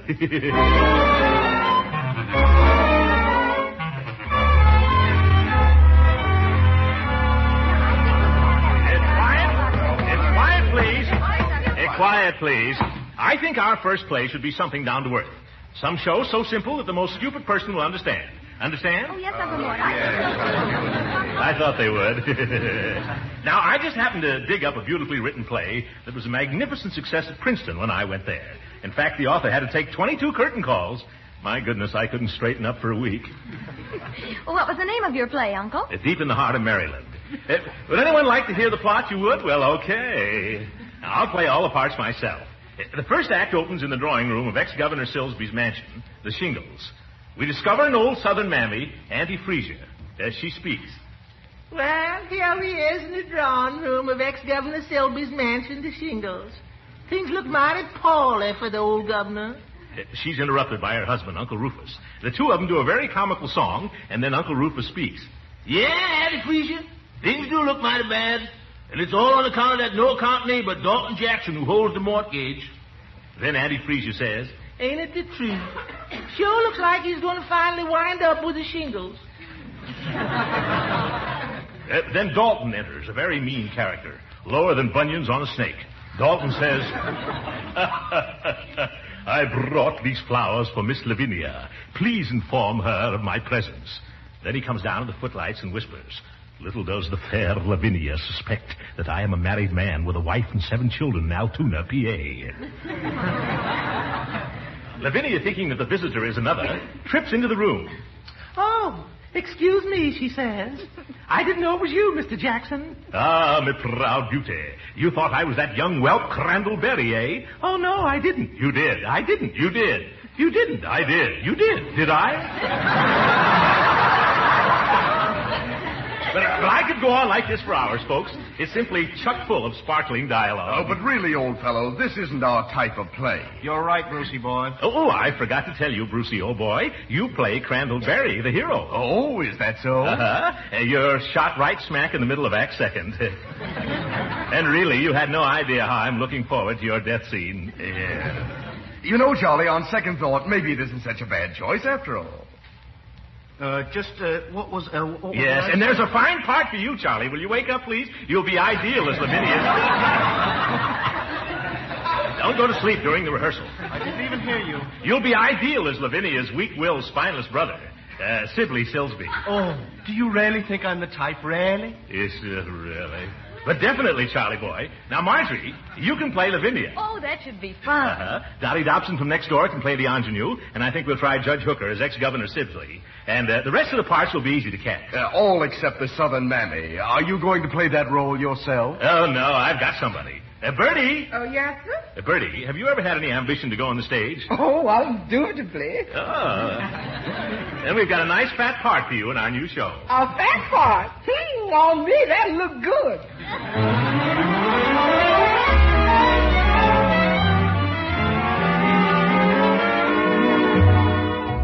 No, Judge Hooker, that's terrible. All right, Bruce, give him his cue again. Oh, all right. But, Governor Silsby, you don't understand. I do understand, but the trouble is, you don't let me get a word in, Edgewise. Judge, try to get it right, or else on opening night, Hooker will get the hook. Go on. All right. My boy, I can remember when this plantation stretched as far as your eye could. See?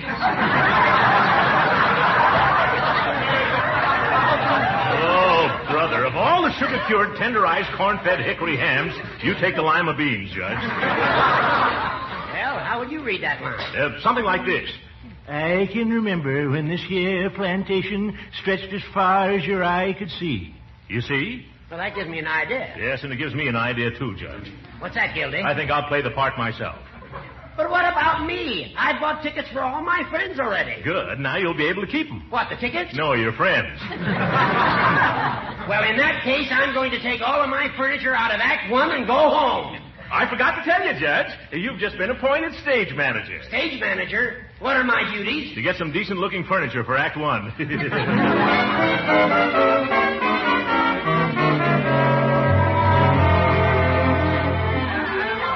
All right. Call the cast, Leroy. All right, everybody. On stage, please. Ready for dress rehearsal. On stage. Oh, Uncle Mort, I'm so excited. How's my makeup? Oh, fine. Only don't blink those big eyelashes so fast, my dear. It sends a draft to the theater. Where's Charlie Robertson? Where's what's-his-name, the fellow who plays the villain? Oh, you mean Mr. Updike? Haven't you heard what's happening to him? No, Mrs. Jersey. What's happening to Mr. Updike? Oh, his wife's having a baby. He had to rush her to the hospital. A baby? He can't do this to me. What does he mean, having a baby at a time like this? I tell you, I simply won't have it. But Uncle Mort, who's going to read his lines? Of course, I know him, but I'm doing the governor already. But I could do 2 parts for the dress rehearsal. However, Mr. Updike better cut out these monkey shines and be here for the opening tomorrow night. Ready, Uncle Mort? Yes. Places, please. Oh, there you are, Charlie. Yes, here I am, but I can't stay long. Why not? I've just been drafted. Oh, my goodness, I was sure the Army would skip you. Well, the only thing we'll be able to do is open tomorrow night is the box office for refund. I have a wonderful idea. Charlie played your younger brother, didn't he, Marjorie? Yes. Then why not have your younger brother take Charlie's place? I can't. I've got the candy concession out in the audience between acts. But, Leroy, you'll sell twice as much candy if the people can buy it from somebody in the cast. I know. When I was with Maxwell's comedians, I caused more broken hearts and decayed teeth than any other leading man in the tent show business. Well, jeepers, I never thought of that. Okay, I'll do it. Fine, now we're all set. Let's get started. Where's Bertie? Here I is, Miss Gildersleeve. Where's the fellow to play Uncle Rufus? What fellow to play Uncle Rufus? Mr. Gildersleeve, you never assign that part to anyone. Great jumping jeeps. Do I have to do all the thinking around here? Do I have to do all the work myself? No, Unc, but it looks like you'll have to play all the parts yourself. You mean portray Uncle Rufus as well as Dalton Jackson the Menace and Governor Salsby the grandfather? Well, you can try, Uncle Mort. You're a big enough man to play all 3. Marjorie, but how am I going to keep from bumping into myself coming in and going out? I'll be in a daze before the evening's over. Yeah, Unc, it looks like this is going to be one of your bad dazes.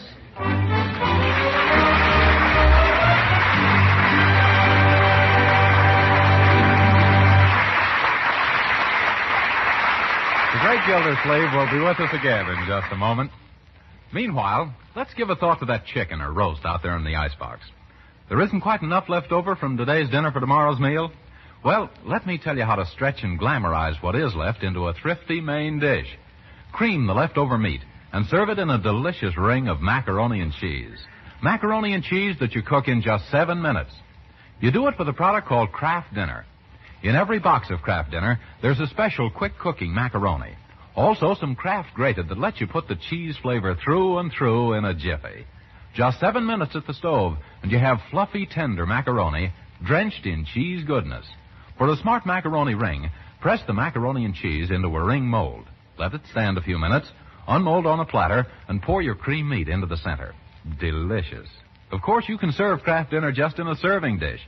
The family will love the macaroni and cheese made this thrifty 7-minute way. So have some tomorrow. Ask your dealer for Kraft Dinner.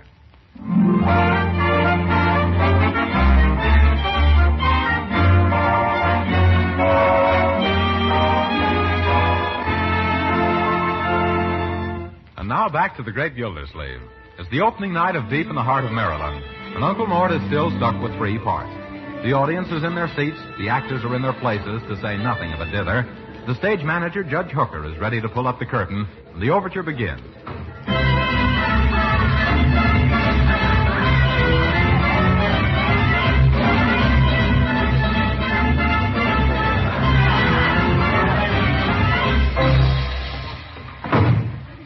Well, yeah, we is in the the drawing room of old Governor Sylvie's home to shingle.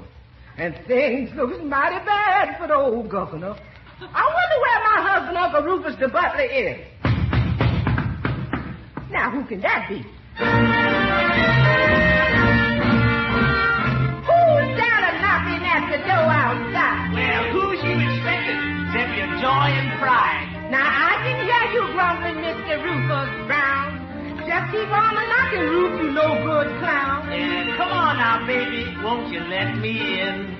Has you been a gambling, honey? Did you win? What's that you mumbling? I just lost my shirt. Rufus, you's gonna get hurt. Oh, now, Sugarfoot, wait a minute now. Rufus Baptist, Johnson Brown. What you gonna do when the rent comes down? What am I gonna say? How am I gonna pay? What you gonna tell them at the FHA? You know, I know that times is tough. Landlord gonna take us off of their cup. Rufus Baptist, Johnson Brown. What are we gonna do when the rent comes round? Rufus Baptist, Johnson Brown.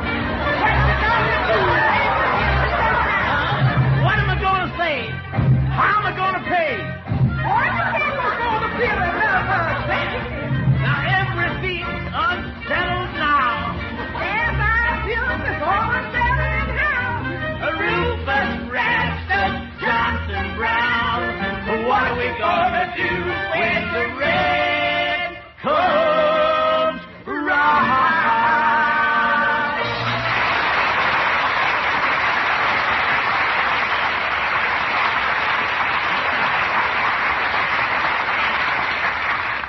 Now the question is, what are we going to do when the mortgage comes around? Well, I tell you, Mr. Gildersleeve. Rufus. Yeah. Lesson Miss Benny married Mr. Dalton Jackson. We's gonna be up against a stone wall. Yeah, but she loves Crandallberry, a poor but honest aristocrat. All this wouldn't have happened if Slibbly, Miss Benny's ne'er-do-well brother, hadn't lost the mortgage money playing acey-deucey with Dalton Jackson. Yes, and this is what caused old governor to go into the relapses. Here comes Miss Lavinia, the prettiest gal in Tewupsy Township. Morning, Miss Benny. Morning to you, too. Alas, dark days are indeed upon us. One bright ray alone shines through the clouds that obscure the horizon. Yeah, it did look like rain for a spell, but it's clearing up now. No, Uncle Rufus. I'm referring to our beautiful colt, Shasta Gold, which we hope will come home with the mortgage money when she runs into Freakness next Saturday. You mean Shasta Gold by Faster Shasta ought to go jump? Yeah. The horse that you've been a-training ever since that night Mr. Crosby left him with us. Hark! Do I hear the sound of horses' hoofs?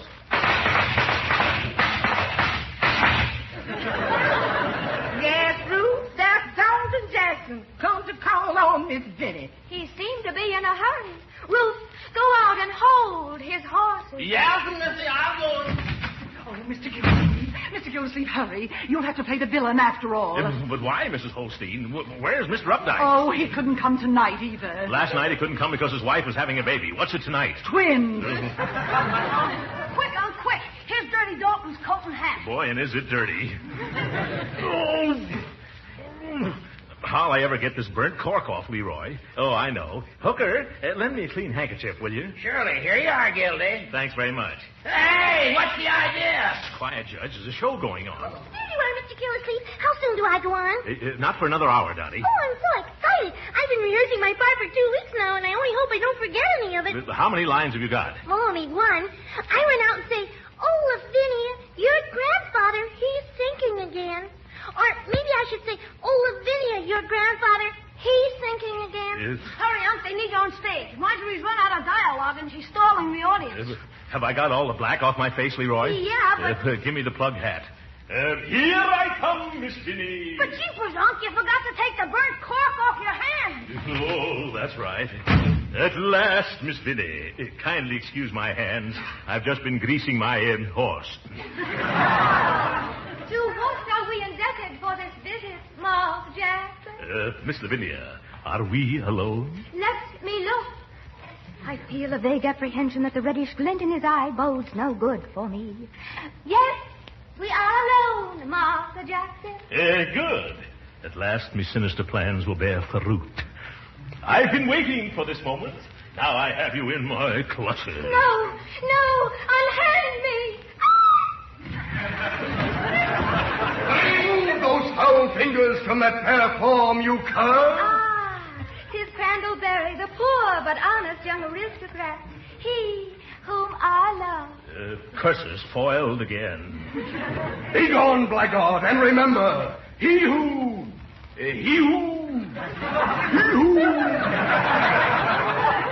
harms one hair of yon fair head must answer to Crandallberry. Oh, thanks. Yes, he who harms one head of yon fair hair must answer to me.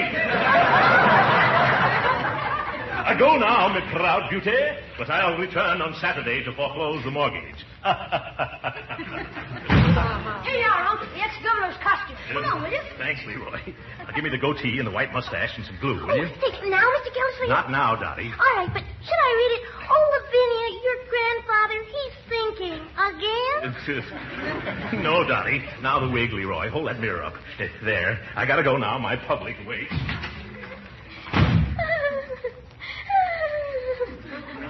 Why, Vinny, you're crying. I just can't help it, Grandpapa.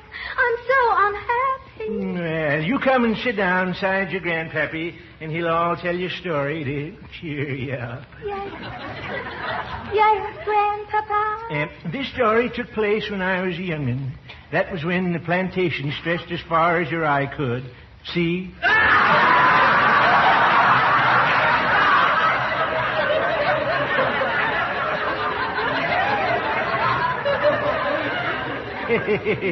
The stable hands must be enjoying themselves. Well, anyway, this is the story of Bessie. Bessie and me, we roamed the hills together. She adored me, and I guess I kind of loved her, too. For years we were constant companions, until one day tragedy struck. Bessie stumbled in a gopher hole and broke her leg. There was nothing else to do but shoot poor Bessie. She's dead now, but there'll always be a warm spot in my heart for her. Was Bessie your favorite horse, Grandpapa? No, my child. Bessie was my first wife.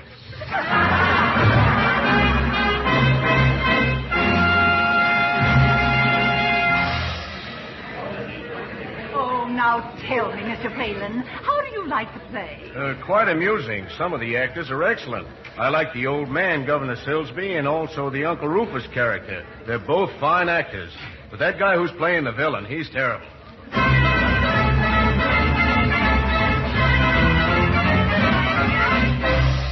Well, here he is at Shasta Gold Stall at the racetrack on the afternoon of the Big Freakness Handicap. And if that's Shasta Gold, don't go today. We's gone tomorrow, that's all. Oh, Uncle Ruth, great news. Crandallberry, my betrothed, has offered to ride our horse in the big race. But, Miss Vinny, has Mr. Crandall ever been a jockey before? No. But Shasta Gold has never been ridden before, so they're both starting off even. Get him saddled. Yeah, okay, I'll do this. Quick, Hooker. Hooker, help me get this makeup off, will you? Oh, Mr. Gildersleeve, now? No, Dottie, not now. Well, now, supposing I say, well, Vinny, your grandfather is thinking again. No, Dottie, not now. Come on, Gildy. Crandall is waiting for you on stage. Okay, give me the blank pistol, quick. Here you are. No, Uncle, wait. I haven't got time to wait, Leroy. Jeepers, that wasn't a blank pistol. That was my .22. Aha, Berry. So we meet again. Yes, and to your sorrow, Dalton Jackson, for today I am riding Shasta Go in the Preakness. What? Yes, and you cringe at the thought of me winning not only the race, but also the fair Lavinia and her old homestead from your vile clutches. Ha, ha, ha, ha, ha, ha. Little does he know that I have a revolver in me pocket. And ere I let him thwart me evil plans, I'll wait till his back is turned and send a bullet through his manly bosom. Now's my chance. Take that, Crandallberry. Oh, I am shocked. Oh, my goodness, I am shocked. Yeah, nice acting there. Quick, get a doctor. Oh! Now my horse will win the Preakness, and I will win the divine Lavinia. Help! Is there a doctor in the house? What is this? Oh, my beloved, you are wounded. You're darn right I'm wounded. Oh, no, please don't turn me over on my back.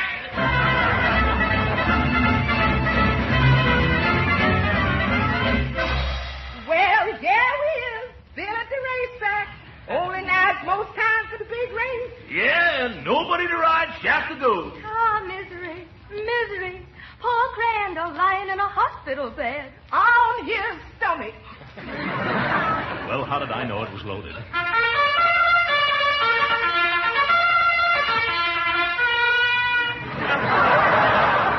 I go into the post. Every horse but Shasta Gold. Oh, woe is me, and all is lost. Stop! I will ride Shasta Gold. Sibley, my ne'er-do-well, a brother. Yes, I who have brought naught but shame and sorrow to my dear sister and my poor ailing grandfather. I will ride Shasta Gold to victory. Oh, for corn's sake. Come, there isn't a moment to lose. Quick, Sibley, mount Shasta. Very well. Hasten, Sibley, dear. And remember, if you do not win the Preakness, just keep traveling, brother. Don't worry. I shall win. Come, Shasta, go. Let us hasten to the rail for the start. Yes, sir. You coming, Ruth? No, I'm going to stand on this here box from which I can see the whole race. For I do dearly love to call the progress of the Preakness aloud. Oh, Mr. Gildersleeve, now? No, Dottie, not now.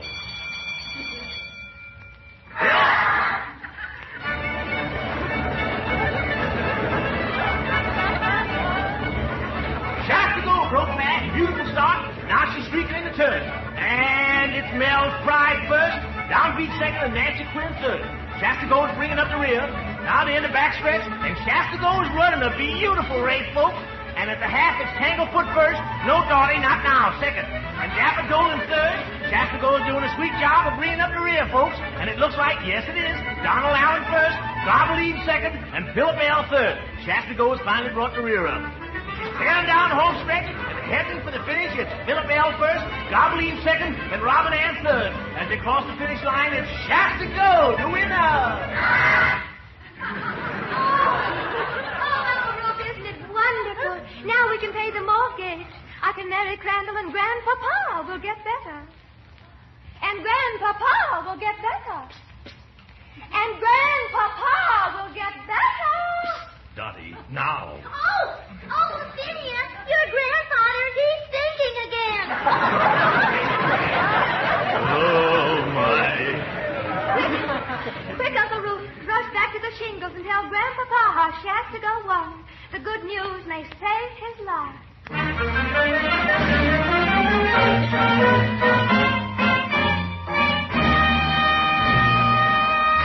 Oh, thank goodness. This will be over in about 20 minutes, Judge. I can't make any more of these quick changes. Speed it up, Gildy. Do you realize it's 12:30 already? 12:30. Great balls of fire. Is the drawing room set back in place? Yes, everything's ready to go. All set out there, Birdie? I think so, Mr. Gildersleeve. Okay, then. Flash the orchestra. Third act. On your toes, everybody. Curtain, Hooker. Curtain. Well, here he is in the drawing room of old Governor Silver's home, the Shingles. Hey, she isn't supposed to say that. No, that speech belongs in Act 1 at the very opening. Birdie, wrong line. And things look mighty bad for the old governor. Oh, Birdie, you're starting the whole play all over again at 12:30. I wonder where my husband, Uncle Rufus the butler, is. Oh, pet her off. Somebody would be here till 4 o'clock in the morning. I wonder where my husband, Uncle Rufus the butler, is. Gildersleeve, the show must go on. You've got to get out there. No, I won't. Absolutely not. Now, who can that be? Who's that knocking at the door outside? No, I give in. Who you expecting except your joy and pride? Here we go again.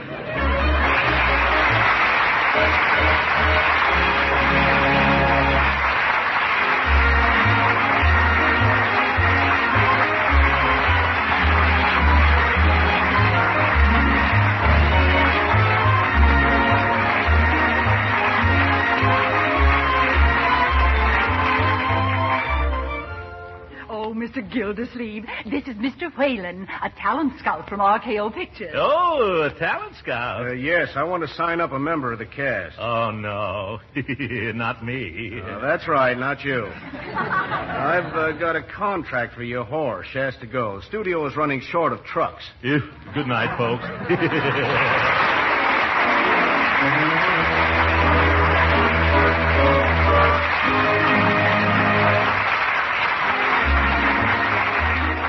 Original music heard on this program was composed and conducted by William Randolph. This is Jim Bannon speaking for the Kraft Cheese Company and inviting you to tune in again next week at this same time for the further adventures of the great Gildersleeve. We Americans are mighty lucky. We have the right foods in abundance, the good, nourishing foods that help make us strong. And here in America, the right foods need not be expensive. Take Parquet margarine, for example. The delicious spread for bread made by Kraft. Parquet margarine is one of the right foods that help make America strong. Yet Parquet is so downright economical, you'll feel free to use all you need.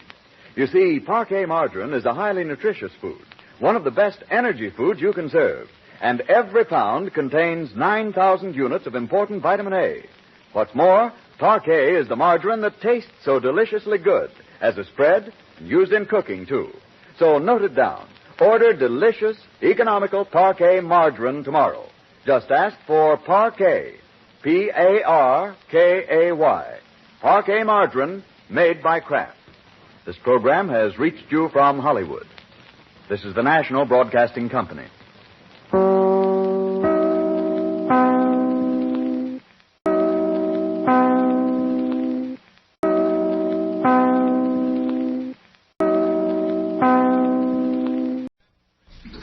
Kraft presents The Great Gildersleeve.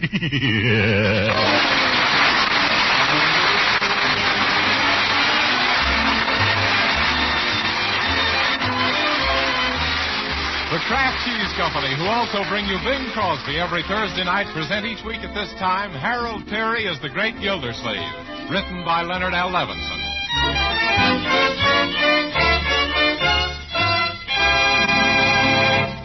We'll hear from the great Gildersleeve in just a moment. But first, let me pass along an economy tip to you housewives. You're trying to hold down the cost of your dinner main dishes. Well, you know macaroni and cheese is a fine, thrifty main dish. But do you know this? With the product called Kraft Dinner, you can make grand macaroni and cheese thriftily and make it in just 7 minutes cooking time. You see, every package of thrifty Kraft Dinner contains a special quick cooking macaroni. Also, some Kraft Grated, which lets you sprinkle the cheese goodness through and through the fluffy macaroni. In a jiffy, you have a delicious, economical main dish. When you're in the food store, it's smart to buy several packages of Kraft Dinner, for the family will want Kraft Dinner macaroni and cheese often. Tomorrow, ask for Kraft Dinner.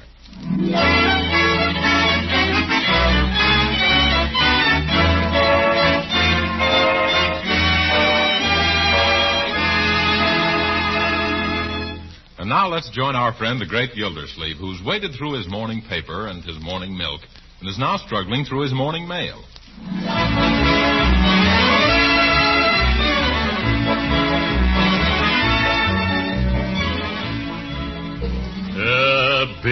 Bills, nothing but bills. Well, here's a postcard. It says, be thin as a leaf by boiling your beef. From some dietetic advisor? No, Marjorie, it's from the Sultan's Delight Turkish Baths. Well, a letter from the manager of my old rubber plant, the Gildersleeve Girdle Works. What do you know? It's been converted into a factory to repair barrage balloons. Yes. That certainly is a big change, isn't it, Uncle? Oh, not much, Leroy. After all, they're still putting blimps into shape again. Or am I stretching things a little? What does he write, Uncle Moy? He says they've made the mistake of inflating a big balloon inside the factory. Jeepers, did it cause any trouble? I'll say it simply raised the roof. Oh, here's what I've been waiting for. It's from the State War Savings Administrator. The pins and the stickers I sent for.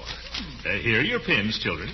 Oh, this is cute. Yeah, what's it for, Unc? Well, I've been investing part of the income from your estate in war bonds and doing the same with my income. Now, we're all full-fledged members of the 10% Club. The 10% Club? What kind of a club is that? Leroy, it's the club that's going to help give the Axis a beating. Look, they sent us stickers to put up in our front window, too. Oh, yes. We're buying at least 10%. Dr. Mort, you have 2 stickers. Sure. I forgot to tell you, we're investing 20%. Well, this tin is certainly what the well-dressed American will wear this summer. Gee, Unc, you've got one left over. Can I have it for my pajamas at night? Yeah. No, Leroy, that one belongs to Bertie. Her 10% is deducted out of her paycheck each month. Oh, Bertie! Yes, Mr. Gildersleeve. You want a spot of black coffee? No, Bertie. I've got a spot of red, white, and blue for you. Here's your 10% club pin. Well, thank you, sir. Don't thank me. Thank Uncle Sam. Or rather, Uncle Sam thanks you. No need to do that. I'd like to be over there playing the Stars and Stripes Forever on that Hitler's head with a skillet. Yeah. But if I can, I'm going to use some of my dough for bomb dumplings to go with his cooked goose. That's the right spirit, Bertie. As I said to Judge Hooker, oh, my goodness, I'm late for the office. Where's my hat? Under your arm, Unc. Oh, I see. Then where'd I put my briefcase? On your head. Oh! Hey, goodbye, everybody. Bertie, don't forget to take this umbrella stand out of the hall, because someday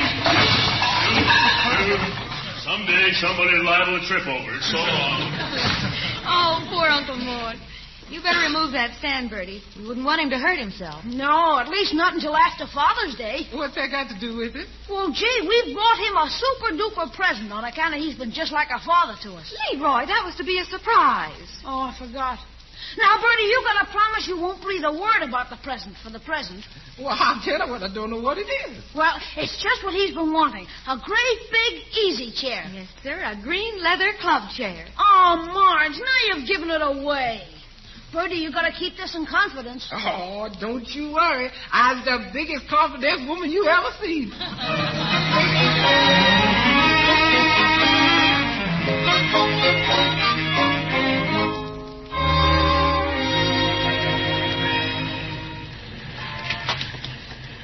Hello, Spencer. Oh, Slepperman. Welcome to Slepperman's Overstuffed Furniture Store. And is this store overstuffed with furniture? Well, Sam, how are you? Physically, I'm in the pink. Financially, I'm even more so. I'm in the red.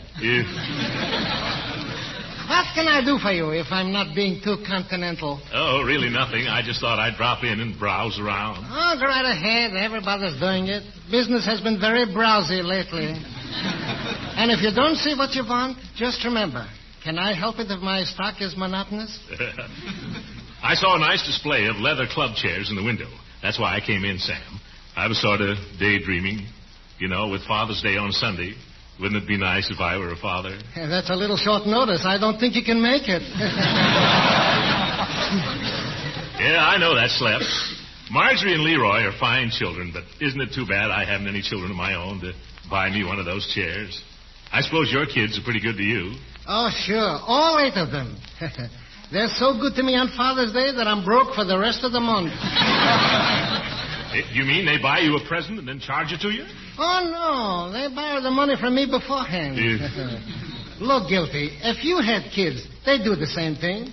So why don't you pretend you have a son and that you're him and he wants to buy you a nice chair? Go on, don't be stingy with the boy. Now, don't you go to work on me, Slepperman. I already have a soft spot for that brown leather club chair. Yes, and the vice versa. What do you mean? That chair has a soft spot for you. It was just made for you. Look, extra wide seat, big soft cushion, heavy legs. Are you describing the chair? I'm not so foolish I should insult a customer. Go on, sit in it once. It's free. Yeah, all right, Sam. Yeah, that certainly looks cozy. Yeah. This is like floating in the ocean, only not so wet.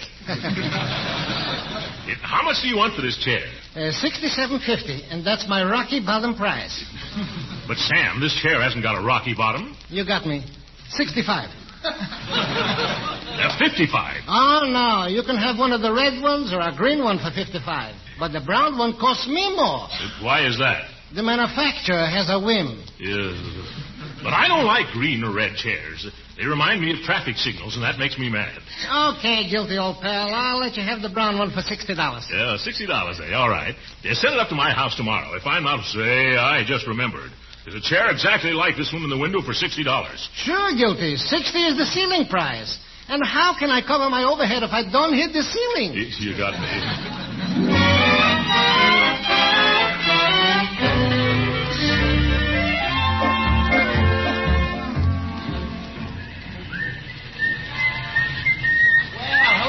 Gildersleeve. Well, hello, Judge Hooker. This is my sister, Amelia. Amelia, this is Throckmorton P. Gildersleeve. Oh, I'm glad to know you, Mr. Gildersleeve. Well, this is a pleasure indeed, Miss Hooker. I'm quite surprised to see how attractive your sister is, Judge. The way you always talked, I thought she was... By the way, Gildersleeve, glad I ran into you today. I've been meaning to find out when you intend returning that umbrella I loaned you around Christmas time. Yeah, just as soon as you return that copy of No by George Waite. I never borrowed your copy of No by George Waite. I remember now. It wasn't a book. It was an umbrella you borrowed from me, long after I returned yours. I borrowed one from you? You're full of balloon juice. Oh, now, Horace, I'm sure you're mistaken. You keep out of this, Amelia. Yes, you keep... Hooker, don't talk that way to your sister. She's my sister. I'll talk to her any way I please. Not when there's a gentleman around. Maybe not, but until one comes along, I'll talk to her any way I please. Are you hinting that I'm no gentleman? I'm hinting that you're a big fat fool. Judge, now you're hinting below the belt. Really, Miss Amelia, I never expected you to be so attractive with such an insignificant... And stop making goo-goo eyes at her. Well, I'm not making goo-goo eyes at her. That's just the victimatura in me coming out. And am I glad to get rid of it?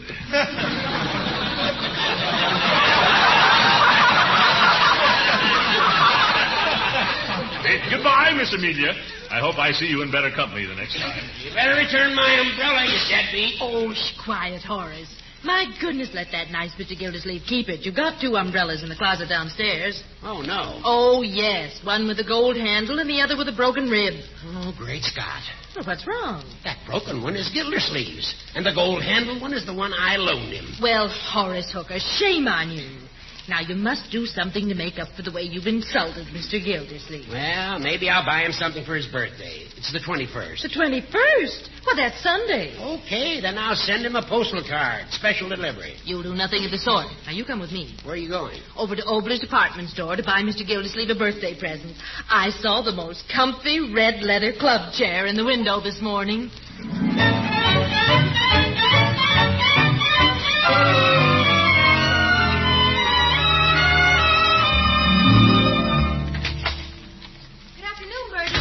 Miss Marge. Hello, Leroy. Hiya, Bertie. Uncle Mort home yet? No, but his chair is.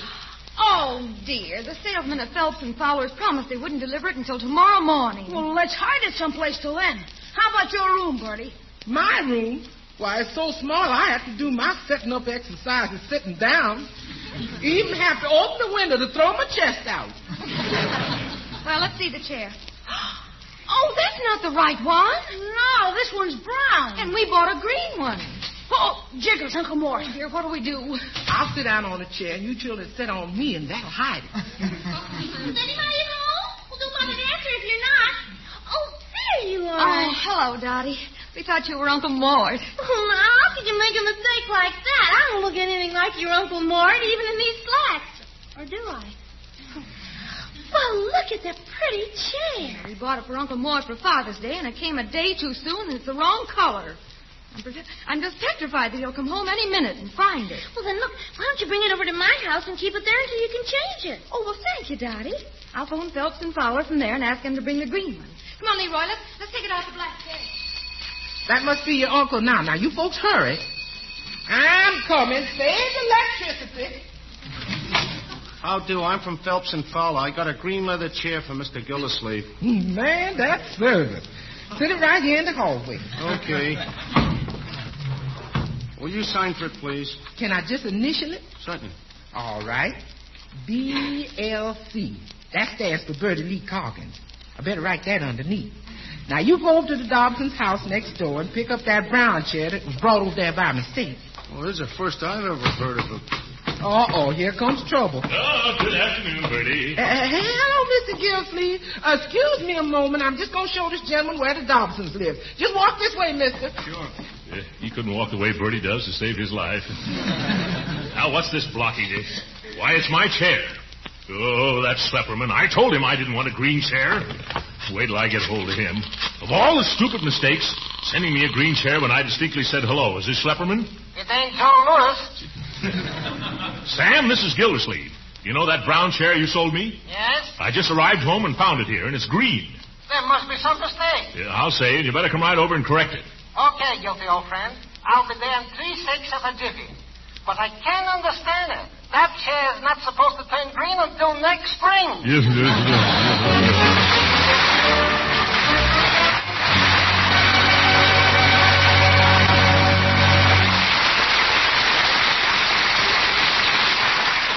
The great Gildersleeve will be with us again in just a few minutes. Meanwhile, let me tell you homemakers how to do a little sleight of hand performance in the kitchen. It's how to make delicious macaroni and cheese with magic speed.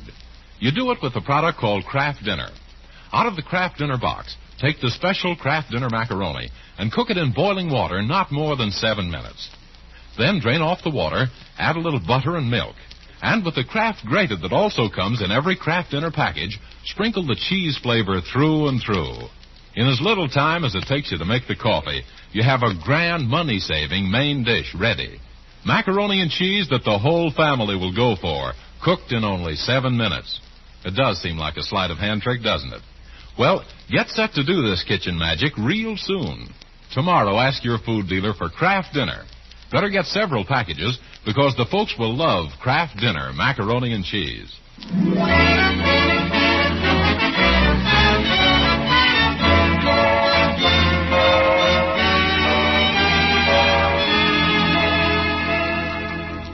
And now let's return to the great Gildersleeve, who's taking a short nap, completely unaware of the fact that Mr. Schlepperman has come with another brown chair and taken back the green one that Marjorie and Leroy brought for Father's Day.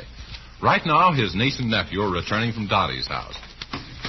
I sure hope Uncle Mort likes the chair we picked out. Oh, I'm positive that he will. Oh, I can just see him now, stretched out on that comfy green leather, smoking a cigar. And spilling the ashes all over his vest.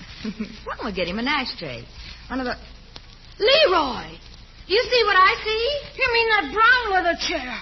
We just got through hauling it over to Dottie's, and then I saw the delivery man take it away. He must have brought it right back here. Well, let's get it back to Dottie's before Uncle Mort sees it. Oh, that's the front doorbell. Come on, brother, out through the kitchen. Bertie, someone's ringing the bell. If this keeps up, I'm going to be worn down to a shadow, size 42. Hello there, Bertie. Hello, Judge Hooker. I've got a little surprise for Mr. Gildersleeve. Oh, what, you two? Yes, look. You mean that red leather chair? Yes. Now, I don't want you to breathe a word about it to a soul. Who, me? Don't you worry. Alongside of me, the Sphinx is just another Gracie Allen. Help me carry it in. Now, just put it in the living room for Gildy. And don't tell him who it's from. Let him guess a while. But Judge Hooker. I wonder what he'll say when he finds out. I know. He'll say, ooh, ooh, ooh, ooh, ooh, ooh. Yes, well, goodbye. And remember, mum's the word. Yes, sir. Mum's the word for Father's Day. Green chairs, red chairs, brown chairs. Where are we going to put them all? Bertie, did a man bring a chair while I was asleep? Yes, sir, frequently. Oh, well, at last. Now I'll... Bertie, am I seeing red? I don't know, but you sure is turning red. This is the last straw. I told that Schlepperman to take his green chair back and bring me my brown one. And now it turns out to be red. Give me that telephone. Thank you, Bertie. Do you know anything about this? Ooh, me? No, sir. I was just an innocent byproduct. I'm going to get to the bottom of this chair business, right down to the seat of the trouble, or my name isn't... Schlepperman Studio Fine Furniture. Sam Schlepperman, sole prop speaking. I'm going to knock the prop out from under his soul. Hello, this is Gildersleeve again. Hello, Guilty. Did you find your chair? Yeah, I found the chair all right. Low, wide, and handsome, ain't it? Yes, and it's also red. Who read it? No, the color is red. I feel the funniest sensation in my ears, as if you said the color is red. That's what I did say. But, Rocky boy, I personally delivered to your house one genuine brown leather chair. Not khaki, not mocha, cocoa, or karaoke. But brown. B-R-O-W, and so forth. I'm looking at it right now, and it's red. Say, it's undressed leather. Maybe it's blushing. Well, this time I'm going to make sure there's no mistake. How? I'm going to load this chair on my rumble seat and bring it over to your store. And if I don't get a brown chair this time, I'm going to buy a war bond with the money and sit on that for the next 10 years.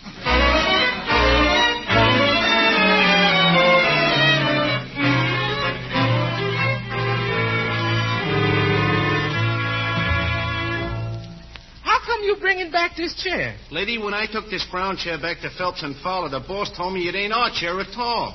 Well, then leave it here, mister. Chairs has been floating in and out this house like a flood in a furniture factory. Okay. Yeah, there you are. Bye. What we ought to do is give them all to the government. 3 chairs for the red, white, and blue. Bertie, I just found I made a mistake. Mr. Gildersleeve's birthday is July 21st, not June 21st. Yeah, but you needn't to rush back to tell me. I knew that all the time. No, I came back to get that chair. I'll just take it home and keep it there for a month. Well, you might as well, 'cause chairs is the mostest thing we got plenty of. Thanks. Now, remember, we're still going to keep it all secret. Don't worry. I'll zip my lip. Thank you. I've got to hurry so I won't run into Gildersleeve. Honey, I guess my eyesight isn't as good as it used to be. I swear this leather looks a lot more brown than it does red.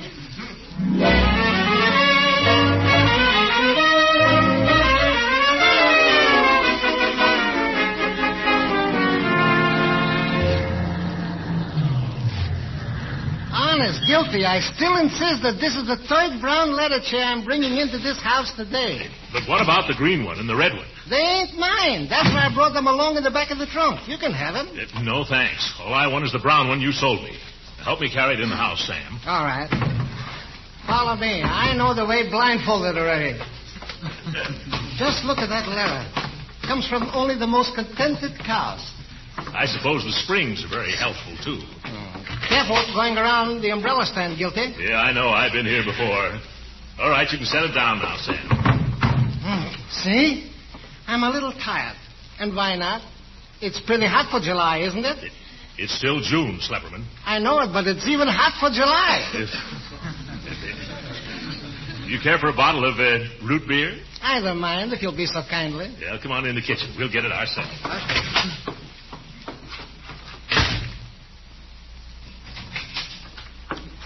Where is everybody today? Seems as though... Oh, for Pete's sake, how did that brown chair get back in here again? I bet that old Dottie hasn't sense enough to leave it over at her house. Well, there's nothing for me to do but drag it back next door again. Next time I'm going to attach an outboard motor to it. Come on, chair, let's go. No, Sam, I keep telling you. Those red and green chairs are not mine. But, Guilty, what happened to the 2 other brown ones? I don't know. You can see for yourself that I've only got that... Where's the chair we brought in here just now? Why ask me? I was in the kitchen with you drinking. Root beer, remember? That's right. Let's look around. It couldn't have walked off, could it? I don't know. Maybe it was a discontented cow after all. By George, I've heard of disappearing beds and fading wallpaper. But this is the first time I've ever seen a vanishing club chair. I wouldn't have believed it if I hadn't seen it with my own eyes. And now that I don't see it, I still don't believe it. It's nowhere around here. There's only one thing to do. Hand me that telephone. Here you are. What are you going to do? Call the police. A good idea. The lowlife who did this should get the chair. Should. He did.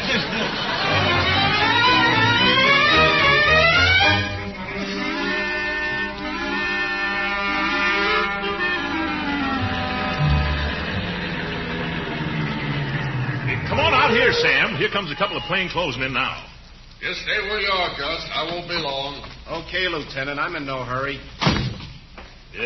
Are you from headquarters? Yes. Which one of you gents is Throckmorton P. Gildersleeve? A fine detective. Him, of course.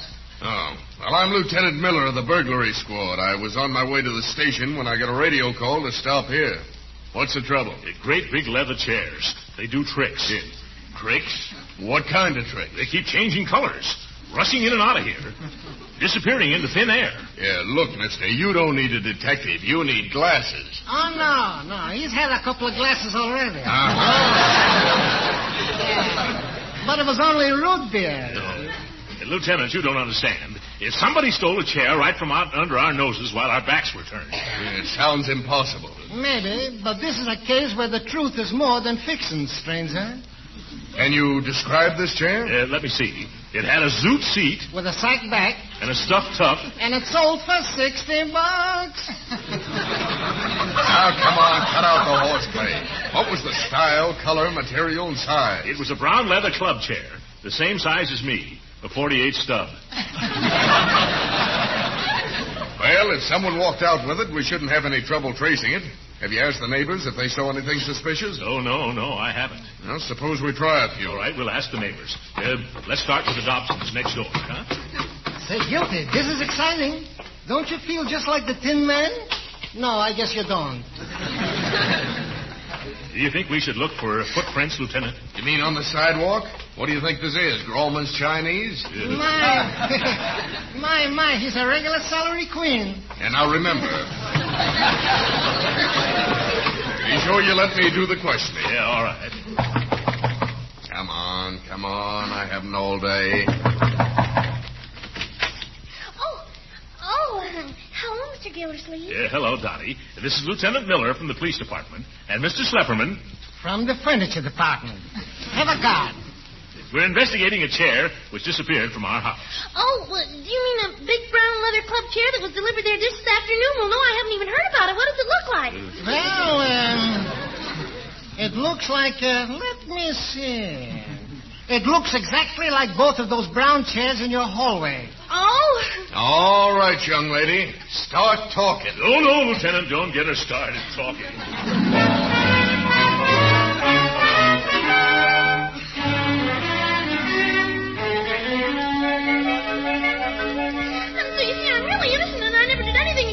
One time I kept talking to a streetcar motorman and he ran into the end of the line. Get quiet, please.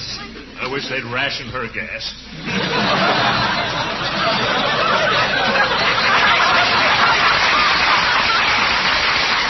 I tell you, I still don't get it. I tell you, quiet, please. I can't understand you people when you talk one at a time, let alone like this. Now, who's Marjorie? That's me. Now, if you had to buy your uncle something for Father's Day, why didn't you just get him a necktie? How do you like that? Trying to ruin the furniture business. But Bertie will tell you that we bought the green chair. Now, won't you, Bertie? No, ma'am. Why not? Because I ain't no stool pigeon. Hey, Unc, look out the window. Somebody's sneaking up to our house with a brown chair. Why, George, you're right. There's the thief, Lieutenant. Come on, let's get it. All right, come on. Stop! Drop that chair or I'll shoot. Hey, what's the idea? Put down that gun. Put down that chair first. Judge Hooker, what are you doing? Oh, I was trying to keep it a secret, Gildy. I took the wrong chair. Ah, at last, a confession. Who's confessing to what? I just made a mistake, that's all. Yes, Judge, a fatal mistake. When you stole that chair, you dragged yourself off the bench. You don't understand. I bought you a chair for your birthday. A likely story. My birthday is a month off, and you're too cheap to return an umbrella, let alone buy me an expensive present. Officer, arrest that man. If you do, I'll sue you for false arrest, illegal incarceration, malicious persecution, criminal libel, slander, and well, you'll be sorry. I'm not going to take any chances. Load all the chairs in Schlepperman's truck. I'm going to haul all the evidence and all the witnesses down to headquarters. Before I go, I insist on phoning the chief of police. Oh, okay. Come on into the house with me. The chief of police is his uncle or something. Hey, Schlepperman, did you hear what the lieutenant told us to do? Sure, it's easy. I've already got the red and green ones on. Also the 2 brown ones from Miss Dally's house. All I got to do is lift up the one the judge lifted. Like this. And we're ready to go. Oh, say, Mr. Gildersleeve. Huh? Oh, yes. You're Gus, the lieutenant's partner, aren't you? Yeah, that's right. If he's going to take you all down in a squad car, I better take the truck and drive the evidence down to headquarters. That's an excellent idea. Hey, Schlepperman, give the officer your keys. All right. Be careful with the clutch. It grabs. I'll watch it. Yeah, I'll certainly be glad when we can get this all unraveled. When I can find a seat I can call my own. You said it, guilty boy. This has been a most hectical day. Yeah. Oh, well, here comes the lieutenant and Hooker now. Well, Mr. Gildersleeve, I just had a little talk with the chief. He says for the lieutenant to forget the whole matter. So all you people get in a huddle and divide up those chairs among you. Say, where's Gus? You mean your partner? He drove the truck with the chairs down to police headquarters. My partner? That wasn't my partner. That was Gus Burns, a crook that I was taking to jail. Oh, my goodness. Oh, my truck. Oh, my chairs. Oh, my.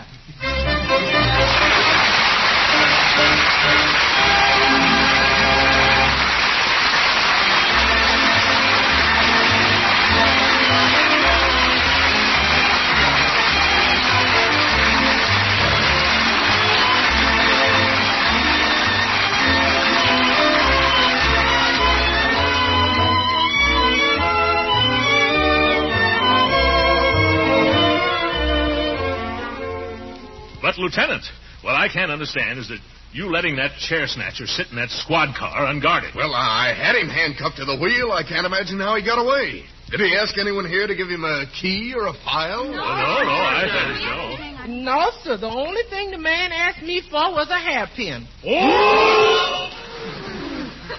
Good night, folks.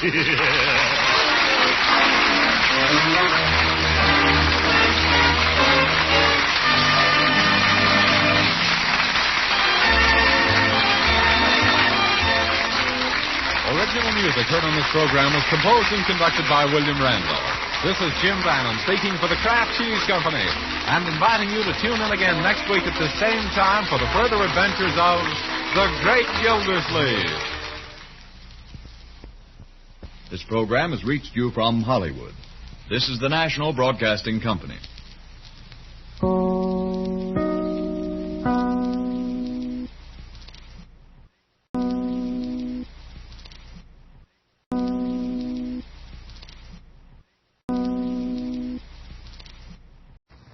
Kraft presents The Great Gildersleeve. The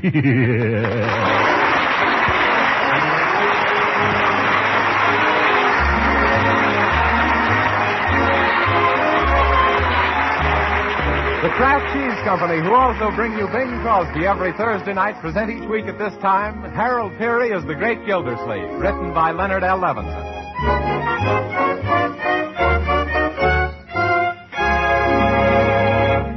We'll hear from the Great Gildersleeve in just a moment. But if tomorrow's wash day and you homemakers are bound to be hurried getting lunch, let me give you a tip. Serve the folks macaroni and cheese.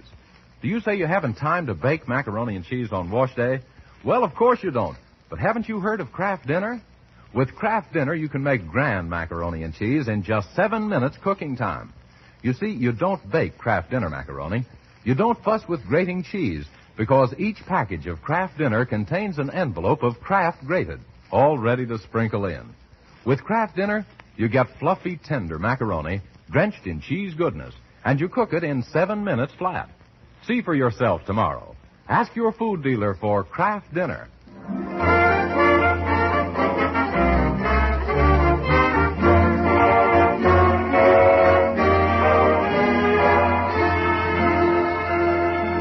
And now let's visit our friend, the Great Gildersleeve, who's been long noted for his easygoing disposition. In fact, his disposition was so easygoing it finally went. Uncle Mort's face has been getting longer and his temper shorter, and he's starting to throw his weight around with unpleasant results everywhere it's landed.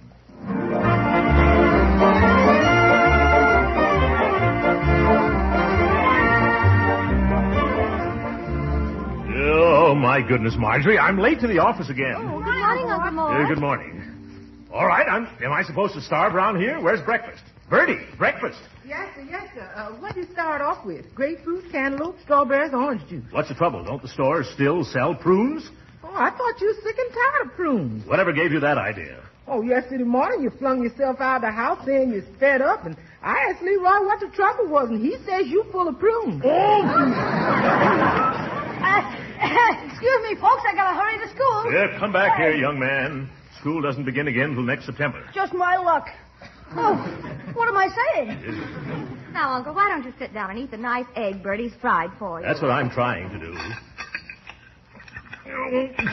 Bertie, what is this, a fried egg or the stopper out of the kitchen sink?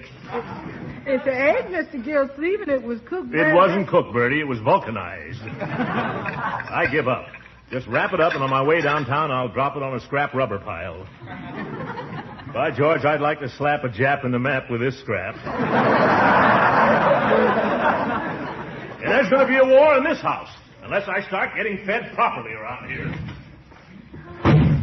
My, he's worse today than he was yesterday when he poured the coffee in his lap and then spilled the cream on his vest, thus dissolving the sugar in his pocket. Gee, I wonder what's wrong with Unc lately. He's been as jumpy as a kangaroo on a pogo stick. Yes. Poor Uncle Mort. You mean poor us? We're the one he's doing his jumping on. You know, I think I have an idea what's troubling him. Gee, what is it, sis?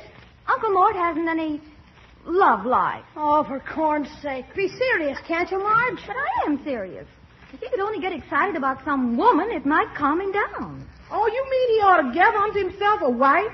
What does he want a wife for? He's got Marge to sew on his buttons, and you to cook for him, and Judge Hooker to fight with. What more could a guy want? I don't necessarily mean a wife, Leroy, but some attractive woman he could get interested in. Then he wouldn't have time to be irritable or critical. At least we could experiment. Okay, but who'll we get to turn on the glamour? Well, how about Mrs. Salisbury Twitchell? Nope, her face has had too many retreads. Well, what do you say to Miss Rosita Callahan? No, she's got a pan like a rabbit. Now, wait a minute, brother. Who's going to fall in love with this girl, you or Uncle Mort? Oh, gee, I was just giving you a man's viewpoint. Well, who would you pick out? What about Amelia Hooker? Judge Hooker's sister? Sure. She's awfully nice and jolly, and she makes the swellest cakes and candy. Yes. She's a high school teacher. Is that so? What does she teach? Oh, she teaches girls domestic silence.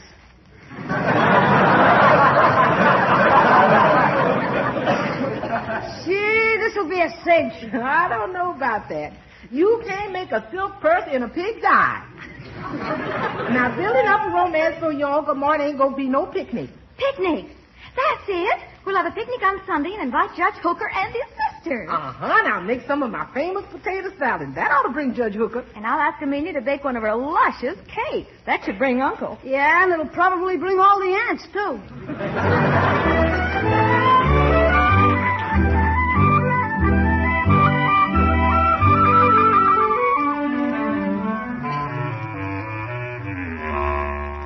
No, Marjorie, this is Sunday. The day I rest my feet. I refuse to go on your picnic. But why not, Uncle Mort? Well, you've heard about nature lovers, haven't you? Of course. Well, I'm a nature hater. Rocks, skunks, snakes, bees, swamps, mosquitoes. You can take all of them and give them back to the Boy Scouts and tell them to give them back to the Indians. Oh, but Uncle Mort, think of all the fun we'll have at Underwood Falls. What fun? Grinding the rubber off our tires? No, we're saving rubber. We're taking the excursion train. We? Who all's going on this pickle and potato salad promenade? Well, there's Leroy and me and Judge Hooker and his sister. Judge Hooker, yeah. Is Amelia Hooker going too? Mm-hmm. And she's baked the most delicious devil's food cake. For you, incidentally. For me? But why devil's food?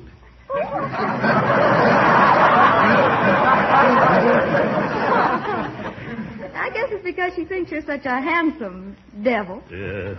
Handsome devil. Who, me? Oh, Uncle Mort, that's the first time you've laughed in a week. Huh? Now, come on along. You'll have fun. Marjorie, I've told you how I feel about picnics. Well, strange how Amelia thought you were an outdoor man. She said that you remind her of Gary Cooper. What's so funny about that? Amelia's entitled to her opinion. Gary Cooper, eh? Gosh, I don't know what to say. Gary Cooper, huh? Well, I don't know. Oh, why don't you join us, Uncle? We're leaving on the 10 o'clock. Gary Cooper, huh? Excuse me, partner. Would you mind stepping away from that there mirror? Thanks. Yeah. Oh, I see what she means by Gary Cooper. Amelia was talking about the wide open spaces.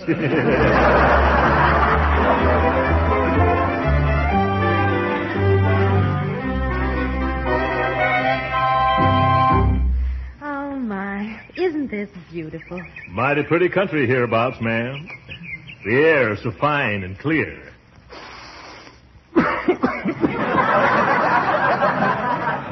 Yes.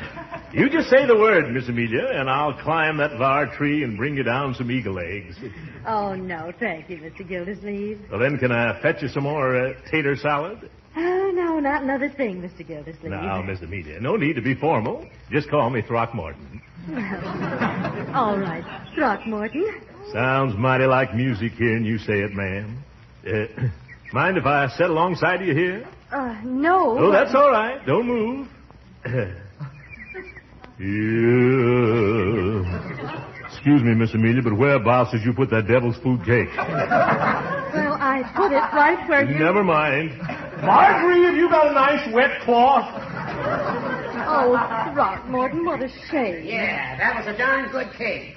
Why can't you be more careful where you put your circumference, you big pudding punch? Now, Horace Hooker, stop insulting Throckmorton. Oh, I don't mind. Come, Miss Amelia, let's wander down to the pond and look at the water lilies. Be careful, Amelia. Don't let the big bullfrog sit on a lily pad. Why, that little joker. Oh, look, aren't they pretty? Would you like some? I'll wait out and get them for you. Oh, no, Throckmorton, you'll get your shoes wet. Oh, no, I won't. I'll just take them off. And my socks and roll up my trousers. Now be careful, Uncle Mort. Don't worry. Ooh, the water's cold, isn't it?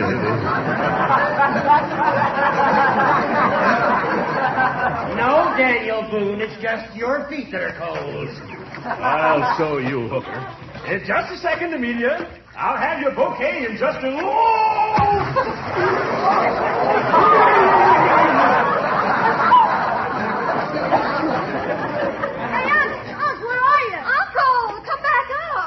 Throckmorton, say something. Can't. Probably has a frog in his throat. Look, the Panama hat's come to the surface. It's drifting away. That's all right. He's probably weaving another one underwater. Oh, here he comes. Well, thank goodness. Who put that hole there? Oh, my goodness, I've ruined all my cigars. We'll help him out, Horace. Look at the big flounder. Here, Gildy, take my hand. Yeah, thanks. Is it very wet in there? Oh, no, Judge. Come on in. The water's fine. Hey, let go. Ooh. Now look what you've done. Now I'm all wet. You're telling me. Oh, now, boys, that's enough fun for one day. Come on out. Yeah, gladly, Amelia. Sit down here, Uncle. Yeah? Well, one thing good. Just wash the cake icing off your trousers. Gee, there must be an easier way of doing it than that. Here, Leroy, please dry off my watch. Okay, I'll wring it out. My goodness, give me a towel, someone. Why don't you just shake yourself, you little Airedale? Look at me, I'm a mess. Yeah, you haven't changed a bit, Judge. Here's your watch, Unc. Jeepers, look at the time. Oh, it's almost time for our train. And the station's a mile away. Hey, gather up the picnic things, Leroy. Where's your coat, Throckmorton? Coat? I hung it on a limb of a tree while we were playing baseball. Oh, yes, there it is. Well, I'll get it for you. Then we must hurry up. Oh. What's the matter, Amelia? Look, a bird. It's building a nest in your coat pocket. What's that? Let me see. Look, everybody. A bird's building its nest in my coat pocket. Oh, how sweet. Well, what a pity we have to dispossess her after all her work. Well, what are we supposed to be, the FHA? Shoo her away and let's get going. Oh, Horace, you're too cruel. I am not. Well, what are you going to do? Leave your coat here? Yes, by George, that's exactly what I'm going to do. Uncle, you'll catch cold. No, I won't, my dear. The memory of that little mother bird's gratitude will keep me warm. Gee, Unc, that's the only bird in the country with a double-breasted bungalow. All right, Sir Walter Galahad, come on or we miss the train. Help me with our stuff, Amelia. Yes, coming, Horace. That was a very sweet gesture, Throckmorton. I like that very much. Now, Amelia. It's nothing that Gary Cooper wouldn't have done. Can you carry the big basket, Unc? Yes, sure. Jeepers, Unc, why are you leaving your coat here? Well, my boy, in the first place, it's made a wonderful impression on Amelia. In the second place, the rest of the suit was ruined anyway. And in the third place, that bird that was building the nest was a woodpecker. And I never argue with woodpeckers in the first place.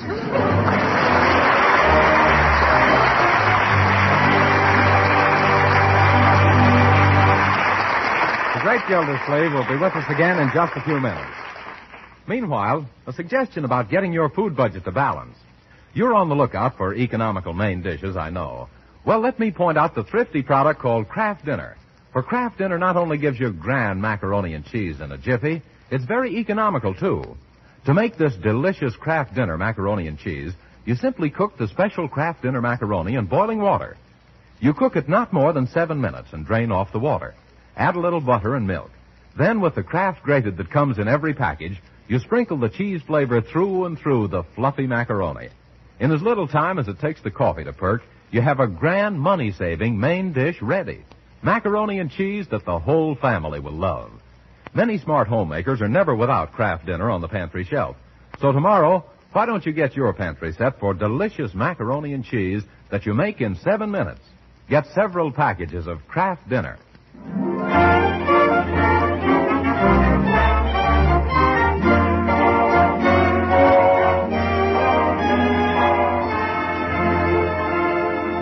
Love, like mumps and measles, hits awfully hard when it hits late in life, and Throckmorton P. Gildersleeve has it bad. For the past week, Uncle Mort has been wooing and wowing Amelia Hooker. It's reached the stage where he's writing poetry. Now we find the Summerfield Shelley reciting a sonnet written especially for the fair Amelia. If this were in the days of old, and I a knight so brave and bold, I'd storm your castle, Miss Amelia, and on my charger I would steal you. You like that one? Oh, indubitably, Mr. Gildersleeve. Yeah, thanks, Bertie. Or do you think she'd like this one better? 2 eyes of blue, cheeks soft as silk, a skin as white as grade A milk, a neck as graceful as a swan, a step as dainty as a fawn. The girl I mean is quite a looker. Her name is Miss Amelia Hooker. Well, Mr. Gildersleeve, it's hard to choose between the two of them.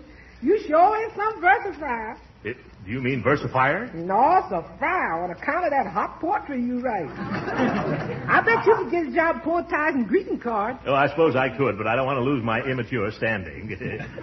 Incidentally, Bertie, don't mention a word about this to anybody, will you please? Oh, no, sir. I wanted to get your reaction, because I'm going to take Miss Amelia for a stroll through the park tonight and read her 15 or 20 of the poems I've written. There's going to be a wee fiddle moon. Oh, there you are, Bertie. I just came over to borrow a pan to put under our sofa on account of the fellow she's calling on me tonight is such a drip. Oh, come on, Mr. Gildersleeve. How's the big romance between you and Amelia coming along? What are you referring to, Dottie? Oh, I heard all about your big moment. It's all over town like a newspaper and I win. Where did you hear this rumor? Well, the operator at the beauty parlor told me, and she had it from one of her customers whose sister-in-law has a maid that works next door to the judge's law clerk, and she got it straight out of Erskine Starr's column in the afternoon paper.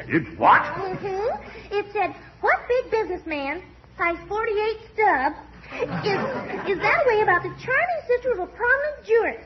It looks like a romance of April and November.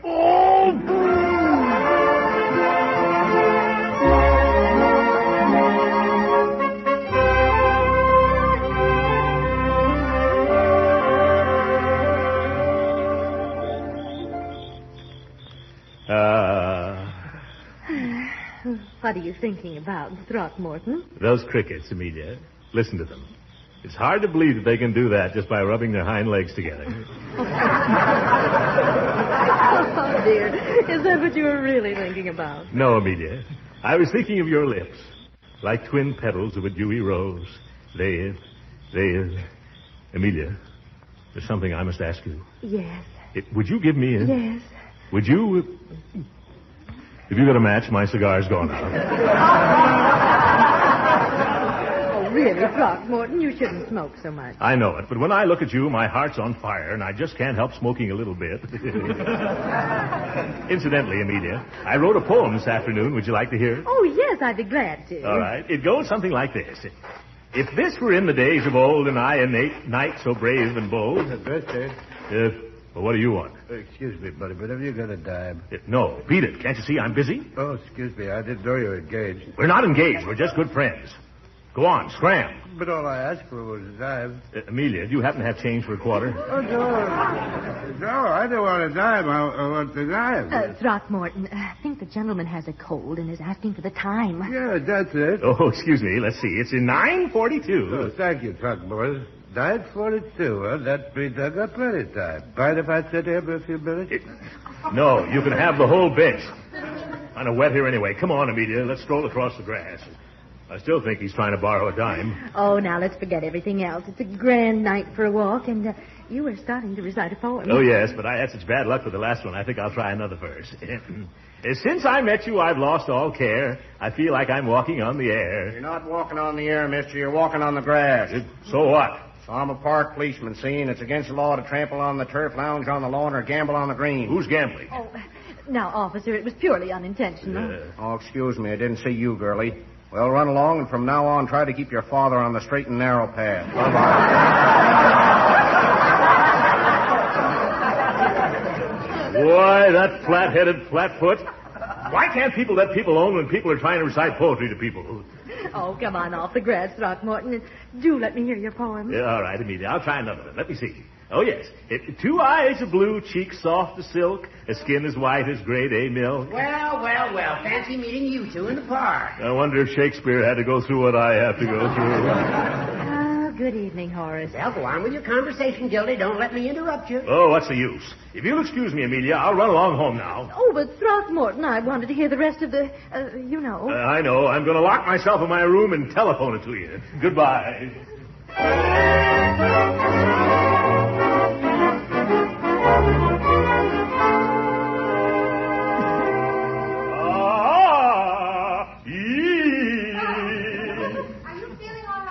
Never felt better, my dear. Why are you making those painful noises? I'm practicing some singing exercises. Don't tell anybody, but tonight I'm going to serenade Honeybun. Miss Hooker. Oh, you've certainly been in there pitching the woo, Uncle. Pitching the what? The woo, stringing a line, making with a heartthrob. If you're referring to my tender passion for Miss Hooker, Marjorie, yes, I've been giving Cupid the jibe. How's everything going? Not so well. Last night I hit a snag. You did? Uh-huh. The snag's name was Judge Hooker. You didn't actually hit him, did you, Uncle Mort? If I didn't, then why is my mandolin all caved in? I smacked him right in the middle of his veranda. But why, Uncle Mort? Well, he made a big fuss just because I was strumming a few tunes to Amelia. Not that it was very late at night. Couldn't have been much later than 3. And he came barging out of the house in his nightgown, demanding that I hand over my mandolin. He kept yelling, "Give it to me! Give it to me!" So I finally did. You shouldn't have done that, Uncle. I know it. Now he's refused to let me visit his sister. Reminds you of Romeo and Juliet, doesn't it? Mm-hmm. But if the judge has forbidden you to see Amelia, how are you going to serenade her? Well, tonight's his lodge night. He belongs to the Summerfield's Nest of the International Order of Hoot Owls. In fact, he's the Grand Screech. So he should be gone by 8 o'clock. Well, have you phoned to see if Amelia will be home tonight? No, every time I call up, Hooker answers the phone. I'm going to try it again right now. Maybe he's gone out somewhere. Suppose he hasn't. Oh, I've got a scheme. I'll disguise my voice so he won't recognize me. Hello? Hello. What number this, please? Judge Hooker's residence. Oh, Georgia Hooky President, huh? No, this is Judge Horace Hooker. Oh, you Hooker Horsey, huh? No good. No. This is Judge Hooker. Now, who's this? You George Hooky, see? Me sorry. No. Who are you? Oh, me know that long time. What's your name and what do you want? Me Lily, only Lily Henley. No, thanks. We wash our own hands. Oh, for corn's sake. I said very smelly. What are you calling about? Missy Hooky, she home, huh? No, she isn't. Is there any message I can take? No, Judge, just skip it. Gildersleeve! Now what are you going to do, Uncle Mort? I don't give up very easily, Marjorie. Remember, love laughs at locksmiths and jeers at jugheads like the judge. I'm going to send Amelia a box of candy with a message inside. I read that someplace. That should do the trick. Hey, Bertie! Was you calling me, Mr. Gildersleeve? Yes, Bertie. Are you finished with the dishes yet? I've done the dunking, but the wiping is waiting. I want you to take a package over to Miss Amelia for me. Smuggle it in so her brother doesn't find it, see? Now, do you think you can act as Cupid's messenger in this case? Oh, certainly, Mr. Gildersleeve. I'm the Cupidest messenger in town.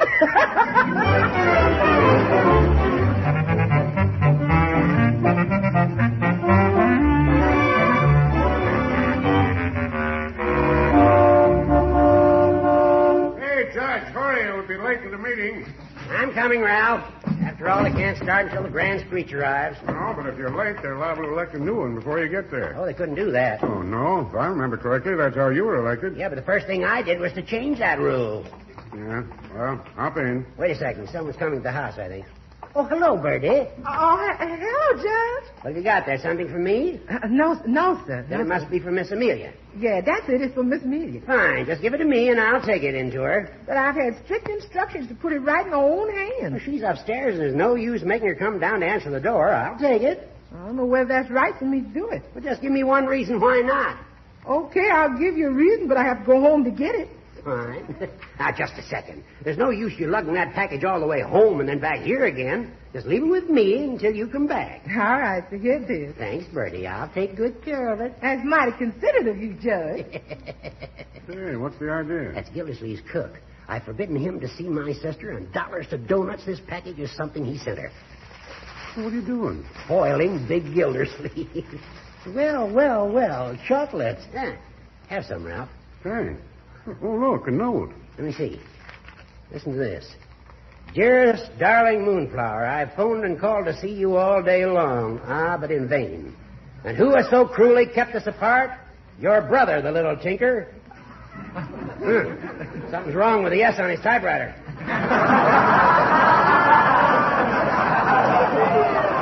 I'll fool him. Tonight, when old Sourpuss is playing hoot owl, I'll glide beneath your window and let the golden notes of song pour out of my throat. Your fluffums wuffums. Say, Judge, what are you going to do? First, we're going to finish eating this candy. Then I'm going to get Amelia out of the house on some pretext or other. Then you and I are going upstairs and fill every pot, pitcher, and bucket in the house with water. Why? Well, when Fluffums Wuffums pours the golden notes of song out of his throat, we're going to pour the water out of the window.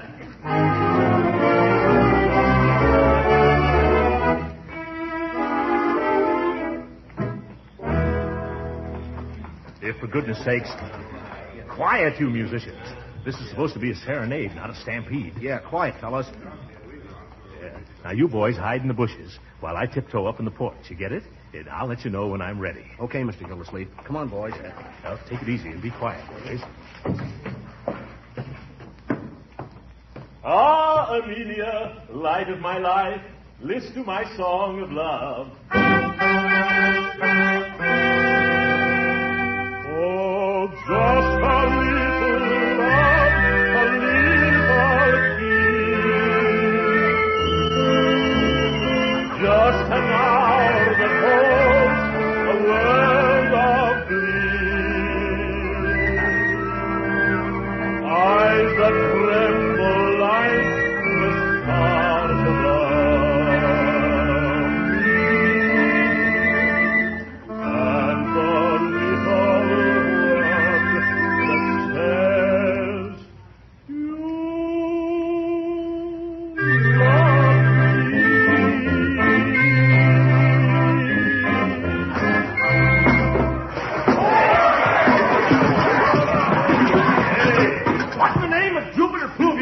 idea. It's me, Gildy. I hope you're dripping wet, you great big drip. Is that so? Well, you never touched me. I was here in the porch swing all the time. Yeah, but you got the whole band. We're all doused. Well, it's certainly fellas right to make all that noise. Oh, by the way, Hooker, that's the policeman's band. What? Fix yourself up pretty, Judge. You're about to have visitors. I don't care. At least my sister never got to hear you. Oh, no? Who do you think this is sitting in the porch swing with me? Rudy Valley?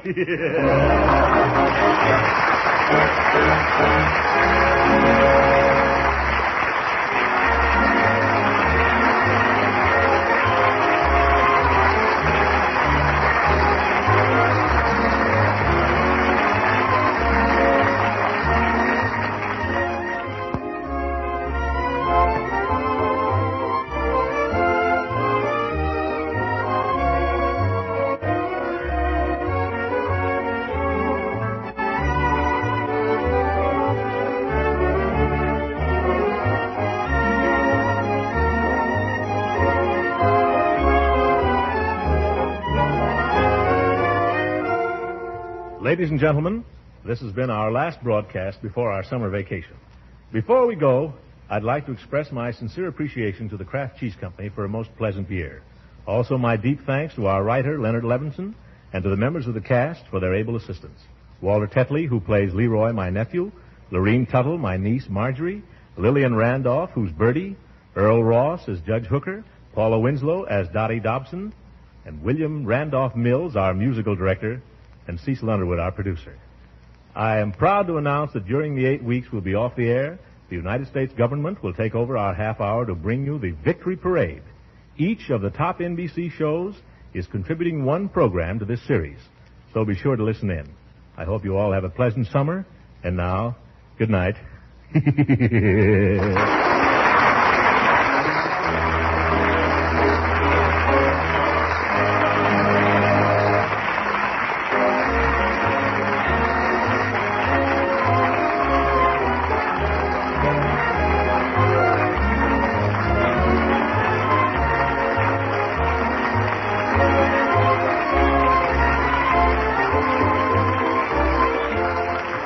Original music heard on this program was composed and conducted by William Randolph. This is Jim Bannon speaking for the Kraft Cheese Company and inviting you to tune in again August 30th at this same time for the further adventures of the Great Gildersleeve. Right now, you American homemakers are more nutrition conscious than ever before. You know that wholesome, nourishing food will help make strong Americans. Yes, and you're finding out that the right foods aren't necessarily expensive. Certainly a good example of that is nutritious Parquet margarine, the wholesome, delicious spread for bread made by Kraft. You see, Parquet margarine is an economical source of important food value. Why, nourishing Parquet margarine is one of the best energy foods you can serve, and every pound contains 9,000 units of important vitamin A. Yet, for all its goodness, it's thrifty, too. Now, once you've tasted Parquet's delicate, appetizing flavor, you'll agree it deserves a place on your table morning, noon, and night. So tomorrow, order a pound or two of delicious, nutritious Parquet margarine. Just ask for Parquet, P-A-R-K-A-Y. Parquet margarine made by Kraft. This program has reached you from Hollywood. This is the National Broadcasting Company.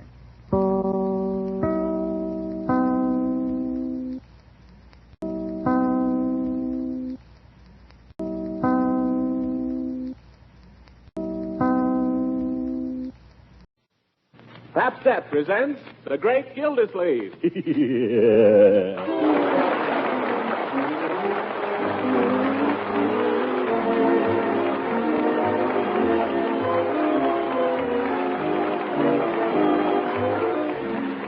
The makers of Sapstead present each week at this time Harold Perry as The Great Gildersleeve, written by John Whedon.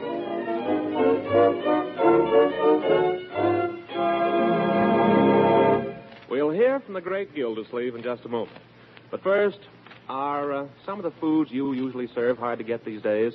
Well, don't think that means your meals have to be monotonous, because there's a plentiful food that gives appetizing variety to menus in 100 different ways and is mighty easy to use, too.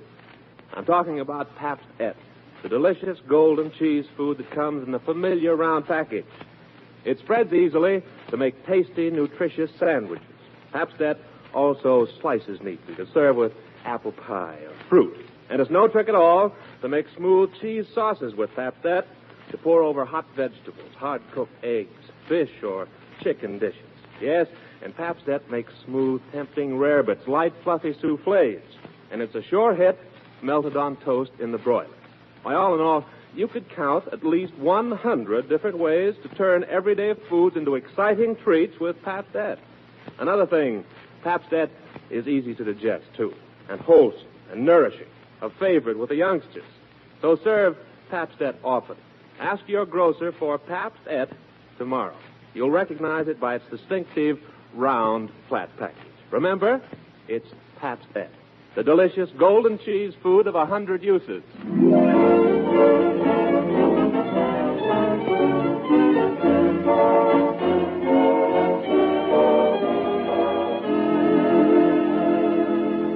And now, let's join our friend, the great Gildersleeve, who seems to have been overdoing a bit lately.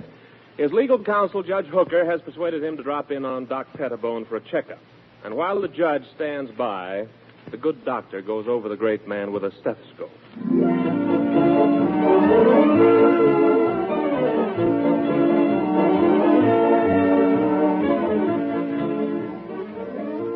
You know, Doctor, this is a lot of nonsense. I feel fine. Oh, quiet, please, Mr. Gildersleeve. I want to listen to that heart of yours.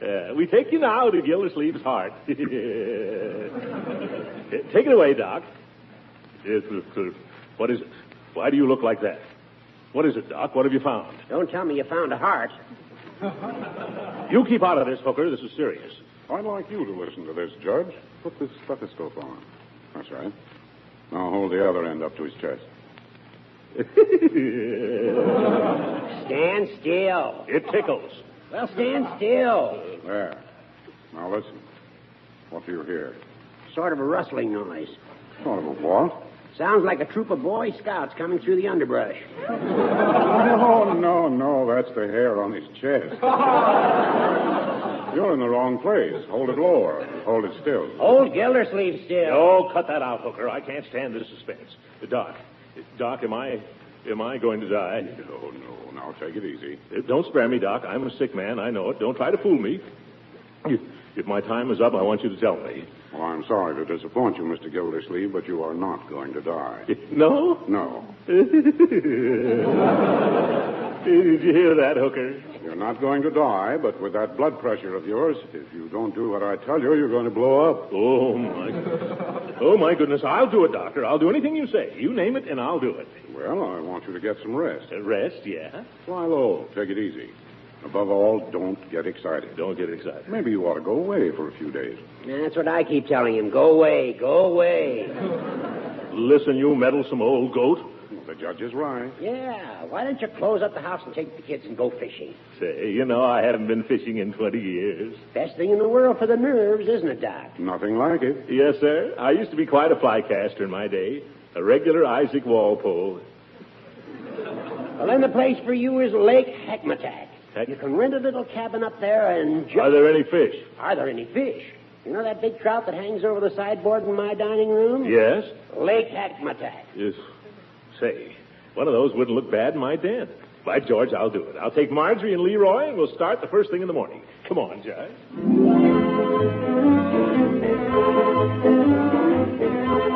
Mr. Gildersleeve, just a minute. Yes? There's one more thing. What's that, Doc? $5, please. Oh, yeah. $5.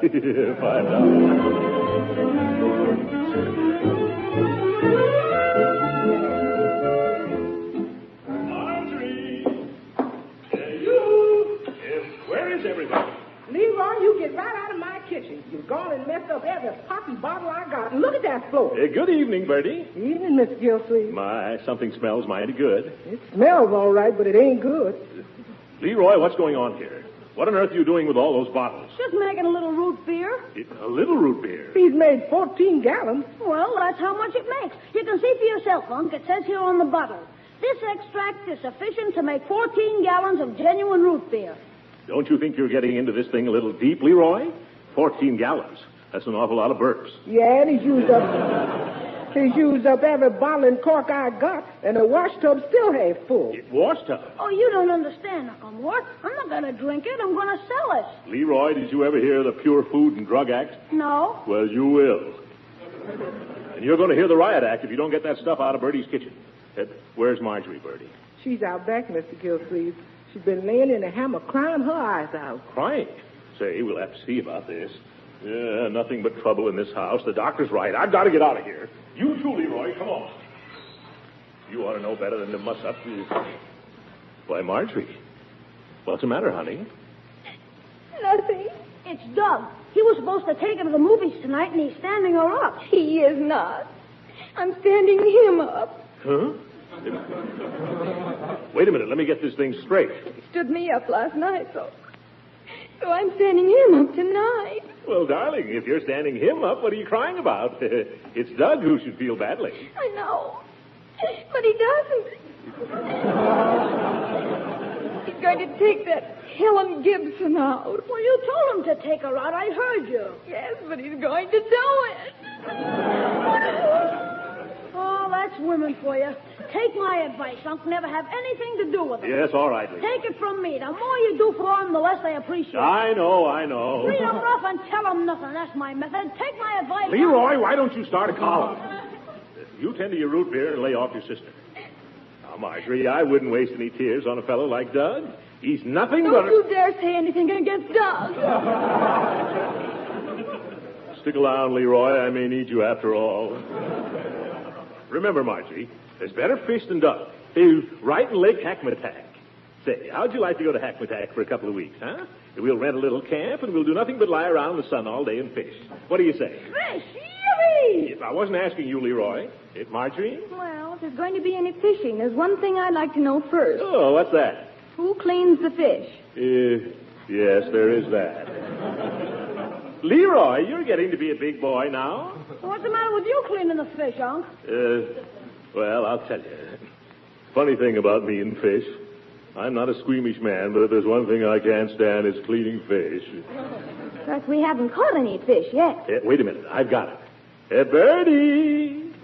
Oh, Bertie. Yes, Mr. Gildersleeve. Bertie, how would you like to go away with us tomorrow for a nice vacation?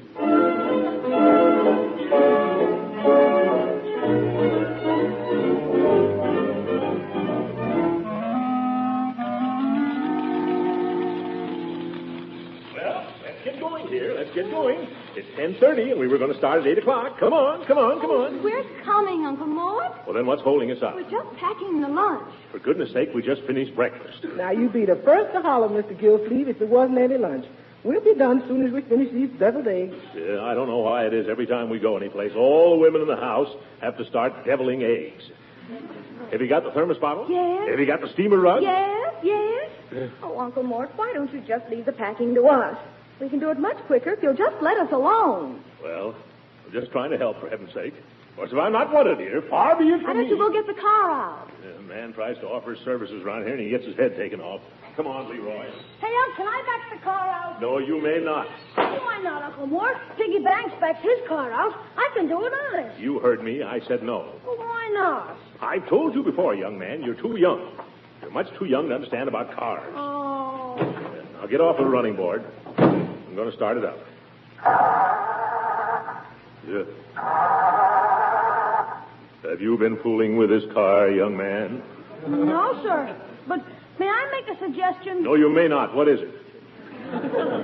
Why don't you turn on the ignition? Turn on... Yeah. It's a funny thing. I've been trying to start it that way for years. It's never worked yet. Gangway! Hey there, young fellow. Watch out where you're going. Well, who the... What are you trying to do, Throckmorton? Run over me? No, Judge, but it's a nice idea. That's gratitude. An old friend comes over to say goodbye to you, and you try to run him down. Here's the lunch basket, Miss Gildersleeve. Leroy, while you're resting, go get that, will you? I'll open the trunk. One side, please, Judge. Leroy, what's all this in here? That's my root beer. Well, get it out of there. Oh, We've got to have room for the baggage. We can't take all this. Well, gee, can't I take some of it? You can take 6 bottles. That's all we'll have room for. That's all you'll have room for, too. Okay. The idea. I've never seen it. Good morning, Judge Hooker. Morning, Marjorie. Well, it looks as if you had a fine day for a trip. Looks like a scorcher, if you ask me. I'm dying already. Yeah, it is a little hot. It's a lucky thing it's not far to HACKMATAck. I don't like the looks of that left rear tire there. Oh, I wouldn't worry about that. It's still got a lot of fabric left. It's still... Leroy, come get these bags, will you? Yes, Leroy, while you're resting. Seems like I have to do all the work around here. By the way, Throckmorton, I'll be glad to sort of keep an eye on the house for you while you're away. Oh, the house is locked, Judge. I don't think there's anything to keep an eye on, really. Well, you can't tell. A couple of houses have been broken into around here lately, you know. Is that so? I hadn't heard about that. Yes. So if you'd like to leave your key with me, I'll be glad to drop around once in a while and see that everything's all right. Well, that's mighty nice of you, Judge. Mighty nice of you. Here. There's the front door key. Thank you. Leroy, have you got those bags in back there? Yes, everything's in. Bertie, suppose you and Leroy ride in the back. Marjorie, you sit up here in front with me, huh? Now, are we all set? Everything in? we forgotten anything? Let's see. Doors locked, lights out, bags in. Leroy, did you? Yes, Unc. Good. Well, we're off.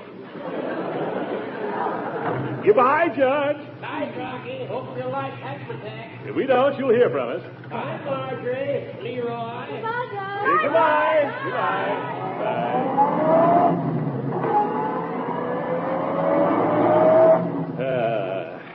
Good old hooker.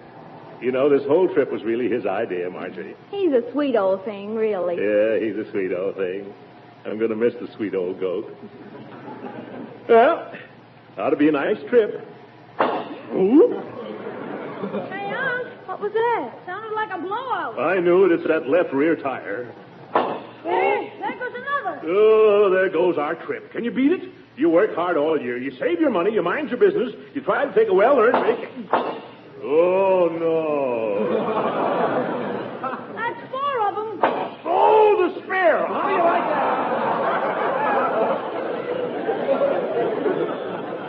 Well, let's get out. You get out, Leroy. I'm afraid to look.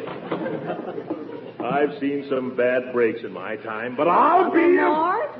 I mean, I'm a patient man, but good gracious to Betsy. Well, that's life, I guess. Bertie, did you ever change a tire? Hey, Unc, what do you think? Don't tell me. Let me guess. The tires were okay, all of them. Leroy, this is no time for joking. I'm not joking. They're okay. Leroy, I distinctly heard something blow. So did I. I'll tell you what blew. It was Leroy's root beer. That's what blew. I told him he put too much yeast in that stuff. Root beer. Oh, this is going to be one of my bad days.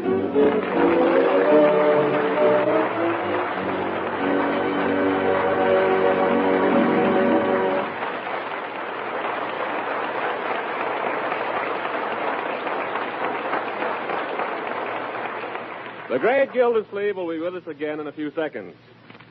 Everybody knows that fresh vegetables are good for you. But do you know the trick that makes practically any vegetable dish a real taste treat? Well, the answer is serve hot vegetables with smooth cheese sauce poured over them. You'll make them even better tasting, even more nutritious, too. It's easy if you use Pabst, the delicious golden cheese food that comes in a handy round flat package. All you do is melt Pabst in a double boiler, stir in a little milk and season. Presto, you have a grand, smooth cheese sauce not only for vegetables, but for fish and chicken dishes, macaroni, rarebits, any number of foods. You'll be surprised how a luscious golden cheese sauce, the kind Pabst makes so easily, adds sparkle to everyday dishes, gives them appetizing variety that just calls for second helpings. Yes, and Pabst spreads so smoothly, slices so neatly, you'll find 100 delightful ways to serve Pabst, both by itself and to add cheese goodness to other foods. It pays to serve Pabst often because it's so nourishing, a fine energy food, rich in milk protein, and it gives you vitamins A as well as the milk minerals calcium and phosphorus. So ask your grocer for Pabst tomorrow. Remember, Pabst, the delicious golden cheese food of 100 uses.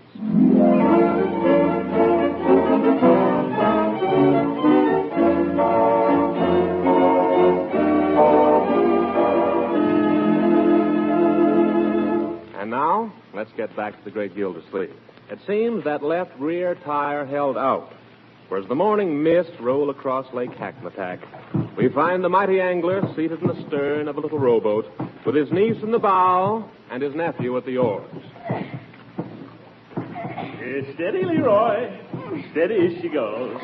Leroy, that went right in my lap. I can't help it. It's these darn oars.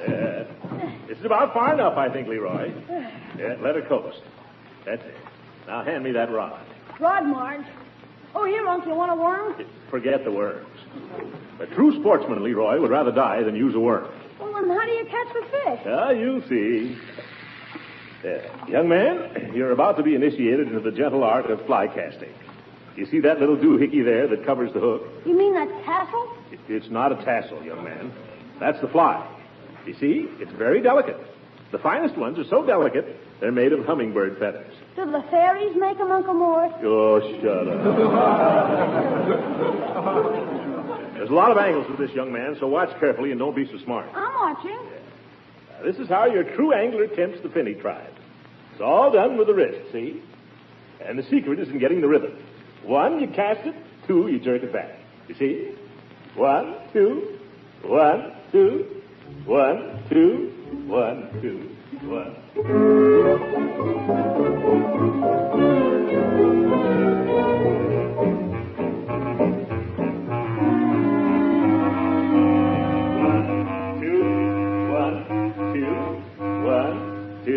It's all done with the wrist, you see? 1. You've been saying that for 3 days now, Unc.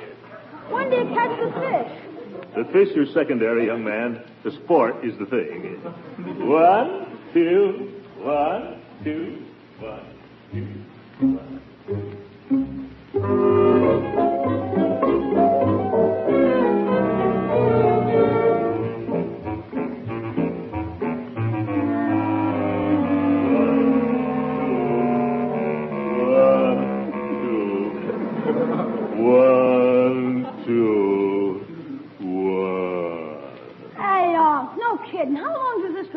Yes, really, Uncle Mort.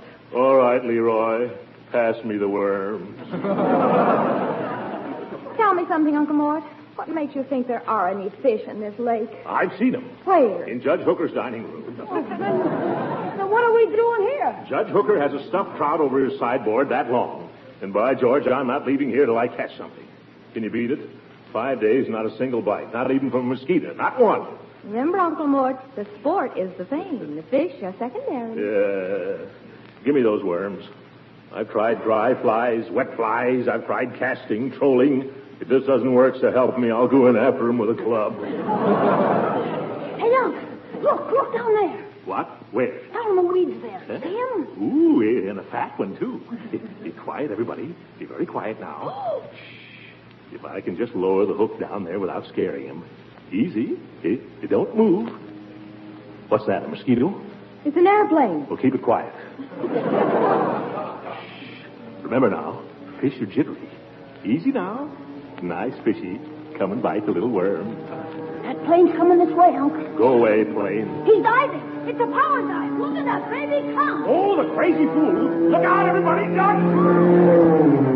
Oh, it's Doug. He's waving. Hi, Doug. Hi. Sit down, Marjorie. Hi, Doug.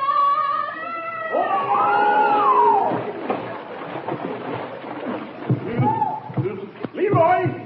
Where's Leroy? None of your jokes now, young man. You come out of there. I'm okay, Unc. This is no time to garden. Everybody all right? That's right, Marjorie. You grab hold of the boat. Oh. Yes. Leroy, you grab hold of me. Yeah. I'll grab. Hey, look what I grabbed. The fish. I got the little son of a gun. I got him barehanded. Oh, he's slippery. Put him down the front of your sweater, Unc. Yes. Thank heaven. Now we can go home.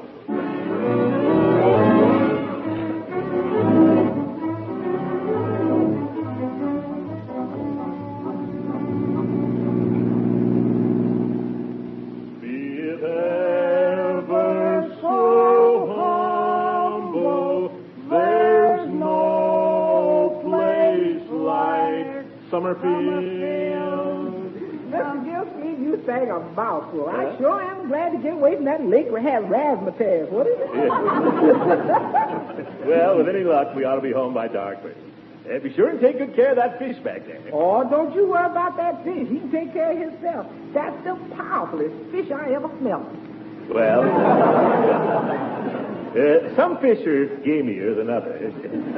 Sort of have to expect that of a trout. That ain't no trout, Mr. Gildersleeve. What do you mean? That trout's a flounder. Don't you talk that way about my trout. Well, whatever it is, it's getting higher than a goat.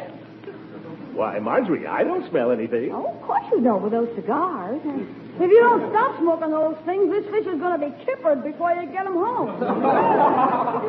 So are we. No foolery, Mr. Gildersleeve. Don't you think we ought to stop somewhere and give him a decent burial?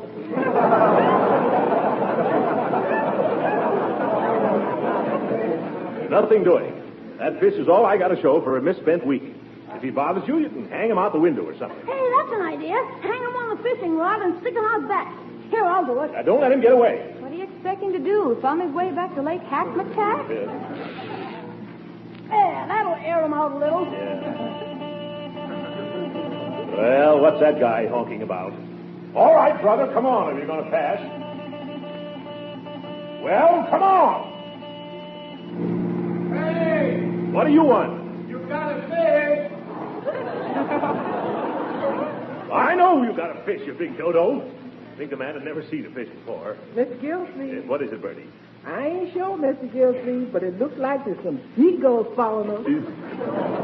Oh, fine. Yep, that's what it is. They're after your fish, Unc. They're after Junior. Yep.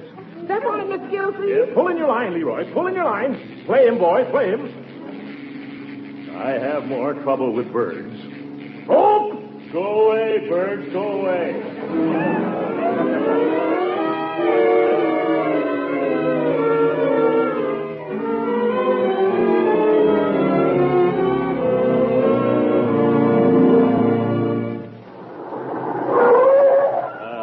Home at last. Come on. Let's get this stuff out of here before it gets any darker. Don't forget that fish. As if we could. I got the lunch basket. Who's going to carry in all these bags? Thanks. Leroy, while you're resting, old man. Yeah. Watch your step, Marjorie. It's pretty dark. You? Uncle Morris, are you all right? Something's grabbed me. Leroy, what did I tell you about those croquet wickets? I thought I put them away, Unc, honest. Yeah. Look out for that mole trap there, folks. Gosh, feel that grass. I bet it's grown 8 inches since we've been away. Leroy, first thing tomorrow morning. I know, while I'm resting. Yeah. Hey, somebody left a light on upstairs. Where? In my bathroom. Bertie, has that been burning all the time we've been away? Wasn't me, Miss Gildersleeve. Well, who was it then? I don't know, Miss Gildersleeve, but it's in your bathroom. Yes, oh, that's right. Well, come on, bring the bags, folks. Boy, it's stuffy in this house. Don't forget to put that fish in the icebox, Bertie. The icebox isn't built that could hold that fish. Miss Gildersleeve, somebody's been in the kitchen. What do you mean? Tramps or gypsies or somebody. How do you know, Bertie? There's dirty dishes all over the place. Miss Gildersleeve, you don't think maybe it's been burglars? Burglars? Well, we have to see about this, Bertie. Miss Marjorie, you and me better go count that silver. Listen. Huh? What is it? It's your shower, Uncle Mort. Shower? You didn't go off and leave it running. Certainly not. I always turn that lip... There's somebody in it. There's somebody up there right now. How do you like that for nerve? Takes a shower before he robs the joint.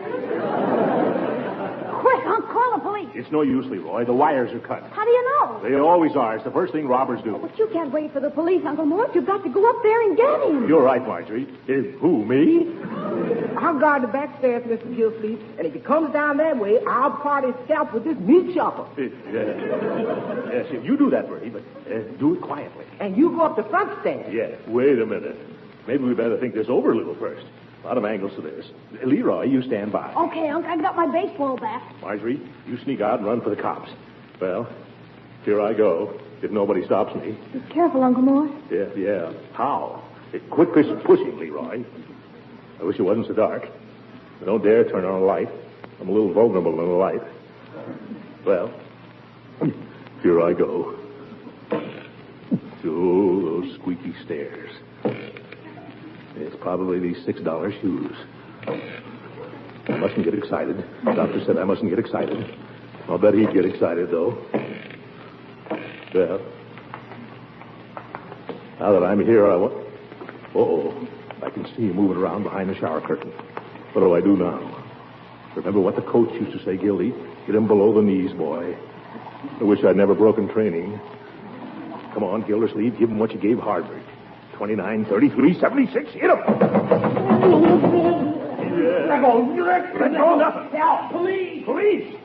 Gildersleeve. Hooker, what are you doing here? Well, what does it look like I'm doing? I'm taking a shower. Any objections? Yes, what are you doing in my house? Well, the painters were working on mine, so I thought I'd just move over here for a few days. I didn't think you'd mind. Matter of fact, I didn't expect you back so soon. I'll bet you didn't.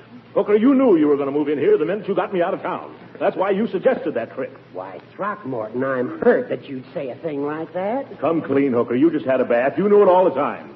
Well, Had to have the house painted, you know that. It was a disgrace. Yeah. I can't stand the smell of paint. It gives me colic. You wouldn't want me to go... No, I wouldn't want you to have colic. Anything I have is yours, Judge. You know that. Move in any time. Make yourself at home. Wreck the joint. There's one little thing, Judgy, about Lake HACKMATAck. Lovely spot. Yes, lovely. But there's no trout there, and you know it. Now, there you're wrong, Throckmorton. You just didn't try the right place. Don't tell me. I combed that lake from one end to the other. Well, no wonder. You should have tried the place where I got mine. Where was that? At the HACKMATAck souvenir shop.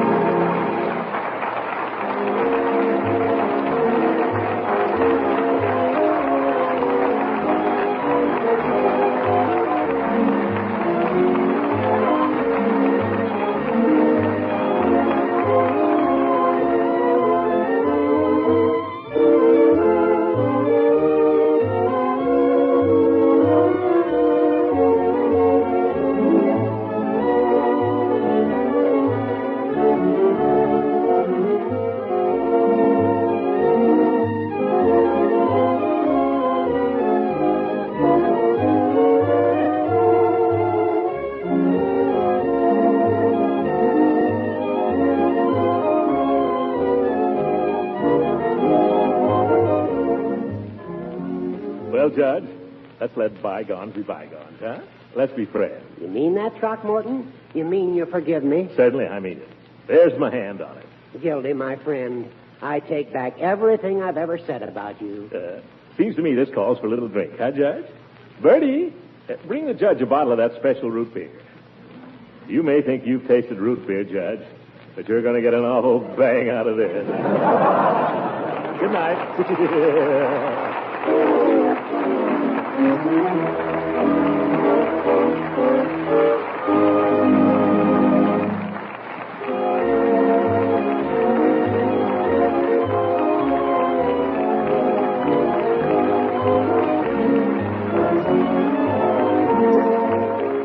Original music heard in this program is composed and conducted by Billy Mills. This is Ben Alexander speaking for the makers of Pap Step and inviting you to tune in again next week at the same time for the further adventures of the great Gildersleeve.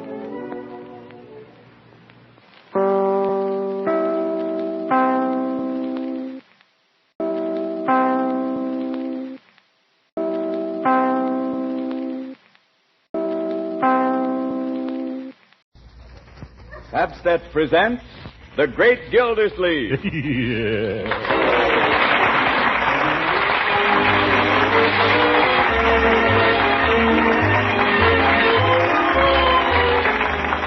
The makers of Pabstet present each week at this time Harold Perry as The Great Gildersleeve, written by John Wheaton.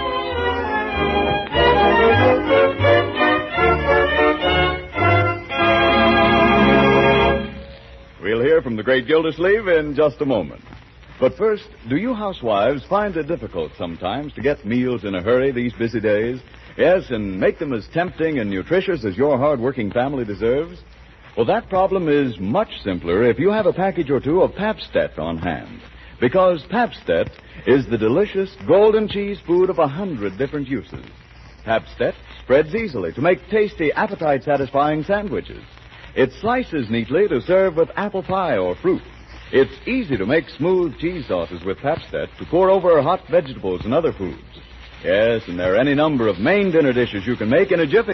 Why, in no time at all, you'll discover 100 or more ways to give tempting variety to everyday meals with Pabstet. So keep Pabstet on hand. Remember, it's easy to digest. A fine energy food that's wholesome and nourishing. Yes, ask your grocer tomorrow for Pabstet in the distinctive round flat package. Remember, it's Pabstet. Pabst-ETT. The delicious golden cheese food of 100 uses.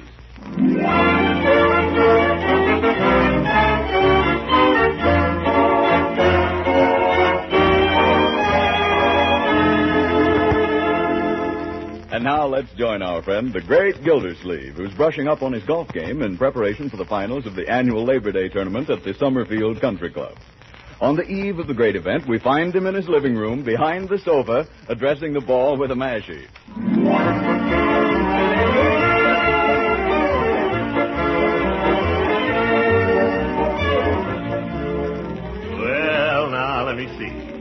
This is a very difficult shot. Quiet, Bertie. Never talk to anybody when they're making a golf shot. Yes, sir. Excuse me. Yeah, now watch this. If you ever get in a trap, Bertie, there's just one thing to remember. Oh, I keep out of traps. Yes. The thing is, you want to get under the ball and give it plenty of backspin. Now watch this. This is what we call a chip shot. Chip shot, huh? What do we do with the chips? Oh, my goodness. What's Miss Marjorie going to say when she sees what's happened to her baby? Well, those things shouldn't be left lying around on mantels. As a matter of fact, I know something that'll look a lot better up there anyway. What's that? A nice big silver cup with my name on it. Oh, yes, sir. That would go good. Oh, by the way, Mr. Gildersleeve, Miss Marjorie said to tell you we're putting you in the sewing room tonight. It's the sewing room? Why? What have I done? She said she's going to put Mr. Ferris in your room. Who's Mr. Ferris? I don't know, but he's the gentleman who's going to sleep in your room. Where am I expected to sleep? On the floor? Oh, no, you're going to have Leroy's camp cot, the one that folds up. It folds up. Suppose you get the broom and sweep up these divots, Bertie. How soon is dinner? I'm starving. Oh, any time now, Mr. Gildersleeve. We're just waiting for Mr. Ferris. Yeah, Mr. Ferris again. Well, I'm hungry enough to eat a horse. What are we having, Bertie? Oh, we're having calf's liver. Have we come to that? And mashed potatoes and fried eggplant. Fried eggplant. Yes. You know I can't stand eggplant, Bertie. It makes me break out. Yes, I know it, but Miss Marjorie said Mr. Ferris just dotes on eggplant. Well, I don't dote on Mr. Ferris. You can tell him that, whoever he is. Yes, I'll do that. Excuse me now, Miss Gildersleeve. I got to see what's cooking. Whatever you do, don't let anything happen to that eggplant. Eggplant, sewing room. I don't know why we have a sewing room anyway. There hasn't been any sewing done in this house for 20 years. That you, Marjorie? Good evening, Uncle Mort. Listen, what's this thing all about? Say, you're really done up tonight, aren't you? You like it? Yeah? I got it for the dance. It only costs $10 more than my allowance, especially reduced. You haven't told me whether you like it. Well, you haven't given me a chance. Turn around, my dear. Well? Marjorie, come kiss your dear old uncle. You do like it then? Honey, you look like $1 million, specially reduced.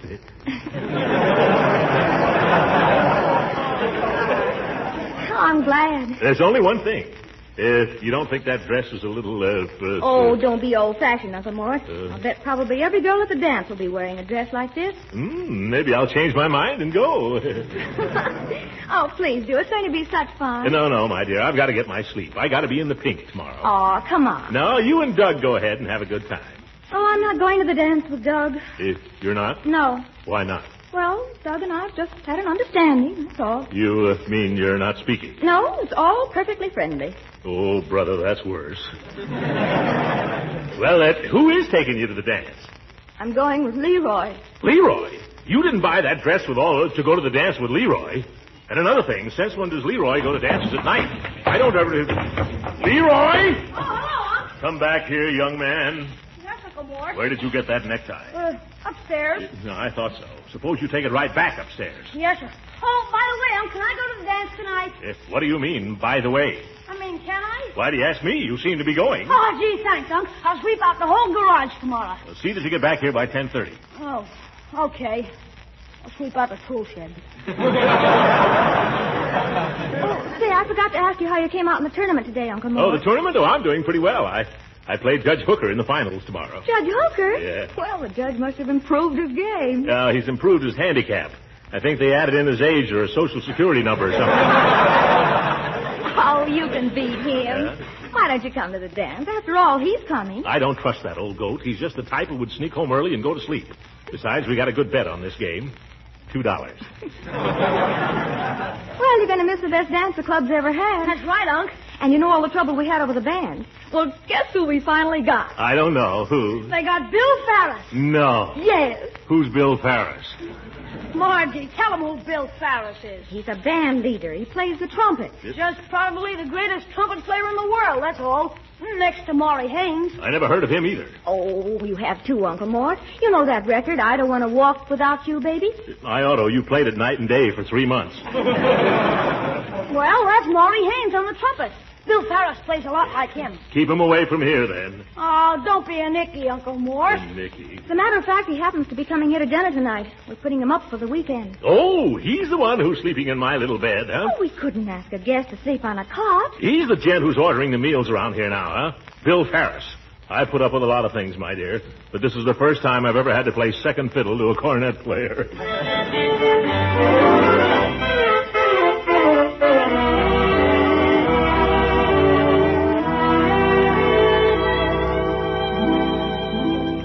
I don't know what I'm going to do about that calf's liver, Miss Marjorie. It's been there so long now, it's curling up at the edges. Well, I'm curling up at the edges, too, Bertie. We've waited long enough for this star boarder of ours. Let's eat. Oh, I guess we'll have to. I told him 7 o'clock. There he is. That's him. I'll go, Bertie. Leroy, I'll go. Leroy. Oh, do let me go. Never mind looking in the mirror, Marge. The guy's waiting. Hiya, sugar. Well, hello. Well, hello. She hadn't seen him since 4 o'clock this afternoon. Come right in. I don't care if I do. Well, I do. Sorry I'm late. I had to stop off to close the deal. Say, this isn't a bad little dump you got here. Yeah, thanks. Who's your fat friend?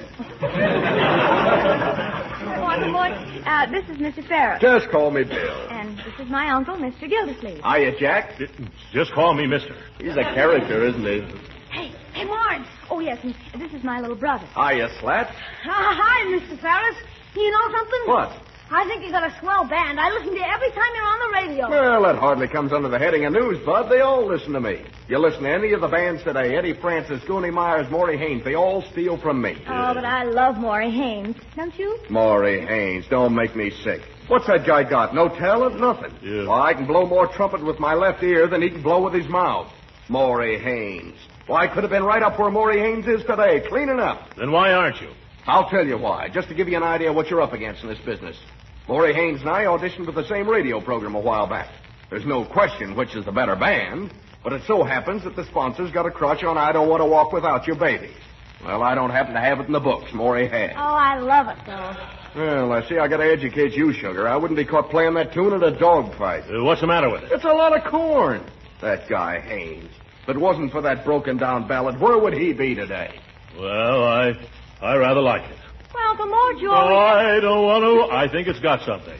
Well, don't sing it around me, brother. I can't take it. Excuse me, Miss Marjorie. Dinner's ready and then some. Oh, yeah, do you mind if we sit right down, Mr. Ferris? I'm afraid we'll be late for the dance. Oh, I couldn't eat anything. Matter of fact, I got a little hungry, so I grabbed a bite on the way over. Oh, well, you don't mind if we grab a bite after waiting for you for an hour. Oh, go ahead, Jack. Eat your head off. Don't mind me. Murder. Well, come on, gorgeous. You don't want to eat now. I got the car waiting outside. If you get hungry, we'll stop at a bean wagon. Oh, that would be fun. If Uncle Mort doesn't mind. No, he doesn't mind. Coming, Leroy? Okay. Hey, will you give me a lesson on the puppet, Mr. Ferris? I can blow a bugle. Well, some other time. Hey, don't stay up too late, Pop. You Pop? Shove this bag in my room when you go upstairs, will you? Oh!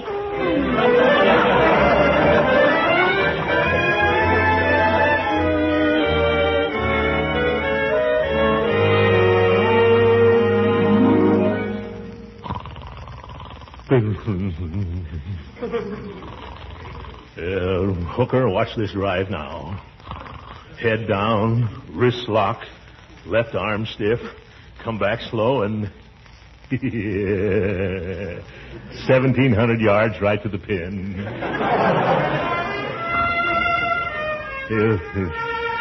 Now we come to the water hole. Watch me drive this one across the Sleepy Lagoon. Sleepy Lagoon. Where's all that racket? What's going on out here? Oh, they must be back from the dance. This is a fine time for Sleepy Lagoon. I'll go down there and put that goon to sleep. Oh! He'll never get me in a folding cot again.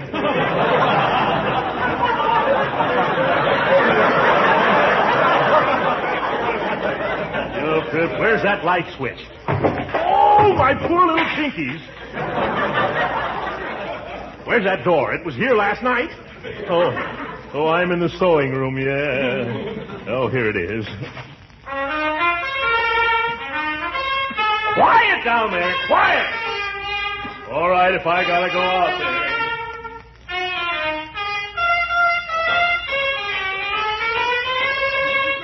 Boy, Now, let me try. Okay, son, blow your brains out. Remember, take the second valve on that highway.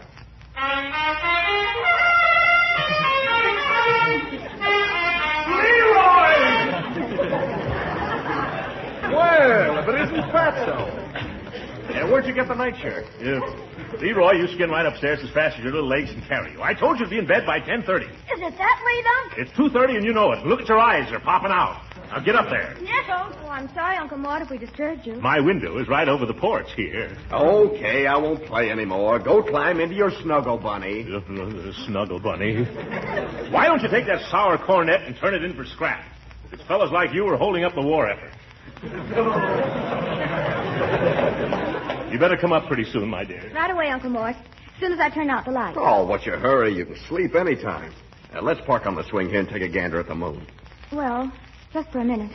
It's awfully late. Well, move over. Let's get acquainted. Well, I really must go. Oh, nonsense. I don't come to town every day, you know. Say, I hope you're not one of those old-fashioned types. Well, no. Well, then move over. That's better. Take a look at that moon, will you? You know, that moon was just made for you and me. You know, I really must... No, don't say anything. Don't spoil it.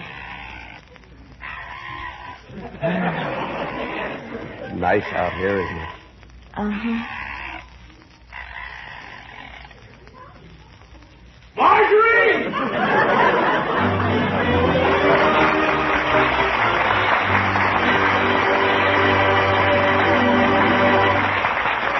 The great Gildersleeve will be with us again in a few seconds. You know, with so many foods becoming scarce these days, we're lucky there's an abundance of cheese. Cheese is so tasty, satisfying, so nourishing, too. And it's mighty easy to add luscious cheese goodness to all kinds of dishes when you use Pabst-Step, the delicious golden cheese food in the handy round flat package. You see, Pabst-Step is just right for cooked cheese dishes because it melts so smoothly without stringing. Why, making a grand-tasting smooth cheese sauce with Pabst-Step is easy as 1, 2, 3. All you do is melt Pabst-Step in a double boiler, stir in a little milk, and season.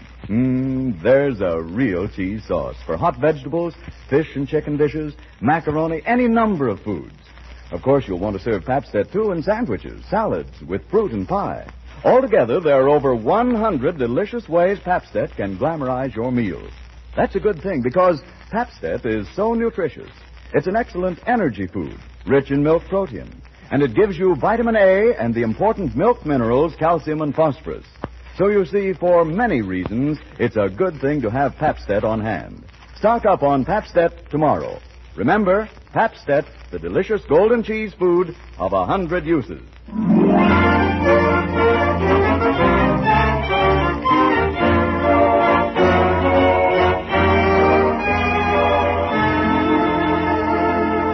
And now let's get back to the great Gildersleeve. After a hard night in the sewing room, he comes down to breakfast with murder in his heart and circles under his eyes. Oh, what a night. I think I'll just have a poached egg this morning, Bertie. Yes, sir. Uncle Mort, I'm sorry about last night. Really, I am. I tried to... Think nothing of it, my dear. Think nothing of it. What's a mere golf trophy compared to one night of giddy pleasure? Oh, Uncle Mort. Oh, well, I guess I'll just give up the game. It'd have been nice to win a cup, though. Just once before I die. Oh, Uncle Mort, don't talk like that. You're going to win. Anybody home? Oh, it's Judge Hooker. Come in, Judge. He always comes for breakfast. What does he want? I suppose he came over here to gloat. Old goat yourself. Morning, Marjorie. Why, Judge, what's the matter with your leg? Attack of gout. I've got it bad. Did you say gout? What'd you think I said? Can't you see it's killing me? Oh, Judgy, that's a shame. Here's something I ate. It kept me awake the whole night. Well, that's too bad. Bertie, cancel that egg. I think I'll have some hotcakes and sausages. Yes, sir. What'd you say, do with the egg? Cancel it. Oh, shucks, I went and poached it. Never mind, bring it on. I'll eat it anyway. Care to join me in an egg, Judge? No, thanks. Oh, it's too bad about your foot, Judge. That'll kind of spoil your game, won't it? Yes, I'm afraid we'll have to postpone the match, Throckmorton. What do you mean, postpone it? You either play it or forfeit it. Now, Gildy, you wouldn't want to win that cup by default. Well, it's tough luck, Judge. You but wouldn't want people saying you took advantage of a fellow when he ate a lobster. You should have thought of that before you ate the lobster. Oh, have a heart, Gildy. You know I can't walk around that course. Hiya, Jackson. How's the kid? How's your sleep? You've got the nerve to ask me that. Hiya, Judge. What's the argument? Well, maybe you can settle it for us. You know anything about golf? Oh, do I know anything about golf? Don't make me laugh. Well, I've got the gout. I can't play today, and Gildersleeve here claims I have to forfeit the match. Well, that's easy. I'll play it for you. You? Oh, no, you won't. Why not, Gildy? It's better than a default. Oh, he's afraid, that's all. I am not afraid. I'll play this fellow if that's the way you want it. All right, Fatso, let's get going. Yes.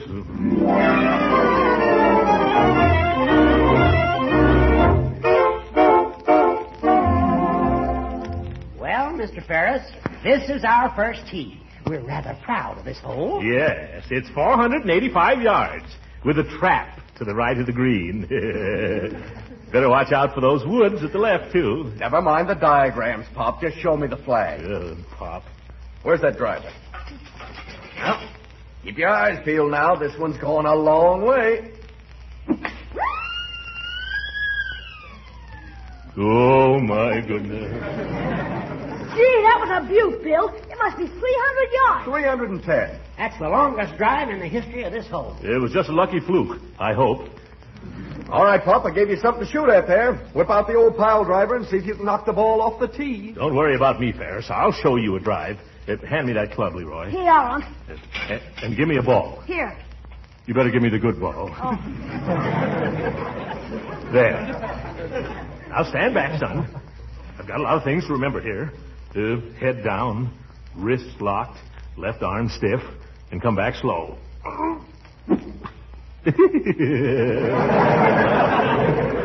You forgot one thing, Pop. You forgot to hit the ball. Leroy, remember you're caddying for me. You laugh at my jokes. Watch this now.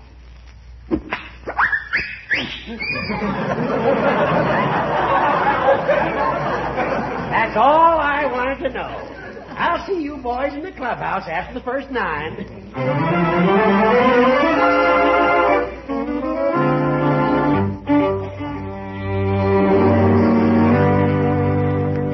Your attention, please, ladies and gentlemen.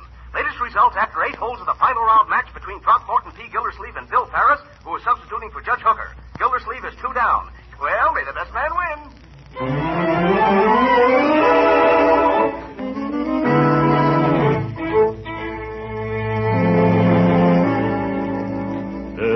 Am I away? Go ahead and putt.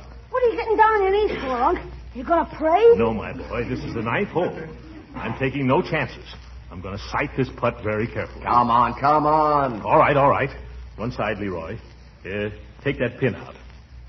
Quiet now.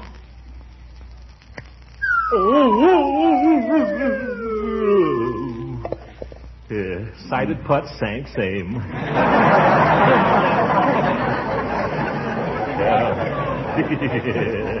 Well, looks like I'm going to win this hole, Ferris. Not if I sink this 25-footer. It'll be a tie. Brother, if you sink that putt, I'll buy you a lunch. It's a deal. Hold your breath. Loose. Come on, Fatso. Let's go to lunch.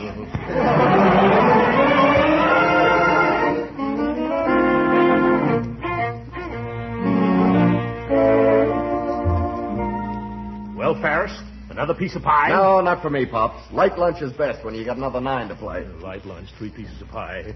Well, maybe I guess you're right. Mr. Gildersleeve, can I show you some French pastry? No, thanks, garçon. Light lunch today. You got it right there with you, though, haven't you? Yes, sir. That little chocolate house looks pretty good. What's inside of that? Just a light filling, Mr. Gildersleeve. Oh, fine. You can give me the chocolate house. Yes, sir. Which one? You might as well give me both of them. Oh, hello, Judge. What do you want? I just wanted to make sure you're eating your head off as usual. Well, Mr. Ferris, you think you can beat him worse this afternoon than you did this morning? Oh, sure. I didn't have the feel of my clubs this morning. You hear that, Gildy? I ought to shoot better than 37 on a dinky little 9-hole course like this. No, just a minute, Ferris. You can't come to Summerfield and knock our golf course. You're right, Gildy. Oh, take it easy, fellas. It's a cute little course. If you like croquet. Croquet, nothing. I'll have you know that Walter Hagen played this course, and he said it was wonderful. The Hague said that? Yes. He said I've never played on anything like it in my life. Those were his exact words. They sounded better even when he said them. Well, I still say if this is a good course, I'm Bobby Jones. Well, you listen to me, Jones. Ferris. I'm just sore enough to make you eat those words. I'm 2 down to you on the first 9, right? I'll bet you $50 that I win this match. Did I say that? $50? Hey, Uncle, you off your stick? Yeah, I must be. No, by golly, I said $50 and I'm going to stick to it. What about it, Ferris? It's a bet, Pop. I never hope to make $50 any easier. Come on. Wait till I eat this last roof.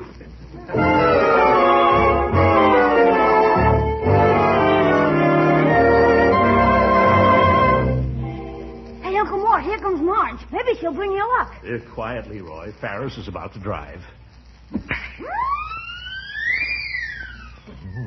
How's it going, Leroy? Uncle Mort just bet his shirt, and it's already hanging out. Never mind that shirt. Give me that driver. All right. Head down now. Left arm stiff. Oh, nuts to that. Slam it. Wonderful, Uncle Mort. Wonderful. I needed food. That's all. I needed food.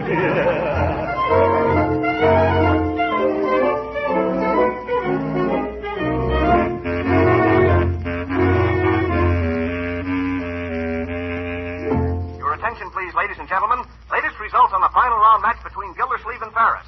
Gildersleeve has staged a great rally, and the players reached the 18th tee all even. They're playing the deciding hole now. And once more, may the best man win. You know something, Unc? I think Ferris has been cheating on the last 2 holes. Cheating? Oh, no, my boy. He wouldn't do a thing like that. Still, he's a cornet player. Yeah, I know for a fact he forgot to count a couple of his shots. He did? Why, that's terrible. Hurry up, Fatso. Let's get this over with. All right. Go ahead. It's your shot. Give me that club.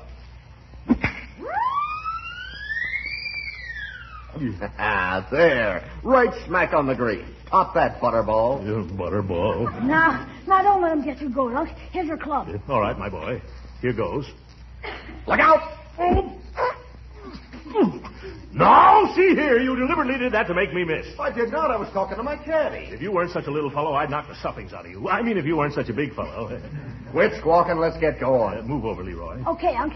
Don't worry. I know a way to fix him. What's that? Never mind. Let me shoot first. Gosh, Unc, you're only 6 inches from the pin. Come on, Leroy. Marjorie, we'll win this thing yet. What were you saying, Leroy? If he's going to cheat, we can take care of him. Oh, now, nothing unsporting, my boy. Can't have anything like that. Are you sure it'll work?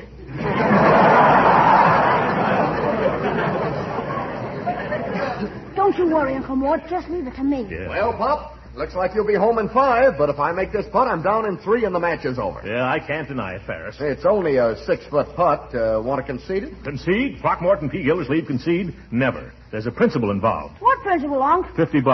That's the spirit, Uncle Mort. Well, have it your way, kids. The cup means nothing to me, but oh, that cash.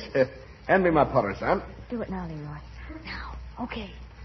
I don't want to walk without Hey, quiet.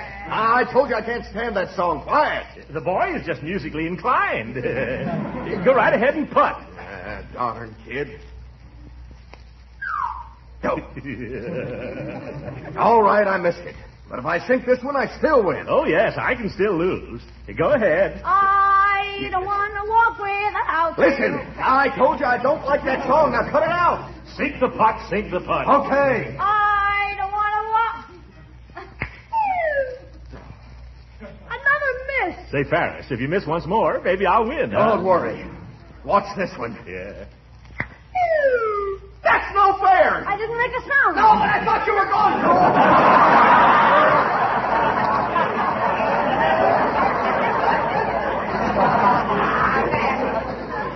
Say, if I make this putt, I win, don't I? Quiet now. You victory. Wonderful. By golly, Throckmorton, I'm glad you won. It was worth $2 to see you beat that stuck-up trumpet player. Horace, you're a pal. Come on, let's get up there to that 19th hole, huh? I don't want to golf without you. No, sirree.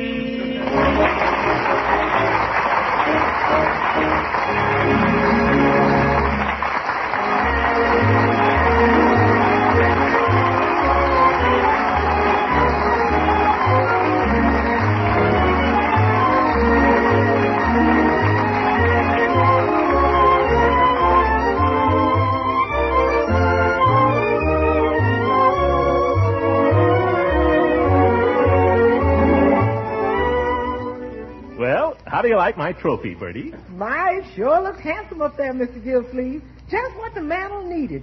But I thought they were going to give you a cup. Well, none of the clubs are giving cups anymore, Bertie. The government needs the metal for scrap.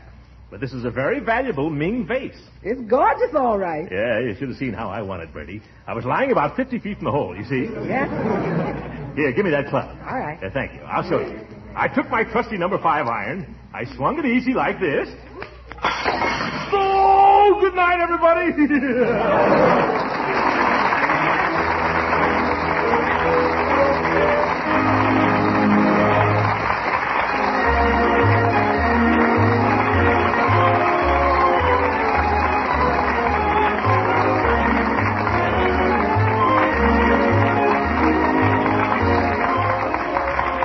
Music heard on this program was composed and conducted by Billy Mills. This is Frank Zingman speaking for the makers of Packset and inviting you to tune in again next week at the same time for the further adventures of the great Gildersleeve. Have you discovered the speedy way to make swell macaroni and cheese? These days, clever women make that favorite dish without any fuss of grating cheese, without any bother with blanching and baking the macaroni. They simply open up a package of the product called Kraft Dinner. They cook the special Kraft Dinner macaroni quickly in boiling water, and with the Kraft Grated, which also comes in each Kraft Dinner package, they sprinkle the cheese flavor through and through. Presto, the dinner main dish is ready in only 7 minutes cooking time. But the best part of it is, Kraft Dinner macaroni and cheese is extra special good. Fluffy, light, and drenched in cheese flavor. When good cooks discover this 7-minute way of making macaroni and cheese, they say never again to the old-fashioned slow method. And Kraft Dinner is a money saver as well as a time saver. So tomorrow when you're shopping, get ready for quick, tempting main dishes of macaroni and cheese. Ask your dealer for Kraft Dinner. This program came to you from Hollywood. This is the National Broadcasting Company.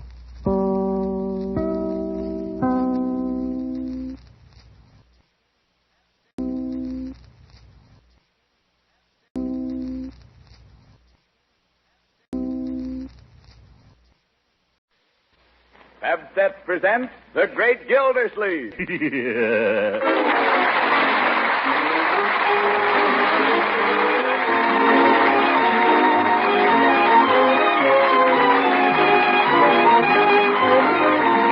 makers of Pabst present each week at this time Harold Perry as The Great Gildersleeve, written by John Wheaton.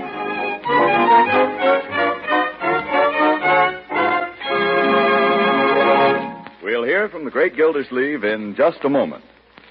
Homemakers, when unexpected guests stay for dinner or between meal refreshments are in order, are you equal to the occasion? Well, whether the occasion calls for just a snack or for the main dish of a hearty meal, you'll find Pabst is mighty handy to have around. You see, Pabst is the delicious golden cheese food of 100 different uses. Pabst slices so neatly and spreads so easily, it's grand for sandwiches or appetizers, or to serve with fruit. Pabst makes luscious, smooth cheese sauces that turn vegetables, leftovers, or chicken or egg dishes into real party treats. Pabst is just right for cheese omelets, rabbits, or soufflés. Yes, and Pabst is nourishing. It's a fine energy food and easy to digest. So always keep a package or two of Pabst on hand. Whether your dealer has it in the convenient round flat package. Remember, just ask for Pabst. Pabst-ETT. Pabst, the delicious golden cheese food of 100 uses.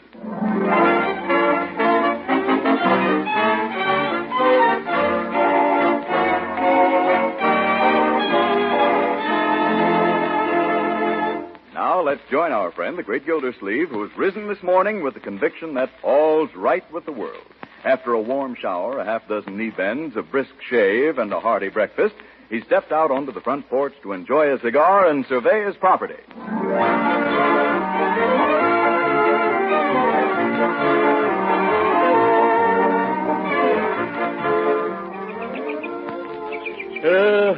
October.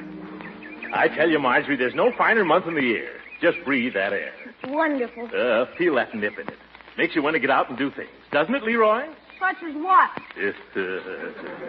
October. Harvest time, frost on the pumpkin, Brown October ale, the smell of burning leaves. I love October. Look at that maple tree in Mrs. Ransom's yard there. Like a beautiful painting. Uncle Mort, I believe you'd like any kind of a tree if Mrs. Ransom was sitting under it. She is? Where? I was speaking figuratively. Oh. Well, let me reiterate, Marjorie, that Mrs. Ransom to me is nothing but a neighbor. You believe in the good neighbor policy. If we were discussing trees. Look at our own lovely elm. Look at the color of those leaves. Oh, it's glorious. Yeah, and you know what's going to happen to those leaves? They're going to fall on the ground. That's the first law of nature, my boy. Yeah, and I'm going to have to rake them up. That's the second law. I hate trees. Leroy, never let me hear you say that about a tree. Okay, I think I'll go over to Piggy. Did you ever stop to consider what a wonderful thing a tree is? Leroy, I asked you a question. Did you? No, Unc, but I'll do it the minute I get back. Come back here. You do what? What you said? You weren't listening. I'm listening, Uncle. Miss Piggy's waiting for me. We're going to dig a fort. You dig a fort? You can do plenty of digging right here, Leroy. Just stick around. I have something to tell you. Both of you. Uh-oh. What is it? Well, I bought a tree. Huh? You bought a tree? Certainly. What's so amazing about that? Everybody ought to have more trees. Why, one of the happiest recollections of my childhood is an old cherry tree we had in our front yard at home. I fell out of it once and broke my arm. You must have had a jolly childhood, Uncle Mort. Yeah. What wouldn't I give to be back there now? To be a kid again. And break the other arm. Yes, sir. There are two things every boy ought to grow up with. A dog of his own and a cherry tree. Do you mean that, Unc? What? About the dog? No, but I mean it about the cherry tree. The tree I bought was a cherry tree. How did you come to get sold this tree, Uncle Mort? I didn't get sold it. I bought it of my own free will, fully dressed and in my right mind. Well, where are we going to put it? Where are we going to put another tree here? Well, you don't understand, my dear. This is a very fine tree. They call it a giant ponderosa. Holy smokes, how big is it? Well, the man says they grow 30 or 40 feet high, higher than the house. What man, Uncle Mort? The man that sold it to me. He showed me a picture of it. Oh, you haven't seen the tree? Why, of course not. I hope you didn't pay him for it. Well, Come on, Unc. How much did he stick you for? $22.50, and he didn't stick me. $22.50? Wow, you must have bought a redwood. Uncle Mort, did you ever stop to think how many cherries you could buy for $22.50? Oh, you're very helpful, both of you. But the tree will be arriving today or tomorrow. We got to decide where we're going to put it. Now, I thought maybe right out here in front. Uncle Mort, this is the only sunny spot left in the whole yard. That's good. Cherry trees need sun. It'll give us some nice shade out here. We can hang a hammock under it. Hey, that wouldn't be bad. Just lie here with your mouth open and let the cherries drop in. Boy. Well, of course, we might not have more than a few cherries the first year, but after that... Oh, Bertie. Yes, sir? How are you on cherry pies? Well, I haven't had any complaints so far. Then warm up your rolling pin. Leroy, do you like cherry pie? Are you kidding? Then get the shovel. Oh, I like coconut custard better. Get the shovel anyway.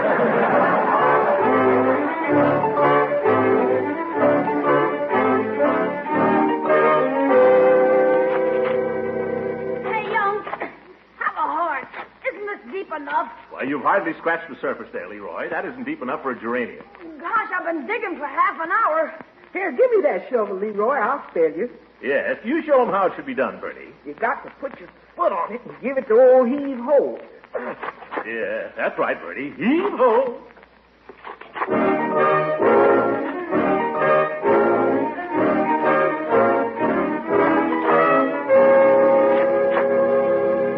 Heave-ho, Bertie. Heave-ho. You're doing fine.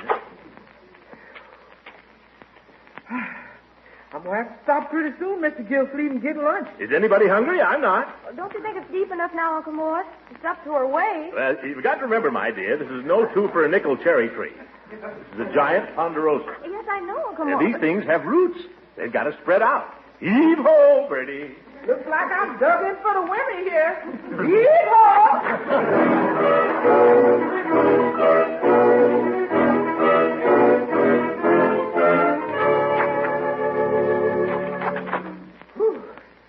Leroy, am I spelling you or you spelling me?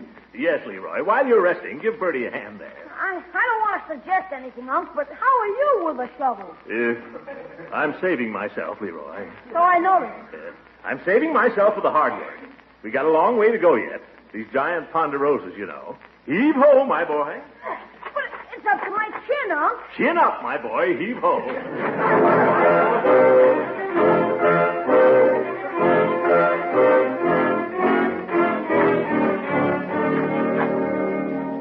Mr. Gildersleeve, you up there? Yes, Bertie. It's getting dark down here. You don't think maybe we can down far enough? You're getting there, Bertie. You're getting there. We struck a pipe or something down here, Unc. Wait a minute, Leroy. What is it, Marjorie? Freight office called. The tree's there, and they're sending it out. Oh, fine. Well, we'll have to get busy here and have everything ready. Come on up, Bertie. Yeah, sir, if I can get up. Look out, you're starting a landslide. Leroy, give her a boost there. Grab hold of the shovel, Bertie, and I'll pull. Heave ho! Great day in the morning. I sure am glad to be out that hole in the ground. Now give me a hand, Unc. Okay. 1, 2, 3. Oh, yeah. Yeah. There you are. Thanks, Unc. Now, Leroy, while you're resting, I want you to take that shovel. Well, here comes Mrs. Ransom. Mrs. Ransom? Oh, give me the shovel.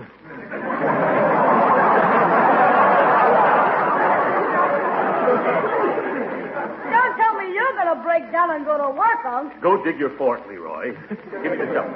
Good afternoon, Mrs. Ransom. Lovely day. Just glorious. Hello, Leroy. Hiya, Mrs. Ransom. Marjorie, honey, you're looking just sweet. Thank you. Just doing a little landscaping here. I saw you out the window, and I declare to goodness I was just consumed with curiosity, so I came right over willy-nilly. Well, glad you did. Where's Willie? Careful, don't fall in that hole there. Oh, why, Throckmorton. Mr. Gildersleeve, did you go and dig that great big hole? Well, I had a little help. A little, he says. Well, it's a lovely hole. But what are you going to do with it? Make a swimming pool? No, we're going to plant a tree. A tree? Oh, Throckmorton, then you did remember. Sure. Remember what? Well, what we talked about under the maple tree the other night. Oh, that.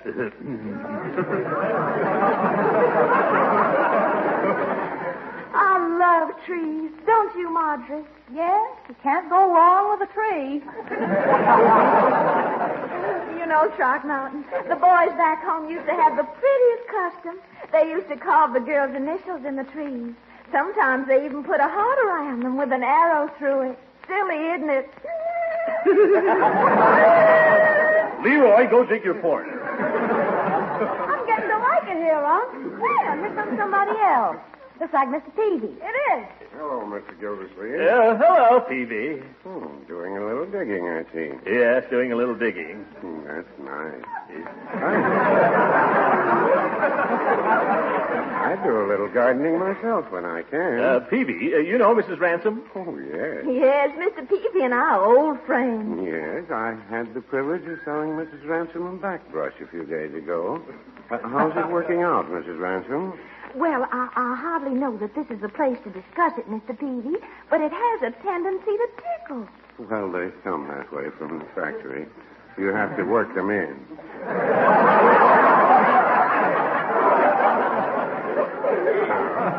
Mr. Stevie and I have one of those brushes. We've had it almost 10 years, and we think the world of it. We wouldn't part with that brush for almost anything you could name. Well, I'm glad you're happy with it. Hey, Unc, here comes the old goat. Leroy, that's no way to talk about Judge Hooker. Hello, Gildy. Hello, you old goat. Mrs. Ransom. Oh, my, this is an unexpected pleasure, Judge. Hello, Leroy, Marjorie, Hello. Peavy. Quite a little gathering. What's going on here? Mr. Gildersleeve is having a tree planted. Well, what is this, Arbor Day? I wish I could stay for the ceremonies, but I've got to tend to my marketing. Oh, must you go? Yes, but when I come back, I expect to see a shady bower right where that hole is. Goodbye now. Goodbye, Mrs. Ransom. Goodbye, Mrs. Ransom. Goodbye. Goodbye, Mrs. Ransom. You can have the shovel back now, Leroy. What's the excavation for, Gildy? Are you going to plant this tree or bury it? No. What kind of a tree is it? It's a cherry tree. Any objections? No. Of course, they don't live very long, but it'll probably live as long as you will. Listen to me, you old goat. A cherry tree was good enough for George Washington, and George Washington was good enough for me. You tell him, Unc. Why, every house in this country ought to have a cherry tree. I hope this tree will be an inspiration to you, Leroy, to follow in the footsteps of George Washington. Do you understand what's expected of you? Yeah, you want me to chop it down? You know! Smart kid. He knows his history, Gildy. That's more than you do. Hey, Unc, here he comes. Who? The expressman. Maybe he's got the tree. Oh, no. It would take a bigger wagon than that, Leroy. They'll have to send it out on a truck. Right up here, though. Oh, he's stopping here. Yeah, maybe it's still down at the freight office. Maybe they couldn't handle it. After all, a giant Ponderosa at $22.50. Mr. Gildersleeve, gentleman right there. Yeah, something for me? They sign here. Wait a minute. I was expecting a tree. They telephoned me from the freight office. You know anything about it? You sign here. But what am I signing for? I bought this tree from a fellow who came through here a week ago. Sign here, please. All right, I'll sign. But what about the tree? I paid a lot of good money down. If it's all the same to you, I'd like to know what... No. Now you went and signed in the wrong place. I'll have to erase it. Just erase it. Well, you got me so darn excited. Now, listen, brother, would you mind telling me... Bottom line, there. The bottom line. Your hand's shaking, huh? Yeah. Now, would you mind telling me what you're delivering, if anything? Tree. The tree? Where is it? Under my arm. Take it, will you, bud? That little twig? Oh, isn't this awful?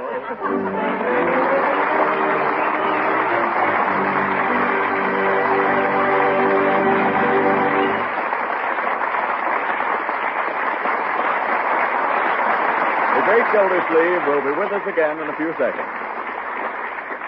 But first, you homemakers have a big job to do these wartime days. Yes, your job is to see that your families get the foods that help make them strong. So you'll want to know about a food that adds extra nourishment to meals in any number of easy, appetizing ways. That food is Pabstet, the delicious golden cheese food of 100 different uses. Yes, Pabstet offers many quick, delightful ways to add variety and extra nutriments to your menus.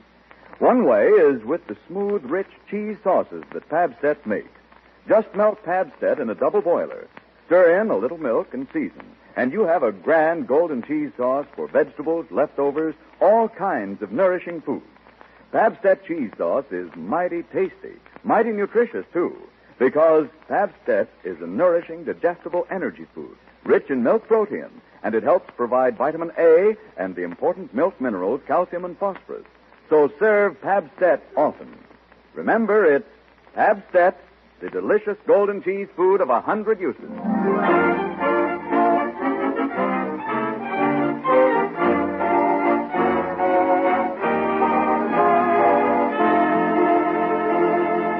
Now let's get back to the great Gildersleeve and his cherry tree. The neighbors have left, and for half an hour, Gildersleeve and his nephew have been filling in the mighty hole they just finished digging. Oh, that's poor Leroy. I knew him well. Never mind the ham, Leroy. Keep shoveling. First we shovel it out, and then we shovel it in. Yeah, that's life, my boy. It seems a shame to fill up a ditch like this, Unc. Would have made a swell elephant trap. Yeah, I'd like to trap the fellow who sold me this tree. If that Johnny Appleseed ever comes through here again, I'll hang him from the top of it. You couldn't hang a midget from it now, Unc. All right, keep shoveling. You know, Uncle Mort, I think this tree's going to live. Oh, really, Marjorie? Mm-hmm. I've been soaking its little roots in water. Oh. Look, there's some green there. By George, you're right. Look at that green. Water, that's all it needs. Let's get it in the ground quick, huh? Leroy, scoop out a little bed for it. Okay. A young tree will stand transplanting better than the big one, you know. Yeah, that's right, my dear. Stick it in the hole, Marjorie, and Leroy, you fill around it. Hold it straight, Marge. There. You know, all that digging we did will probably help us. Plenty of cultivation, that's what these trees need, and plenty of water. Now pat the earth around the little roots, Leroy. That's right. Don't pat it too hard. These giant ponderosas are very delicate. You gotta cultivate them and water them. You gotta tend them like a little baby. Nice little tree. Maybe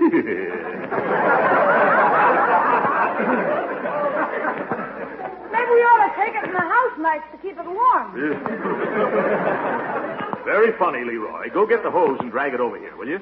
We got to give this a good soaking. Don't you think we ought to use a medicine dropper? A medicine. Go get the hose. Okay. Oh, they just like to kid you, Uncle Mort. You are funny, you know. Oh, you too? Let them laugh. We're lucky to get a tree like this for $22.50. Hey, the hose! Well, drag it over here. I can't. It won't reach. This is as far as it'll go. Oh, well, turn on the water. We'll squirt it from there. Here, give it to me. You go turn it on. Don't squirt it too hard, Uncle Morris. You'll knock the tree over. Go ahead. Turn it on, Leroy. It's on. Stand back, Marjorie. Here it comes. Uh-huh. Turn it on all the way. I've got it turned on as far as it'll go. Oh, look at that. Is that guy next door taking a bath again? We'll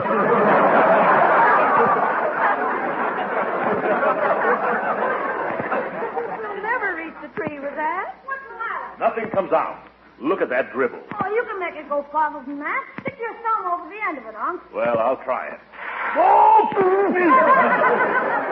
Leroy, you knew it would do that. You didn't have to squirt yourself in the face with it, Unc. I'll wipe you off, Uncle Morris. Yes, never mind. By George, that's the last straw. That's Summerfield for you. You try to plant a tree, you try to beautify the place for a little, and then what happens? No water. Bertie's been complaining about the pressure all summer. Well, she should. The water situation in this town is a disgrace. It's a fire hazard. It's a menace to the public health. And it leaves a ring in the bathtub, too. I'm going to go out and do something.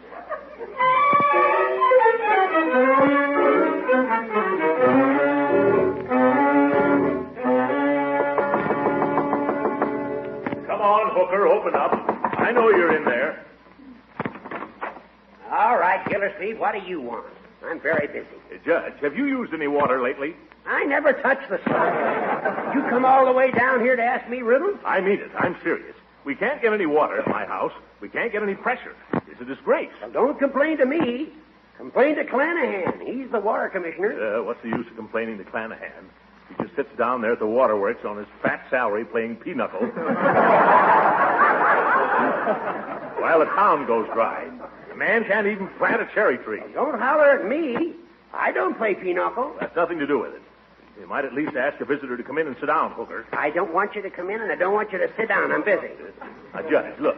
I've written a letter to the Indicator Vindicator about this situation. You have? And I'd like to read it to you. No. I'm positive it's a fine letter, Gildy, and you must be sure to send it to the newspaper. But if you want to get action with a politician like Clanahan, you'll have to get out and blast. Blast? What do you mean, Judge? You want to get up a petition. Go around and get people to sign it. A petition? You're right. The voice of the people. Oh, that's wonderful, Judge. I'll get up a petition that'll blow his ears back. I'll write a petition that'll go down in history with the Missouri Compromise. Or was it the Mississippi?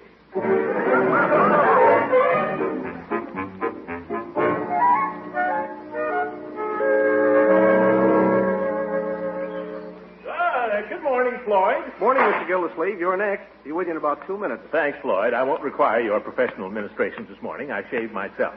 But I've got a little thing here I'd like to have you sign. Well, the wife says I'll sign anything. What is it? You use a lot of water here, don't you, Floyd? Now, I've got a petition. I'll read it to you. Quote, "To whom it may concern, we, the undersigned taxpayers of Summerfield, believing that the water situation in this town is a crime and a disgrace, and a stench in the nostrils of civic pride, do hereby petition the town council..." What's hissing? Are you shushing me? The guy in the chair under the towel. Roy, are you working on me, Ranger? Yes, sir. Be right with you. Well, get this towel off me face. Yes, sir. Oh, hello, Clanahan. Hello, Gildersleeve. I read your letter in the Indicator last night. Did you? I used your water to shave with this morning. I'm just getting up a little testimonial about it here. I'm sorry, Mr. Gildersleeve, but I couldn't possibly sign a thing like that. Mr. Clanahan here is one of my best customers. I'm sorry. Come back later. Well, that's the way you feel about it. Goodbye, Floyd. I'll be seeing you, Mr. Clanahan, if you're around.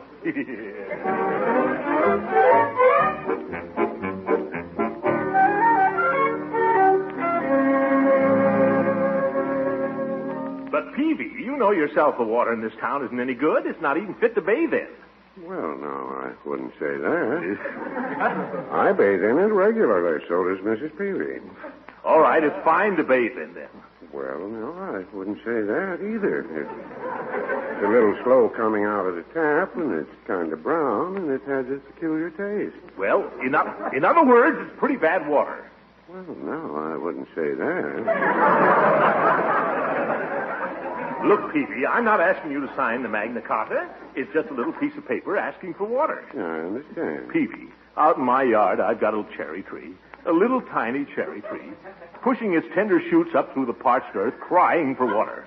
Are you going to deny that little treelet life? Well... Sign here.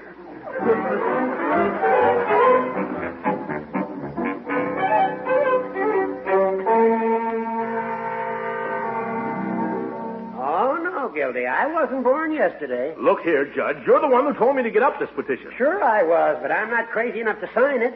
Why, I'd as soon sign my own death warrant. I'll be bringing that around yet, you old goat. A fine, upstanding judge. Well, you know how this town is run, Gildy. It's just too bad. I'd like to see somebody throw Clanahan out. Somebody else, not me. That's your final word, is it, Hooker? I'm sorry, Gildy, but that's it. Very interesting. This is going to be very interesting. To whom? To a certain lady who shall be nameless, Mrs. Ransom. All right. If you're going to play dirty, give me the paper. I thought you'd see the light, Judge. You're worse than Clanahan. I'm doing this against my better judgment, you understand? You never want to trust that anyway. Thanks, Judge.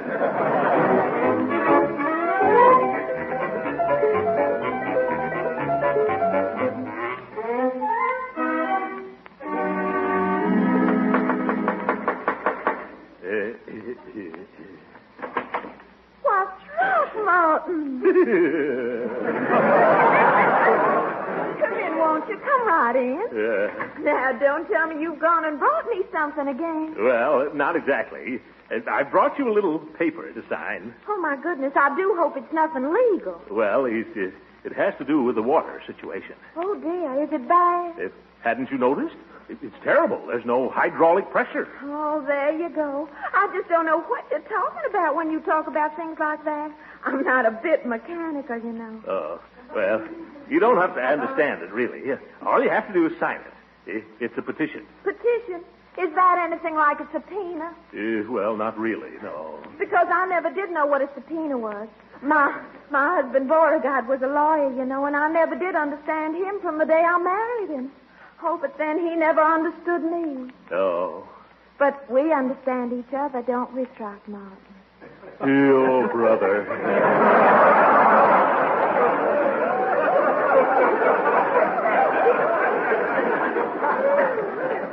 Come into the parlor, won't you? Now, let's don't talk about petitions and pressures and chemistry and all that. Let's talk about us. Oh, well, I'll tell you. I've got to get this petition in before the meeting of the town council tomorrow. Oh, pooh. All you men think about is business. I know, but let's get it signed first, and then we can go on from there.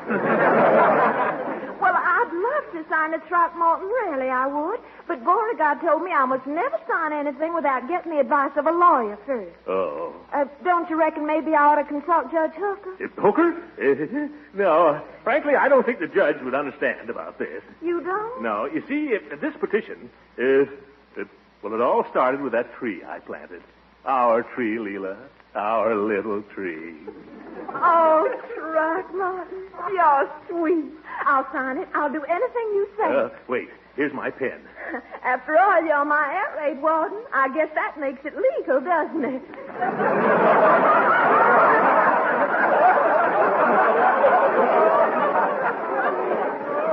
Absolutely. There. To Throckmorton with love from Leela.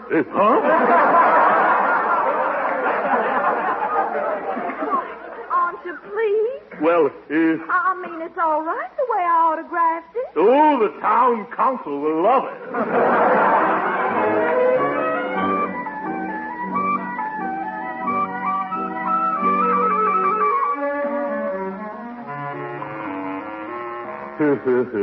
With love from Leela. What's that noise? What time is it? It's only 6 o'clock. What's going on out there? Hey, wake up. Leroy, what's that racket outside? There's a gang of men digging in the front yard. In the front yard? Who told them to do that? 6 o'clock in the morning. I'll find out about this. Hey! Hey, out there! Oh, it's you, Clanahan. What do you think you're doing? You complained about the water, didn't you? Certainly I did, and I'm going to complain about it again. You said you wanted action, didn't you? Certainly I did. Well, you're getting it. Wait a minute. Where's that tree that was there? What tree?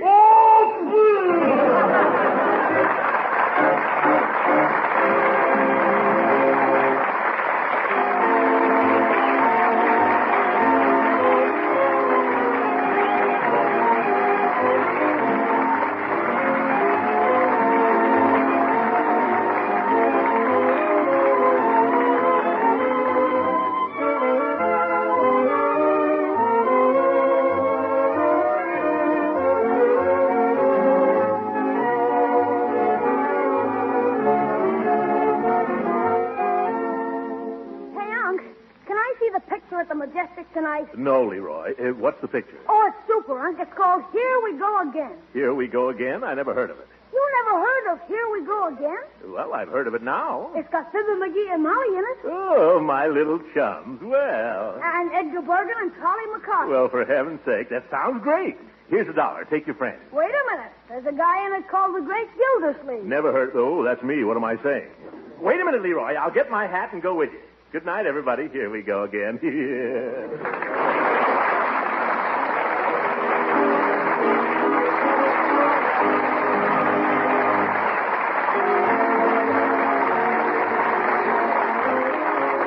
Original music heard on this program was composed and conducted by Billy Mills. This is Frank Bingman speaking for the makers of Pabst Step and inviting you to be with us again next week at the same time for the further adventures of the Great Gildersleeve. A word for all you thrifty women who are trying to keep the food budget on an even keel. The product called Kraft Dinner is just your dish. For Kraft Dinner gives you the economical way, the quick way to make delicious macaroni and cheese. Fluffy, tender macaroni, drenched with cheese goodness. With Kraft Dinner, you make it in just 7 minutes cooking time. You see, every Kraft Dinner package contains a special fast-cooking macaroni and an envelope of Kraft grated so you can sprinkle in the cheese flavor in a hurry. And say the family will go for this thrifty, speedy macaroni and cheese. They'll tell you it's as good as any you ever baked in the oven the old-fashioned way. Why don't you get several packages of economical Kraft Dinner tomorrow? Have it on hand in the pantry shelf. A main dish ready in 7 minutes is such a help these busy days. Tomorrow, ask your food dealer for Kraft Dinner. This program came to you from Hollywood. This is the National Broadcasting Company.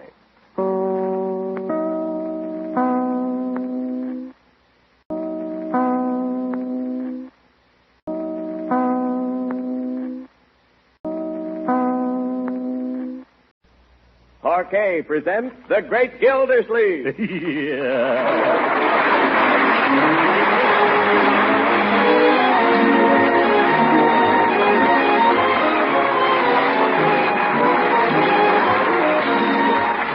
The makers of Parquet Margarine present each week at this time Harold Perry's The Great Gildersleeve, written by John Wheaton.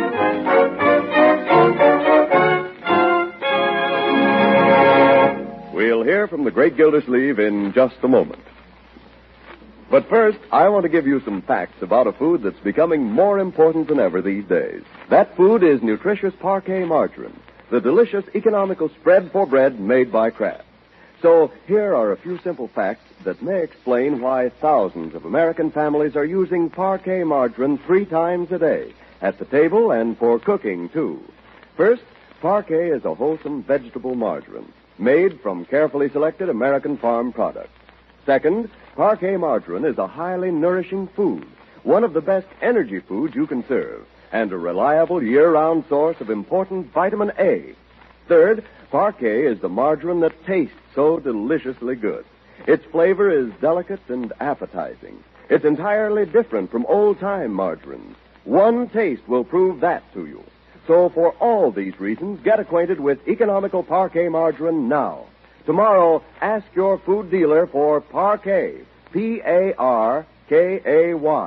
Parquet Margarine, made by Kraft.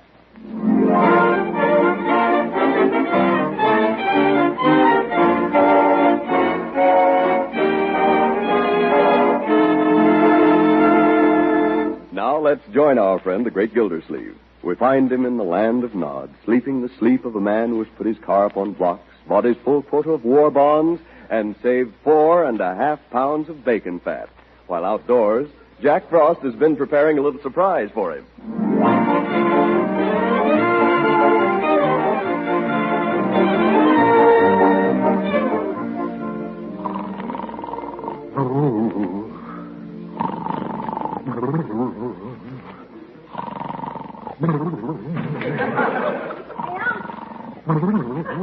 Uncle Boy! Hey! Hey, Uncle. What is it, Leroy? Are you asleep? Not now, I'm not. What do you want? Do you see what I see? I don't see anything. Go away. But look outdoors. Look out the window. Daylight. Take it away. No, now, get up and look. Look at the trees. Look at the ground. Daylight. It gets all over everything. But I'm trying to tell you, Unc, it's been snowing. Well, tell Bertie or somebody. Don't come by. Did you say snowing? If you don't believe me, get up and look. It can't be. There's 30 days past September, April, June, and... Here's a handful of it on the windowsill. Look. By George, it is snow. Snow in October. Why, it hasn't snowed in October since the blizzard of '88, and that was in January. Look. You can see your breath, Unc. Oh, it must be freezing. You're darn right it's freezing. The thermometer's down to 25. And you know that hole that Mr. Clanahan dug in the front yard? Yes? The snow's filled it up. You wouldn't know it was there. Oh, my goodness. The water pipes will freeze. Yeah, they will. That Clanahan's a fine water commissioner. I've been after him for 6 days to get that hole filled in. Oh, listen to that wind. Close that window, will you, Leroy? Come on, Unc. The house won't get any warmer till you get up and start the furnace. Leroy, I wish you wouldn't drag in these unpleasant truths so early in the morning. Well, come on, get up. Don't stand there staring at me. Go down and tell him I'll be right down. Tell Bertie to keep the coffee warm. Yes. All right, go back to sleep if you want. But Bertie's making buckwheat cake. Yeah, I don't do buckwheat cake? Oh, buckwheat. One side. Gang away. The floor's cold. Where's my bathrobe? Where's my bathrobe? Bertie! Oh, I slept in it. Never mind, I found it, Bertie. Hold the buckwheat.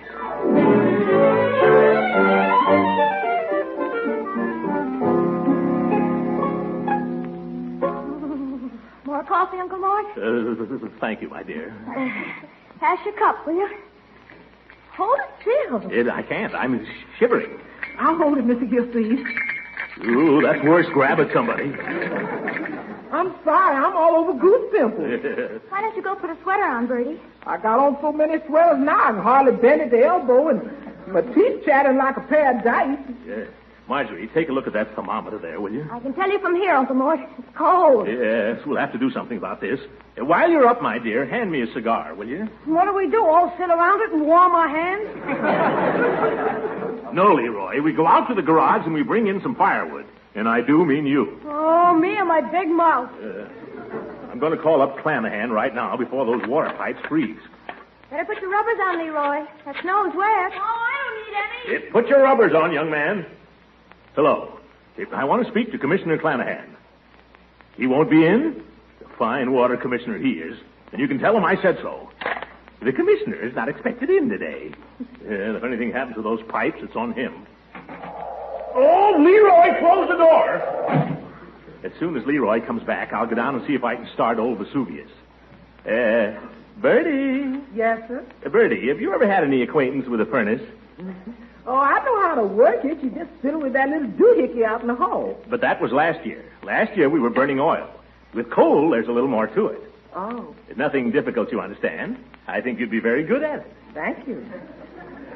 Anybody who's as good as you are with a shovel. Oh, the shoveling. Well, that comes into it. But it's not all shoveling. Well, I don't know about that. I know how to run that doohickey. I ran it last year. That doohickey is called a thermostat, Bertie. I wanted to speak to you about that. As I remember it, you ran it last year at about 80. You said 70. Yes, and I used to set it at 70. But the minute I got out of the house, you sneaked it up to 80. Well, sometimes it gets colder than others. Now, this is serious, Bertie. This year we got to save fuel. The temperature is going to be set at 65 degrees, and that's where it's going to stay. 65? Maybe it's going to stay, but I ain't. Oh, you wouldn't leave us, Bertie? Yes, ma'am. I can't work in those 65 degrees. I'll go on away from here. Oh, now, Bertie. I'll go work for somebody else, perhaps. Calm yourself, Bertie, and just remember this. If anybody offers you more than 65 degrees this winter, they're traitors. Huh? You don't want to work for traitors, do you, Bertie? No, sir, not me. Well, remember that. The government says we've all got to help save fuel, Bertie. And the way to do it is to hold the temperature down to 65 degrees. Besides, 65 is warm enough for anybody. 65 won't hatch no eggs. No, but it'll keep you on your toes. It'll keep you from falling asleep at the broom. Well, if the government says so, I guess that's the way it's got to be. But if it's all the same to the government, I'm going to buy me some woolies and sew myself into them. I'm going to start looking at fur coats. Fur coats? Oh, brother, there we get into inflation. Oh, that's Leroy. Huh? He's probably got his arms full. Yeah. I'll let him in. Yeah. Oh, close it, Leroy, close it. Here's the wood. Where'll I put it? On the dining room table would be very nice. Wise guy. Quick, move the fire screen, Bertie. There. Can I light the fire on? Before we do that, young man, let's get down the cellar and start the furnace. I want to teach you how to take out the ashes. Holy smokes, do I have to do all the work around here? Oh, no. I don't see what they had to go and change the furnace to coal for anyway. The oil was working all right. There wasn't any ashes. You didn't have to get up in the morning and shake it. It never went out. It was swell. It was swell, all right. It was a comfort and a convenience. But we're going to have to give up our conveniences, Leroy. There isn't going to be enough oil to go around this winter. That's why we're burning coal. It doesn't have to come so far, so it's easier to get. Well, it's no easier for me, I can tell you that. Look here, young man. You want to help in this war, don't you? Well, sure I do. I'd go right out and join the Navy. They'd let me. Why, so would I. Me too. Did I say that? I think we all want to help. But I'm too old to join, Leroy, and you're too young. We've just got to help in the only way we can and here at home. So remember, every time you carry out a load of ashes, you're in the fight as much as the next man. Well, how about you getting in it too, Unc? Even me. I'll get up in the mornings and wrestle with the furnace if it kills me. And I don't have to tell you, young man, when Uncle Throckmorton gets up off his pants, this country is really all out. Put it there, Unc. Yeah. Let's go down and shake the insides out of that furnace. Very good.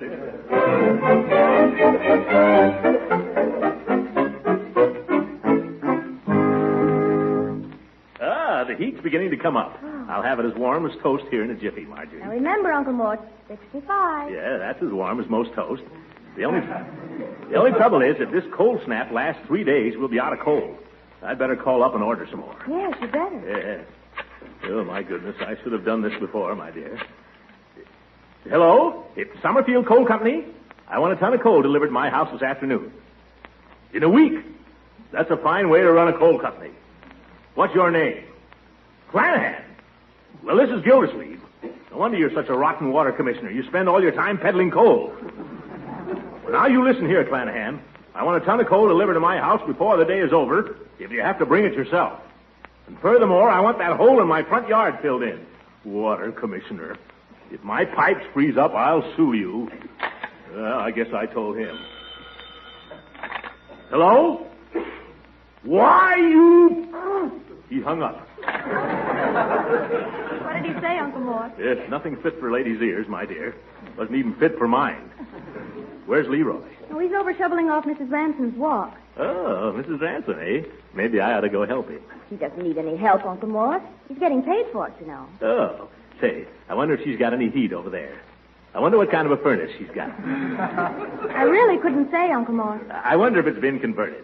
It'd be terrible if it hasn't. Terrible. Yeah. Maybe it's been converted and she hasn't got any coal. Oh, that would be just as bad. Yes, it would. Or maybe she's got coal and doesn't know how to start the furnace. Uh-huh. All alone there with no man in the house. Yes. You know what she ought to have? Yes. A man. No, some firewood. Maybe I ought to call up and order her some, huh? Don't you think you ought to find out whether she's got any first? Oh, that's a great idea, Marjorie. I'll go over there myself and find out. Thanks for the tip. No, don't thank me. You were going anyway. Where's my overcoat? Oh, here it is, right in the closet. Button up tight now. You know, I think I'll take her a few sticks of firewood just in case. I'll take these logs Leroy brought in. There goes our fire. Oh, my hat. Put it on my head, will you, my dear? He likes you better in your air raid helmet. I'll have the hat if you don't mind. You don't have to put it on at such a rakish angle. Put it on straight. Oh, you look sweet that way. There you are. I'll open the door for you. Thank you, my dear. Over the river and through the woods to Grandmother's house we go. Hey, Unc! The horse knows the way to carry the sleigh to the white drifting snow. Hey, Marge, where's he going? He's going next door to warm up Mrs. Ransom.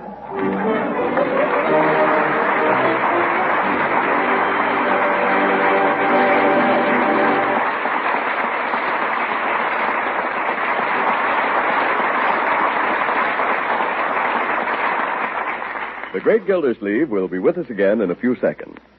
Meantime, plenty of energy is mighty important these busy wartime days. For hard work, yes, and for hard play. Of course, energy comes from the foods you eat, so it's important that you know which foods provide the most energy. Now, one of the very best energy foods you can serve, and one that's economical too, is delicious parquet margarine made by Kraft. That's a good thing because Parquet margarine is a 3 times a day source of important food energy. Parquet is a grand tasting spread for bread, rolls, or toast, at breakfast, lunch, or dinner. It's a real flavor shortening for baking better tasting pastries, cakes, and cookies. Parquet is grand for pan frying, too, because it doesn't spatter or stick to the pan. And besides furnishing energy, every pound of Parquet margarine provides 9,000 units of important vitamin A. So why not give delicious, economical Parquet margarine a try in your household? Remember, it's Parquet, Parkay. Parquet margarine made by Kraft.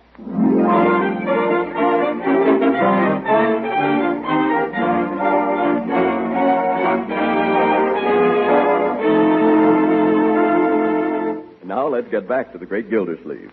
Like an angel of mercy with an armload of wood, he trudges up the walk to the Widow Ransom's door, where whom should he meet but Hooker.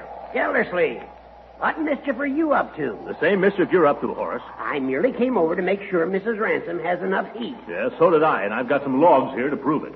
I brought her a hot water bottle, so there. Why don't you just go home, Judge? I'll take care of this. Oh, no, you won't. Why, Horace. It's Horace. Good morning. And Throckmorton. Aren't you sweet to call? Come in, won't you? After you, Throckmorton. You said it. Step inside so I can shut out that dreadful wind. Won't you let me take your things, gentlemen? Allow me to hang them up. Oh, thank you, Judge. Why, Throckmorton, what's this you brought me? Wood for your fireplace.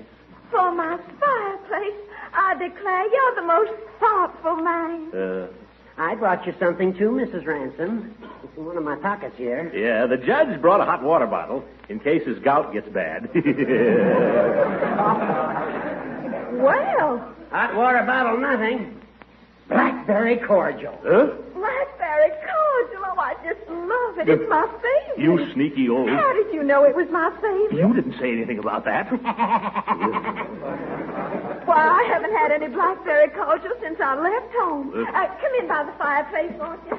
I've been trying to start a poor little old fire here, but all I had was newspapers, and I don't know a thing about fire. Don't you worry, Mrs. Ransom. We'll soon have it blazing for you. Let's have those logs, Gildy. Wait a minute. They're my logs. No, Horace gets to lay the fire because he brought the cordial. Oh. I declare I don't know what I'd do without you boys, because I'm just about frozen to death here. I haven't any furnace. I haven't any coal. You haven't any coal? No. I just never thought to order any, and I don't know what I'm going to do. I'll tell you what you're going to do. You're going to come over to my house. You're going to have lunch and dinner with us and spend the night. If Marjorie will put you up. Oh, Throckmorton, you're so masterful. Oh, am I?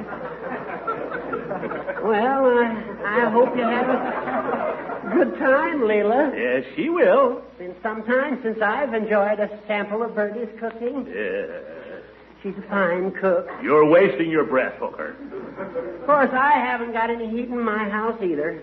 But I dare say I'll get along. Yeah, I dare say you will. Oh, you poor thing. Throckmorton, did you hear that? The judge hasn't any heat in his house either. That's a shame. I know. Let's make it a house party, shall we? Oh, how about it, Judge? All right with me if it's all right with Gildy. Oh, he'd love to have you. I know he would. Just the three of us. We can have more fun. Oh, fudge. Fudge. We'll make fudge. And full taffy. Wonderful. Throckmorton, you think of the best party. Yes, don't I? All right, Hooker, you can come to lunch, but that's all.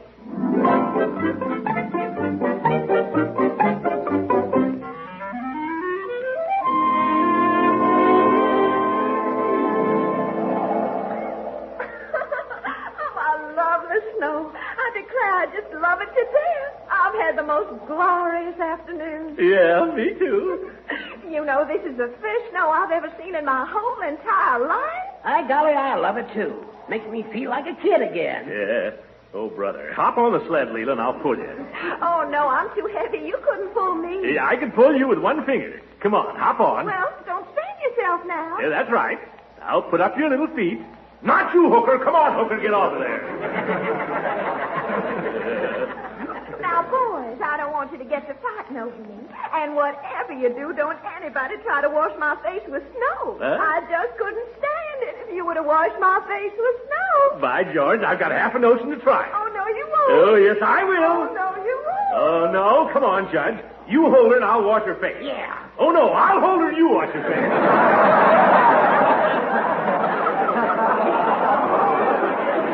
Oh, no, you won't. Oh, yes, I will. Oh, no. You'll have to catch me quick. Yes. Come on, Judge. Get after her. Yes. Now, come on, chase her, Gildy. I'll have her on before she gets out of the yard. Yes. Look out, Judge. Hey, that hole. Oh, no. Where's the judge? He fell in Clanahan's hole.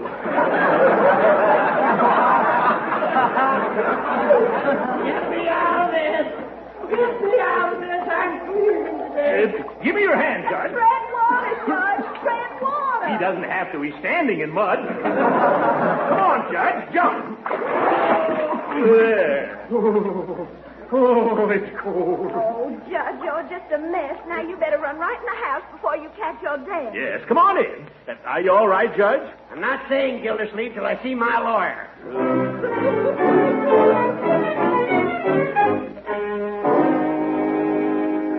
Poor Judge fell in a hole. Oh, stop your whining, you old goat. Throckmorton. Now, Judge, you just lie in front of a fire till you get warm. He's been lying there for hours. When's he going home? Right now. Ooh, my ankle. Huh? Oh, I'm afraid I've done something to it. Oh, so it's your ankle now, is it? Yeah, I can't stand on it. Ooh. Oh, you poor child. Oh, the poor widow fellow. Witchy, witchy, witchy, witchy. Oh, well, maybe that's the drugstore with the camp oil. I'll go. Hooker, you're an old fake. There's nothing the matter with your ankle, and you know it. What are you going to do about it, Gildy? Good evening, Mrs. Ransom. You brought the camp oil? Yes, I trust you're not feeling indisposed. Oh, no, it's for Judge Hooker here. He fell in a hole. I'm sorry to hear that, Judge. How did it happen? I was chasing. Never mind. Hello, Peavy. Oh, hello, Mr. Gildersleeve. Peavy, now the judge thinks there's something wrong with his ankle. I'd like to have you take a look at it and give us your expert opinion. Ankle, eh? Yes, it has all the earmarks of a fracture. Well, now, I wouldn't say that. Oh, in other words, you think it's all right? Well, no, I wouldn't say that either. Well, what would you say? Would you say it's sprained? Well, you put me in a difficult position, Mr. Gildersleeve. I'm not a physician, you know. I'm a pharmacist. All right. You've got a license, haven't you? Well, I'm a notary public. That's better than nothing, isn't it? Well, no, I wouldn't say that. You got me a little mixed up. All right, then, forget the license. Just answer me yes or no. Is there anything wrong with the judge's ankle, or isn't there? Well, if you want to know... Remember, Mr. Peavy, anything you say may be used against you. Well... Come on, Peavy. I'm just asking for your frank opinion, man to man. You are a man, aren't you? Well, now, I would... Neither would I. Good night. All right, Hooker, you can stay to dinner, but that's all.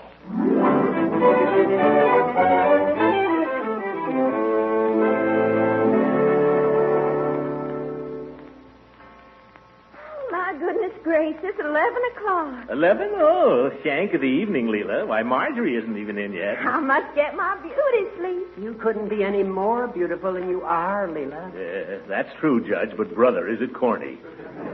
Now, Throckmorton. Huh? But I really should be starting for my little old trundle bed. Yes, so should Hooker. Oh, I think I hear Marjorie outside. Yes, shut the door, my dear.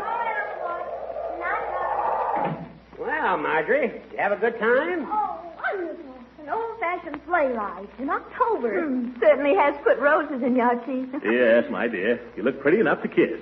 In fact, you look as if you had been. Oh, well, the Lord, what sharp eyes you have. Yeah? Well, I've got an early day tomorrow, so if you don't mind, I'll say good night. Good night, Judge. Good night, Marjorie. Good night, Mrs. Ransom. Good night, honey child. Good night, Uncle Morris. Good night, my dear. Sorry I can't drive you home, Judge, but I put my car up on blocks. That's all right, Gildy. I'll get home somehow. Oh, now you can't go home tonight with that ankle. Throckmorton, you'll have to let Judge Hooker sleep in your den or someplace. What? Thanks, Gildy. Awfully sorry to put you out, old man. Well, I should be starting to bed. Could you show me my room, Throckmorton? Could I? Let me have your satchel. Thank you. Good night, Judge. Oh, don't get up. I do hope your ankle will be much better in the morning. Oh, I hope it will. You know darn well it will. Good night, Leela. Good night. My, seems strange walking up these stairs with you, Throckmorton. Does it, Leela? Seems to me very natural. Really, Throckmorton? What do you mean by that? How else would we get up there?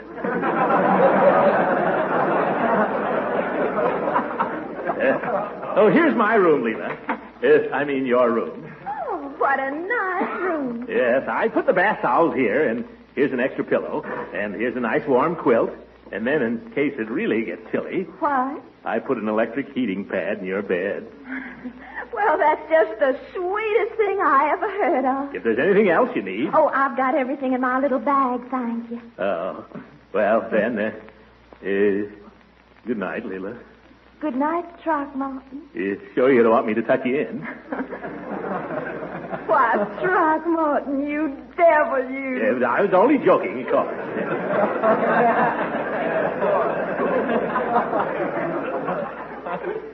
Good night, Leela.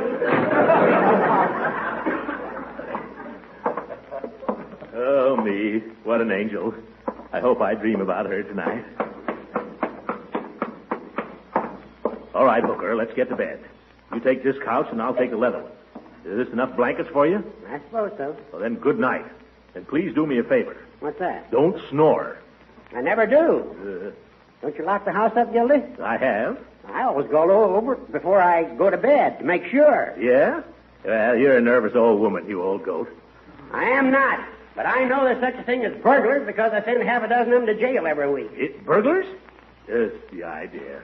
Can I turn the light out now? Anytime. Well, all right.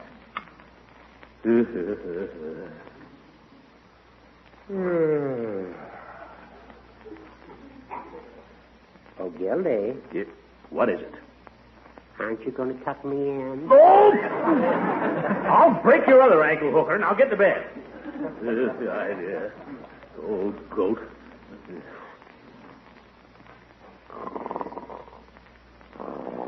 Oh, isn't that awful? Snoring already. Listen to that. What's that? Hooker's got me imagining things. It's probably in the cellar. Oh, my goodness, there's nobody in the cellar. Come on, Gildy, you got to be a hero. You got to go down there and face it.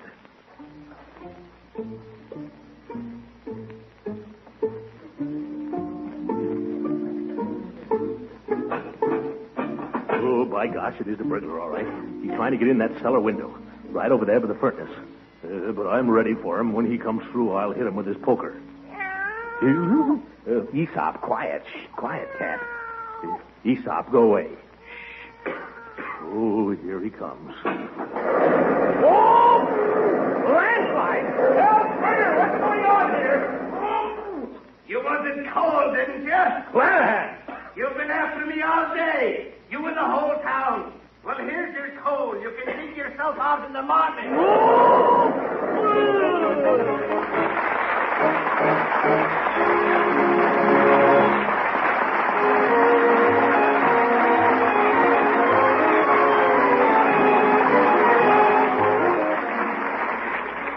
There's something I'd like to say to all our listeners. We were lucky here in Summerfield. We had an early cold snap before the real winter set in to remind us to get ready for it while there's still time. Now, you've heard that there's going to be a shortage of fuel oil this winter, and you've probably also heard people say that there's nothing to it but a lot of talk. Well, I got the dope from the government, and this is it. 95% of the fuel oil consumed in the East used to be shipped by tanker. Now we have to ship our oil by rail. It takes 280 tank cars to carry as much oil as one ship, so you figure it out for yourself. We haven't got enough tank cars to carry all the oil where it's needed, or anywhere near all. There's no shortage of oil. It's a shortage of transportation. That's why the government is telling you to convert your furnace to coal if you can. They're just trying to keep us warm, folks. And if we got any sense, we'll get going right now and do what they're telling us. Have our heating plants checked, insulate our houses, put on weather strips, anything that'll save fuel. If you haven't got the cash for it, you can borrow it from the FHA. It's really an investment, not only in improving your house and keeping your family comfortable and healthy, but you'll get some of it back in savings on your fuel bill. And you'll know that you're doing something to help our Army and Navy win this war. If that doesn't give you enough of a glow to keep you warm throughout the winter, remember, it's going to be a heck of a lot colder in Russia. Good night, ladies and gentlemen.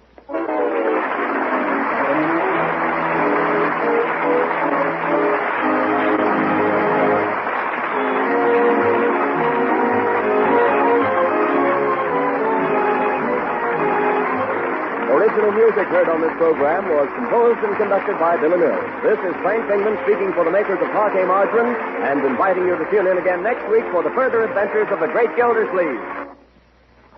Some foods may be getting scarce these days, but good wholesome cheese and other dairy foods are plentiful. And just think of the tasty, satisfying main dinner dishes they'll help you make.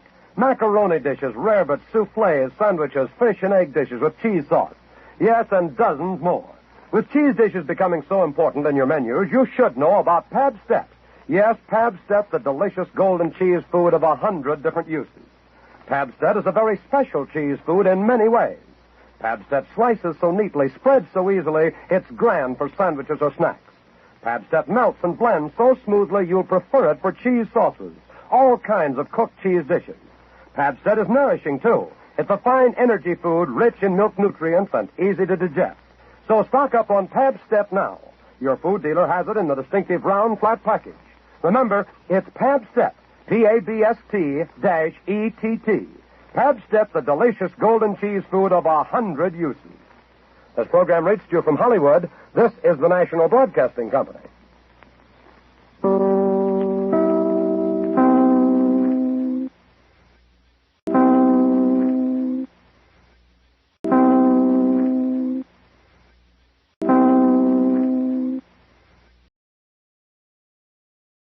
Kraft presents The Great Gildersleeve. Yeah.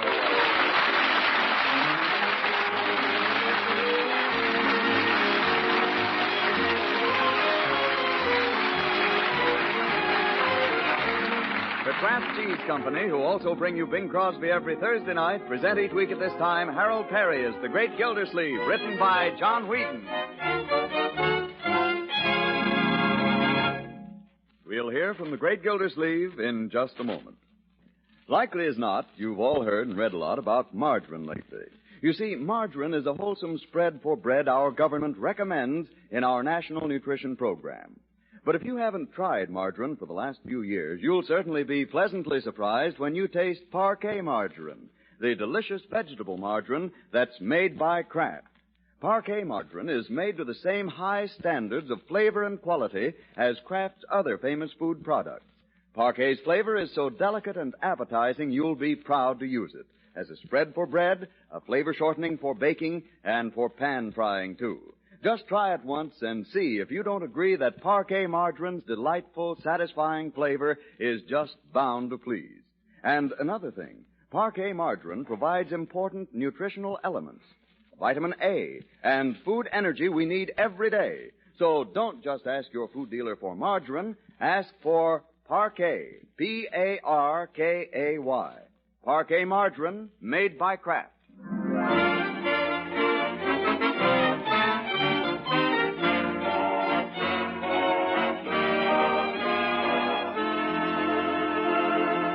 Now let's join our friend, the great Gildersleeve, who has been carrying on a feud recently with the Water Department. 2 weeks ago, he got up a petition complaining about the water pressure. But all the action he got out of Commissioner Clanahan was a large hole dug in his front yard, which has been there ever since. This morning, we find him at the barber shop where he's gone to carry his fight to the people, while Floyd takes a little off the sides.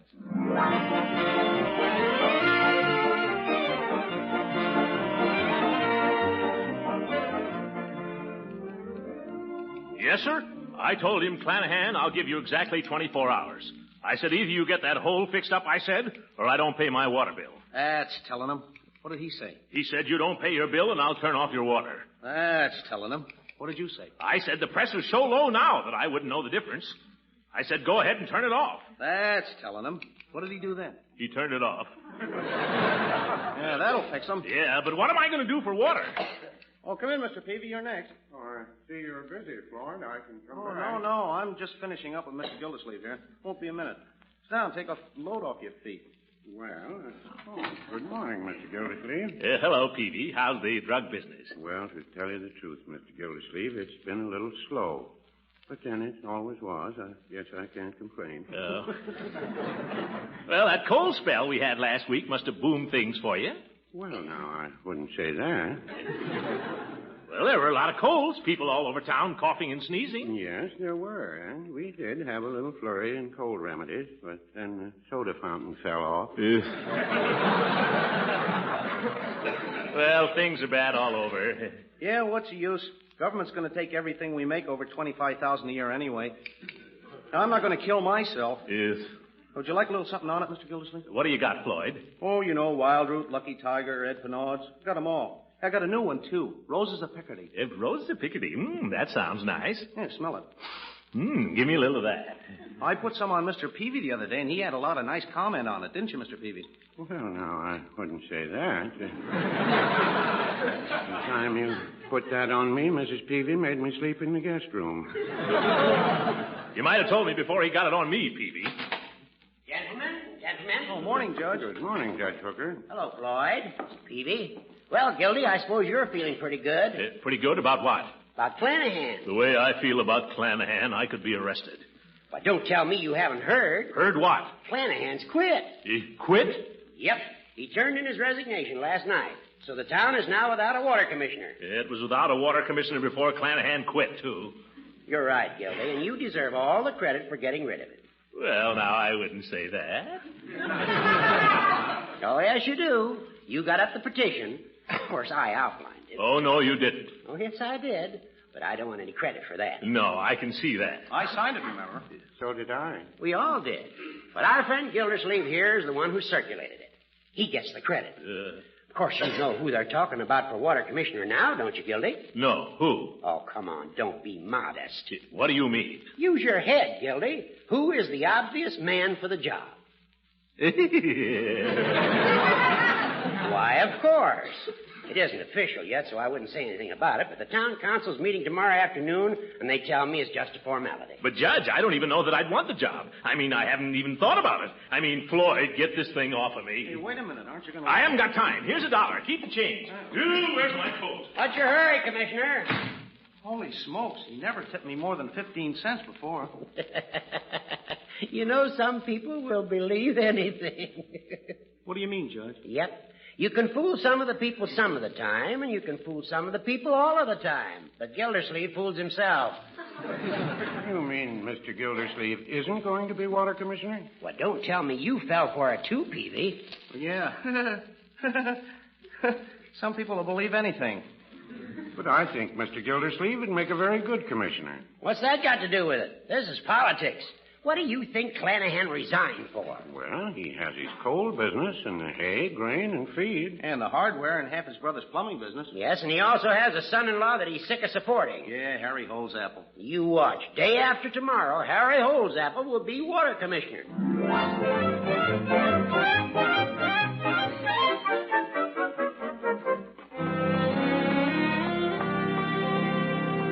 Marjorie! Leroy! What is it, Uncle Mort? What is it? Nothing, my dear. It's nothing, really. But you've been running. Not particularly. Be calm, my dear. I am calm. What is it? Sit down. You better sit down, too. Oh, I'm quite all right. I think I will sit down, though. Now, tell me, my dear, what have you been doing with yourself all morning? Uncle Mort, what is it? Oh, that.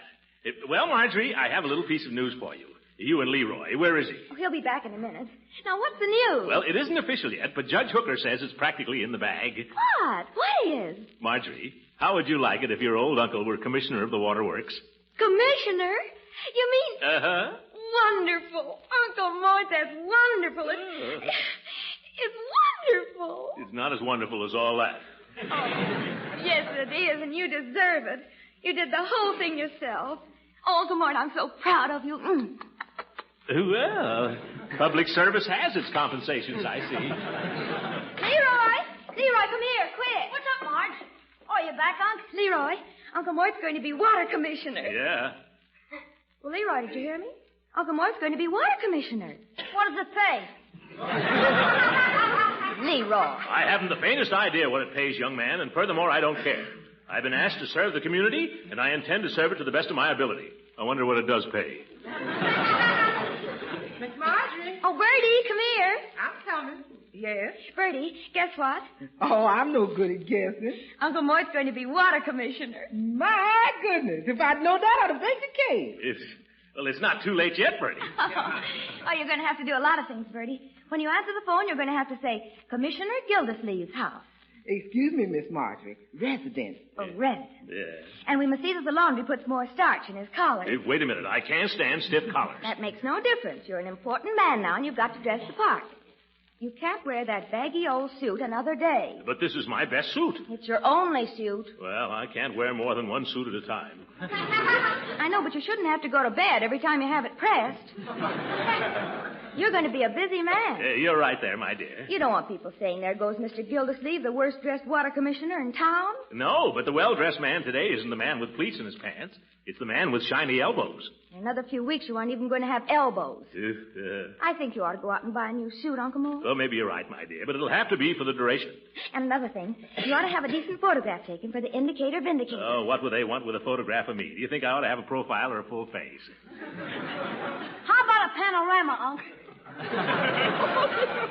Very good, Leroy, very good. A little fresh, but we're overlooking things today. Oh, come on, Uncle Mort. We've got a million things to do. Let's get started. Wait a minute. There's one thing first. Remember, all of you, this is not official yet. So not a word to anybody. Bertie? Oh, not a word. Marjorie? Not a word. Not a word.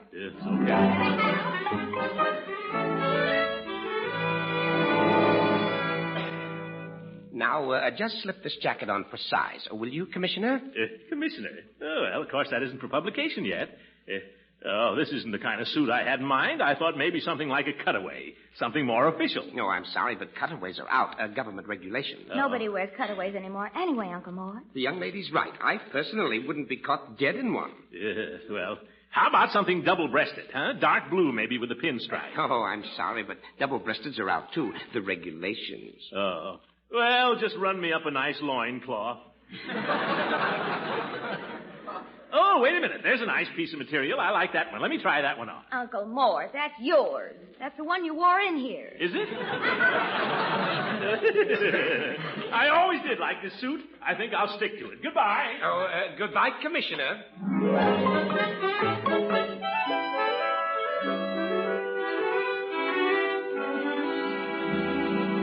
Look present, please, Commissioner. Commissioner. Well, I'm getting kind of used to it. Look this way, please. No, a little more the other way. No, now a little more this way. Uncle Mort, you're looking cross-eyed.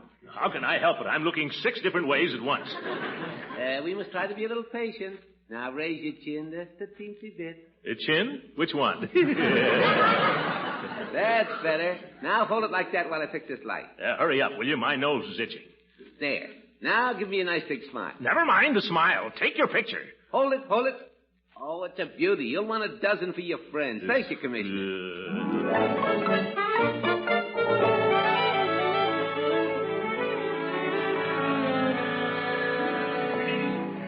Oh, Uncle Mort, there's something else you ought to have. What? There in the window. In the window? What would I do with a girdle? Don't answer that.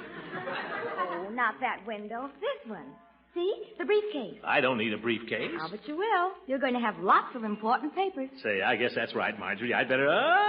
good morning, Mrs. Ransom. Oh, Mr. Gildersleeve, what a small world. Why, only this morning I was trying to call you. Oh, were you indeed? Yes.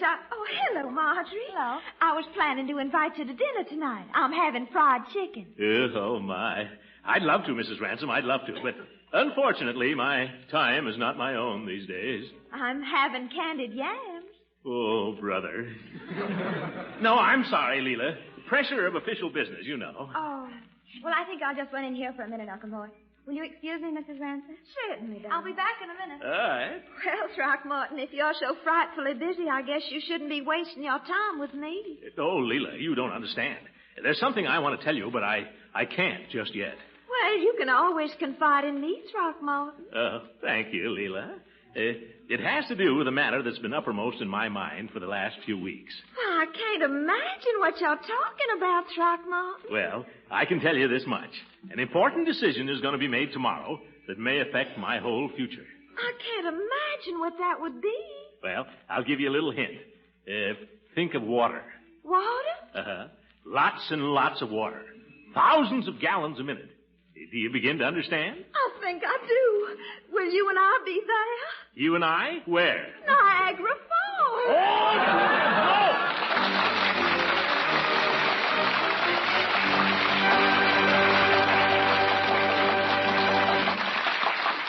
The great Gildersleeve will be with us again in a few seconds. If you're up on your nutrition ABCs, you know how important vitamin A and food energy are. Yes, we all need food energy and vitamin A. They're both mighty essential to good nutrition. So you'll be glad to know that an economical source of both these food elements is delicious Parquet margarine, the wholesome spread for bread that's made by Kraft. Yes, Parquet margarine is one of the very best energy foods you can serve. And throughout the year, every pound of Parquet margarine contains 9,000 units of vitamin A, making it one of the most reliable year-round food sources of this important vitamin. Besides, in flavor and texture, Parquet is entirely different from old-time margarines. You'll agree after one try that Parquet is the margarine that tastes so deliciously good. So tomorrow, sure, ask your food dealer for a pound or two of Parquet. Parkay. Parquet margarine, the nourishing, economical spread for bread made by Kraft.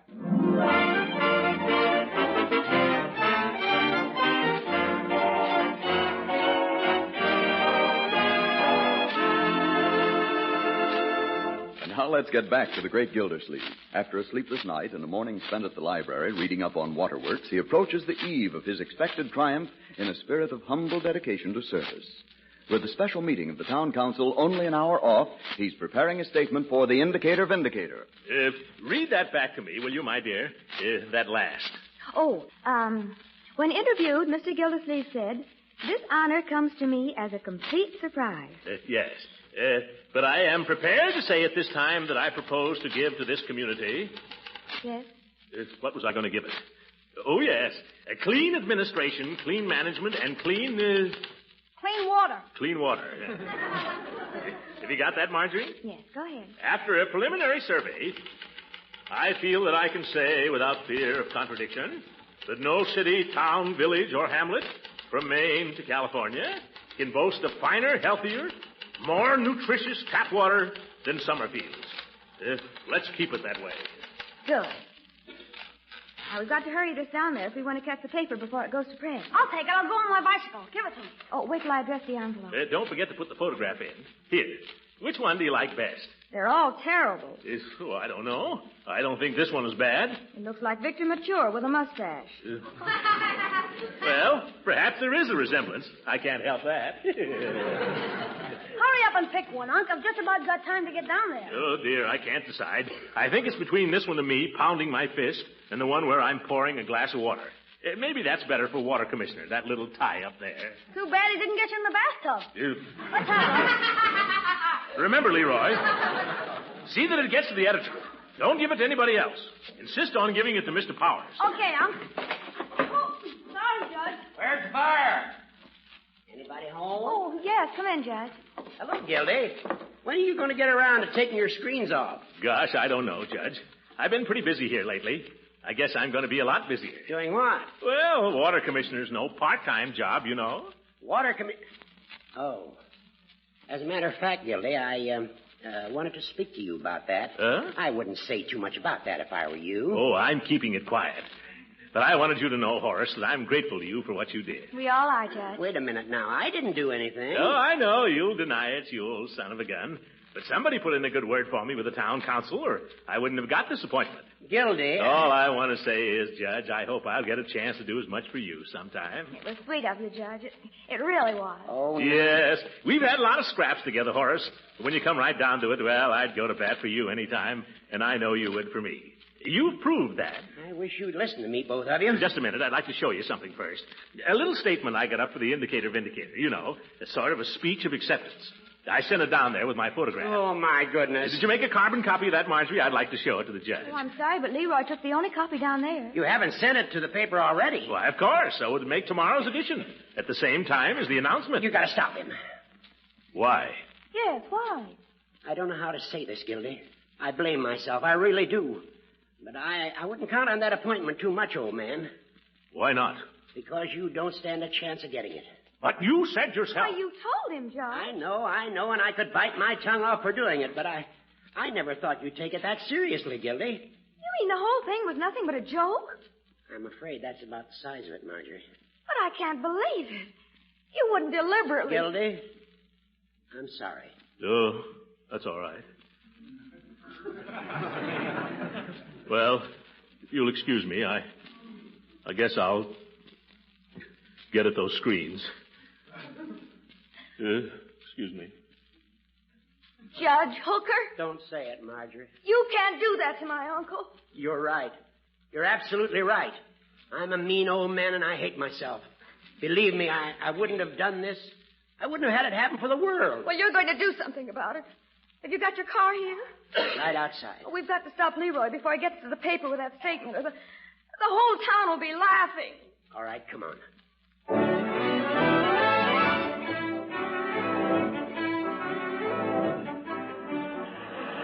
Can't you go any faster, Judge? I'm going 35. We're almost there. Right down the block. There's Leroy. Ooh, my rubber. Leroy! Leroy! Oh, we're too late. I know we are. Did you deliver it, Leroy? Yeah, sure. Give it to Mr. Powers himself. Oh, dear. Why, what's up? Well, I can't explain now. I haven't got time. But hurry home, Leroy. Uncle Mort needs you. Judge, you wait right here. Marjorie, where are you going? I'm going in to see the editor. I'll come with you. No, you won't. You've done enough. All right, Marjorie. Just as you say. Where's Mr. Powers' office, please? Right straight ahead. Well, come in. You're Mr. Powers, aren't you? That's right. I'm Mr. Gildersleeve's niece. And go ahead and laugh. Well, now, sit down. Take it easy. Oh, I know it all seems very funny to you. Have you read it? Yes, I've read it. Well, I won't try to explain how it happened, Mr. Powers. It was a mistake, and I guess it seems pretty silly to you. But my uncle doesn't know very much about newspapers, and neither do I. Hmm? He was just trying to do the right thing. You see, somebody told him he was going to be appointed water commissioner. Well, I thought nobody wanted it but Harry Holzapfel. Harry Holzapfel. That's just what's wrong with this town. It's full of Harry Holzapples. There aren't enough people in it like Uncle Mort. They're all trying to figure what they can get out of it instead of what they can put into it. Maybe you're right. And I'll tell you this about my uncle. He's a good guy, and he really would make the best water commissioner Summerfield ever had. Because it means a lot to him, and the town does, and he's interested in it, and he studies about it, and he just... Now, wait a minute. And another thing. Do you know he got up a petition all by himself? I know all about that. Gildersleeve's a good man. Of course he is. And I'll tell you something else Now, about wait, young him. lady. You don't want to tell me. You want to tell the town council. Oh, I just wish I could. Well, they're meeting over at Town Hall right now. But they'd never let me in. Well, they'll let me in. Power of the press. Well, come on, I'll get my hat.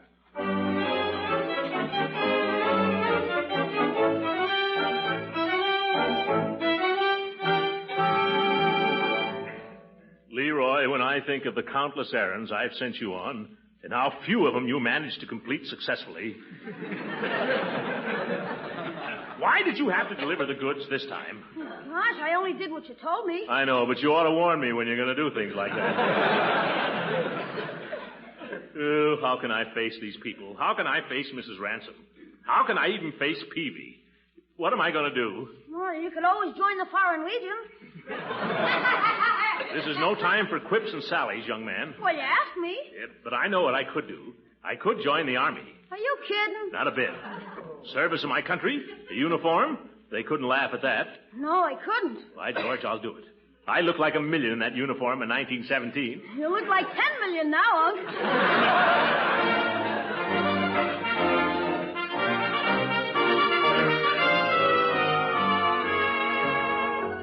Good afternoon, Sergeant. Lieutenant. Oh, sorry. Is this where you join the Army? Well, that depends. Is this for yourself or for a friend? Myself. I want to enlist for immediate duty overseas. Oh, want to see the world, huh? Why don't you try the Navy?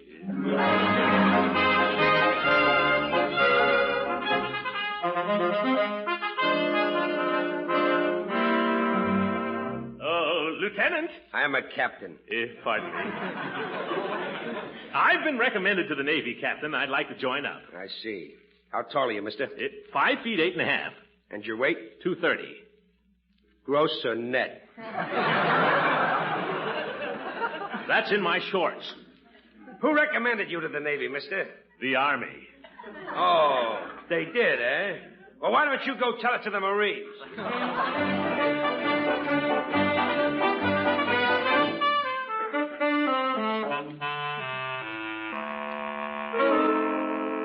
Oh, General? I'm just a sergeant, Bud.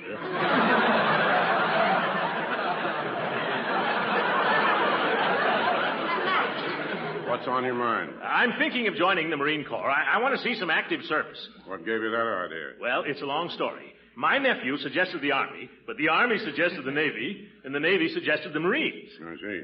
How about it? Do you think you could consider me? I'm afraid not, Bud, but I'll tell you what we will do. What? We'll consider the nephew. Oh!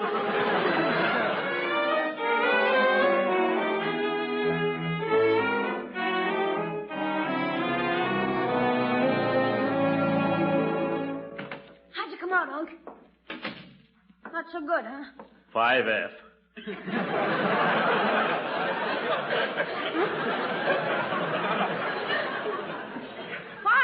What's that? Flat feet, fat, flabby, and 44.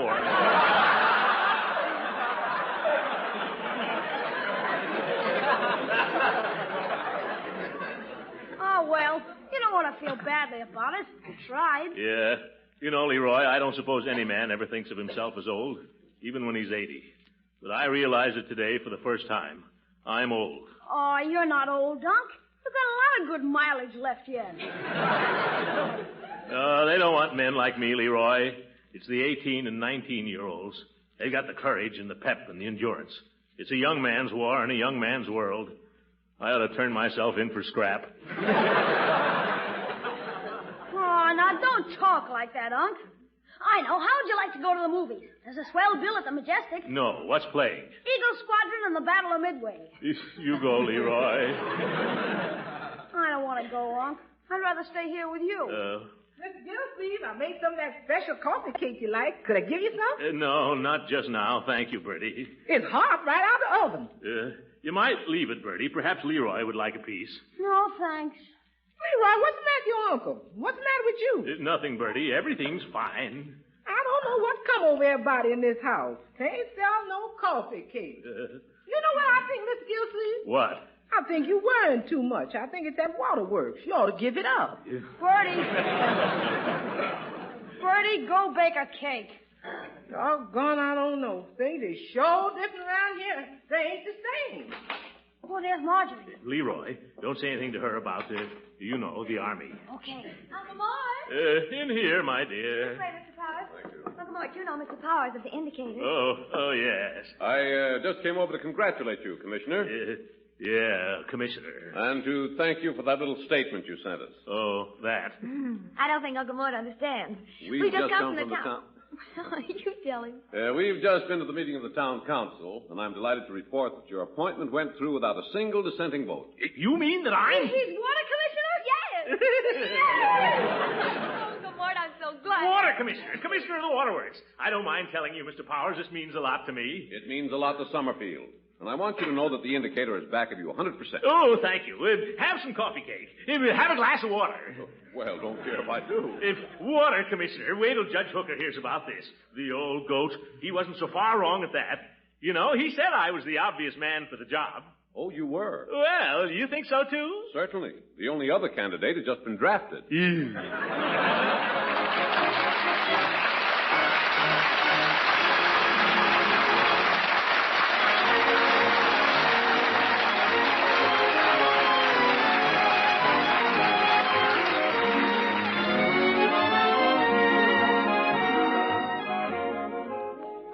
you've had a pretty big day. I really think you ought to go to bed now. You're right, my dear. I guess I'll take my book to bed with me. What is that book anyway, Unc? The Lives of the Presidents. The Lives of the Presidents? What are you reading that for? I just wanted to confirm an impression. I have a distinct recollection that in 1874, William McKinley was Water Commissioner of Buffalo. Good night, everybody.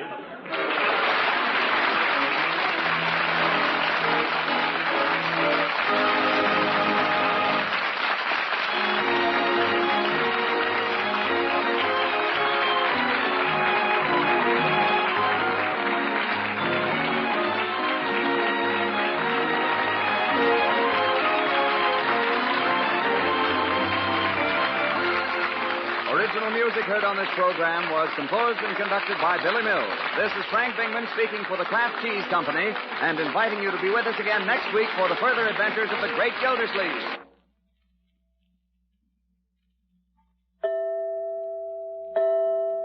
What could be more satisfying for the main dish of an autumn meal than that hearty old favorite macaroni and cheese? Yes, tender macaroni drenched in cheese goodness. It's filling, nutritious, and easy to make if you use Pabstet, the delicious golden cheese food of 100 different uses. You see, Pabstet is just right for cooked cheese dishes because it melts so smoothly and blends right in with other foods. Pabstet is equally useful for sandwiches and snacks because it slices and spreads so easily. And besides being full of luscious cheese goodness, Pabstet helps provide important food values for your meals.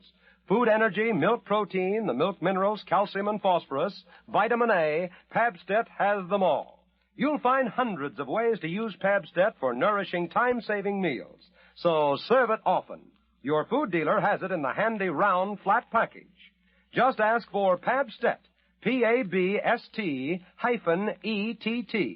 Pabstet, the delicious golden cheese food of 100 uses. This program reached you from Hollywood. This is the National Broadcasting Company.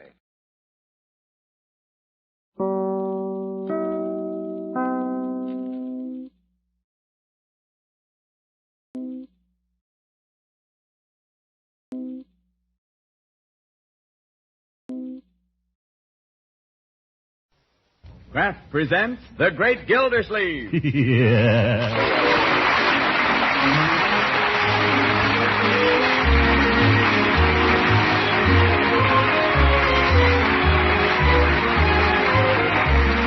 Kraft Cheese Company, who also bring you Bing Crosby every Thursday night, present each week at this time Harold Perry as The Great Gildersleeve, written by John Whedon. We'll hear from the great Gildersleeve in just a moment. I'm sure you've all noticed how everybody has pitched in since last December 7th, working harder than ever before. No, it didn't take us Americans long to see we had to work to win. Yes, and hard work burns up lots of energy that has to be replaced by the food we eat. So I'm sure you'll want to know about a wholesome energy food that your family is sure to like. That food is delicious Parquet margarine, the economical spread for bread made by Kraft, and it's one of the best energy foods you can serve. What's more, Parquet is a reliable year-round source of important vitamin A. Yes, Parquet margarine is mighty good for you, and you'll find it's mighty good tasting, too. Parquet is the margarine that tastes so deliciously good you'll really want to serve it. So tomorrow, ask your dealer for a pound or two of Parquet, P-A-R-K-A-Y. Parquet margarine made by Kraft.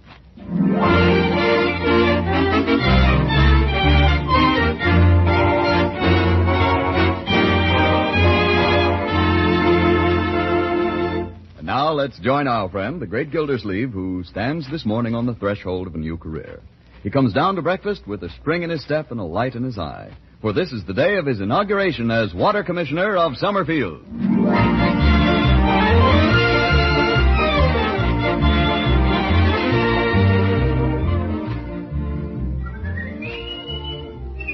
Ready now. Here he comes. And don't forget to bow. Good morning, Commissioner.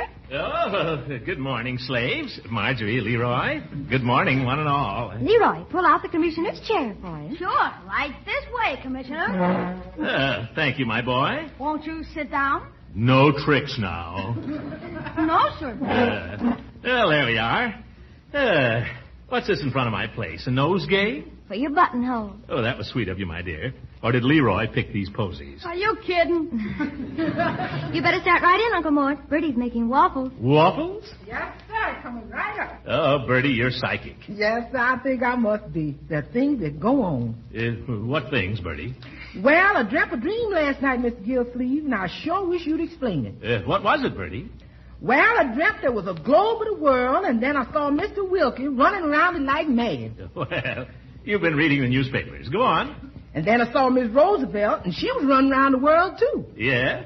What is it you don't understand, Bertie? Who is trying to catch who? Oh, Bertie.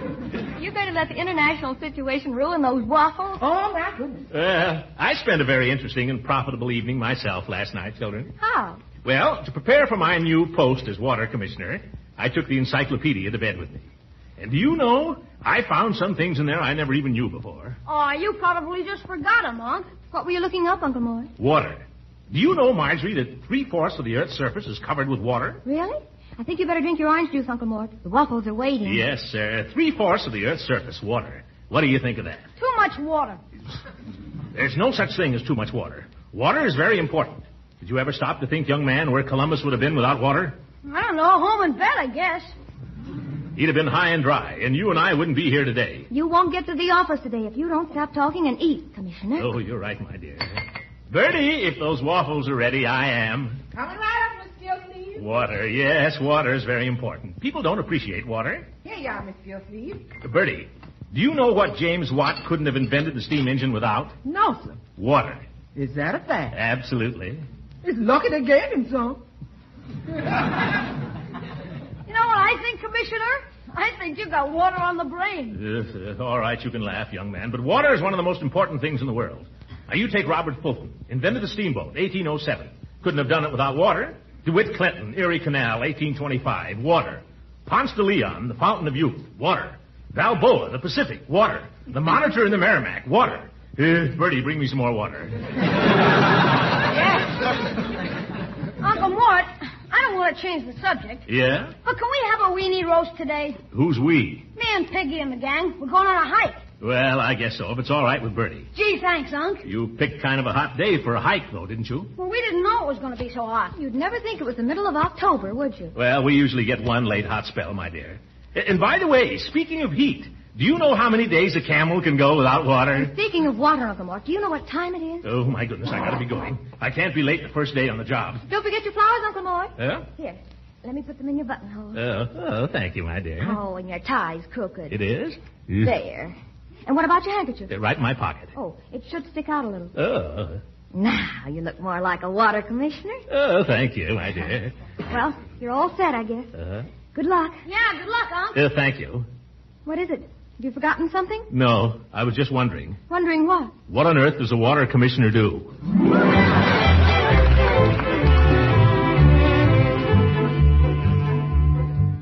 Goodbye, Uncle Mort. Yeah, goodbye, Marjorie. Oh, Throckmorton. Good morning, Mrs. Ransom. Are you leaving so early? As a matter of fact, I'm not early. I'm late. Well, I won't keep you then. I just came over to wish you success. Oh, thank you. And to bring you a flower for your buttonhole. Oh, but I see you've already got one. I guess some other gal... There's always room for one more. Flower, I mean. Oh, well, I brought you a bachelor's button because you're such a dyed-in-the-wool bachelor. Well, I may be dyed in the wool, but I'm not dead yet. Yeah, I gotta go, Leela. I've gotta go. Oh, wait a minute, Throckmorton. Let me put this flower in your buttonhole. Oh, thank you. Oh, Leela, Yes, Throckmorton. did you know that a cubic foot of water weighs 62.5 pounds?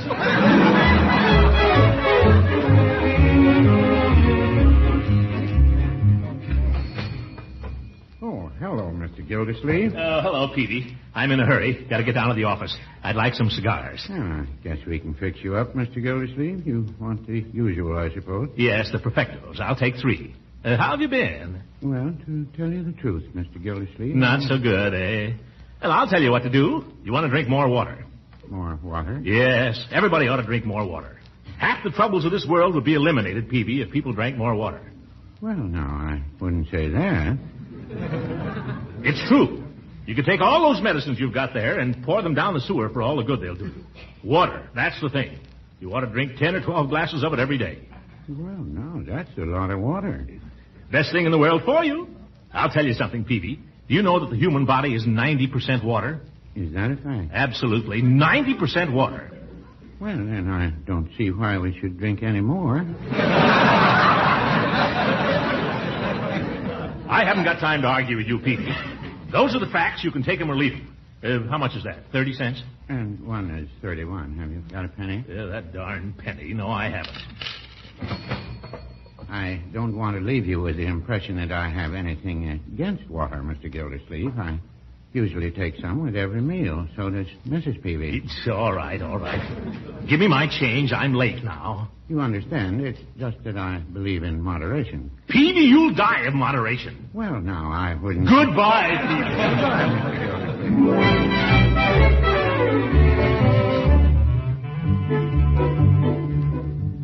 Pardon me. Could you tell me where the office of the water department is? Right down the hall. You see where that fellow's painting the name on the door? Oh, yes. Much obliged. Oh, and it's my name, too. Name on the door and everything. Water Department, Throckmorton P. Gildersleeve. Talking to me, son? No. I was just admiring your work. Oh, well, it ain't art, maybe, but it's a living, sort of. Yes, just one thing. I'm afraid you've made a slight error. Maybe you could do it better. Oh, no. I have no fault to find with your technique. It's the spelling. There's another E in Gildersleeve. Well, don't tell me. This is the way she gave it to me. But I happen This is the way she gave it to me. I've got it on a piece of paper. I got it on a piece of paper, too. My birth certificate. I don't know about that, son. This is the way she spelled it. If you got any complaints, you'll have to take it up with her. Her? Who's her? Oh, old hatchet face inside. Boy, I've met some bossy dames in my time. Even married one. But that old battle axe takes the marbles. We'll soon see who's running this department. Can I get through here? Don't smear it now. Miss, madam. I'll be with you in just a moment. Oh, excuse me. You'll find an application form there on the counter. Just fill it out. But I don't want to... I'm sorry, that's the rule. No service without an application. You don't understand. My name is... Name on the first line, please. Last name first, then first name and middle initial. Look, is this the water department? That's right. There'll be a deposit of $2, which will be deducted from your first month's bill. My dear woman, do you see this door? Oh, no, you went and spoiled it. Sorry. You see that name? Throckmorton P. Gildersleeve? That's me. Oh, won't you come in, Mr. Gildersleeve? Thank you. If you'll follow me, I'll show you to your office. Well, nice little layout here. Small, but cozy. I beg your pardon? I said it was cozy. Oh. Maybe I'm wrong. Allow me to introduce myself. I'm Miss Fitch. Oh, how do you do, Miss Fitch? I've been 33 years with the water department and never missed a day. That's a shame. I think you ought to get a day off. May I assure you of my every cooperation? If there's anything you want, please ring for me. I cleared out the desk. You'll find a coat closet, wash basin in there. The phone works on a buzzer. I go to lunch at 12:30. Oh, Miss Fitch, just a moment. Yes? Who's the old geezer in the picture there? He was Summerfield's first water commissioner. Oh. Funny-looking old coot, wasn't he? He happened to be my father. You. I'm sorry. The picture probably didn't do him justice. Well, it wasn't all that it might have been. Miss Fitch? Yes? Don't leave me alone in here. I'm afraid I don't understand. I'm new here. I don't know the first thing about this. What do I do? Do? Yes. Now that I'm commissioner, shouldn't I be doing something? Mr. Clanahan never did. He always left things to me. I always suspected Clanahan of that. I'm sorry, Mr. Gildersleeve. If my services are not satisfactory, I shall be glad to tender my resignation. Oh, no, I didn't mean that. You're perfectly satisfactory, Miss Fitch. You're wonderful. It's just that, well, if I'm commissioner, I think I ought to be doing something. Going over the bills or something. Well, it's never been handled that way. But if you insist, I've been getting up a list of the delinquents. Delinquents? You mean people who haven't paid their bills? Yes. Oh, let's have a look at that. That ought to be fun. I'll bring it in. Thank you. Where is he? Where's Gildersleeve? Just a moment, please. Did you wish to see someone? Yes, and there he is. Gildersleeve. Hello, Judge. How did you get in? I walked in. Gildersleeve, I want an explanation. Judge, you've come to the right place. What do you want explained? We explain anything. I want to know why my water was turned off. Oh, well, we'll have to look into this.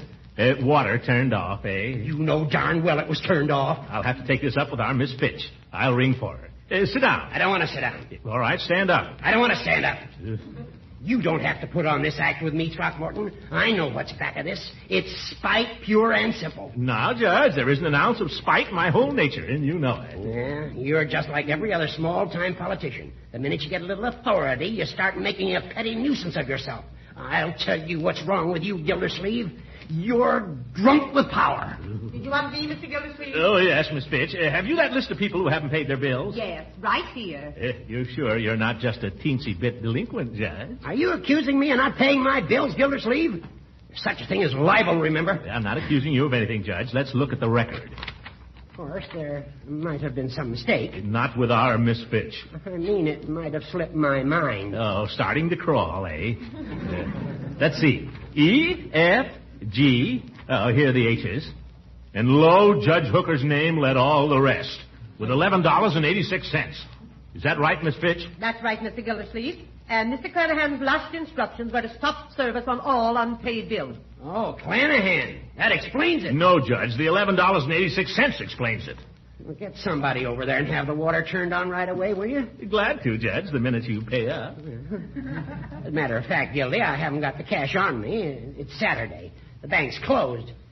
Tell you what I'll do. I'll put a check in the mail Monday. Good. We'll be glad to resume service as soon as we receive it. You mean you're going to let me go without water all weekend? Sorry, Judge. It's got to be on the line. But you know my credit's good, Gildy. It was an oversight. I'm sorry, Judge, but this is a public office, and I propose to discharge it without fear or favor, especially where you're concerned. All right, Gildy. I won't forget this. The man is drunk with power. The old goat. I guess that'll teach him a lesson. Did you mean what you said, Mr. Gildersleeve, about no favors for anyone? Of course I meant it, absolutely. If they don't pay up, shut off their water. Why? Because, well, have you looked at that list under the G's? Under the G's? Under the G's. Oh, my goodness, Gildersleeve.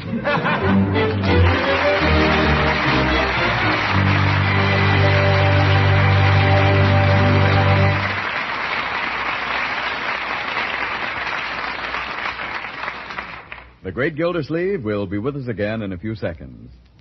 If your food budget has a way of getting out of line these days, don't despair. If you're resourceful, you'll find a good many foods that save you money, yet meet your requirements of flavor and nourishment, too. One of these economy foods, surely, is wholesome Parquet margarine, the delicious spread for bread made by Kraft. Using Parquet margarine is one economy your family is sure to approve. They'll really go for Parquet's delicate, appetizing flavor when you serve it as a spread for bread or rolls. They'll appreciate the extra flavor Parquet adds to baked and pan-fried foods. Besides, Parquet margarine is an economical source of important food elements. It's a wholesome, nourishing energy food, and every pound contains 9,000 units of important vitamin A. Yes, you can economize wisely when you use Parquet margarine. So why not give it a try in your household? Tomorrow, sure, ask your food dealer for Parquet. Parkay. Parquet, the margarine that's made by Kraft.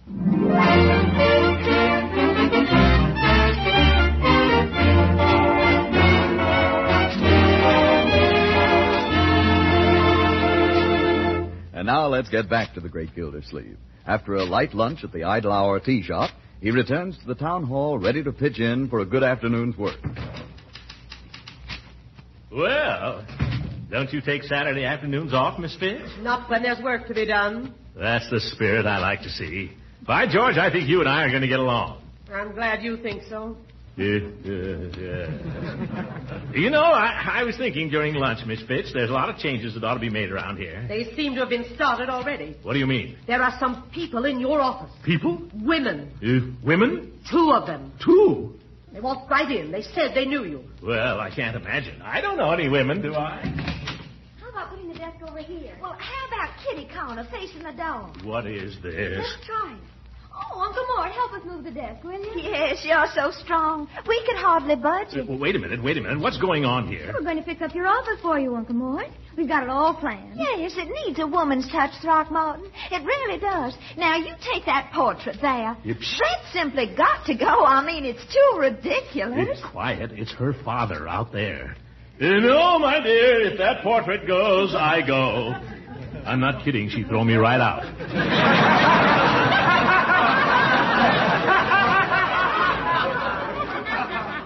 Come over here and sit behind the desk, Uncle Mort, so we can see how you look in the corner. Look, I've got work to do here. Oh, it won't take a minute, Throckmorton. Come on now. That's a good boy. Yeah. Oh, I think he looks wonderful in the corner. Don't you, Marjorie? Yes. Yes, he does. I think we ought to let him stay there.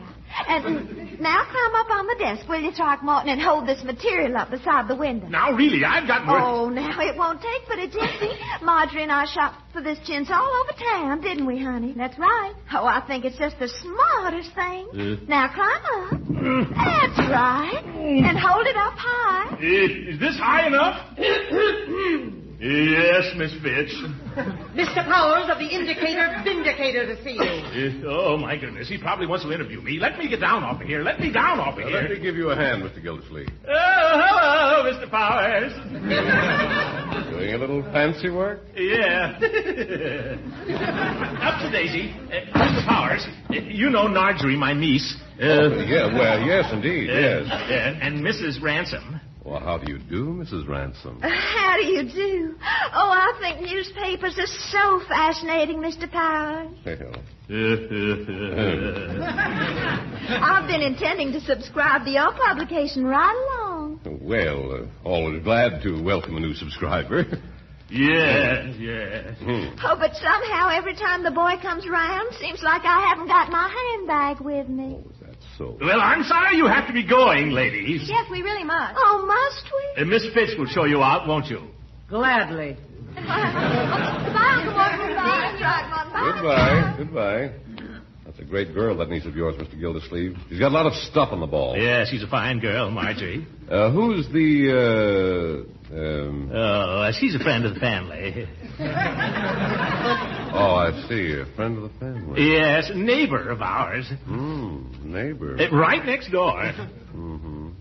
Well, I'll tell you what I dropped around for, Mr. Gildersleeve. Cigar? No, thanks. You don't mind if I... Oh, of course not. Go ahead. Here's a match. Thank you. I suppose you want an interview. Well, Well, you've heard the old saying, Mr. Powers, a new broom sweeps clean. I propose to get rid of all the deadwood and inefficiency here and run this department without fear or favor for anybody. That's fine, Mr. Gildersleeve. I'm glad to hear that. But I came over here with something else in mind. Oh, what's that? Has it ever occurred to you, Mr. Gildersleeve, that the reservoir of this town offers a beautiful opportunity for sabotage? Sabotage? By George, I never thought of that. The state highway goes right by there, you know. Why, it'd be the easiest thing in the world to heave a dead cat out of a car or something. You bet it would. Yes, sir. I've been trying to get something done about guarding it. You know, only the other day a man passed me on the street with a very suspicious face. It was about 5:30. I was coming home to dinner. And I don't know. He just looked suspicious, that's all. Is that so? Well, I finally got Charlie Gates interested. Charlie Gates? The chief of police. Oh. He's coming out to the reservoir with him this afternoon to look over the ground, and I thought if you weren't too busy, maybe you'd like to come along. I'll get my hat and be right with you. Miss Fitch, if anybody asks for me, I'll be out at the reservoir. Very well. On second thought, if anybody asks, don't tell them. It's a military secret.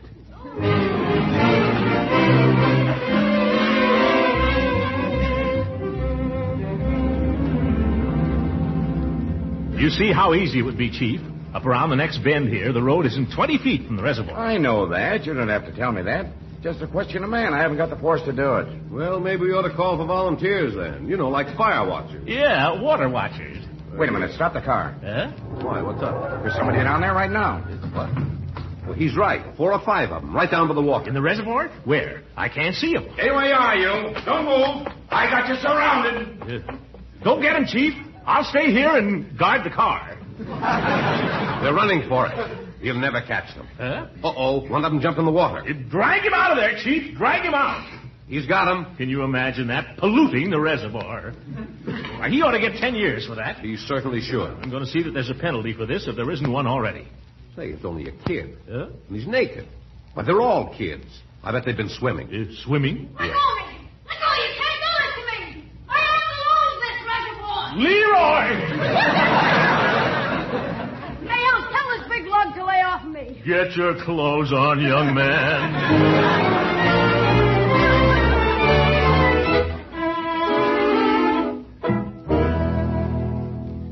Uncle Mort, do you think they'll put me in jail? Will they, huh? Will they? You're in jail, young man. This is the police station. This is what is known as the clink. I know, but will they lock me up? I can't say. The chief himself doesn't know yet. He's gone to look up the law. But you deserve to be locked up. Oh, gee, it wasn't my fault, Unc. They dared me to, the other kids. They said I was scared. That's no excuse, and you know it. Yeah, I know it. People drink that water. Do you realize that? Do you? Yeah? Well, why'd you do it then? Guess I just didn't think. I guess you didn't. You ought to know better than to go into the water at this time of the year anyway. It's a wonder you didn't freeze. I did. That's why they dared me. Well, dare or no dare, young man, this is a very serious offense. It's terrible. I just don't see how you could do such a thing to me. My first day in office, too. What'll people think? My own nephew. What'll the newspaper say? I'm sorry, Unc. I don't know why I did it. I guess I'm just no good. Oh, now, Leroy. They ought to lock me up. They ought to... Hey, Unc, they can't give me the chair. No, Leroy, it's not a capital offense. But it's pretty bad. Particularly in wartime. You mean they might stand me up and... Now, calm down, young man, calm down. I'm afraid I'm going to have to hold him for the juvenile court, Mr. Gildersleeve. The penalty for that seems to be $25 fine, 30 days in jail, or both. Oh! That's ridiculous. After all, it was nothing but a boyish prank. Yeah, that's all it was, a boyish prank. Quiet, Leroy, quiet. I'm sorry, Mr. Gildersleeve. I don't make the laws here. I just carry them out. Of course, you're quite right, Gates. Well, when was the juvenile court opened? Well, as a matter of fact, we haven't any juvenile court. Judge Hooker hears the juvenile cases, and he doesn't sit till Monday. Judge Hooker? Well, yeah, I know him well. Sure. We know him well. Quiet, Leroy. Judge Hooker is one of my best friends, Chief. I'll get him right down here. May I use your telephone? Right there on the desk. Thank you. Judge Hooker, the old goat. I'll get this thing straightened out right away. Yeah. Hello, Judge. This is Gildy, your little chum. How you been? How's your golf game? Say, I'll bet you're shooting down those low 70s now, you old son of a gun. Judge, by the way, before I forget, we're in a little trouble down here. I wonder if you could run down for a minute. At the police station. No, it's nothing at all, just a little boyish prank. But, Judge, have a heart. You wouldn't let him hold him here all weekend. No, it's Leroy, not me. Thanks, Judge. You'll go.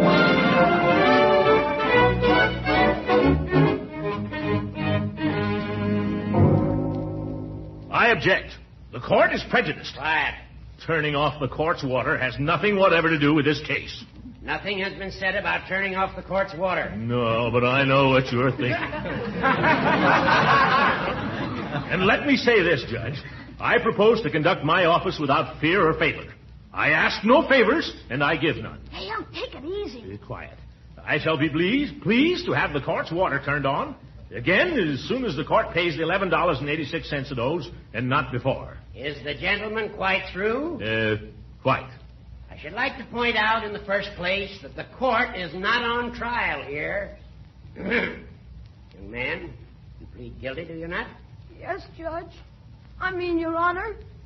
The evidence is quite clear. In this case, as in so many others that come before this court, the fault lies not at the door of this innocent minor, but with those entrusted with his upbringing. Why, you... Quiet. It's hardly to be expected that a child of his tender years, brought up in such a deplorable environment, could escape entirely unscathed. Oh, you old goat. That's libel. Quiet. Yes. You circumstances, young man. I fine you $25 in costs. What? However, I will suspend the sentence on the fine. Well, that's big of you, Judge. But not on the costs. Costs? What's that? My time and inconvenience in coming down here. What does that amount to? Exactly $11.86. Take it and turn on my water. Oh!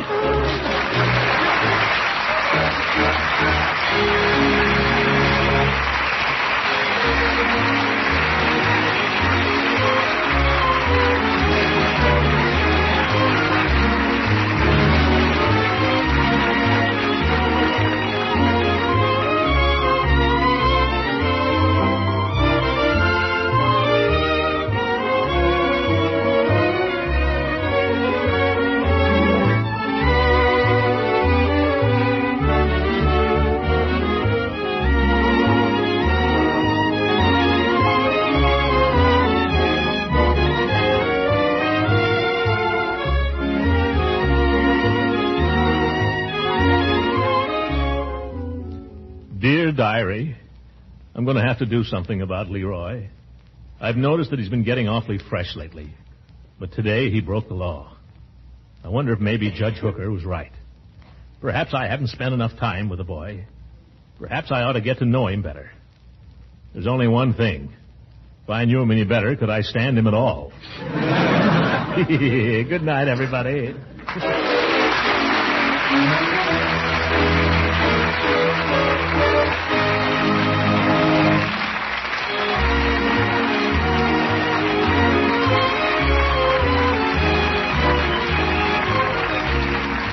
Music heard on this program was composed and conducted by Billy Mills.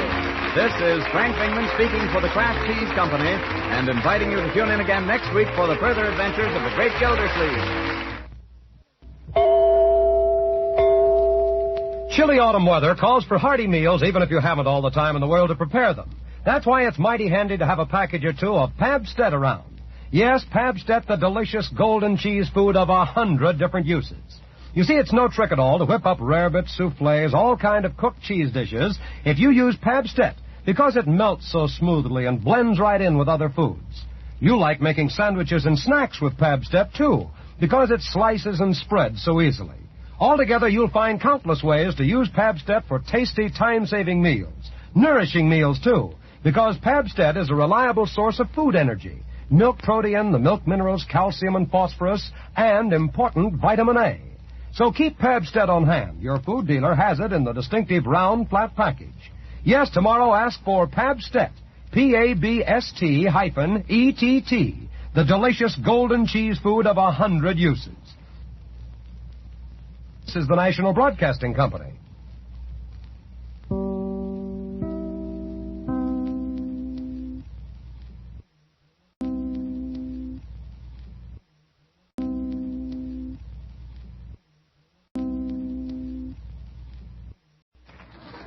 Kraft presents The Great Gildersleeve.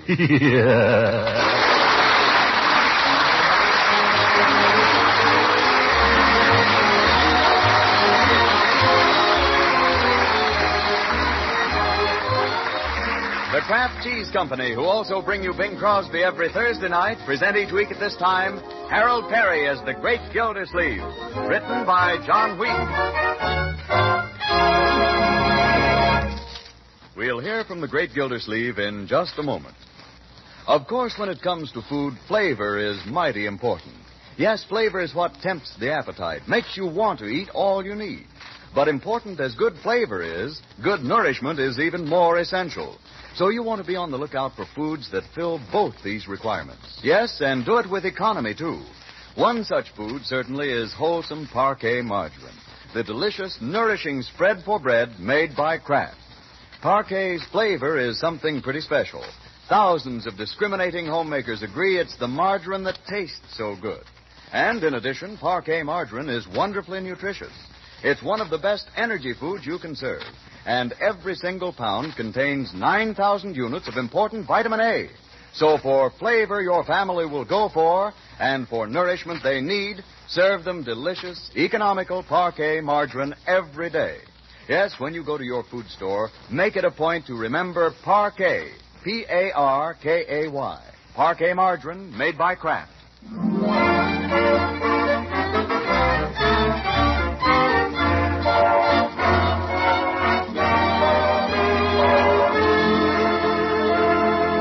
And now let's join our friend, the great Gildersleeve, who has just put in a full week down at the water department and comes home ready for a weekend of well-earned rest and relaxation. Will he get it? Stay tuned to this station.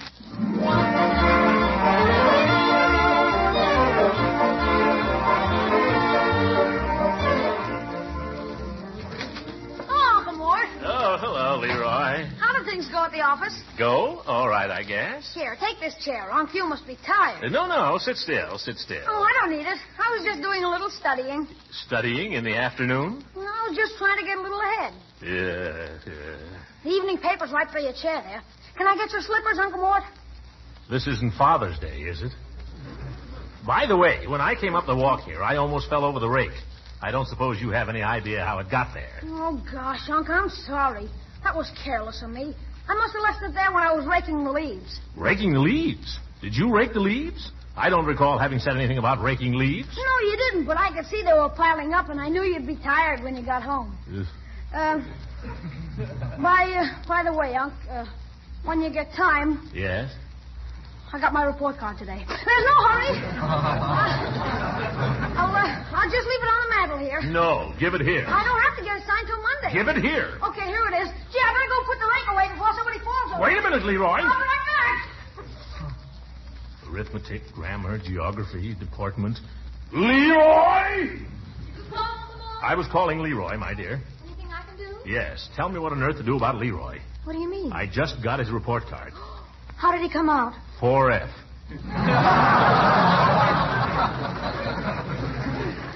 Look at that darn thing. I don't know, Marjorie. He won't study. He gets into trouble. Maybe I ought to send him away to military school. Oh, no. Well, he needs somebody to make him toe the line. You know what I think he needs, Uncle Mort? What? I think he needs you. What do you mean? Well, I think he needs the understanding and companionship of an older person whom he respects. That's not me. Of course it is. He has a funny way of showing it, then. Every time I say anything serious to him, all I get is, "Are you kidding?" Oh, well, you know he doesn't mean anything by that. He just has a chip on his shoulder because he always feels he's in the doghouse. Well, he usually is. I know, but think. When you were Leroy's age, didn't you ever bring home a bad report card?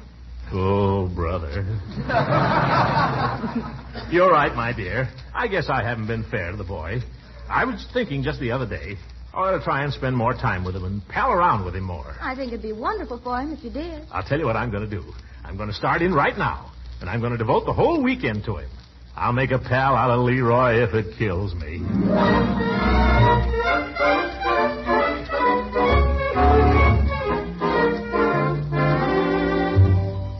Leroy! Leroy! Leroy! Oh, Leroy! Leroy, come here! Mort, don't forget. Well, we've called him all over the neighborhood. He's hiding, that's what he's doing. Wait till I catch that kid. You were going to make a pal of him now, remember? I can't make a pal out of him until I get a hold of him, can I? Leroy? Looking for me, Unc? Come in here and sit down, young man. I'd like to have a talk with you. Uncle Mort? Come in and sit down, will you, Leroy? I'd like to have a talk with you.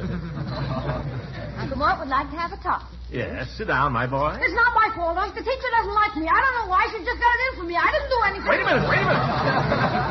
Let's not forget about that report card, shall we, Leroy? Huh?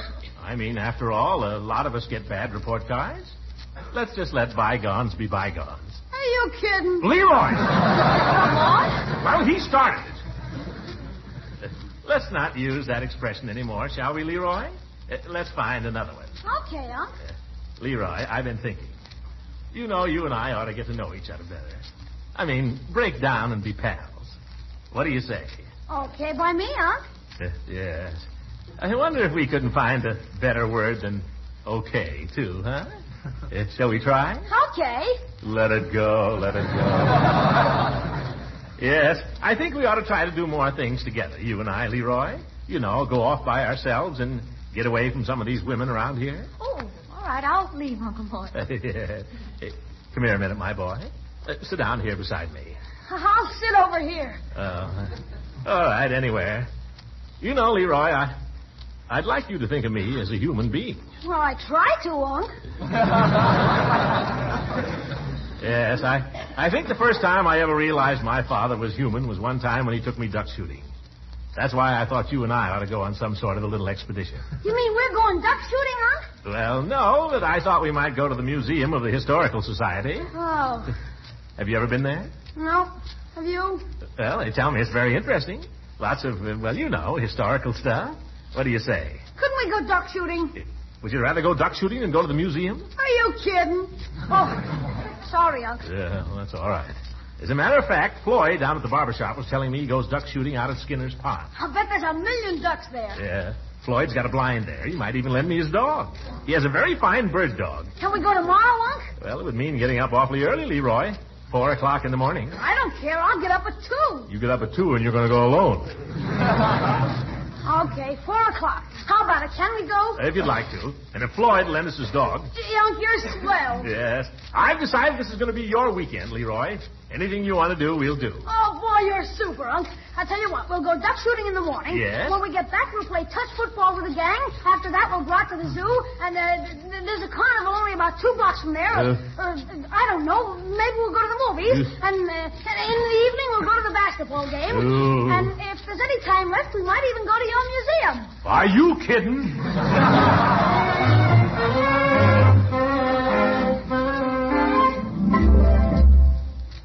Hey, Unc. Yes. What is it now, Leroy? Why do they call this thing we're sitting in a blind? Because only a blind fool would get up at 4 o'clock in the morning to sit in one. Hold the dog, Leroy. Down, Senator.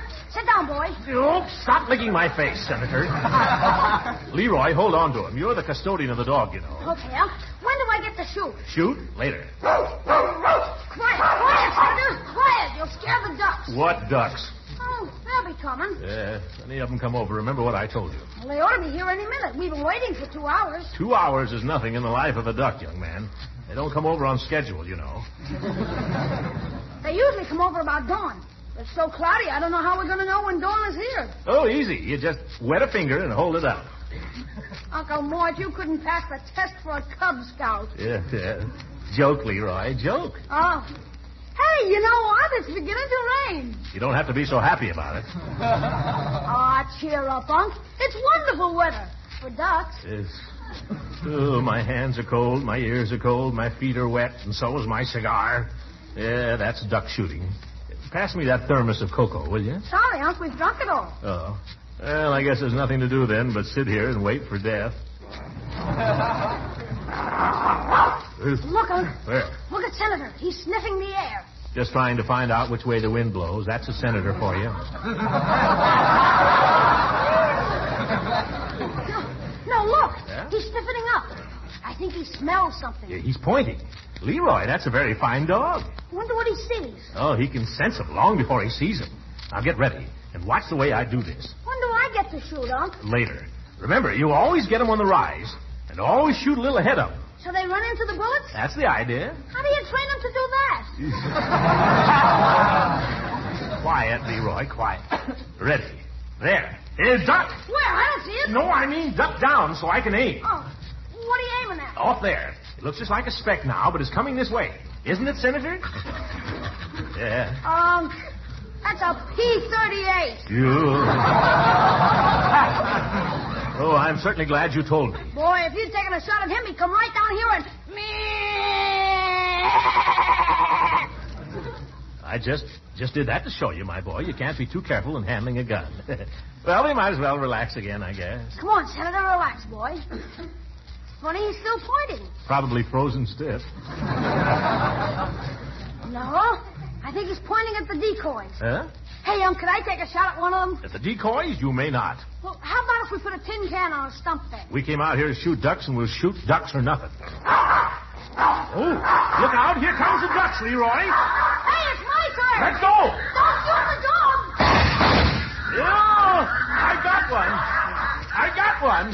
Look at him drop, Leroy. That's no fair. You said it was my turn. You know, it's funny. You'll sit out in the duck blind for hours, and you're cold and wet, and you wish you hadn't come, and you get one duck, and everything's changed. Oh, it's the most wonderful feeling in the world. Yeah, but how are we going to get the duck, Unc? He's dropped in the swamp. Don't you worry about that. You just watch Senator there. He'll find it. Yes, sir. There's not a prettier sight in the world than a well-trained retriever in action. You'll see, my boy. He'll pick that duck up in his mouth and bring it back here without harming a feather. I think he's found it, Unc. Yep, he's got it. Good boy, Senator. Good boy. Now watch him bring it back. Hey! He's sitting down. Hey! He's eating it. Come back here, you. Oh, bring back that duck.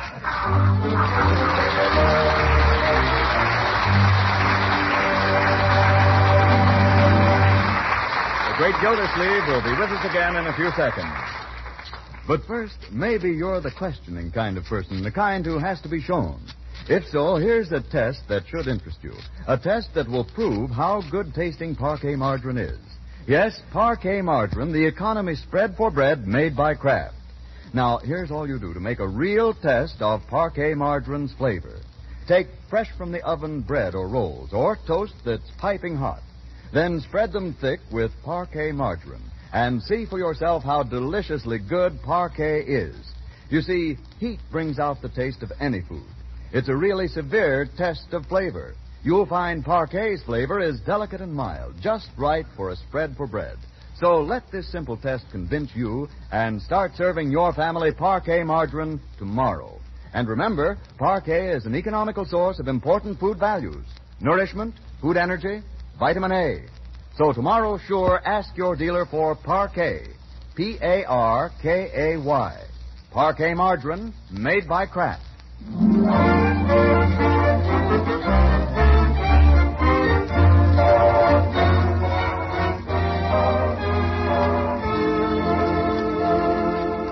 And now let's get back to the great Gildersleeve. After a long, hard day in the duck blind, he comes trudging home with wet feet, a sore shoulder, and the mangled remains of a duck, to find that it's only 9 o'clock in the morning. Well, hello, Water Commissioner. I see you've been in the water. Oh, you here, Judge? Glad to see you up so bright and early, Commissioner. Yeah. Funny how you always get in here in time for breakfast. This time we fooled you. I had mine at 4 o'clock. So I heard. Marjorie told me. I had a little bite with her. So. I think it's a fine thing you're doing for Leroy, Gildy, devoting your whole weekend to him. You're going to get a lot of satisfaction out of it. Am I? You bet you are. What wouldn't I give for a boy I could make a pal of? I'll lend you Leroy. Do you know what he's got planned for this weekend? What? 5 hours in a duck blind with just a warm-up. Right now, I'm supposed to play touch football. This afternoon, there's the zoo and the carnival. Sounds like fun. Fun? Why, there's 10 miles of walking at the zoo and another 5 miles at the carnival, besides getting sick on the loop-the-loop. Then tonight, a basketball game, and somewhere we squeeze in a double feature. What am I going to do, Judge? Well, you'll just have to go through with it, I guess, Gildy. You can't let the boy down. No, but I can get sick. Oh, there's nothing the matter with you, Gildy. No, but there's going to be. Leroy. What is it, my dear? Don't say anything about it, Judge. Leroy's looking for you. Leroy? Oh, yes, I know. Hey, in here, Leroy. Where are you? I thought we were going to play football. Leroy, it's raining. A little drizzle. They never call a game off for that. Sure, what's a little drizzle? You keep out of this, Judge. Perhaps you'd like to go out and play with the boys. I'd be delighted to, if it weren't for my gout. Well, so would I, if it weren't for the cold I think I'm catching. Oh, you promise. Now, Leroy, you can't ask Uncle Mort to go outdoors if he's catching a cold. You're absolutely right. That's you. Better try that one again, Gildy. That wasn't so good. Okay, you go mind your own business. I was just going, Gildy. I was on my way. But take good care of yourself, old man.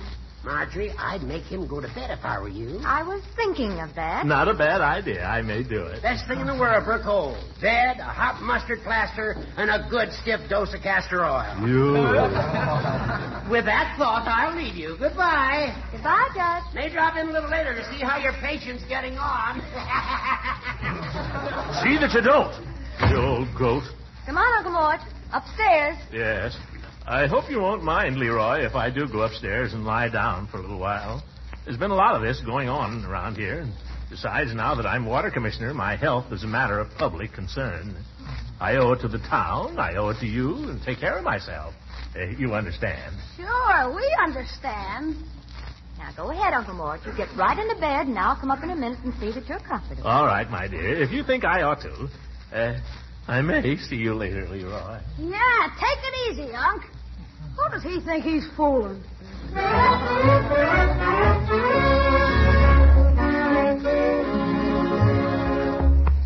There, you comfortable now, Mr. Gildersleeve? As comfortable as I can hope to be, I guess, Bertie. Now, you've got your book, you've got your magazine, you've got the radio beside your bed. Is there anything else you can think of? No, my dear, thank you. Don't bother about me. I'll be all right, I hope. I'll leave this little bell on the table so you can ring it if you want anything. Cute, isn't it? Thank you, Bertie. You go ahead. I'll make out here somehow. Try to get a little sleep now, Uncle Mort. Yes, you do that, Mr. Gildersleeve. I will if I can. Oh, Yes, Uncle Mort? What was it now? Oh, yes. I wonder if you get me a glass of water. Oh, right away. Yeah. You want to drink plenty of water for a cold. The water commissioner doesn't drink it. Who will?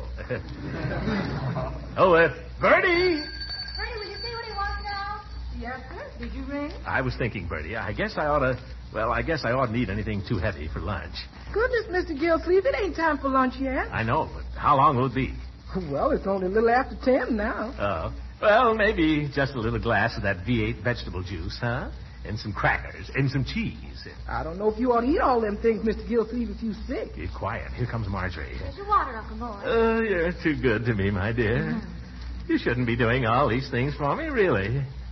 I wonder if you'd bring me a box of Kleenex and put it beside my pillow. Yes, Uncle Mort. And ask Leroy if he'd bring me some cigars, Optimos. But don't make a special trip for it. Yes, Uncle Mort. Bertie, you know what I think would be good for my cold? What's that? You remember those little butterscotch pecan tarts you used to make? There'll be none of that, Uncle Mort. Oh. Bertie, you come out of there. Yes, ma'am. Doggone, ain't nobody can enjoy being sick like a man. They want more service. Service? Here I am, flat on my back, and that's the kind of sympathy I get. Hello, Marjorie, honey. I hope you don't mind me just walking right in like this. Oh, not at all, Mrs. Ransom. It's her. I won't stay but a minute. Judge Hooker told me about your uncle's illness, and I just had to run right over. Well, that was nice of you. I don't think it's anything very serious. Oh, it isn't, huh?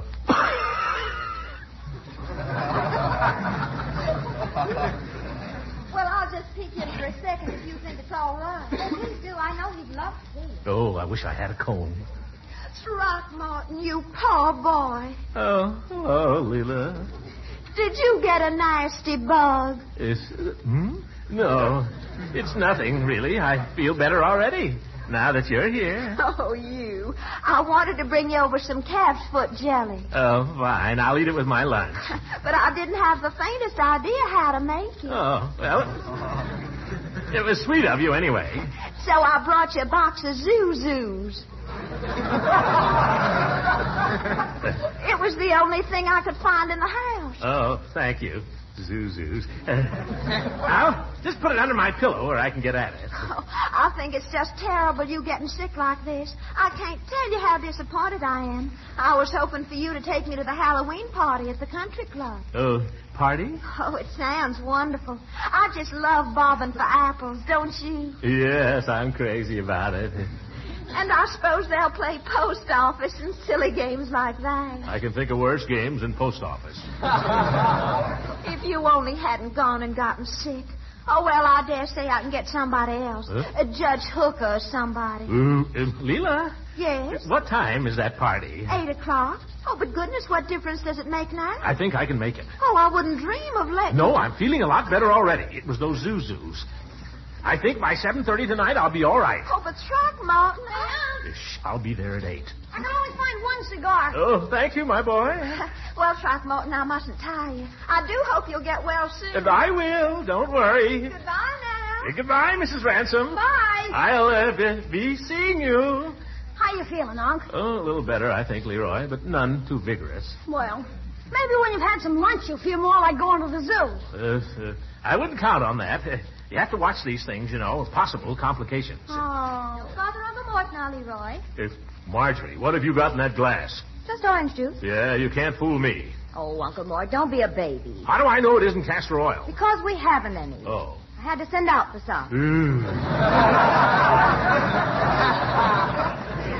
Besides, I'm not going to give it to you till the doctor gets here. Doctor? What do I want with the doctor? Oh, just to be on the safe side. Possible complications, you know. Huh? I think you ought to have your chest examined. I think I ought to have my head examined.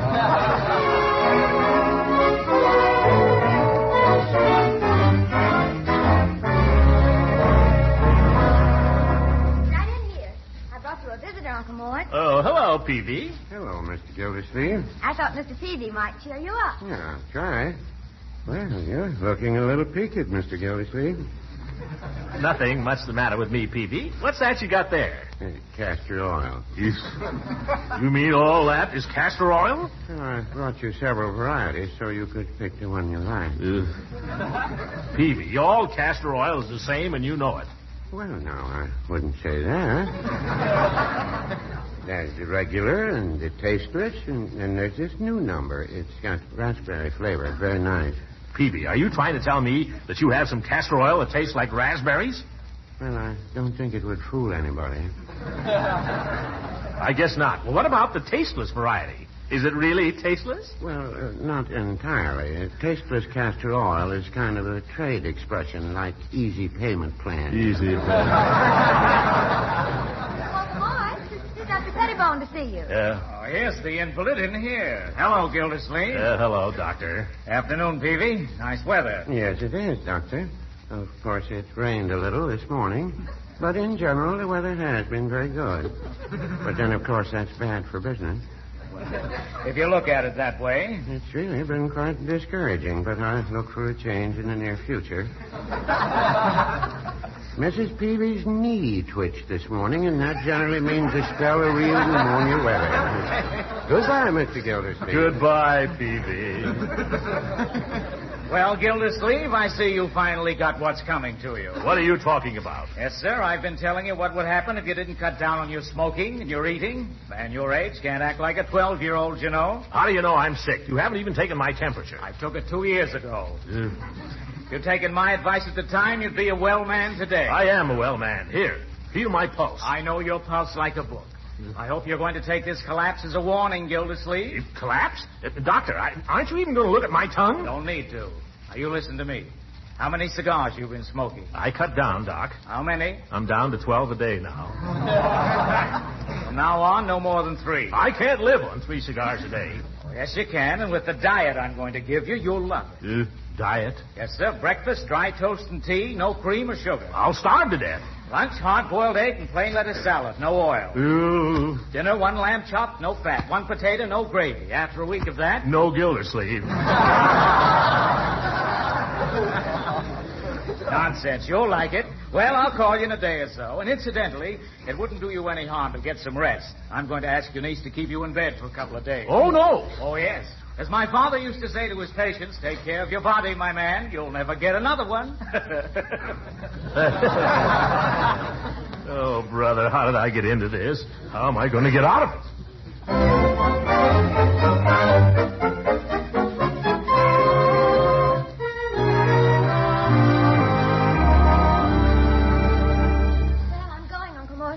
To hurry, it's almost 8. You had better hurry, my dear. You sure you don't mind being alone? Alone? Not at all, my dear. Solitude can be very enjoyable at times. Are you sure Leroy is gone? Yes, he went to the basketball game. Bertie, too? Yes, she's out for the evening. Then run along, my dear, and have a good time. Good night, Uncle Mort. Good night.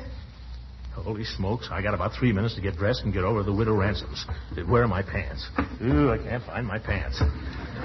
Oh, here they are. I thought it was a coat. Oh, what's that? Marjorie coming back? Ooh, get into bed quick, fatso.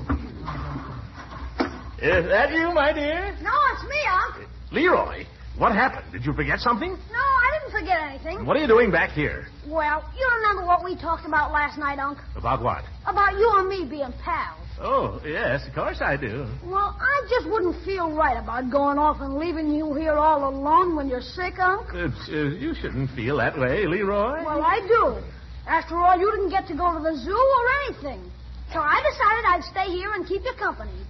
That's very touching, my boy, and I appreciate it. I really do. But I wish you'd forget about me and go to that basketball game. Oh, I can see a basketball game anytime. I heard a joke today, Unc. Would you like to hear a joke? Maybe to cheer you up. Well... What's black and white and red all over? Give up? Very good. I haven't heard the answer yet. A newspaper. Oh, that's even better. Leroy, will you go to that basketball game? You like that? Here's another. What is it that'll go up the chimney down or down the chimney up? It won't go up the chimney up. Leroy, I'm in no mood to sit here and listen to corny riddles. Well, now you're beginning to sound more like yourself, Unc. You must be getting better. Yes. I was beginning to worry about you there. Young man, you might as well know there's nothing whatever the matter with me, whatever. I know that. What? I'm getting up right now, and I'm not going to any basketball game. I know that, too. Huh? I know where you're going, and I know who you're going with. Oh, you do, eh? Then what are you doing here? Well, Unc, how about a little advance? Yes. Leroy, this is blackmail.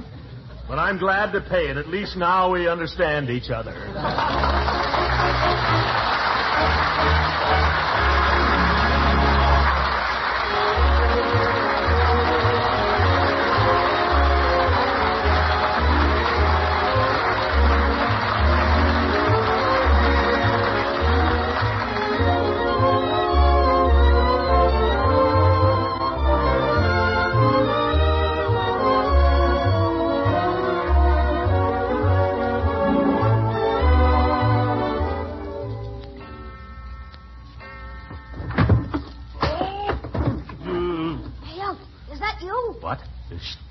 awake, Leroy? Yeah. How'd you make out, Uncle? Oh, I had a very enjoyable evening, thank you.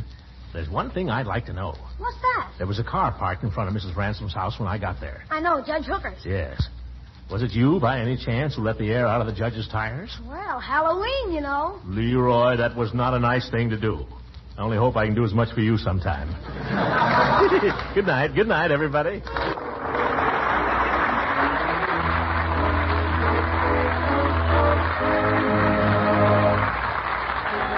Original music heard on this program was composed and conducted by Billy Mills. This is Frank Bingman speaking for the Kraft Cheese Company and inviting you to tune in again next week for the further adventures of the great Gildersleeve.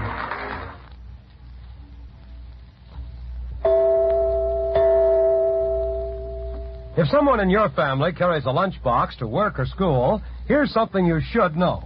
Yes, you should know about smooth spreading, easy slicing Pabstet, the delicious golden cheese food that makes sandwich making as easy as ABC.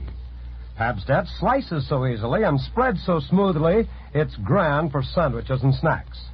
Pabstet is topped, too, for cooked cheese dishes because it melts and blends and toasts to perfection.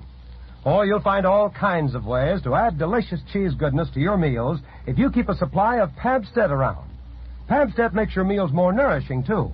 It's a reliable source of food energy, milk protein, the milk minerals, calcium and phosphorus, vitamin A. And Pabstet is as digestible as milk. So keep Pabstet on hand. Your food dealer has it in the distinctive round, flat package. Yes, tomorrow ask for Pabstet, Pabst-ETT. Pabstet, the delicious golden cheese food of 100 uses. This program has reached you from Hollywood. This is the National Broadcasting Company.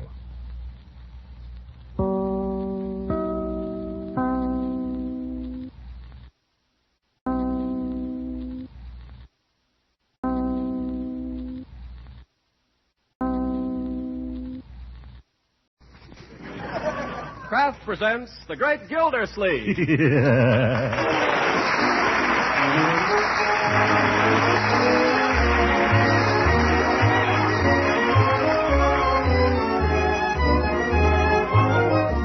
The Kraft Cheese Company, who also bring you Bing Crosby every Thursday night, present each week at this time Harold Perry as The Great Gildersleeve, written by John Whedon. We'll hear from the great Gildersleeve in just a moment. Well, popcorn days are here again, and if everybody in your family likes popcorn as much as I do, you don't want to miss this bet. The next time you pop up a big, crispy bowl full, do this to make it extra good. Drench it with plenty of melted Parquet margarine. Yes, Parquet margarine, Kraft's delicious spread for bread. Parquet makes popcorn extra tempting because it's so thrifty you can use all you want. And good? Oh, say, you'll relish that delicate Parquet margarine flavor. It's as delicious melted over popcorn as it is spread on bread or rolls. And remember this, Parquet margarine is wonderfully nourishing. It's an excellent source of food energy. And every pound contains 9,000 units of important vitamin A. So for table use, yes, and for baking and pan frying too, remember delicious, economical Parquet margarine. Now, at the top of tomorrow's shopping list, write down Parquet, P-A-R-K-A-Y. Parquet, the margarine that's made by Kraft.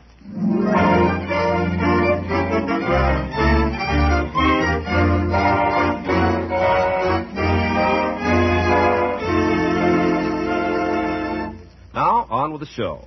As it must to all men, the first of the month came last week to Throckmorton P. Gildersleeve, and with it, bills.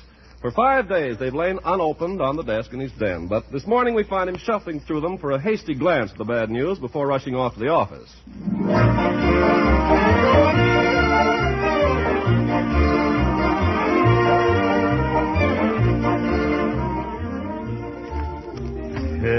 Bills. Look at them. Phone company, a lot of calls we didn't even make. Summerfield Light and Power. Ooh, the robbers. Peavy's Drugstore. Sodas, 45 cents. Leroy! It's lucky for him. When he comes home, you tell him I want to see him, Marjorie. Yes, Uncle Mort. Bills. Bill from Dr. Pettibone. Well, he didn't lose any time.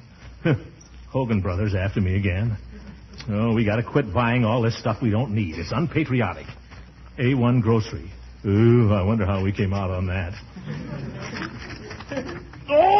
won't pay it.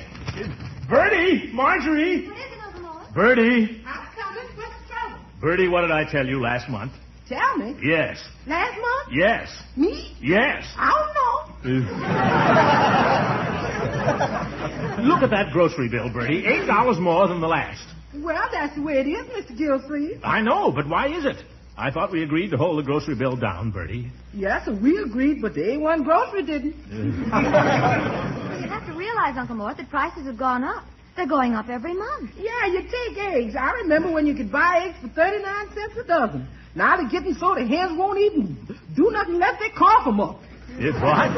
Yes, well, we've simply got to cut down somehow, Bertie. Because if we don't, we won't be able to buy our war bonds. Do you want that to happen? No, of course not. Bertie, do you? Not me. Got to get them war bonds to keep Hitler from getting us. That's right. Takes bombs and taxes to beat the Axis. You're right, Bertie. Got to give out our ermines to lick the Germans. Absolutely. Got to pour in the dollars till Hitler holler. Whoa, wait a minute. You've got the right idea, Bertie. But we can't do all that if we don't save our money and cut down our expenses. Yes, but how? Oh, I tell you how we can cut them down. Yeah, how, Bertie? I'll take that leftover veal we had last night and make stuffed peppers. You can stuff a pepper with almost anything. So I've discovered around here. A thing like that can be carried too far, though, Bertie. Now, Uncle Mort, if we're going to cut down, you're going to have to make sacrifices at the dinner table. Yeah, but you've got to think about morale, too, my dear. Morale is very important. I don't know of anything worse for the morale than a stuffed pepper. Well, now, I wouldn't say that. As a matter of fact, Bertie, I was thinking of cutting down in other ways, too. I thought one way I could cut down would be to take my lunch to the office every day and eat it at my desk, like Donald Nelson. Could you take care of that, Bertie? Oh, sure I could.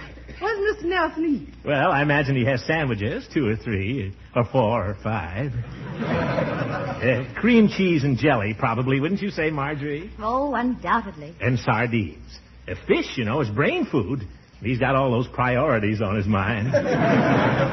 Sardines we got. And maybe a piece of pie to keep up his energy. He has to handle all those people. And anything else you think would be nice. How about some pickles? Oh, Nelson is very fond of pickles. He'd have to be to take on that job. Well, I'll go make lunch right away. You know, Marjorie, I've been thinking. There's another way we could save money. What's that? If we stayed at home more in the evenings. You know, people burn up their tires and their money running around looking for a good time when they can have a better time at home. How? Well, the way people used to in the old days.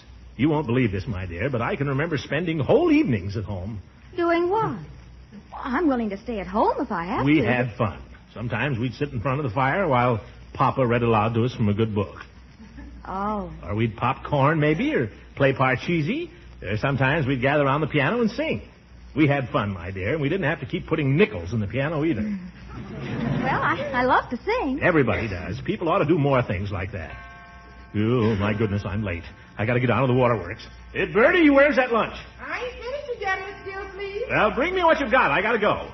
That's what this country needs, my dear. More quiet evenings at home. We'll have to try it sometime. Yeah, stay at home. Save money. Save tires. Keep out of trouble. Strengthen family ties. We'll do it tonight. No, tomorrow night.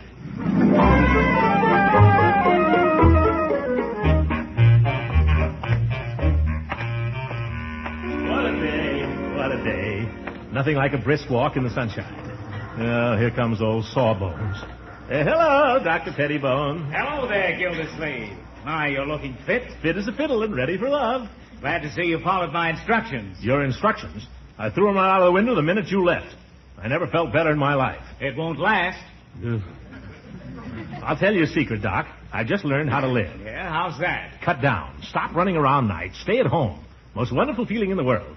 Build a nice crackling fire and spend the evening in front of it with the kids around, telling stories, playing games, singing, laughing, and along toward the end of the evening, a little snack of some kind. It's wonderful. You make it sound mighty attractive. How long have you been doing this? We're starting tomorrow night. I'll be seeing you, Doc.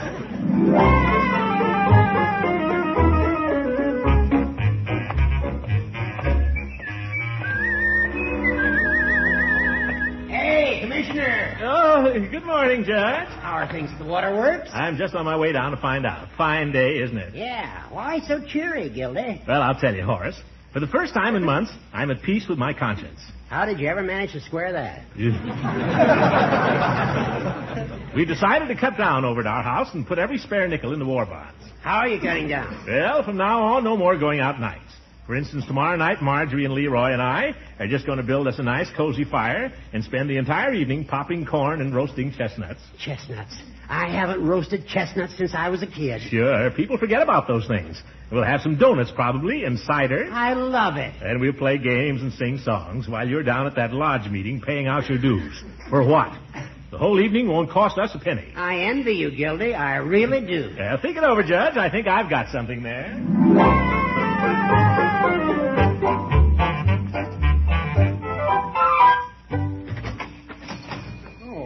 Mr. Gildersleeve. Hello, Peavy. I'm in a hurry. I just dropped in to say I got your bill this morning. And hereafter, if Leroy comes in here and tries to charge anything, don't let him have it. Well, just as you say, Mr. Gildersleeve. If he gives you an argument, tell him from now on he's frozen. Very well. While I'm here, you might as well let me have a couple of cigars. Oh, certainly. Did you say only 2, Mr. Gildersleeve? Yes. I'm trying to cut down expenses. You ought to cut down, too, Peavy. Well, no, I don't know about that. Everybody should. Save your money and put it in war bonds.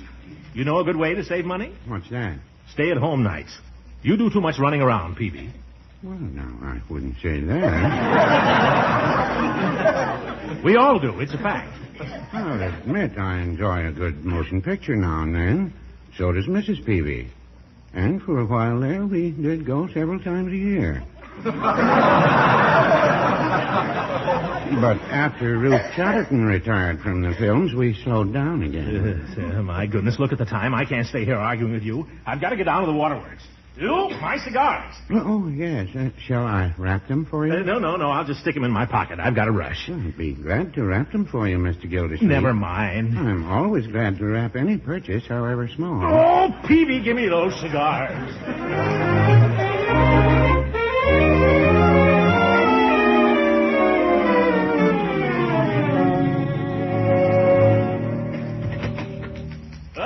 Good morning, Miss Fitch. How are we this morning? I'd say we were a little late, Commissioner. Yeah. Well, I try not to make a practice of this. Well, let's get down to business. Yes. Have you got anything to report? Why, no, everything's going all right. Is the water flowing nicely? All the mains in good condition? Pressure satisfactory? Yes. Well, I guess that takes care of the waterworks. Oh, any money coming in? Yes, collections are just about as usual. Good. Glad to see everything running smoothly.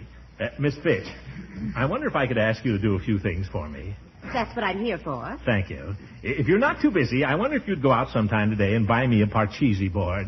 A Parcheesi board? Uh-huh. I don't know what you have in mind, Mr. Gildersleeve, but I do not play Parcheesi. Oh, no, I wasn't going to play it here, you know. Dear me, no. Perhaps I ought to explain. I think you might. Well, as you know, I have a niece and nephew living with me, and I decided I ought to do a few things to, well, make home more attractive to them and... keep them out of pool rooms. Yes, and juke joints. And you think Parcheesi's going to do that? Well, I thought of some other things, too. I made up a little list of things on the way down to the office. Yes. You might take this down. First, a corn popper. A corn popper. That's for popping corn. I guess that. And some popcorn. That's for the corn popper. Yeah, you guessed that too, didn't you? And I must order some firewood. You can't pop corn without fire. And we better get some cider. Popcorn makes you awfully thirsty, you know. And some donuts to go with the cider. Did you think of anything else? Bicarbonate to go with the donut. Yeah, very good. I was going to get some games. We've got the Parcheesi. You'll be wanting bean bags. Oh, I don't know. Do you think they like bean bags? If they like Parcheesi, they'll like bean bags. I think we might pass up the bean bags. How about darts? Darts? Not with Leroy. He got some darts last Christmas, and I couldn't sit down until New Year's. There'll be no darts. Oh, the piano. I forgot the piano. Piano? Miss Fitch, do you play the piano? Well, I once learned McDowell's to a wild rose. Get your hat quickly. You've got to come out and help me buy a piano. Just a minute, Mr. Gildersleeve. Do you mind if I ask you something? Oh, of course not. Have you the slightest idea what you're doing? Certainly. I told the children they could spend a quiet evening at home tomorrow and like it. And by George, they're going to like it. I've got to put this over, Miss Fitch. I'm going to make it the darndest quietest evening you ever saw. Let's go buy a piano.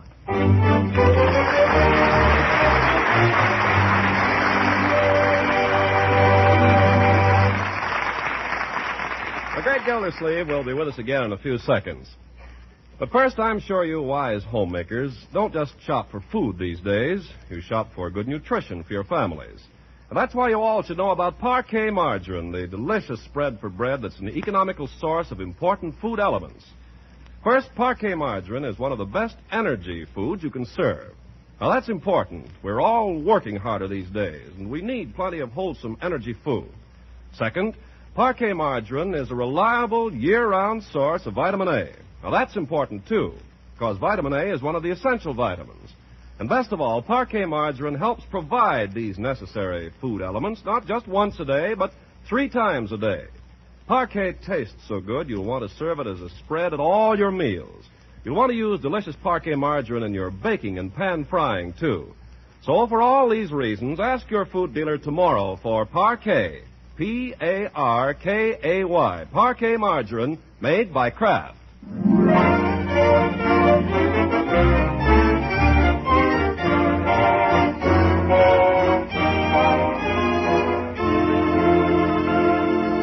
Now let's get back to Summerfield and see how the great Gildersleeve's quiet evening at home is working out.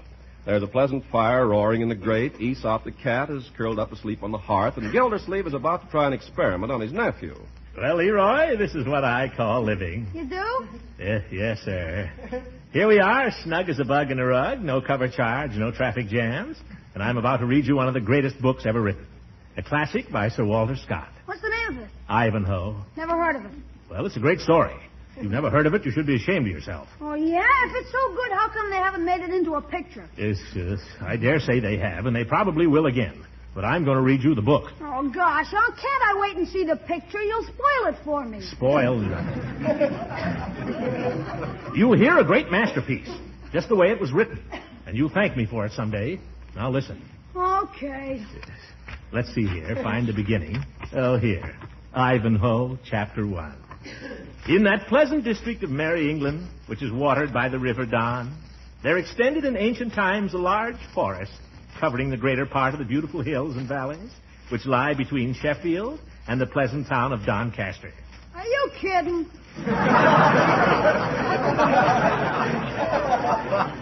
Leroy,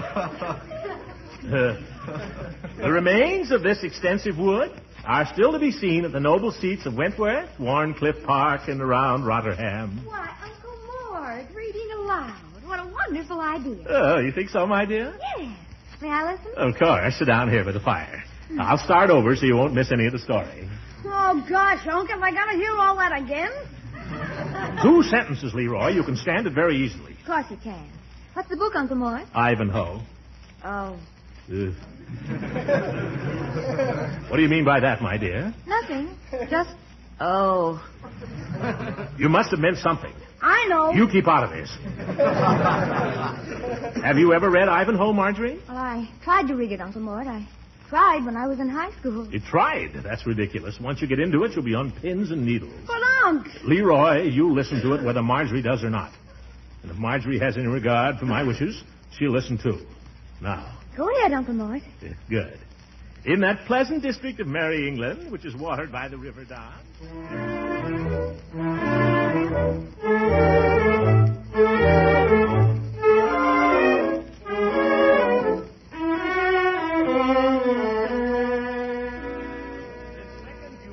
strode hastily down the forest glade, driving before him, with the assistance of Fangs, the whole herd of his inharmonious charge. Well, that's the end of the first chapter. First chapter. It should be the end of the book. What do you say? Shall we have another one, children? It gets even better as it goes on. Let's save it, shall we, Uncle Mort? Yeah, so we'll have something to look forward to. As a matter of fact, it's nearly 8:30, and I just remembered I have sort of a tentative date with Doug. But Marjorie. It's nothing definite. He just said if I wasn't doing anything. But do you call this not doing anything? We don't have to read if you don't want to. I brought all these little games. Well, if you're going to feel badly about it, I won't go. Well, gee, I don't like to insist, but I thought we agreed we'd all stay in tonight and just have a quiet evening at home. I know. Maybe Marge could ask Doug to come over, and I could ask Piggy back. You don't think it would work with just the three of us, huh? And I thought it would be nice if we didn't have anybody in, but just, spent the evening together. Well, Uncle Mort, if that's what you want, that's what we'll do. Won't we, Leroy? Okay, sure. Well, I don't want to force you. No, I think it'd be nice. I think it'd be fun. Oh, Marjorie, you're a sweet girl. How about me? Aren't I sweet too, Unc? Yes. You're sweet, too, my boy. Come on, let's give it a trial, shall we? You can't tell. You might even have a good time. Leroy, you get out the Parcheesi board. Uh-oh. Who's that? Oh, Bertie's out. I'll go, Uncle Mort. Hello, Marjorie, honey. Oh, hello, Mrs. Ransom. Won't you come in? Well. I can't stay but a second, but your uncle said I must drop over and see the new piano. Hello, Throckmorton. Hello, Leela. Glad you came. Leroy, take Mrs. Ransom's coat. Oh, I can't stay but a second. Oh. Just throw it anywhere. Your uncle told me about the wonderful evening he had planned for you. I'll bet y'all are having more fun. Yeah. Now, where is the piano? A piano? Right in here in the living room. Must I close my eyes? Well, if you'd like to. There. Now you can look. Oh, I think it's just lovely. It's a Wembley. I declare it just makes my fingers itch. Oh, well, try it. Go ahead. May I? Oh, it has a gorgeous tone. Yeah, you'd never know it was secondhand, would you?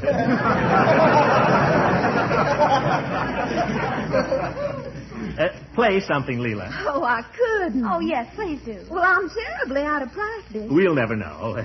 Go ahead and play something. Well, I'll tell you. I'll play Throckmorton if you sing. Oh, I can't sing. Please? Sure you can, Uncle Mort. Pretty please. Well, what do you want to play? Well, what do you want to sing? Does anybody mind if I go to the movies? You stay right here, young man. How about The Road to Mandalay? No, I know a better one. Why do you love me? Leroy! Yes, Unc? Out in the kitchen, you'll find some donuts. Suppose you go out and get them, huh? Donuts? Sure. Yeah, and some popcorn and the popper, and bring those. Okay, Unc. Well, shall we start over again? Just a minute. Marjorie. Yes? Suppose you go out and help Leroy, huh? Would you mind? Of course not. Good. Now. Why do I love you? Why do you love me? Why should there be two happy as we? Can you see the why or wherefore I should be the one you care for? I'm a lucky boy.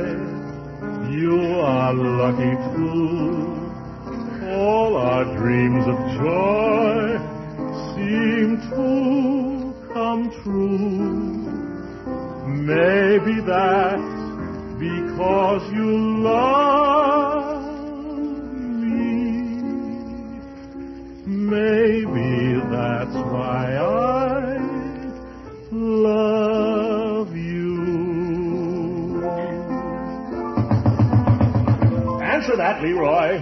Why do I love you? Oh, why do you love me? Why should there be two happy as we? Hooker! Well, why should there be two? Why shouldn't there be 3? Go right ahead. It's beautiful. Who let you in, you old buzzard? My young friend Leroy. Hello, Leela. Hello, Joe. Well, I thought you were spending the evening alone, Gildy. I was till you butted in. I just this minute arrived, and I can't stay but a second. Oh, don't go on my account, please. There's always room for one more, isn't there, Gildy? There always seems to be. Well, thank you, Leroy. I'll take 2. They're small. Why beat around the bush? Take the whole platter. Well, that's generous of you, Gildy. I hope you don't mind my dropping in like this. When I got to thinking about what you were doing over here, nice, quiet evening at home, it sounded so good to me I just couldn't stay away. Nice, quiet evening. Look at it. I talked myself into it, and I guess I've talked myself right out of it.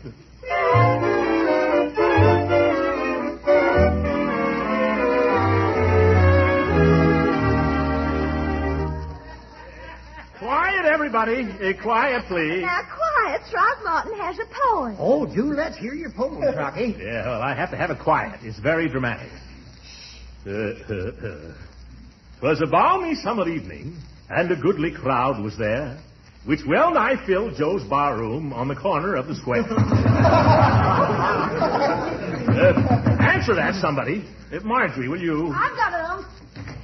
Hello there, young fellow. Is your uncle at home? You know darn well I'm at home. Well, if it isn't Pettibone, come on in, Doc. Join the happy throng. How are you? Hello, Judge. Well, Mrs. Ransom. Yes, but I can't stay but a second. Gildersleeve, how are you? I'm slipping. Just thought I'd drop in, see if you're taking care of yourself.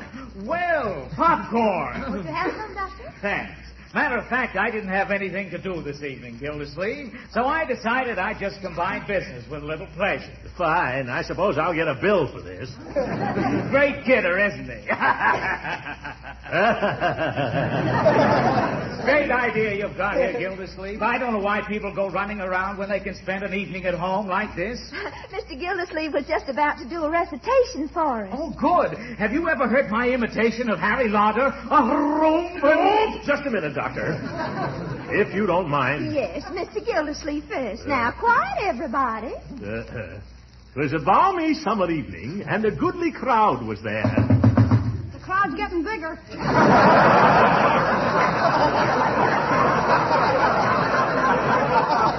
Come in, come in. Oh, excuse me. Come in, Peavy. I hope I'm not intruding, Mr. Gildersleeve. Mrs. Peavy had to sit up with his sick friend this evening, and I thought I'd... Never mind the alibi, Peavy. Come on in. Make yourself at home. You know everybody. Give the man some popcorn. Yeah, here you are. Leroy. Yes, Uncle? You better take your bicycle and go down and get some more donuts and some cider. Again? You'll have to. Here's some more money. Boy, this is going to break us. Quiet, please, everybody. I have an announcement. Quiet, Doc has an announcement. Mr. Throckmorton P. Gildersleeve, our popular singing water commissioner, will now give his famous recitation, The Paste on the Barroom Floor, following which he will offer to wrestle any man in the crowd for $5. Come on, Gildersleeve. Come on. No, I don't want to do it now.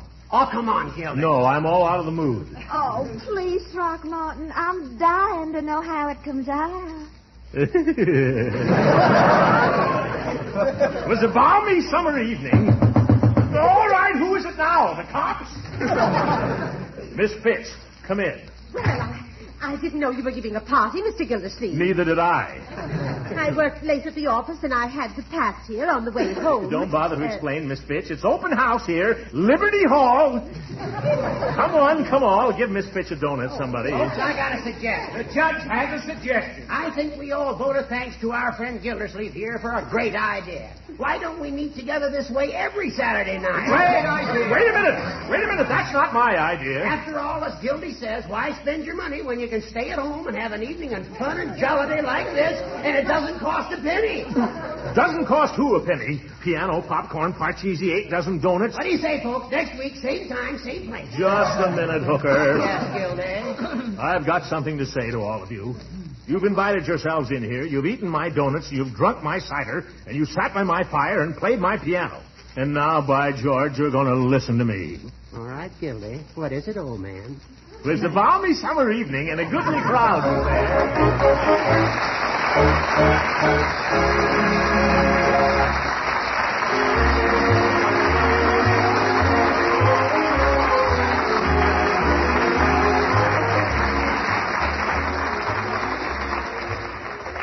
Well, folks, I muffed it again.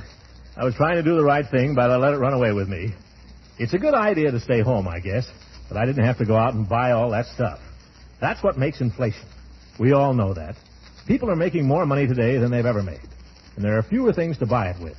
If we all rush down to the store with our money in our hand and start bidding against each other for the few things left on that counter, prices will go zooming up. We've seen that happening already. That's why they're urging us now not to buy anything we don't absolutely need, but to make our old things do. If there's money burning a hole in your pocket, sock it away in war bonds and stamps. Well, I'm a fine one to be telling you this. Buying all that junk I did, I could kick myself. But I'll never do it again, folks. I swear I won't. Good night, everybody.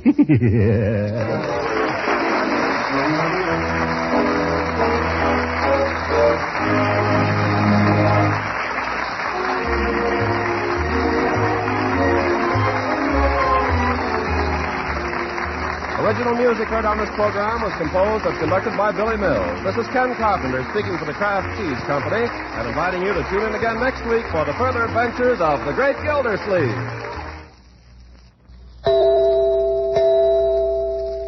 If your family turns up its noses at leftovers, here's a tip. You can change leftover vegetables, chicken, or fish into taste-tempting treats with Pabstet and do it in a hurry, too. You see, Pabstet is the delicious golden cheese food that's just right for making cheese sauces that really make leftovers sing.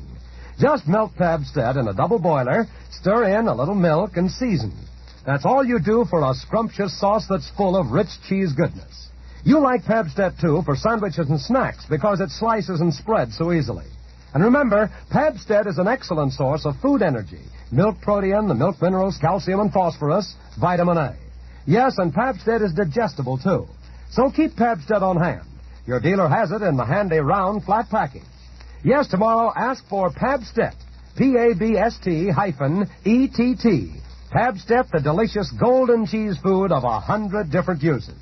This program reached you from Hollywood. This is the National Broadcasting Company.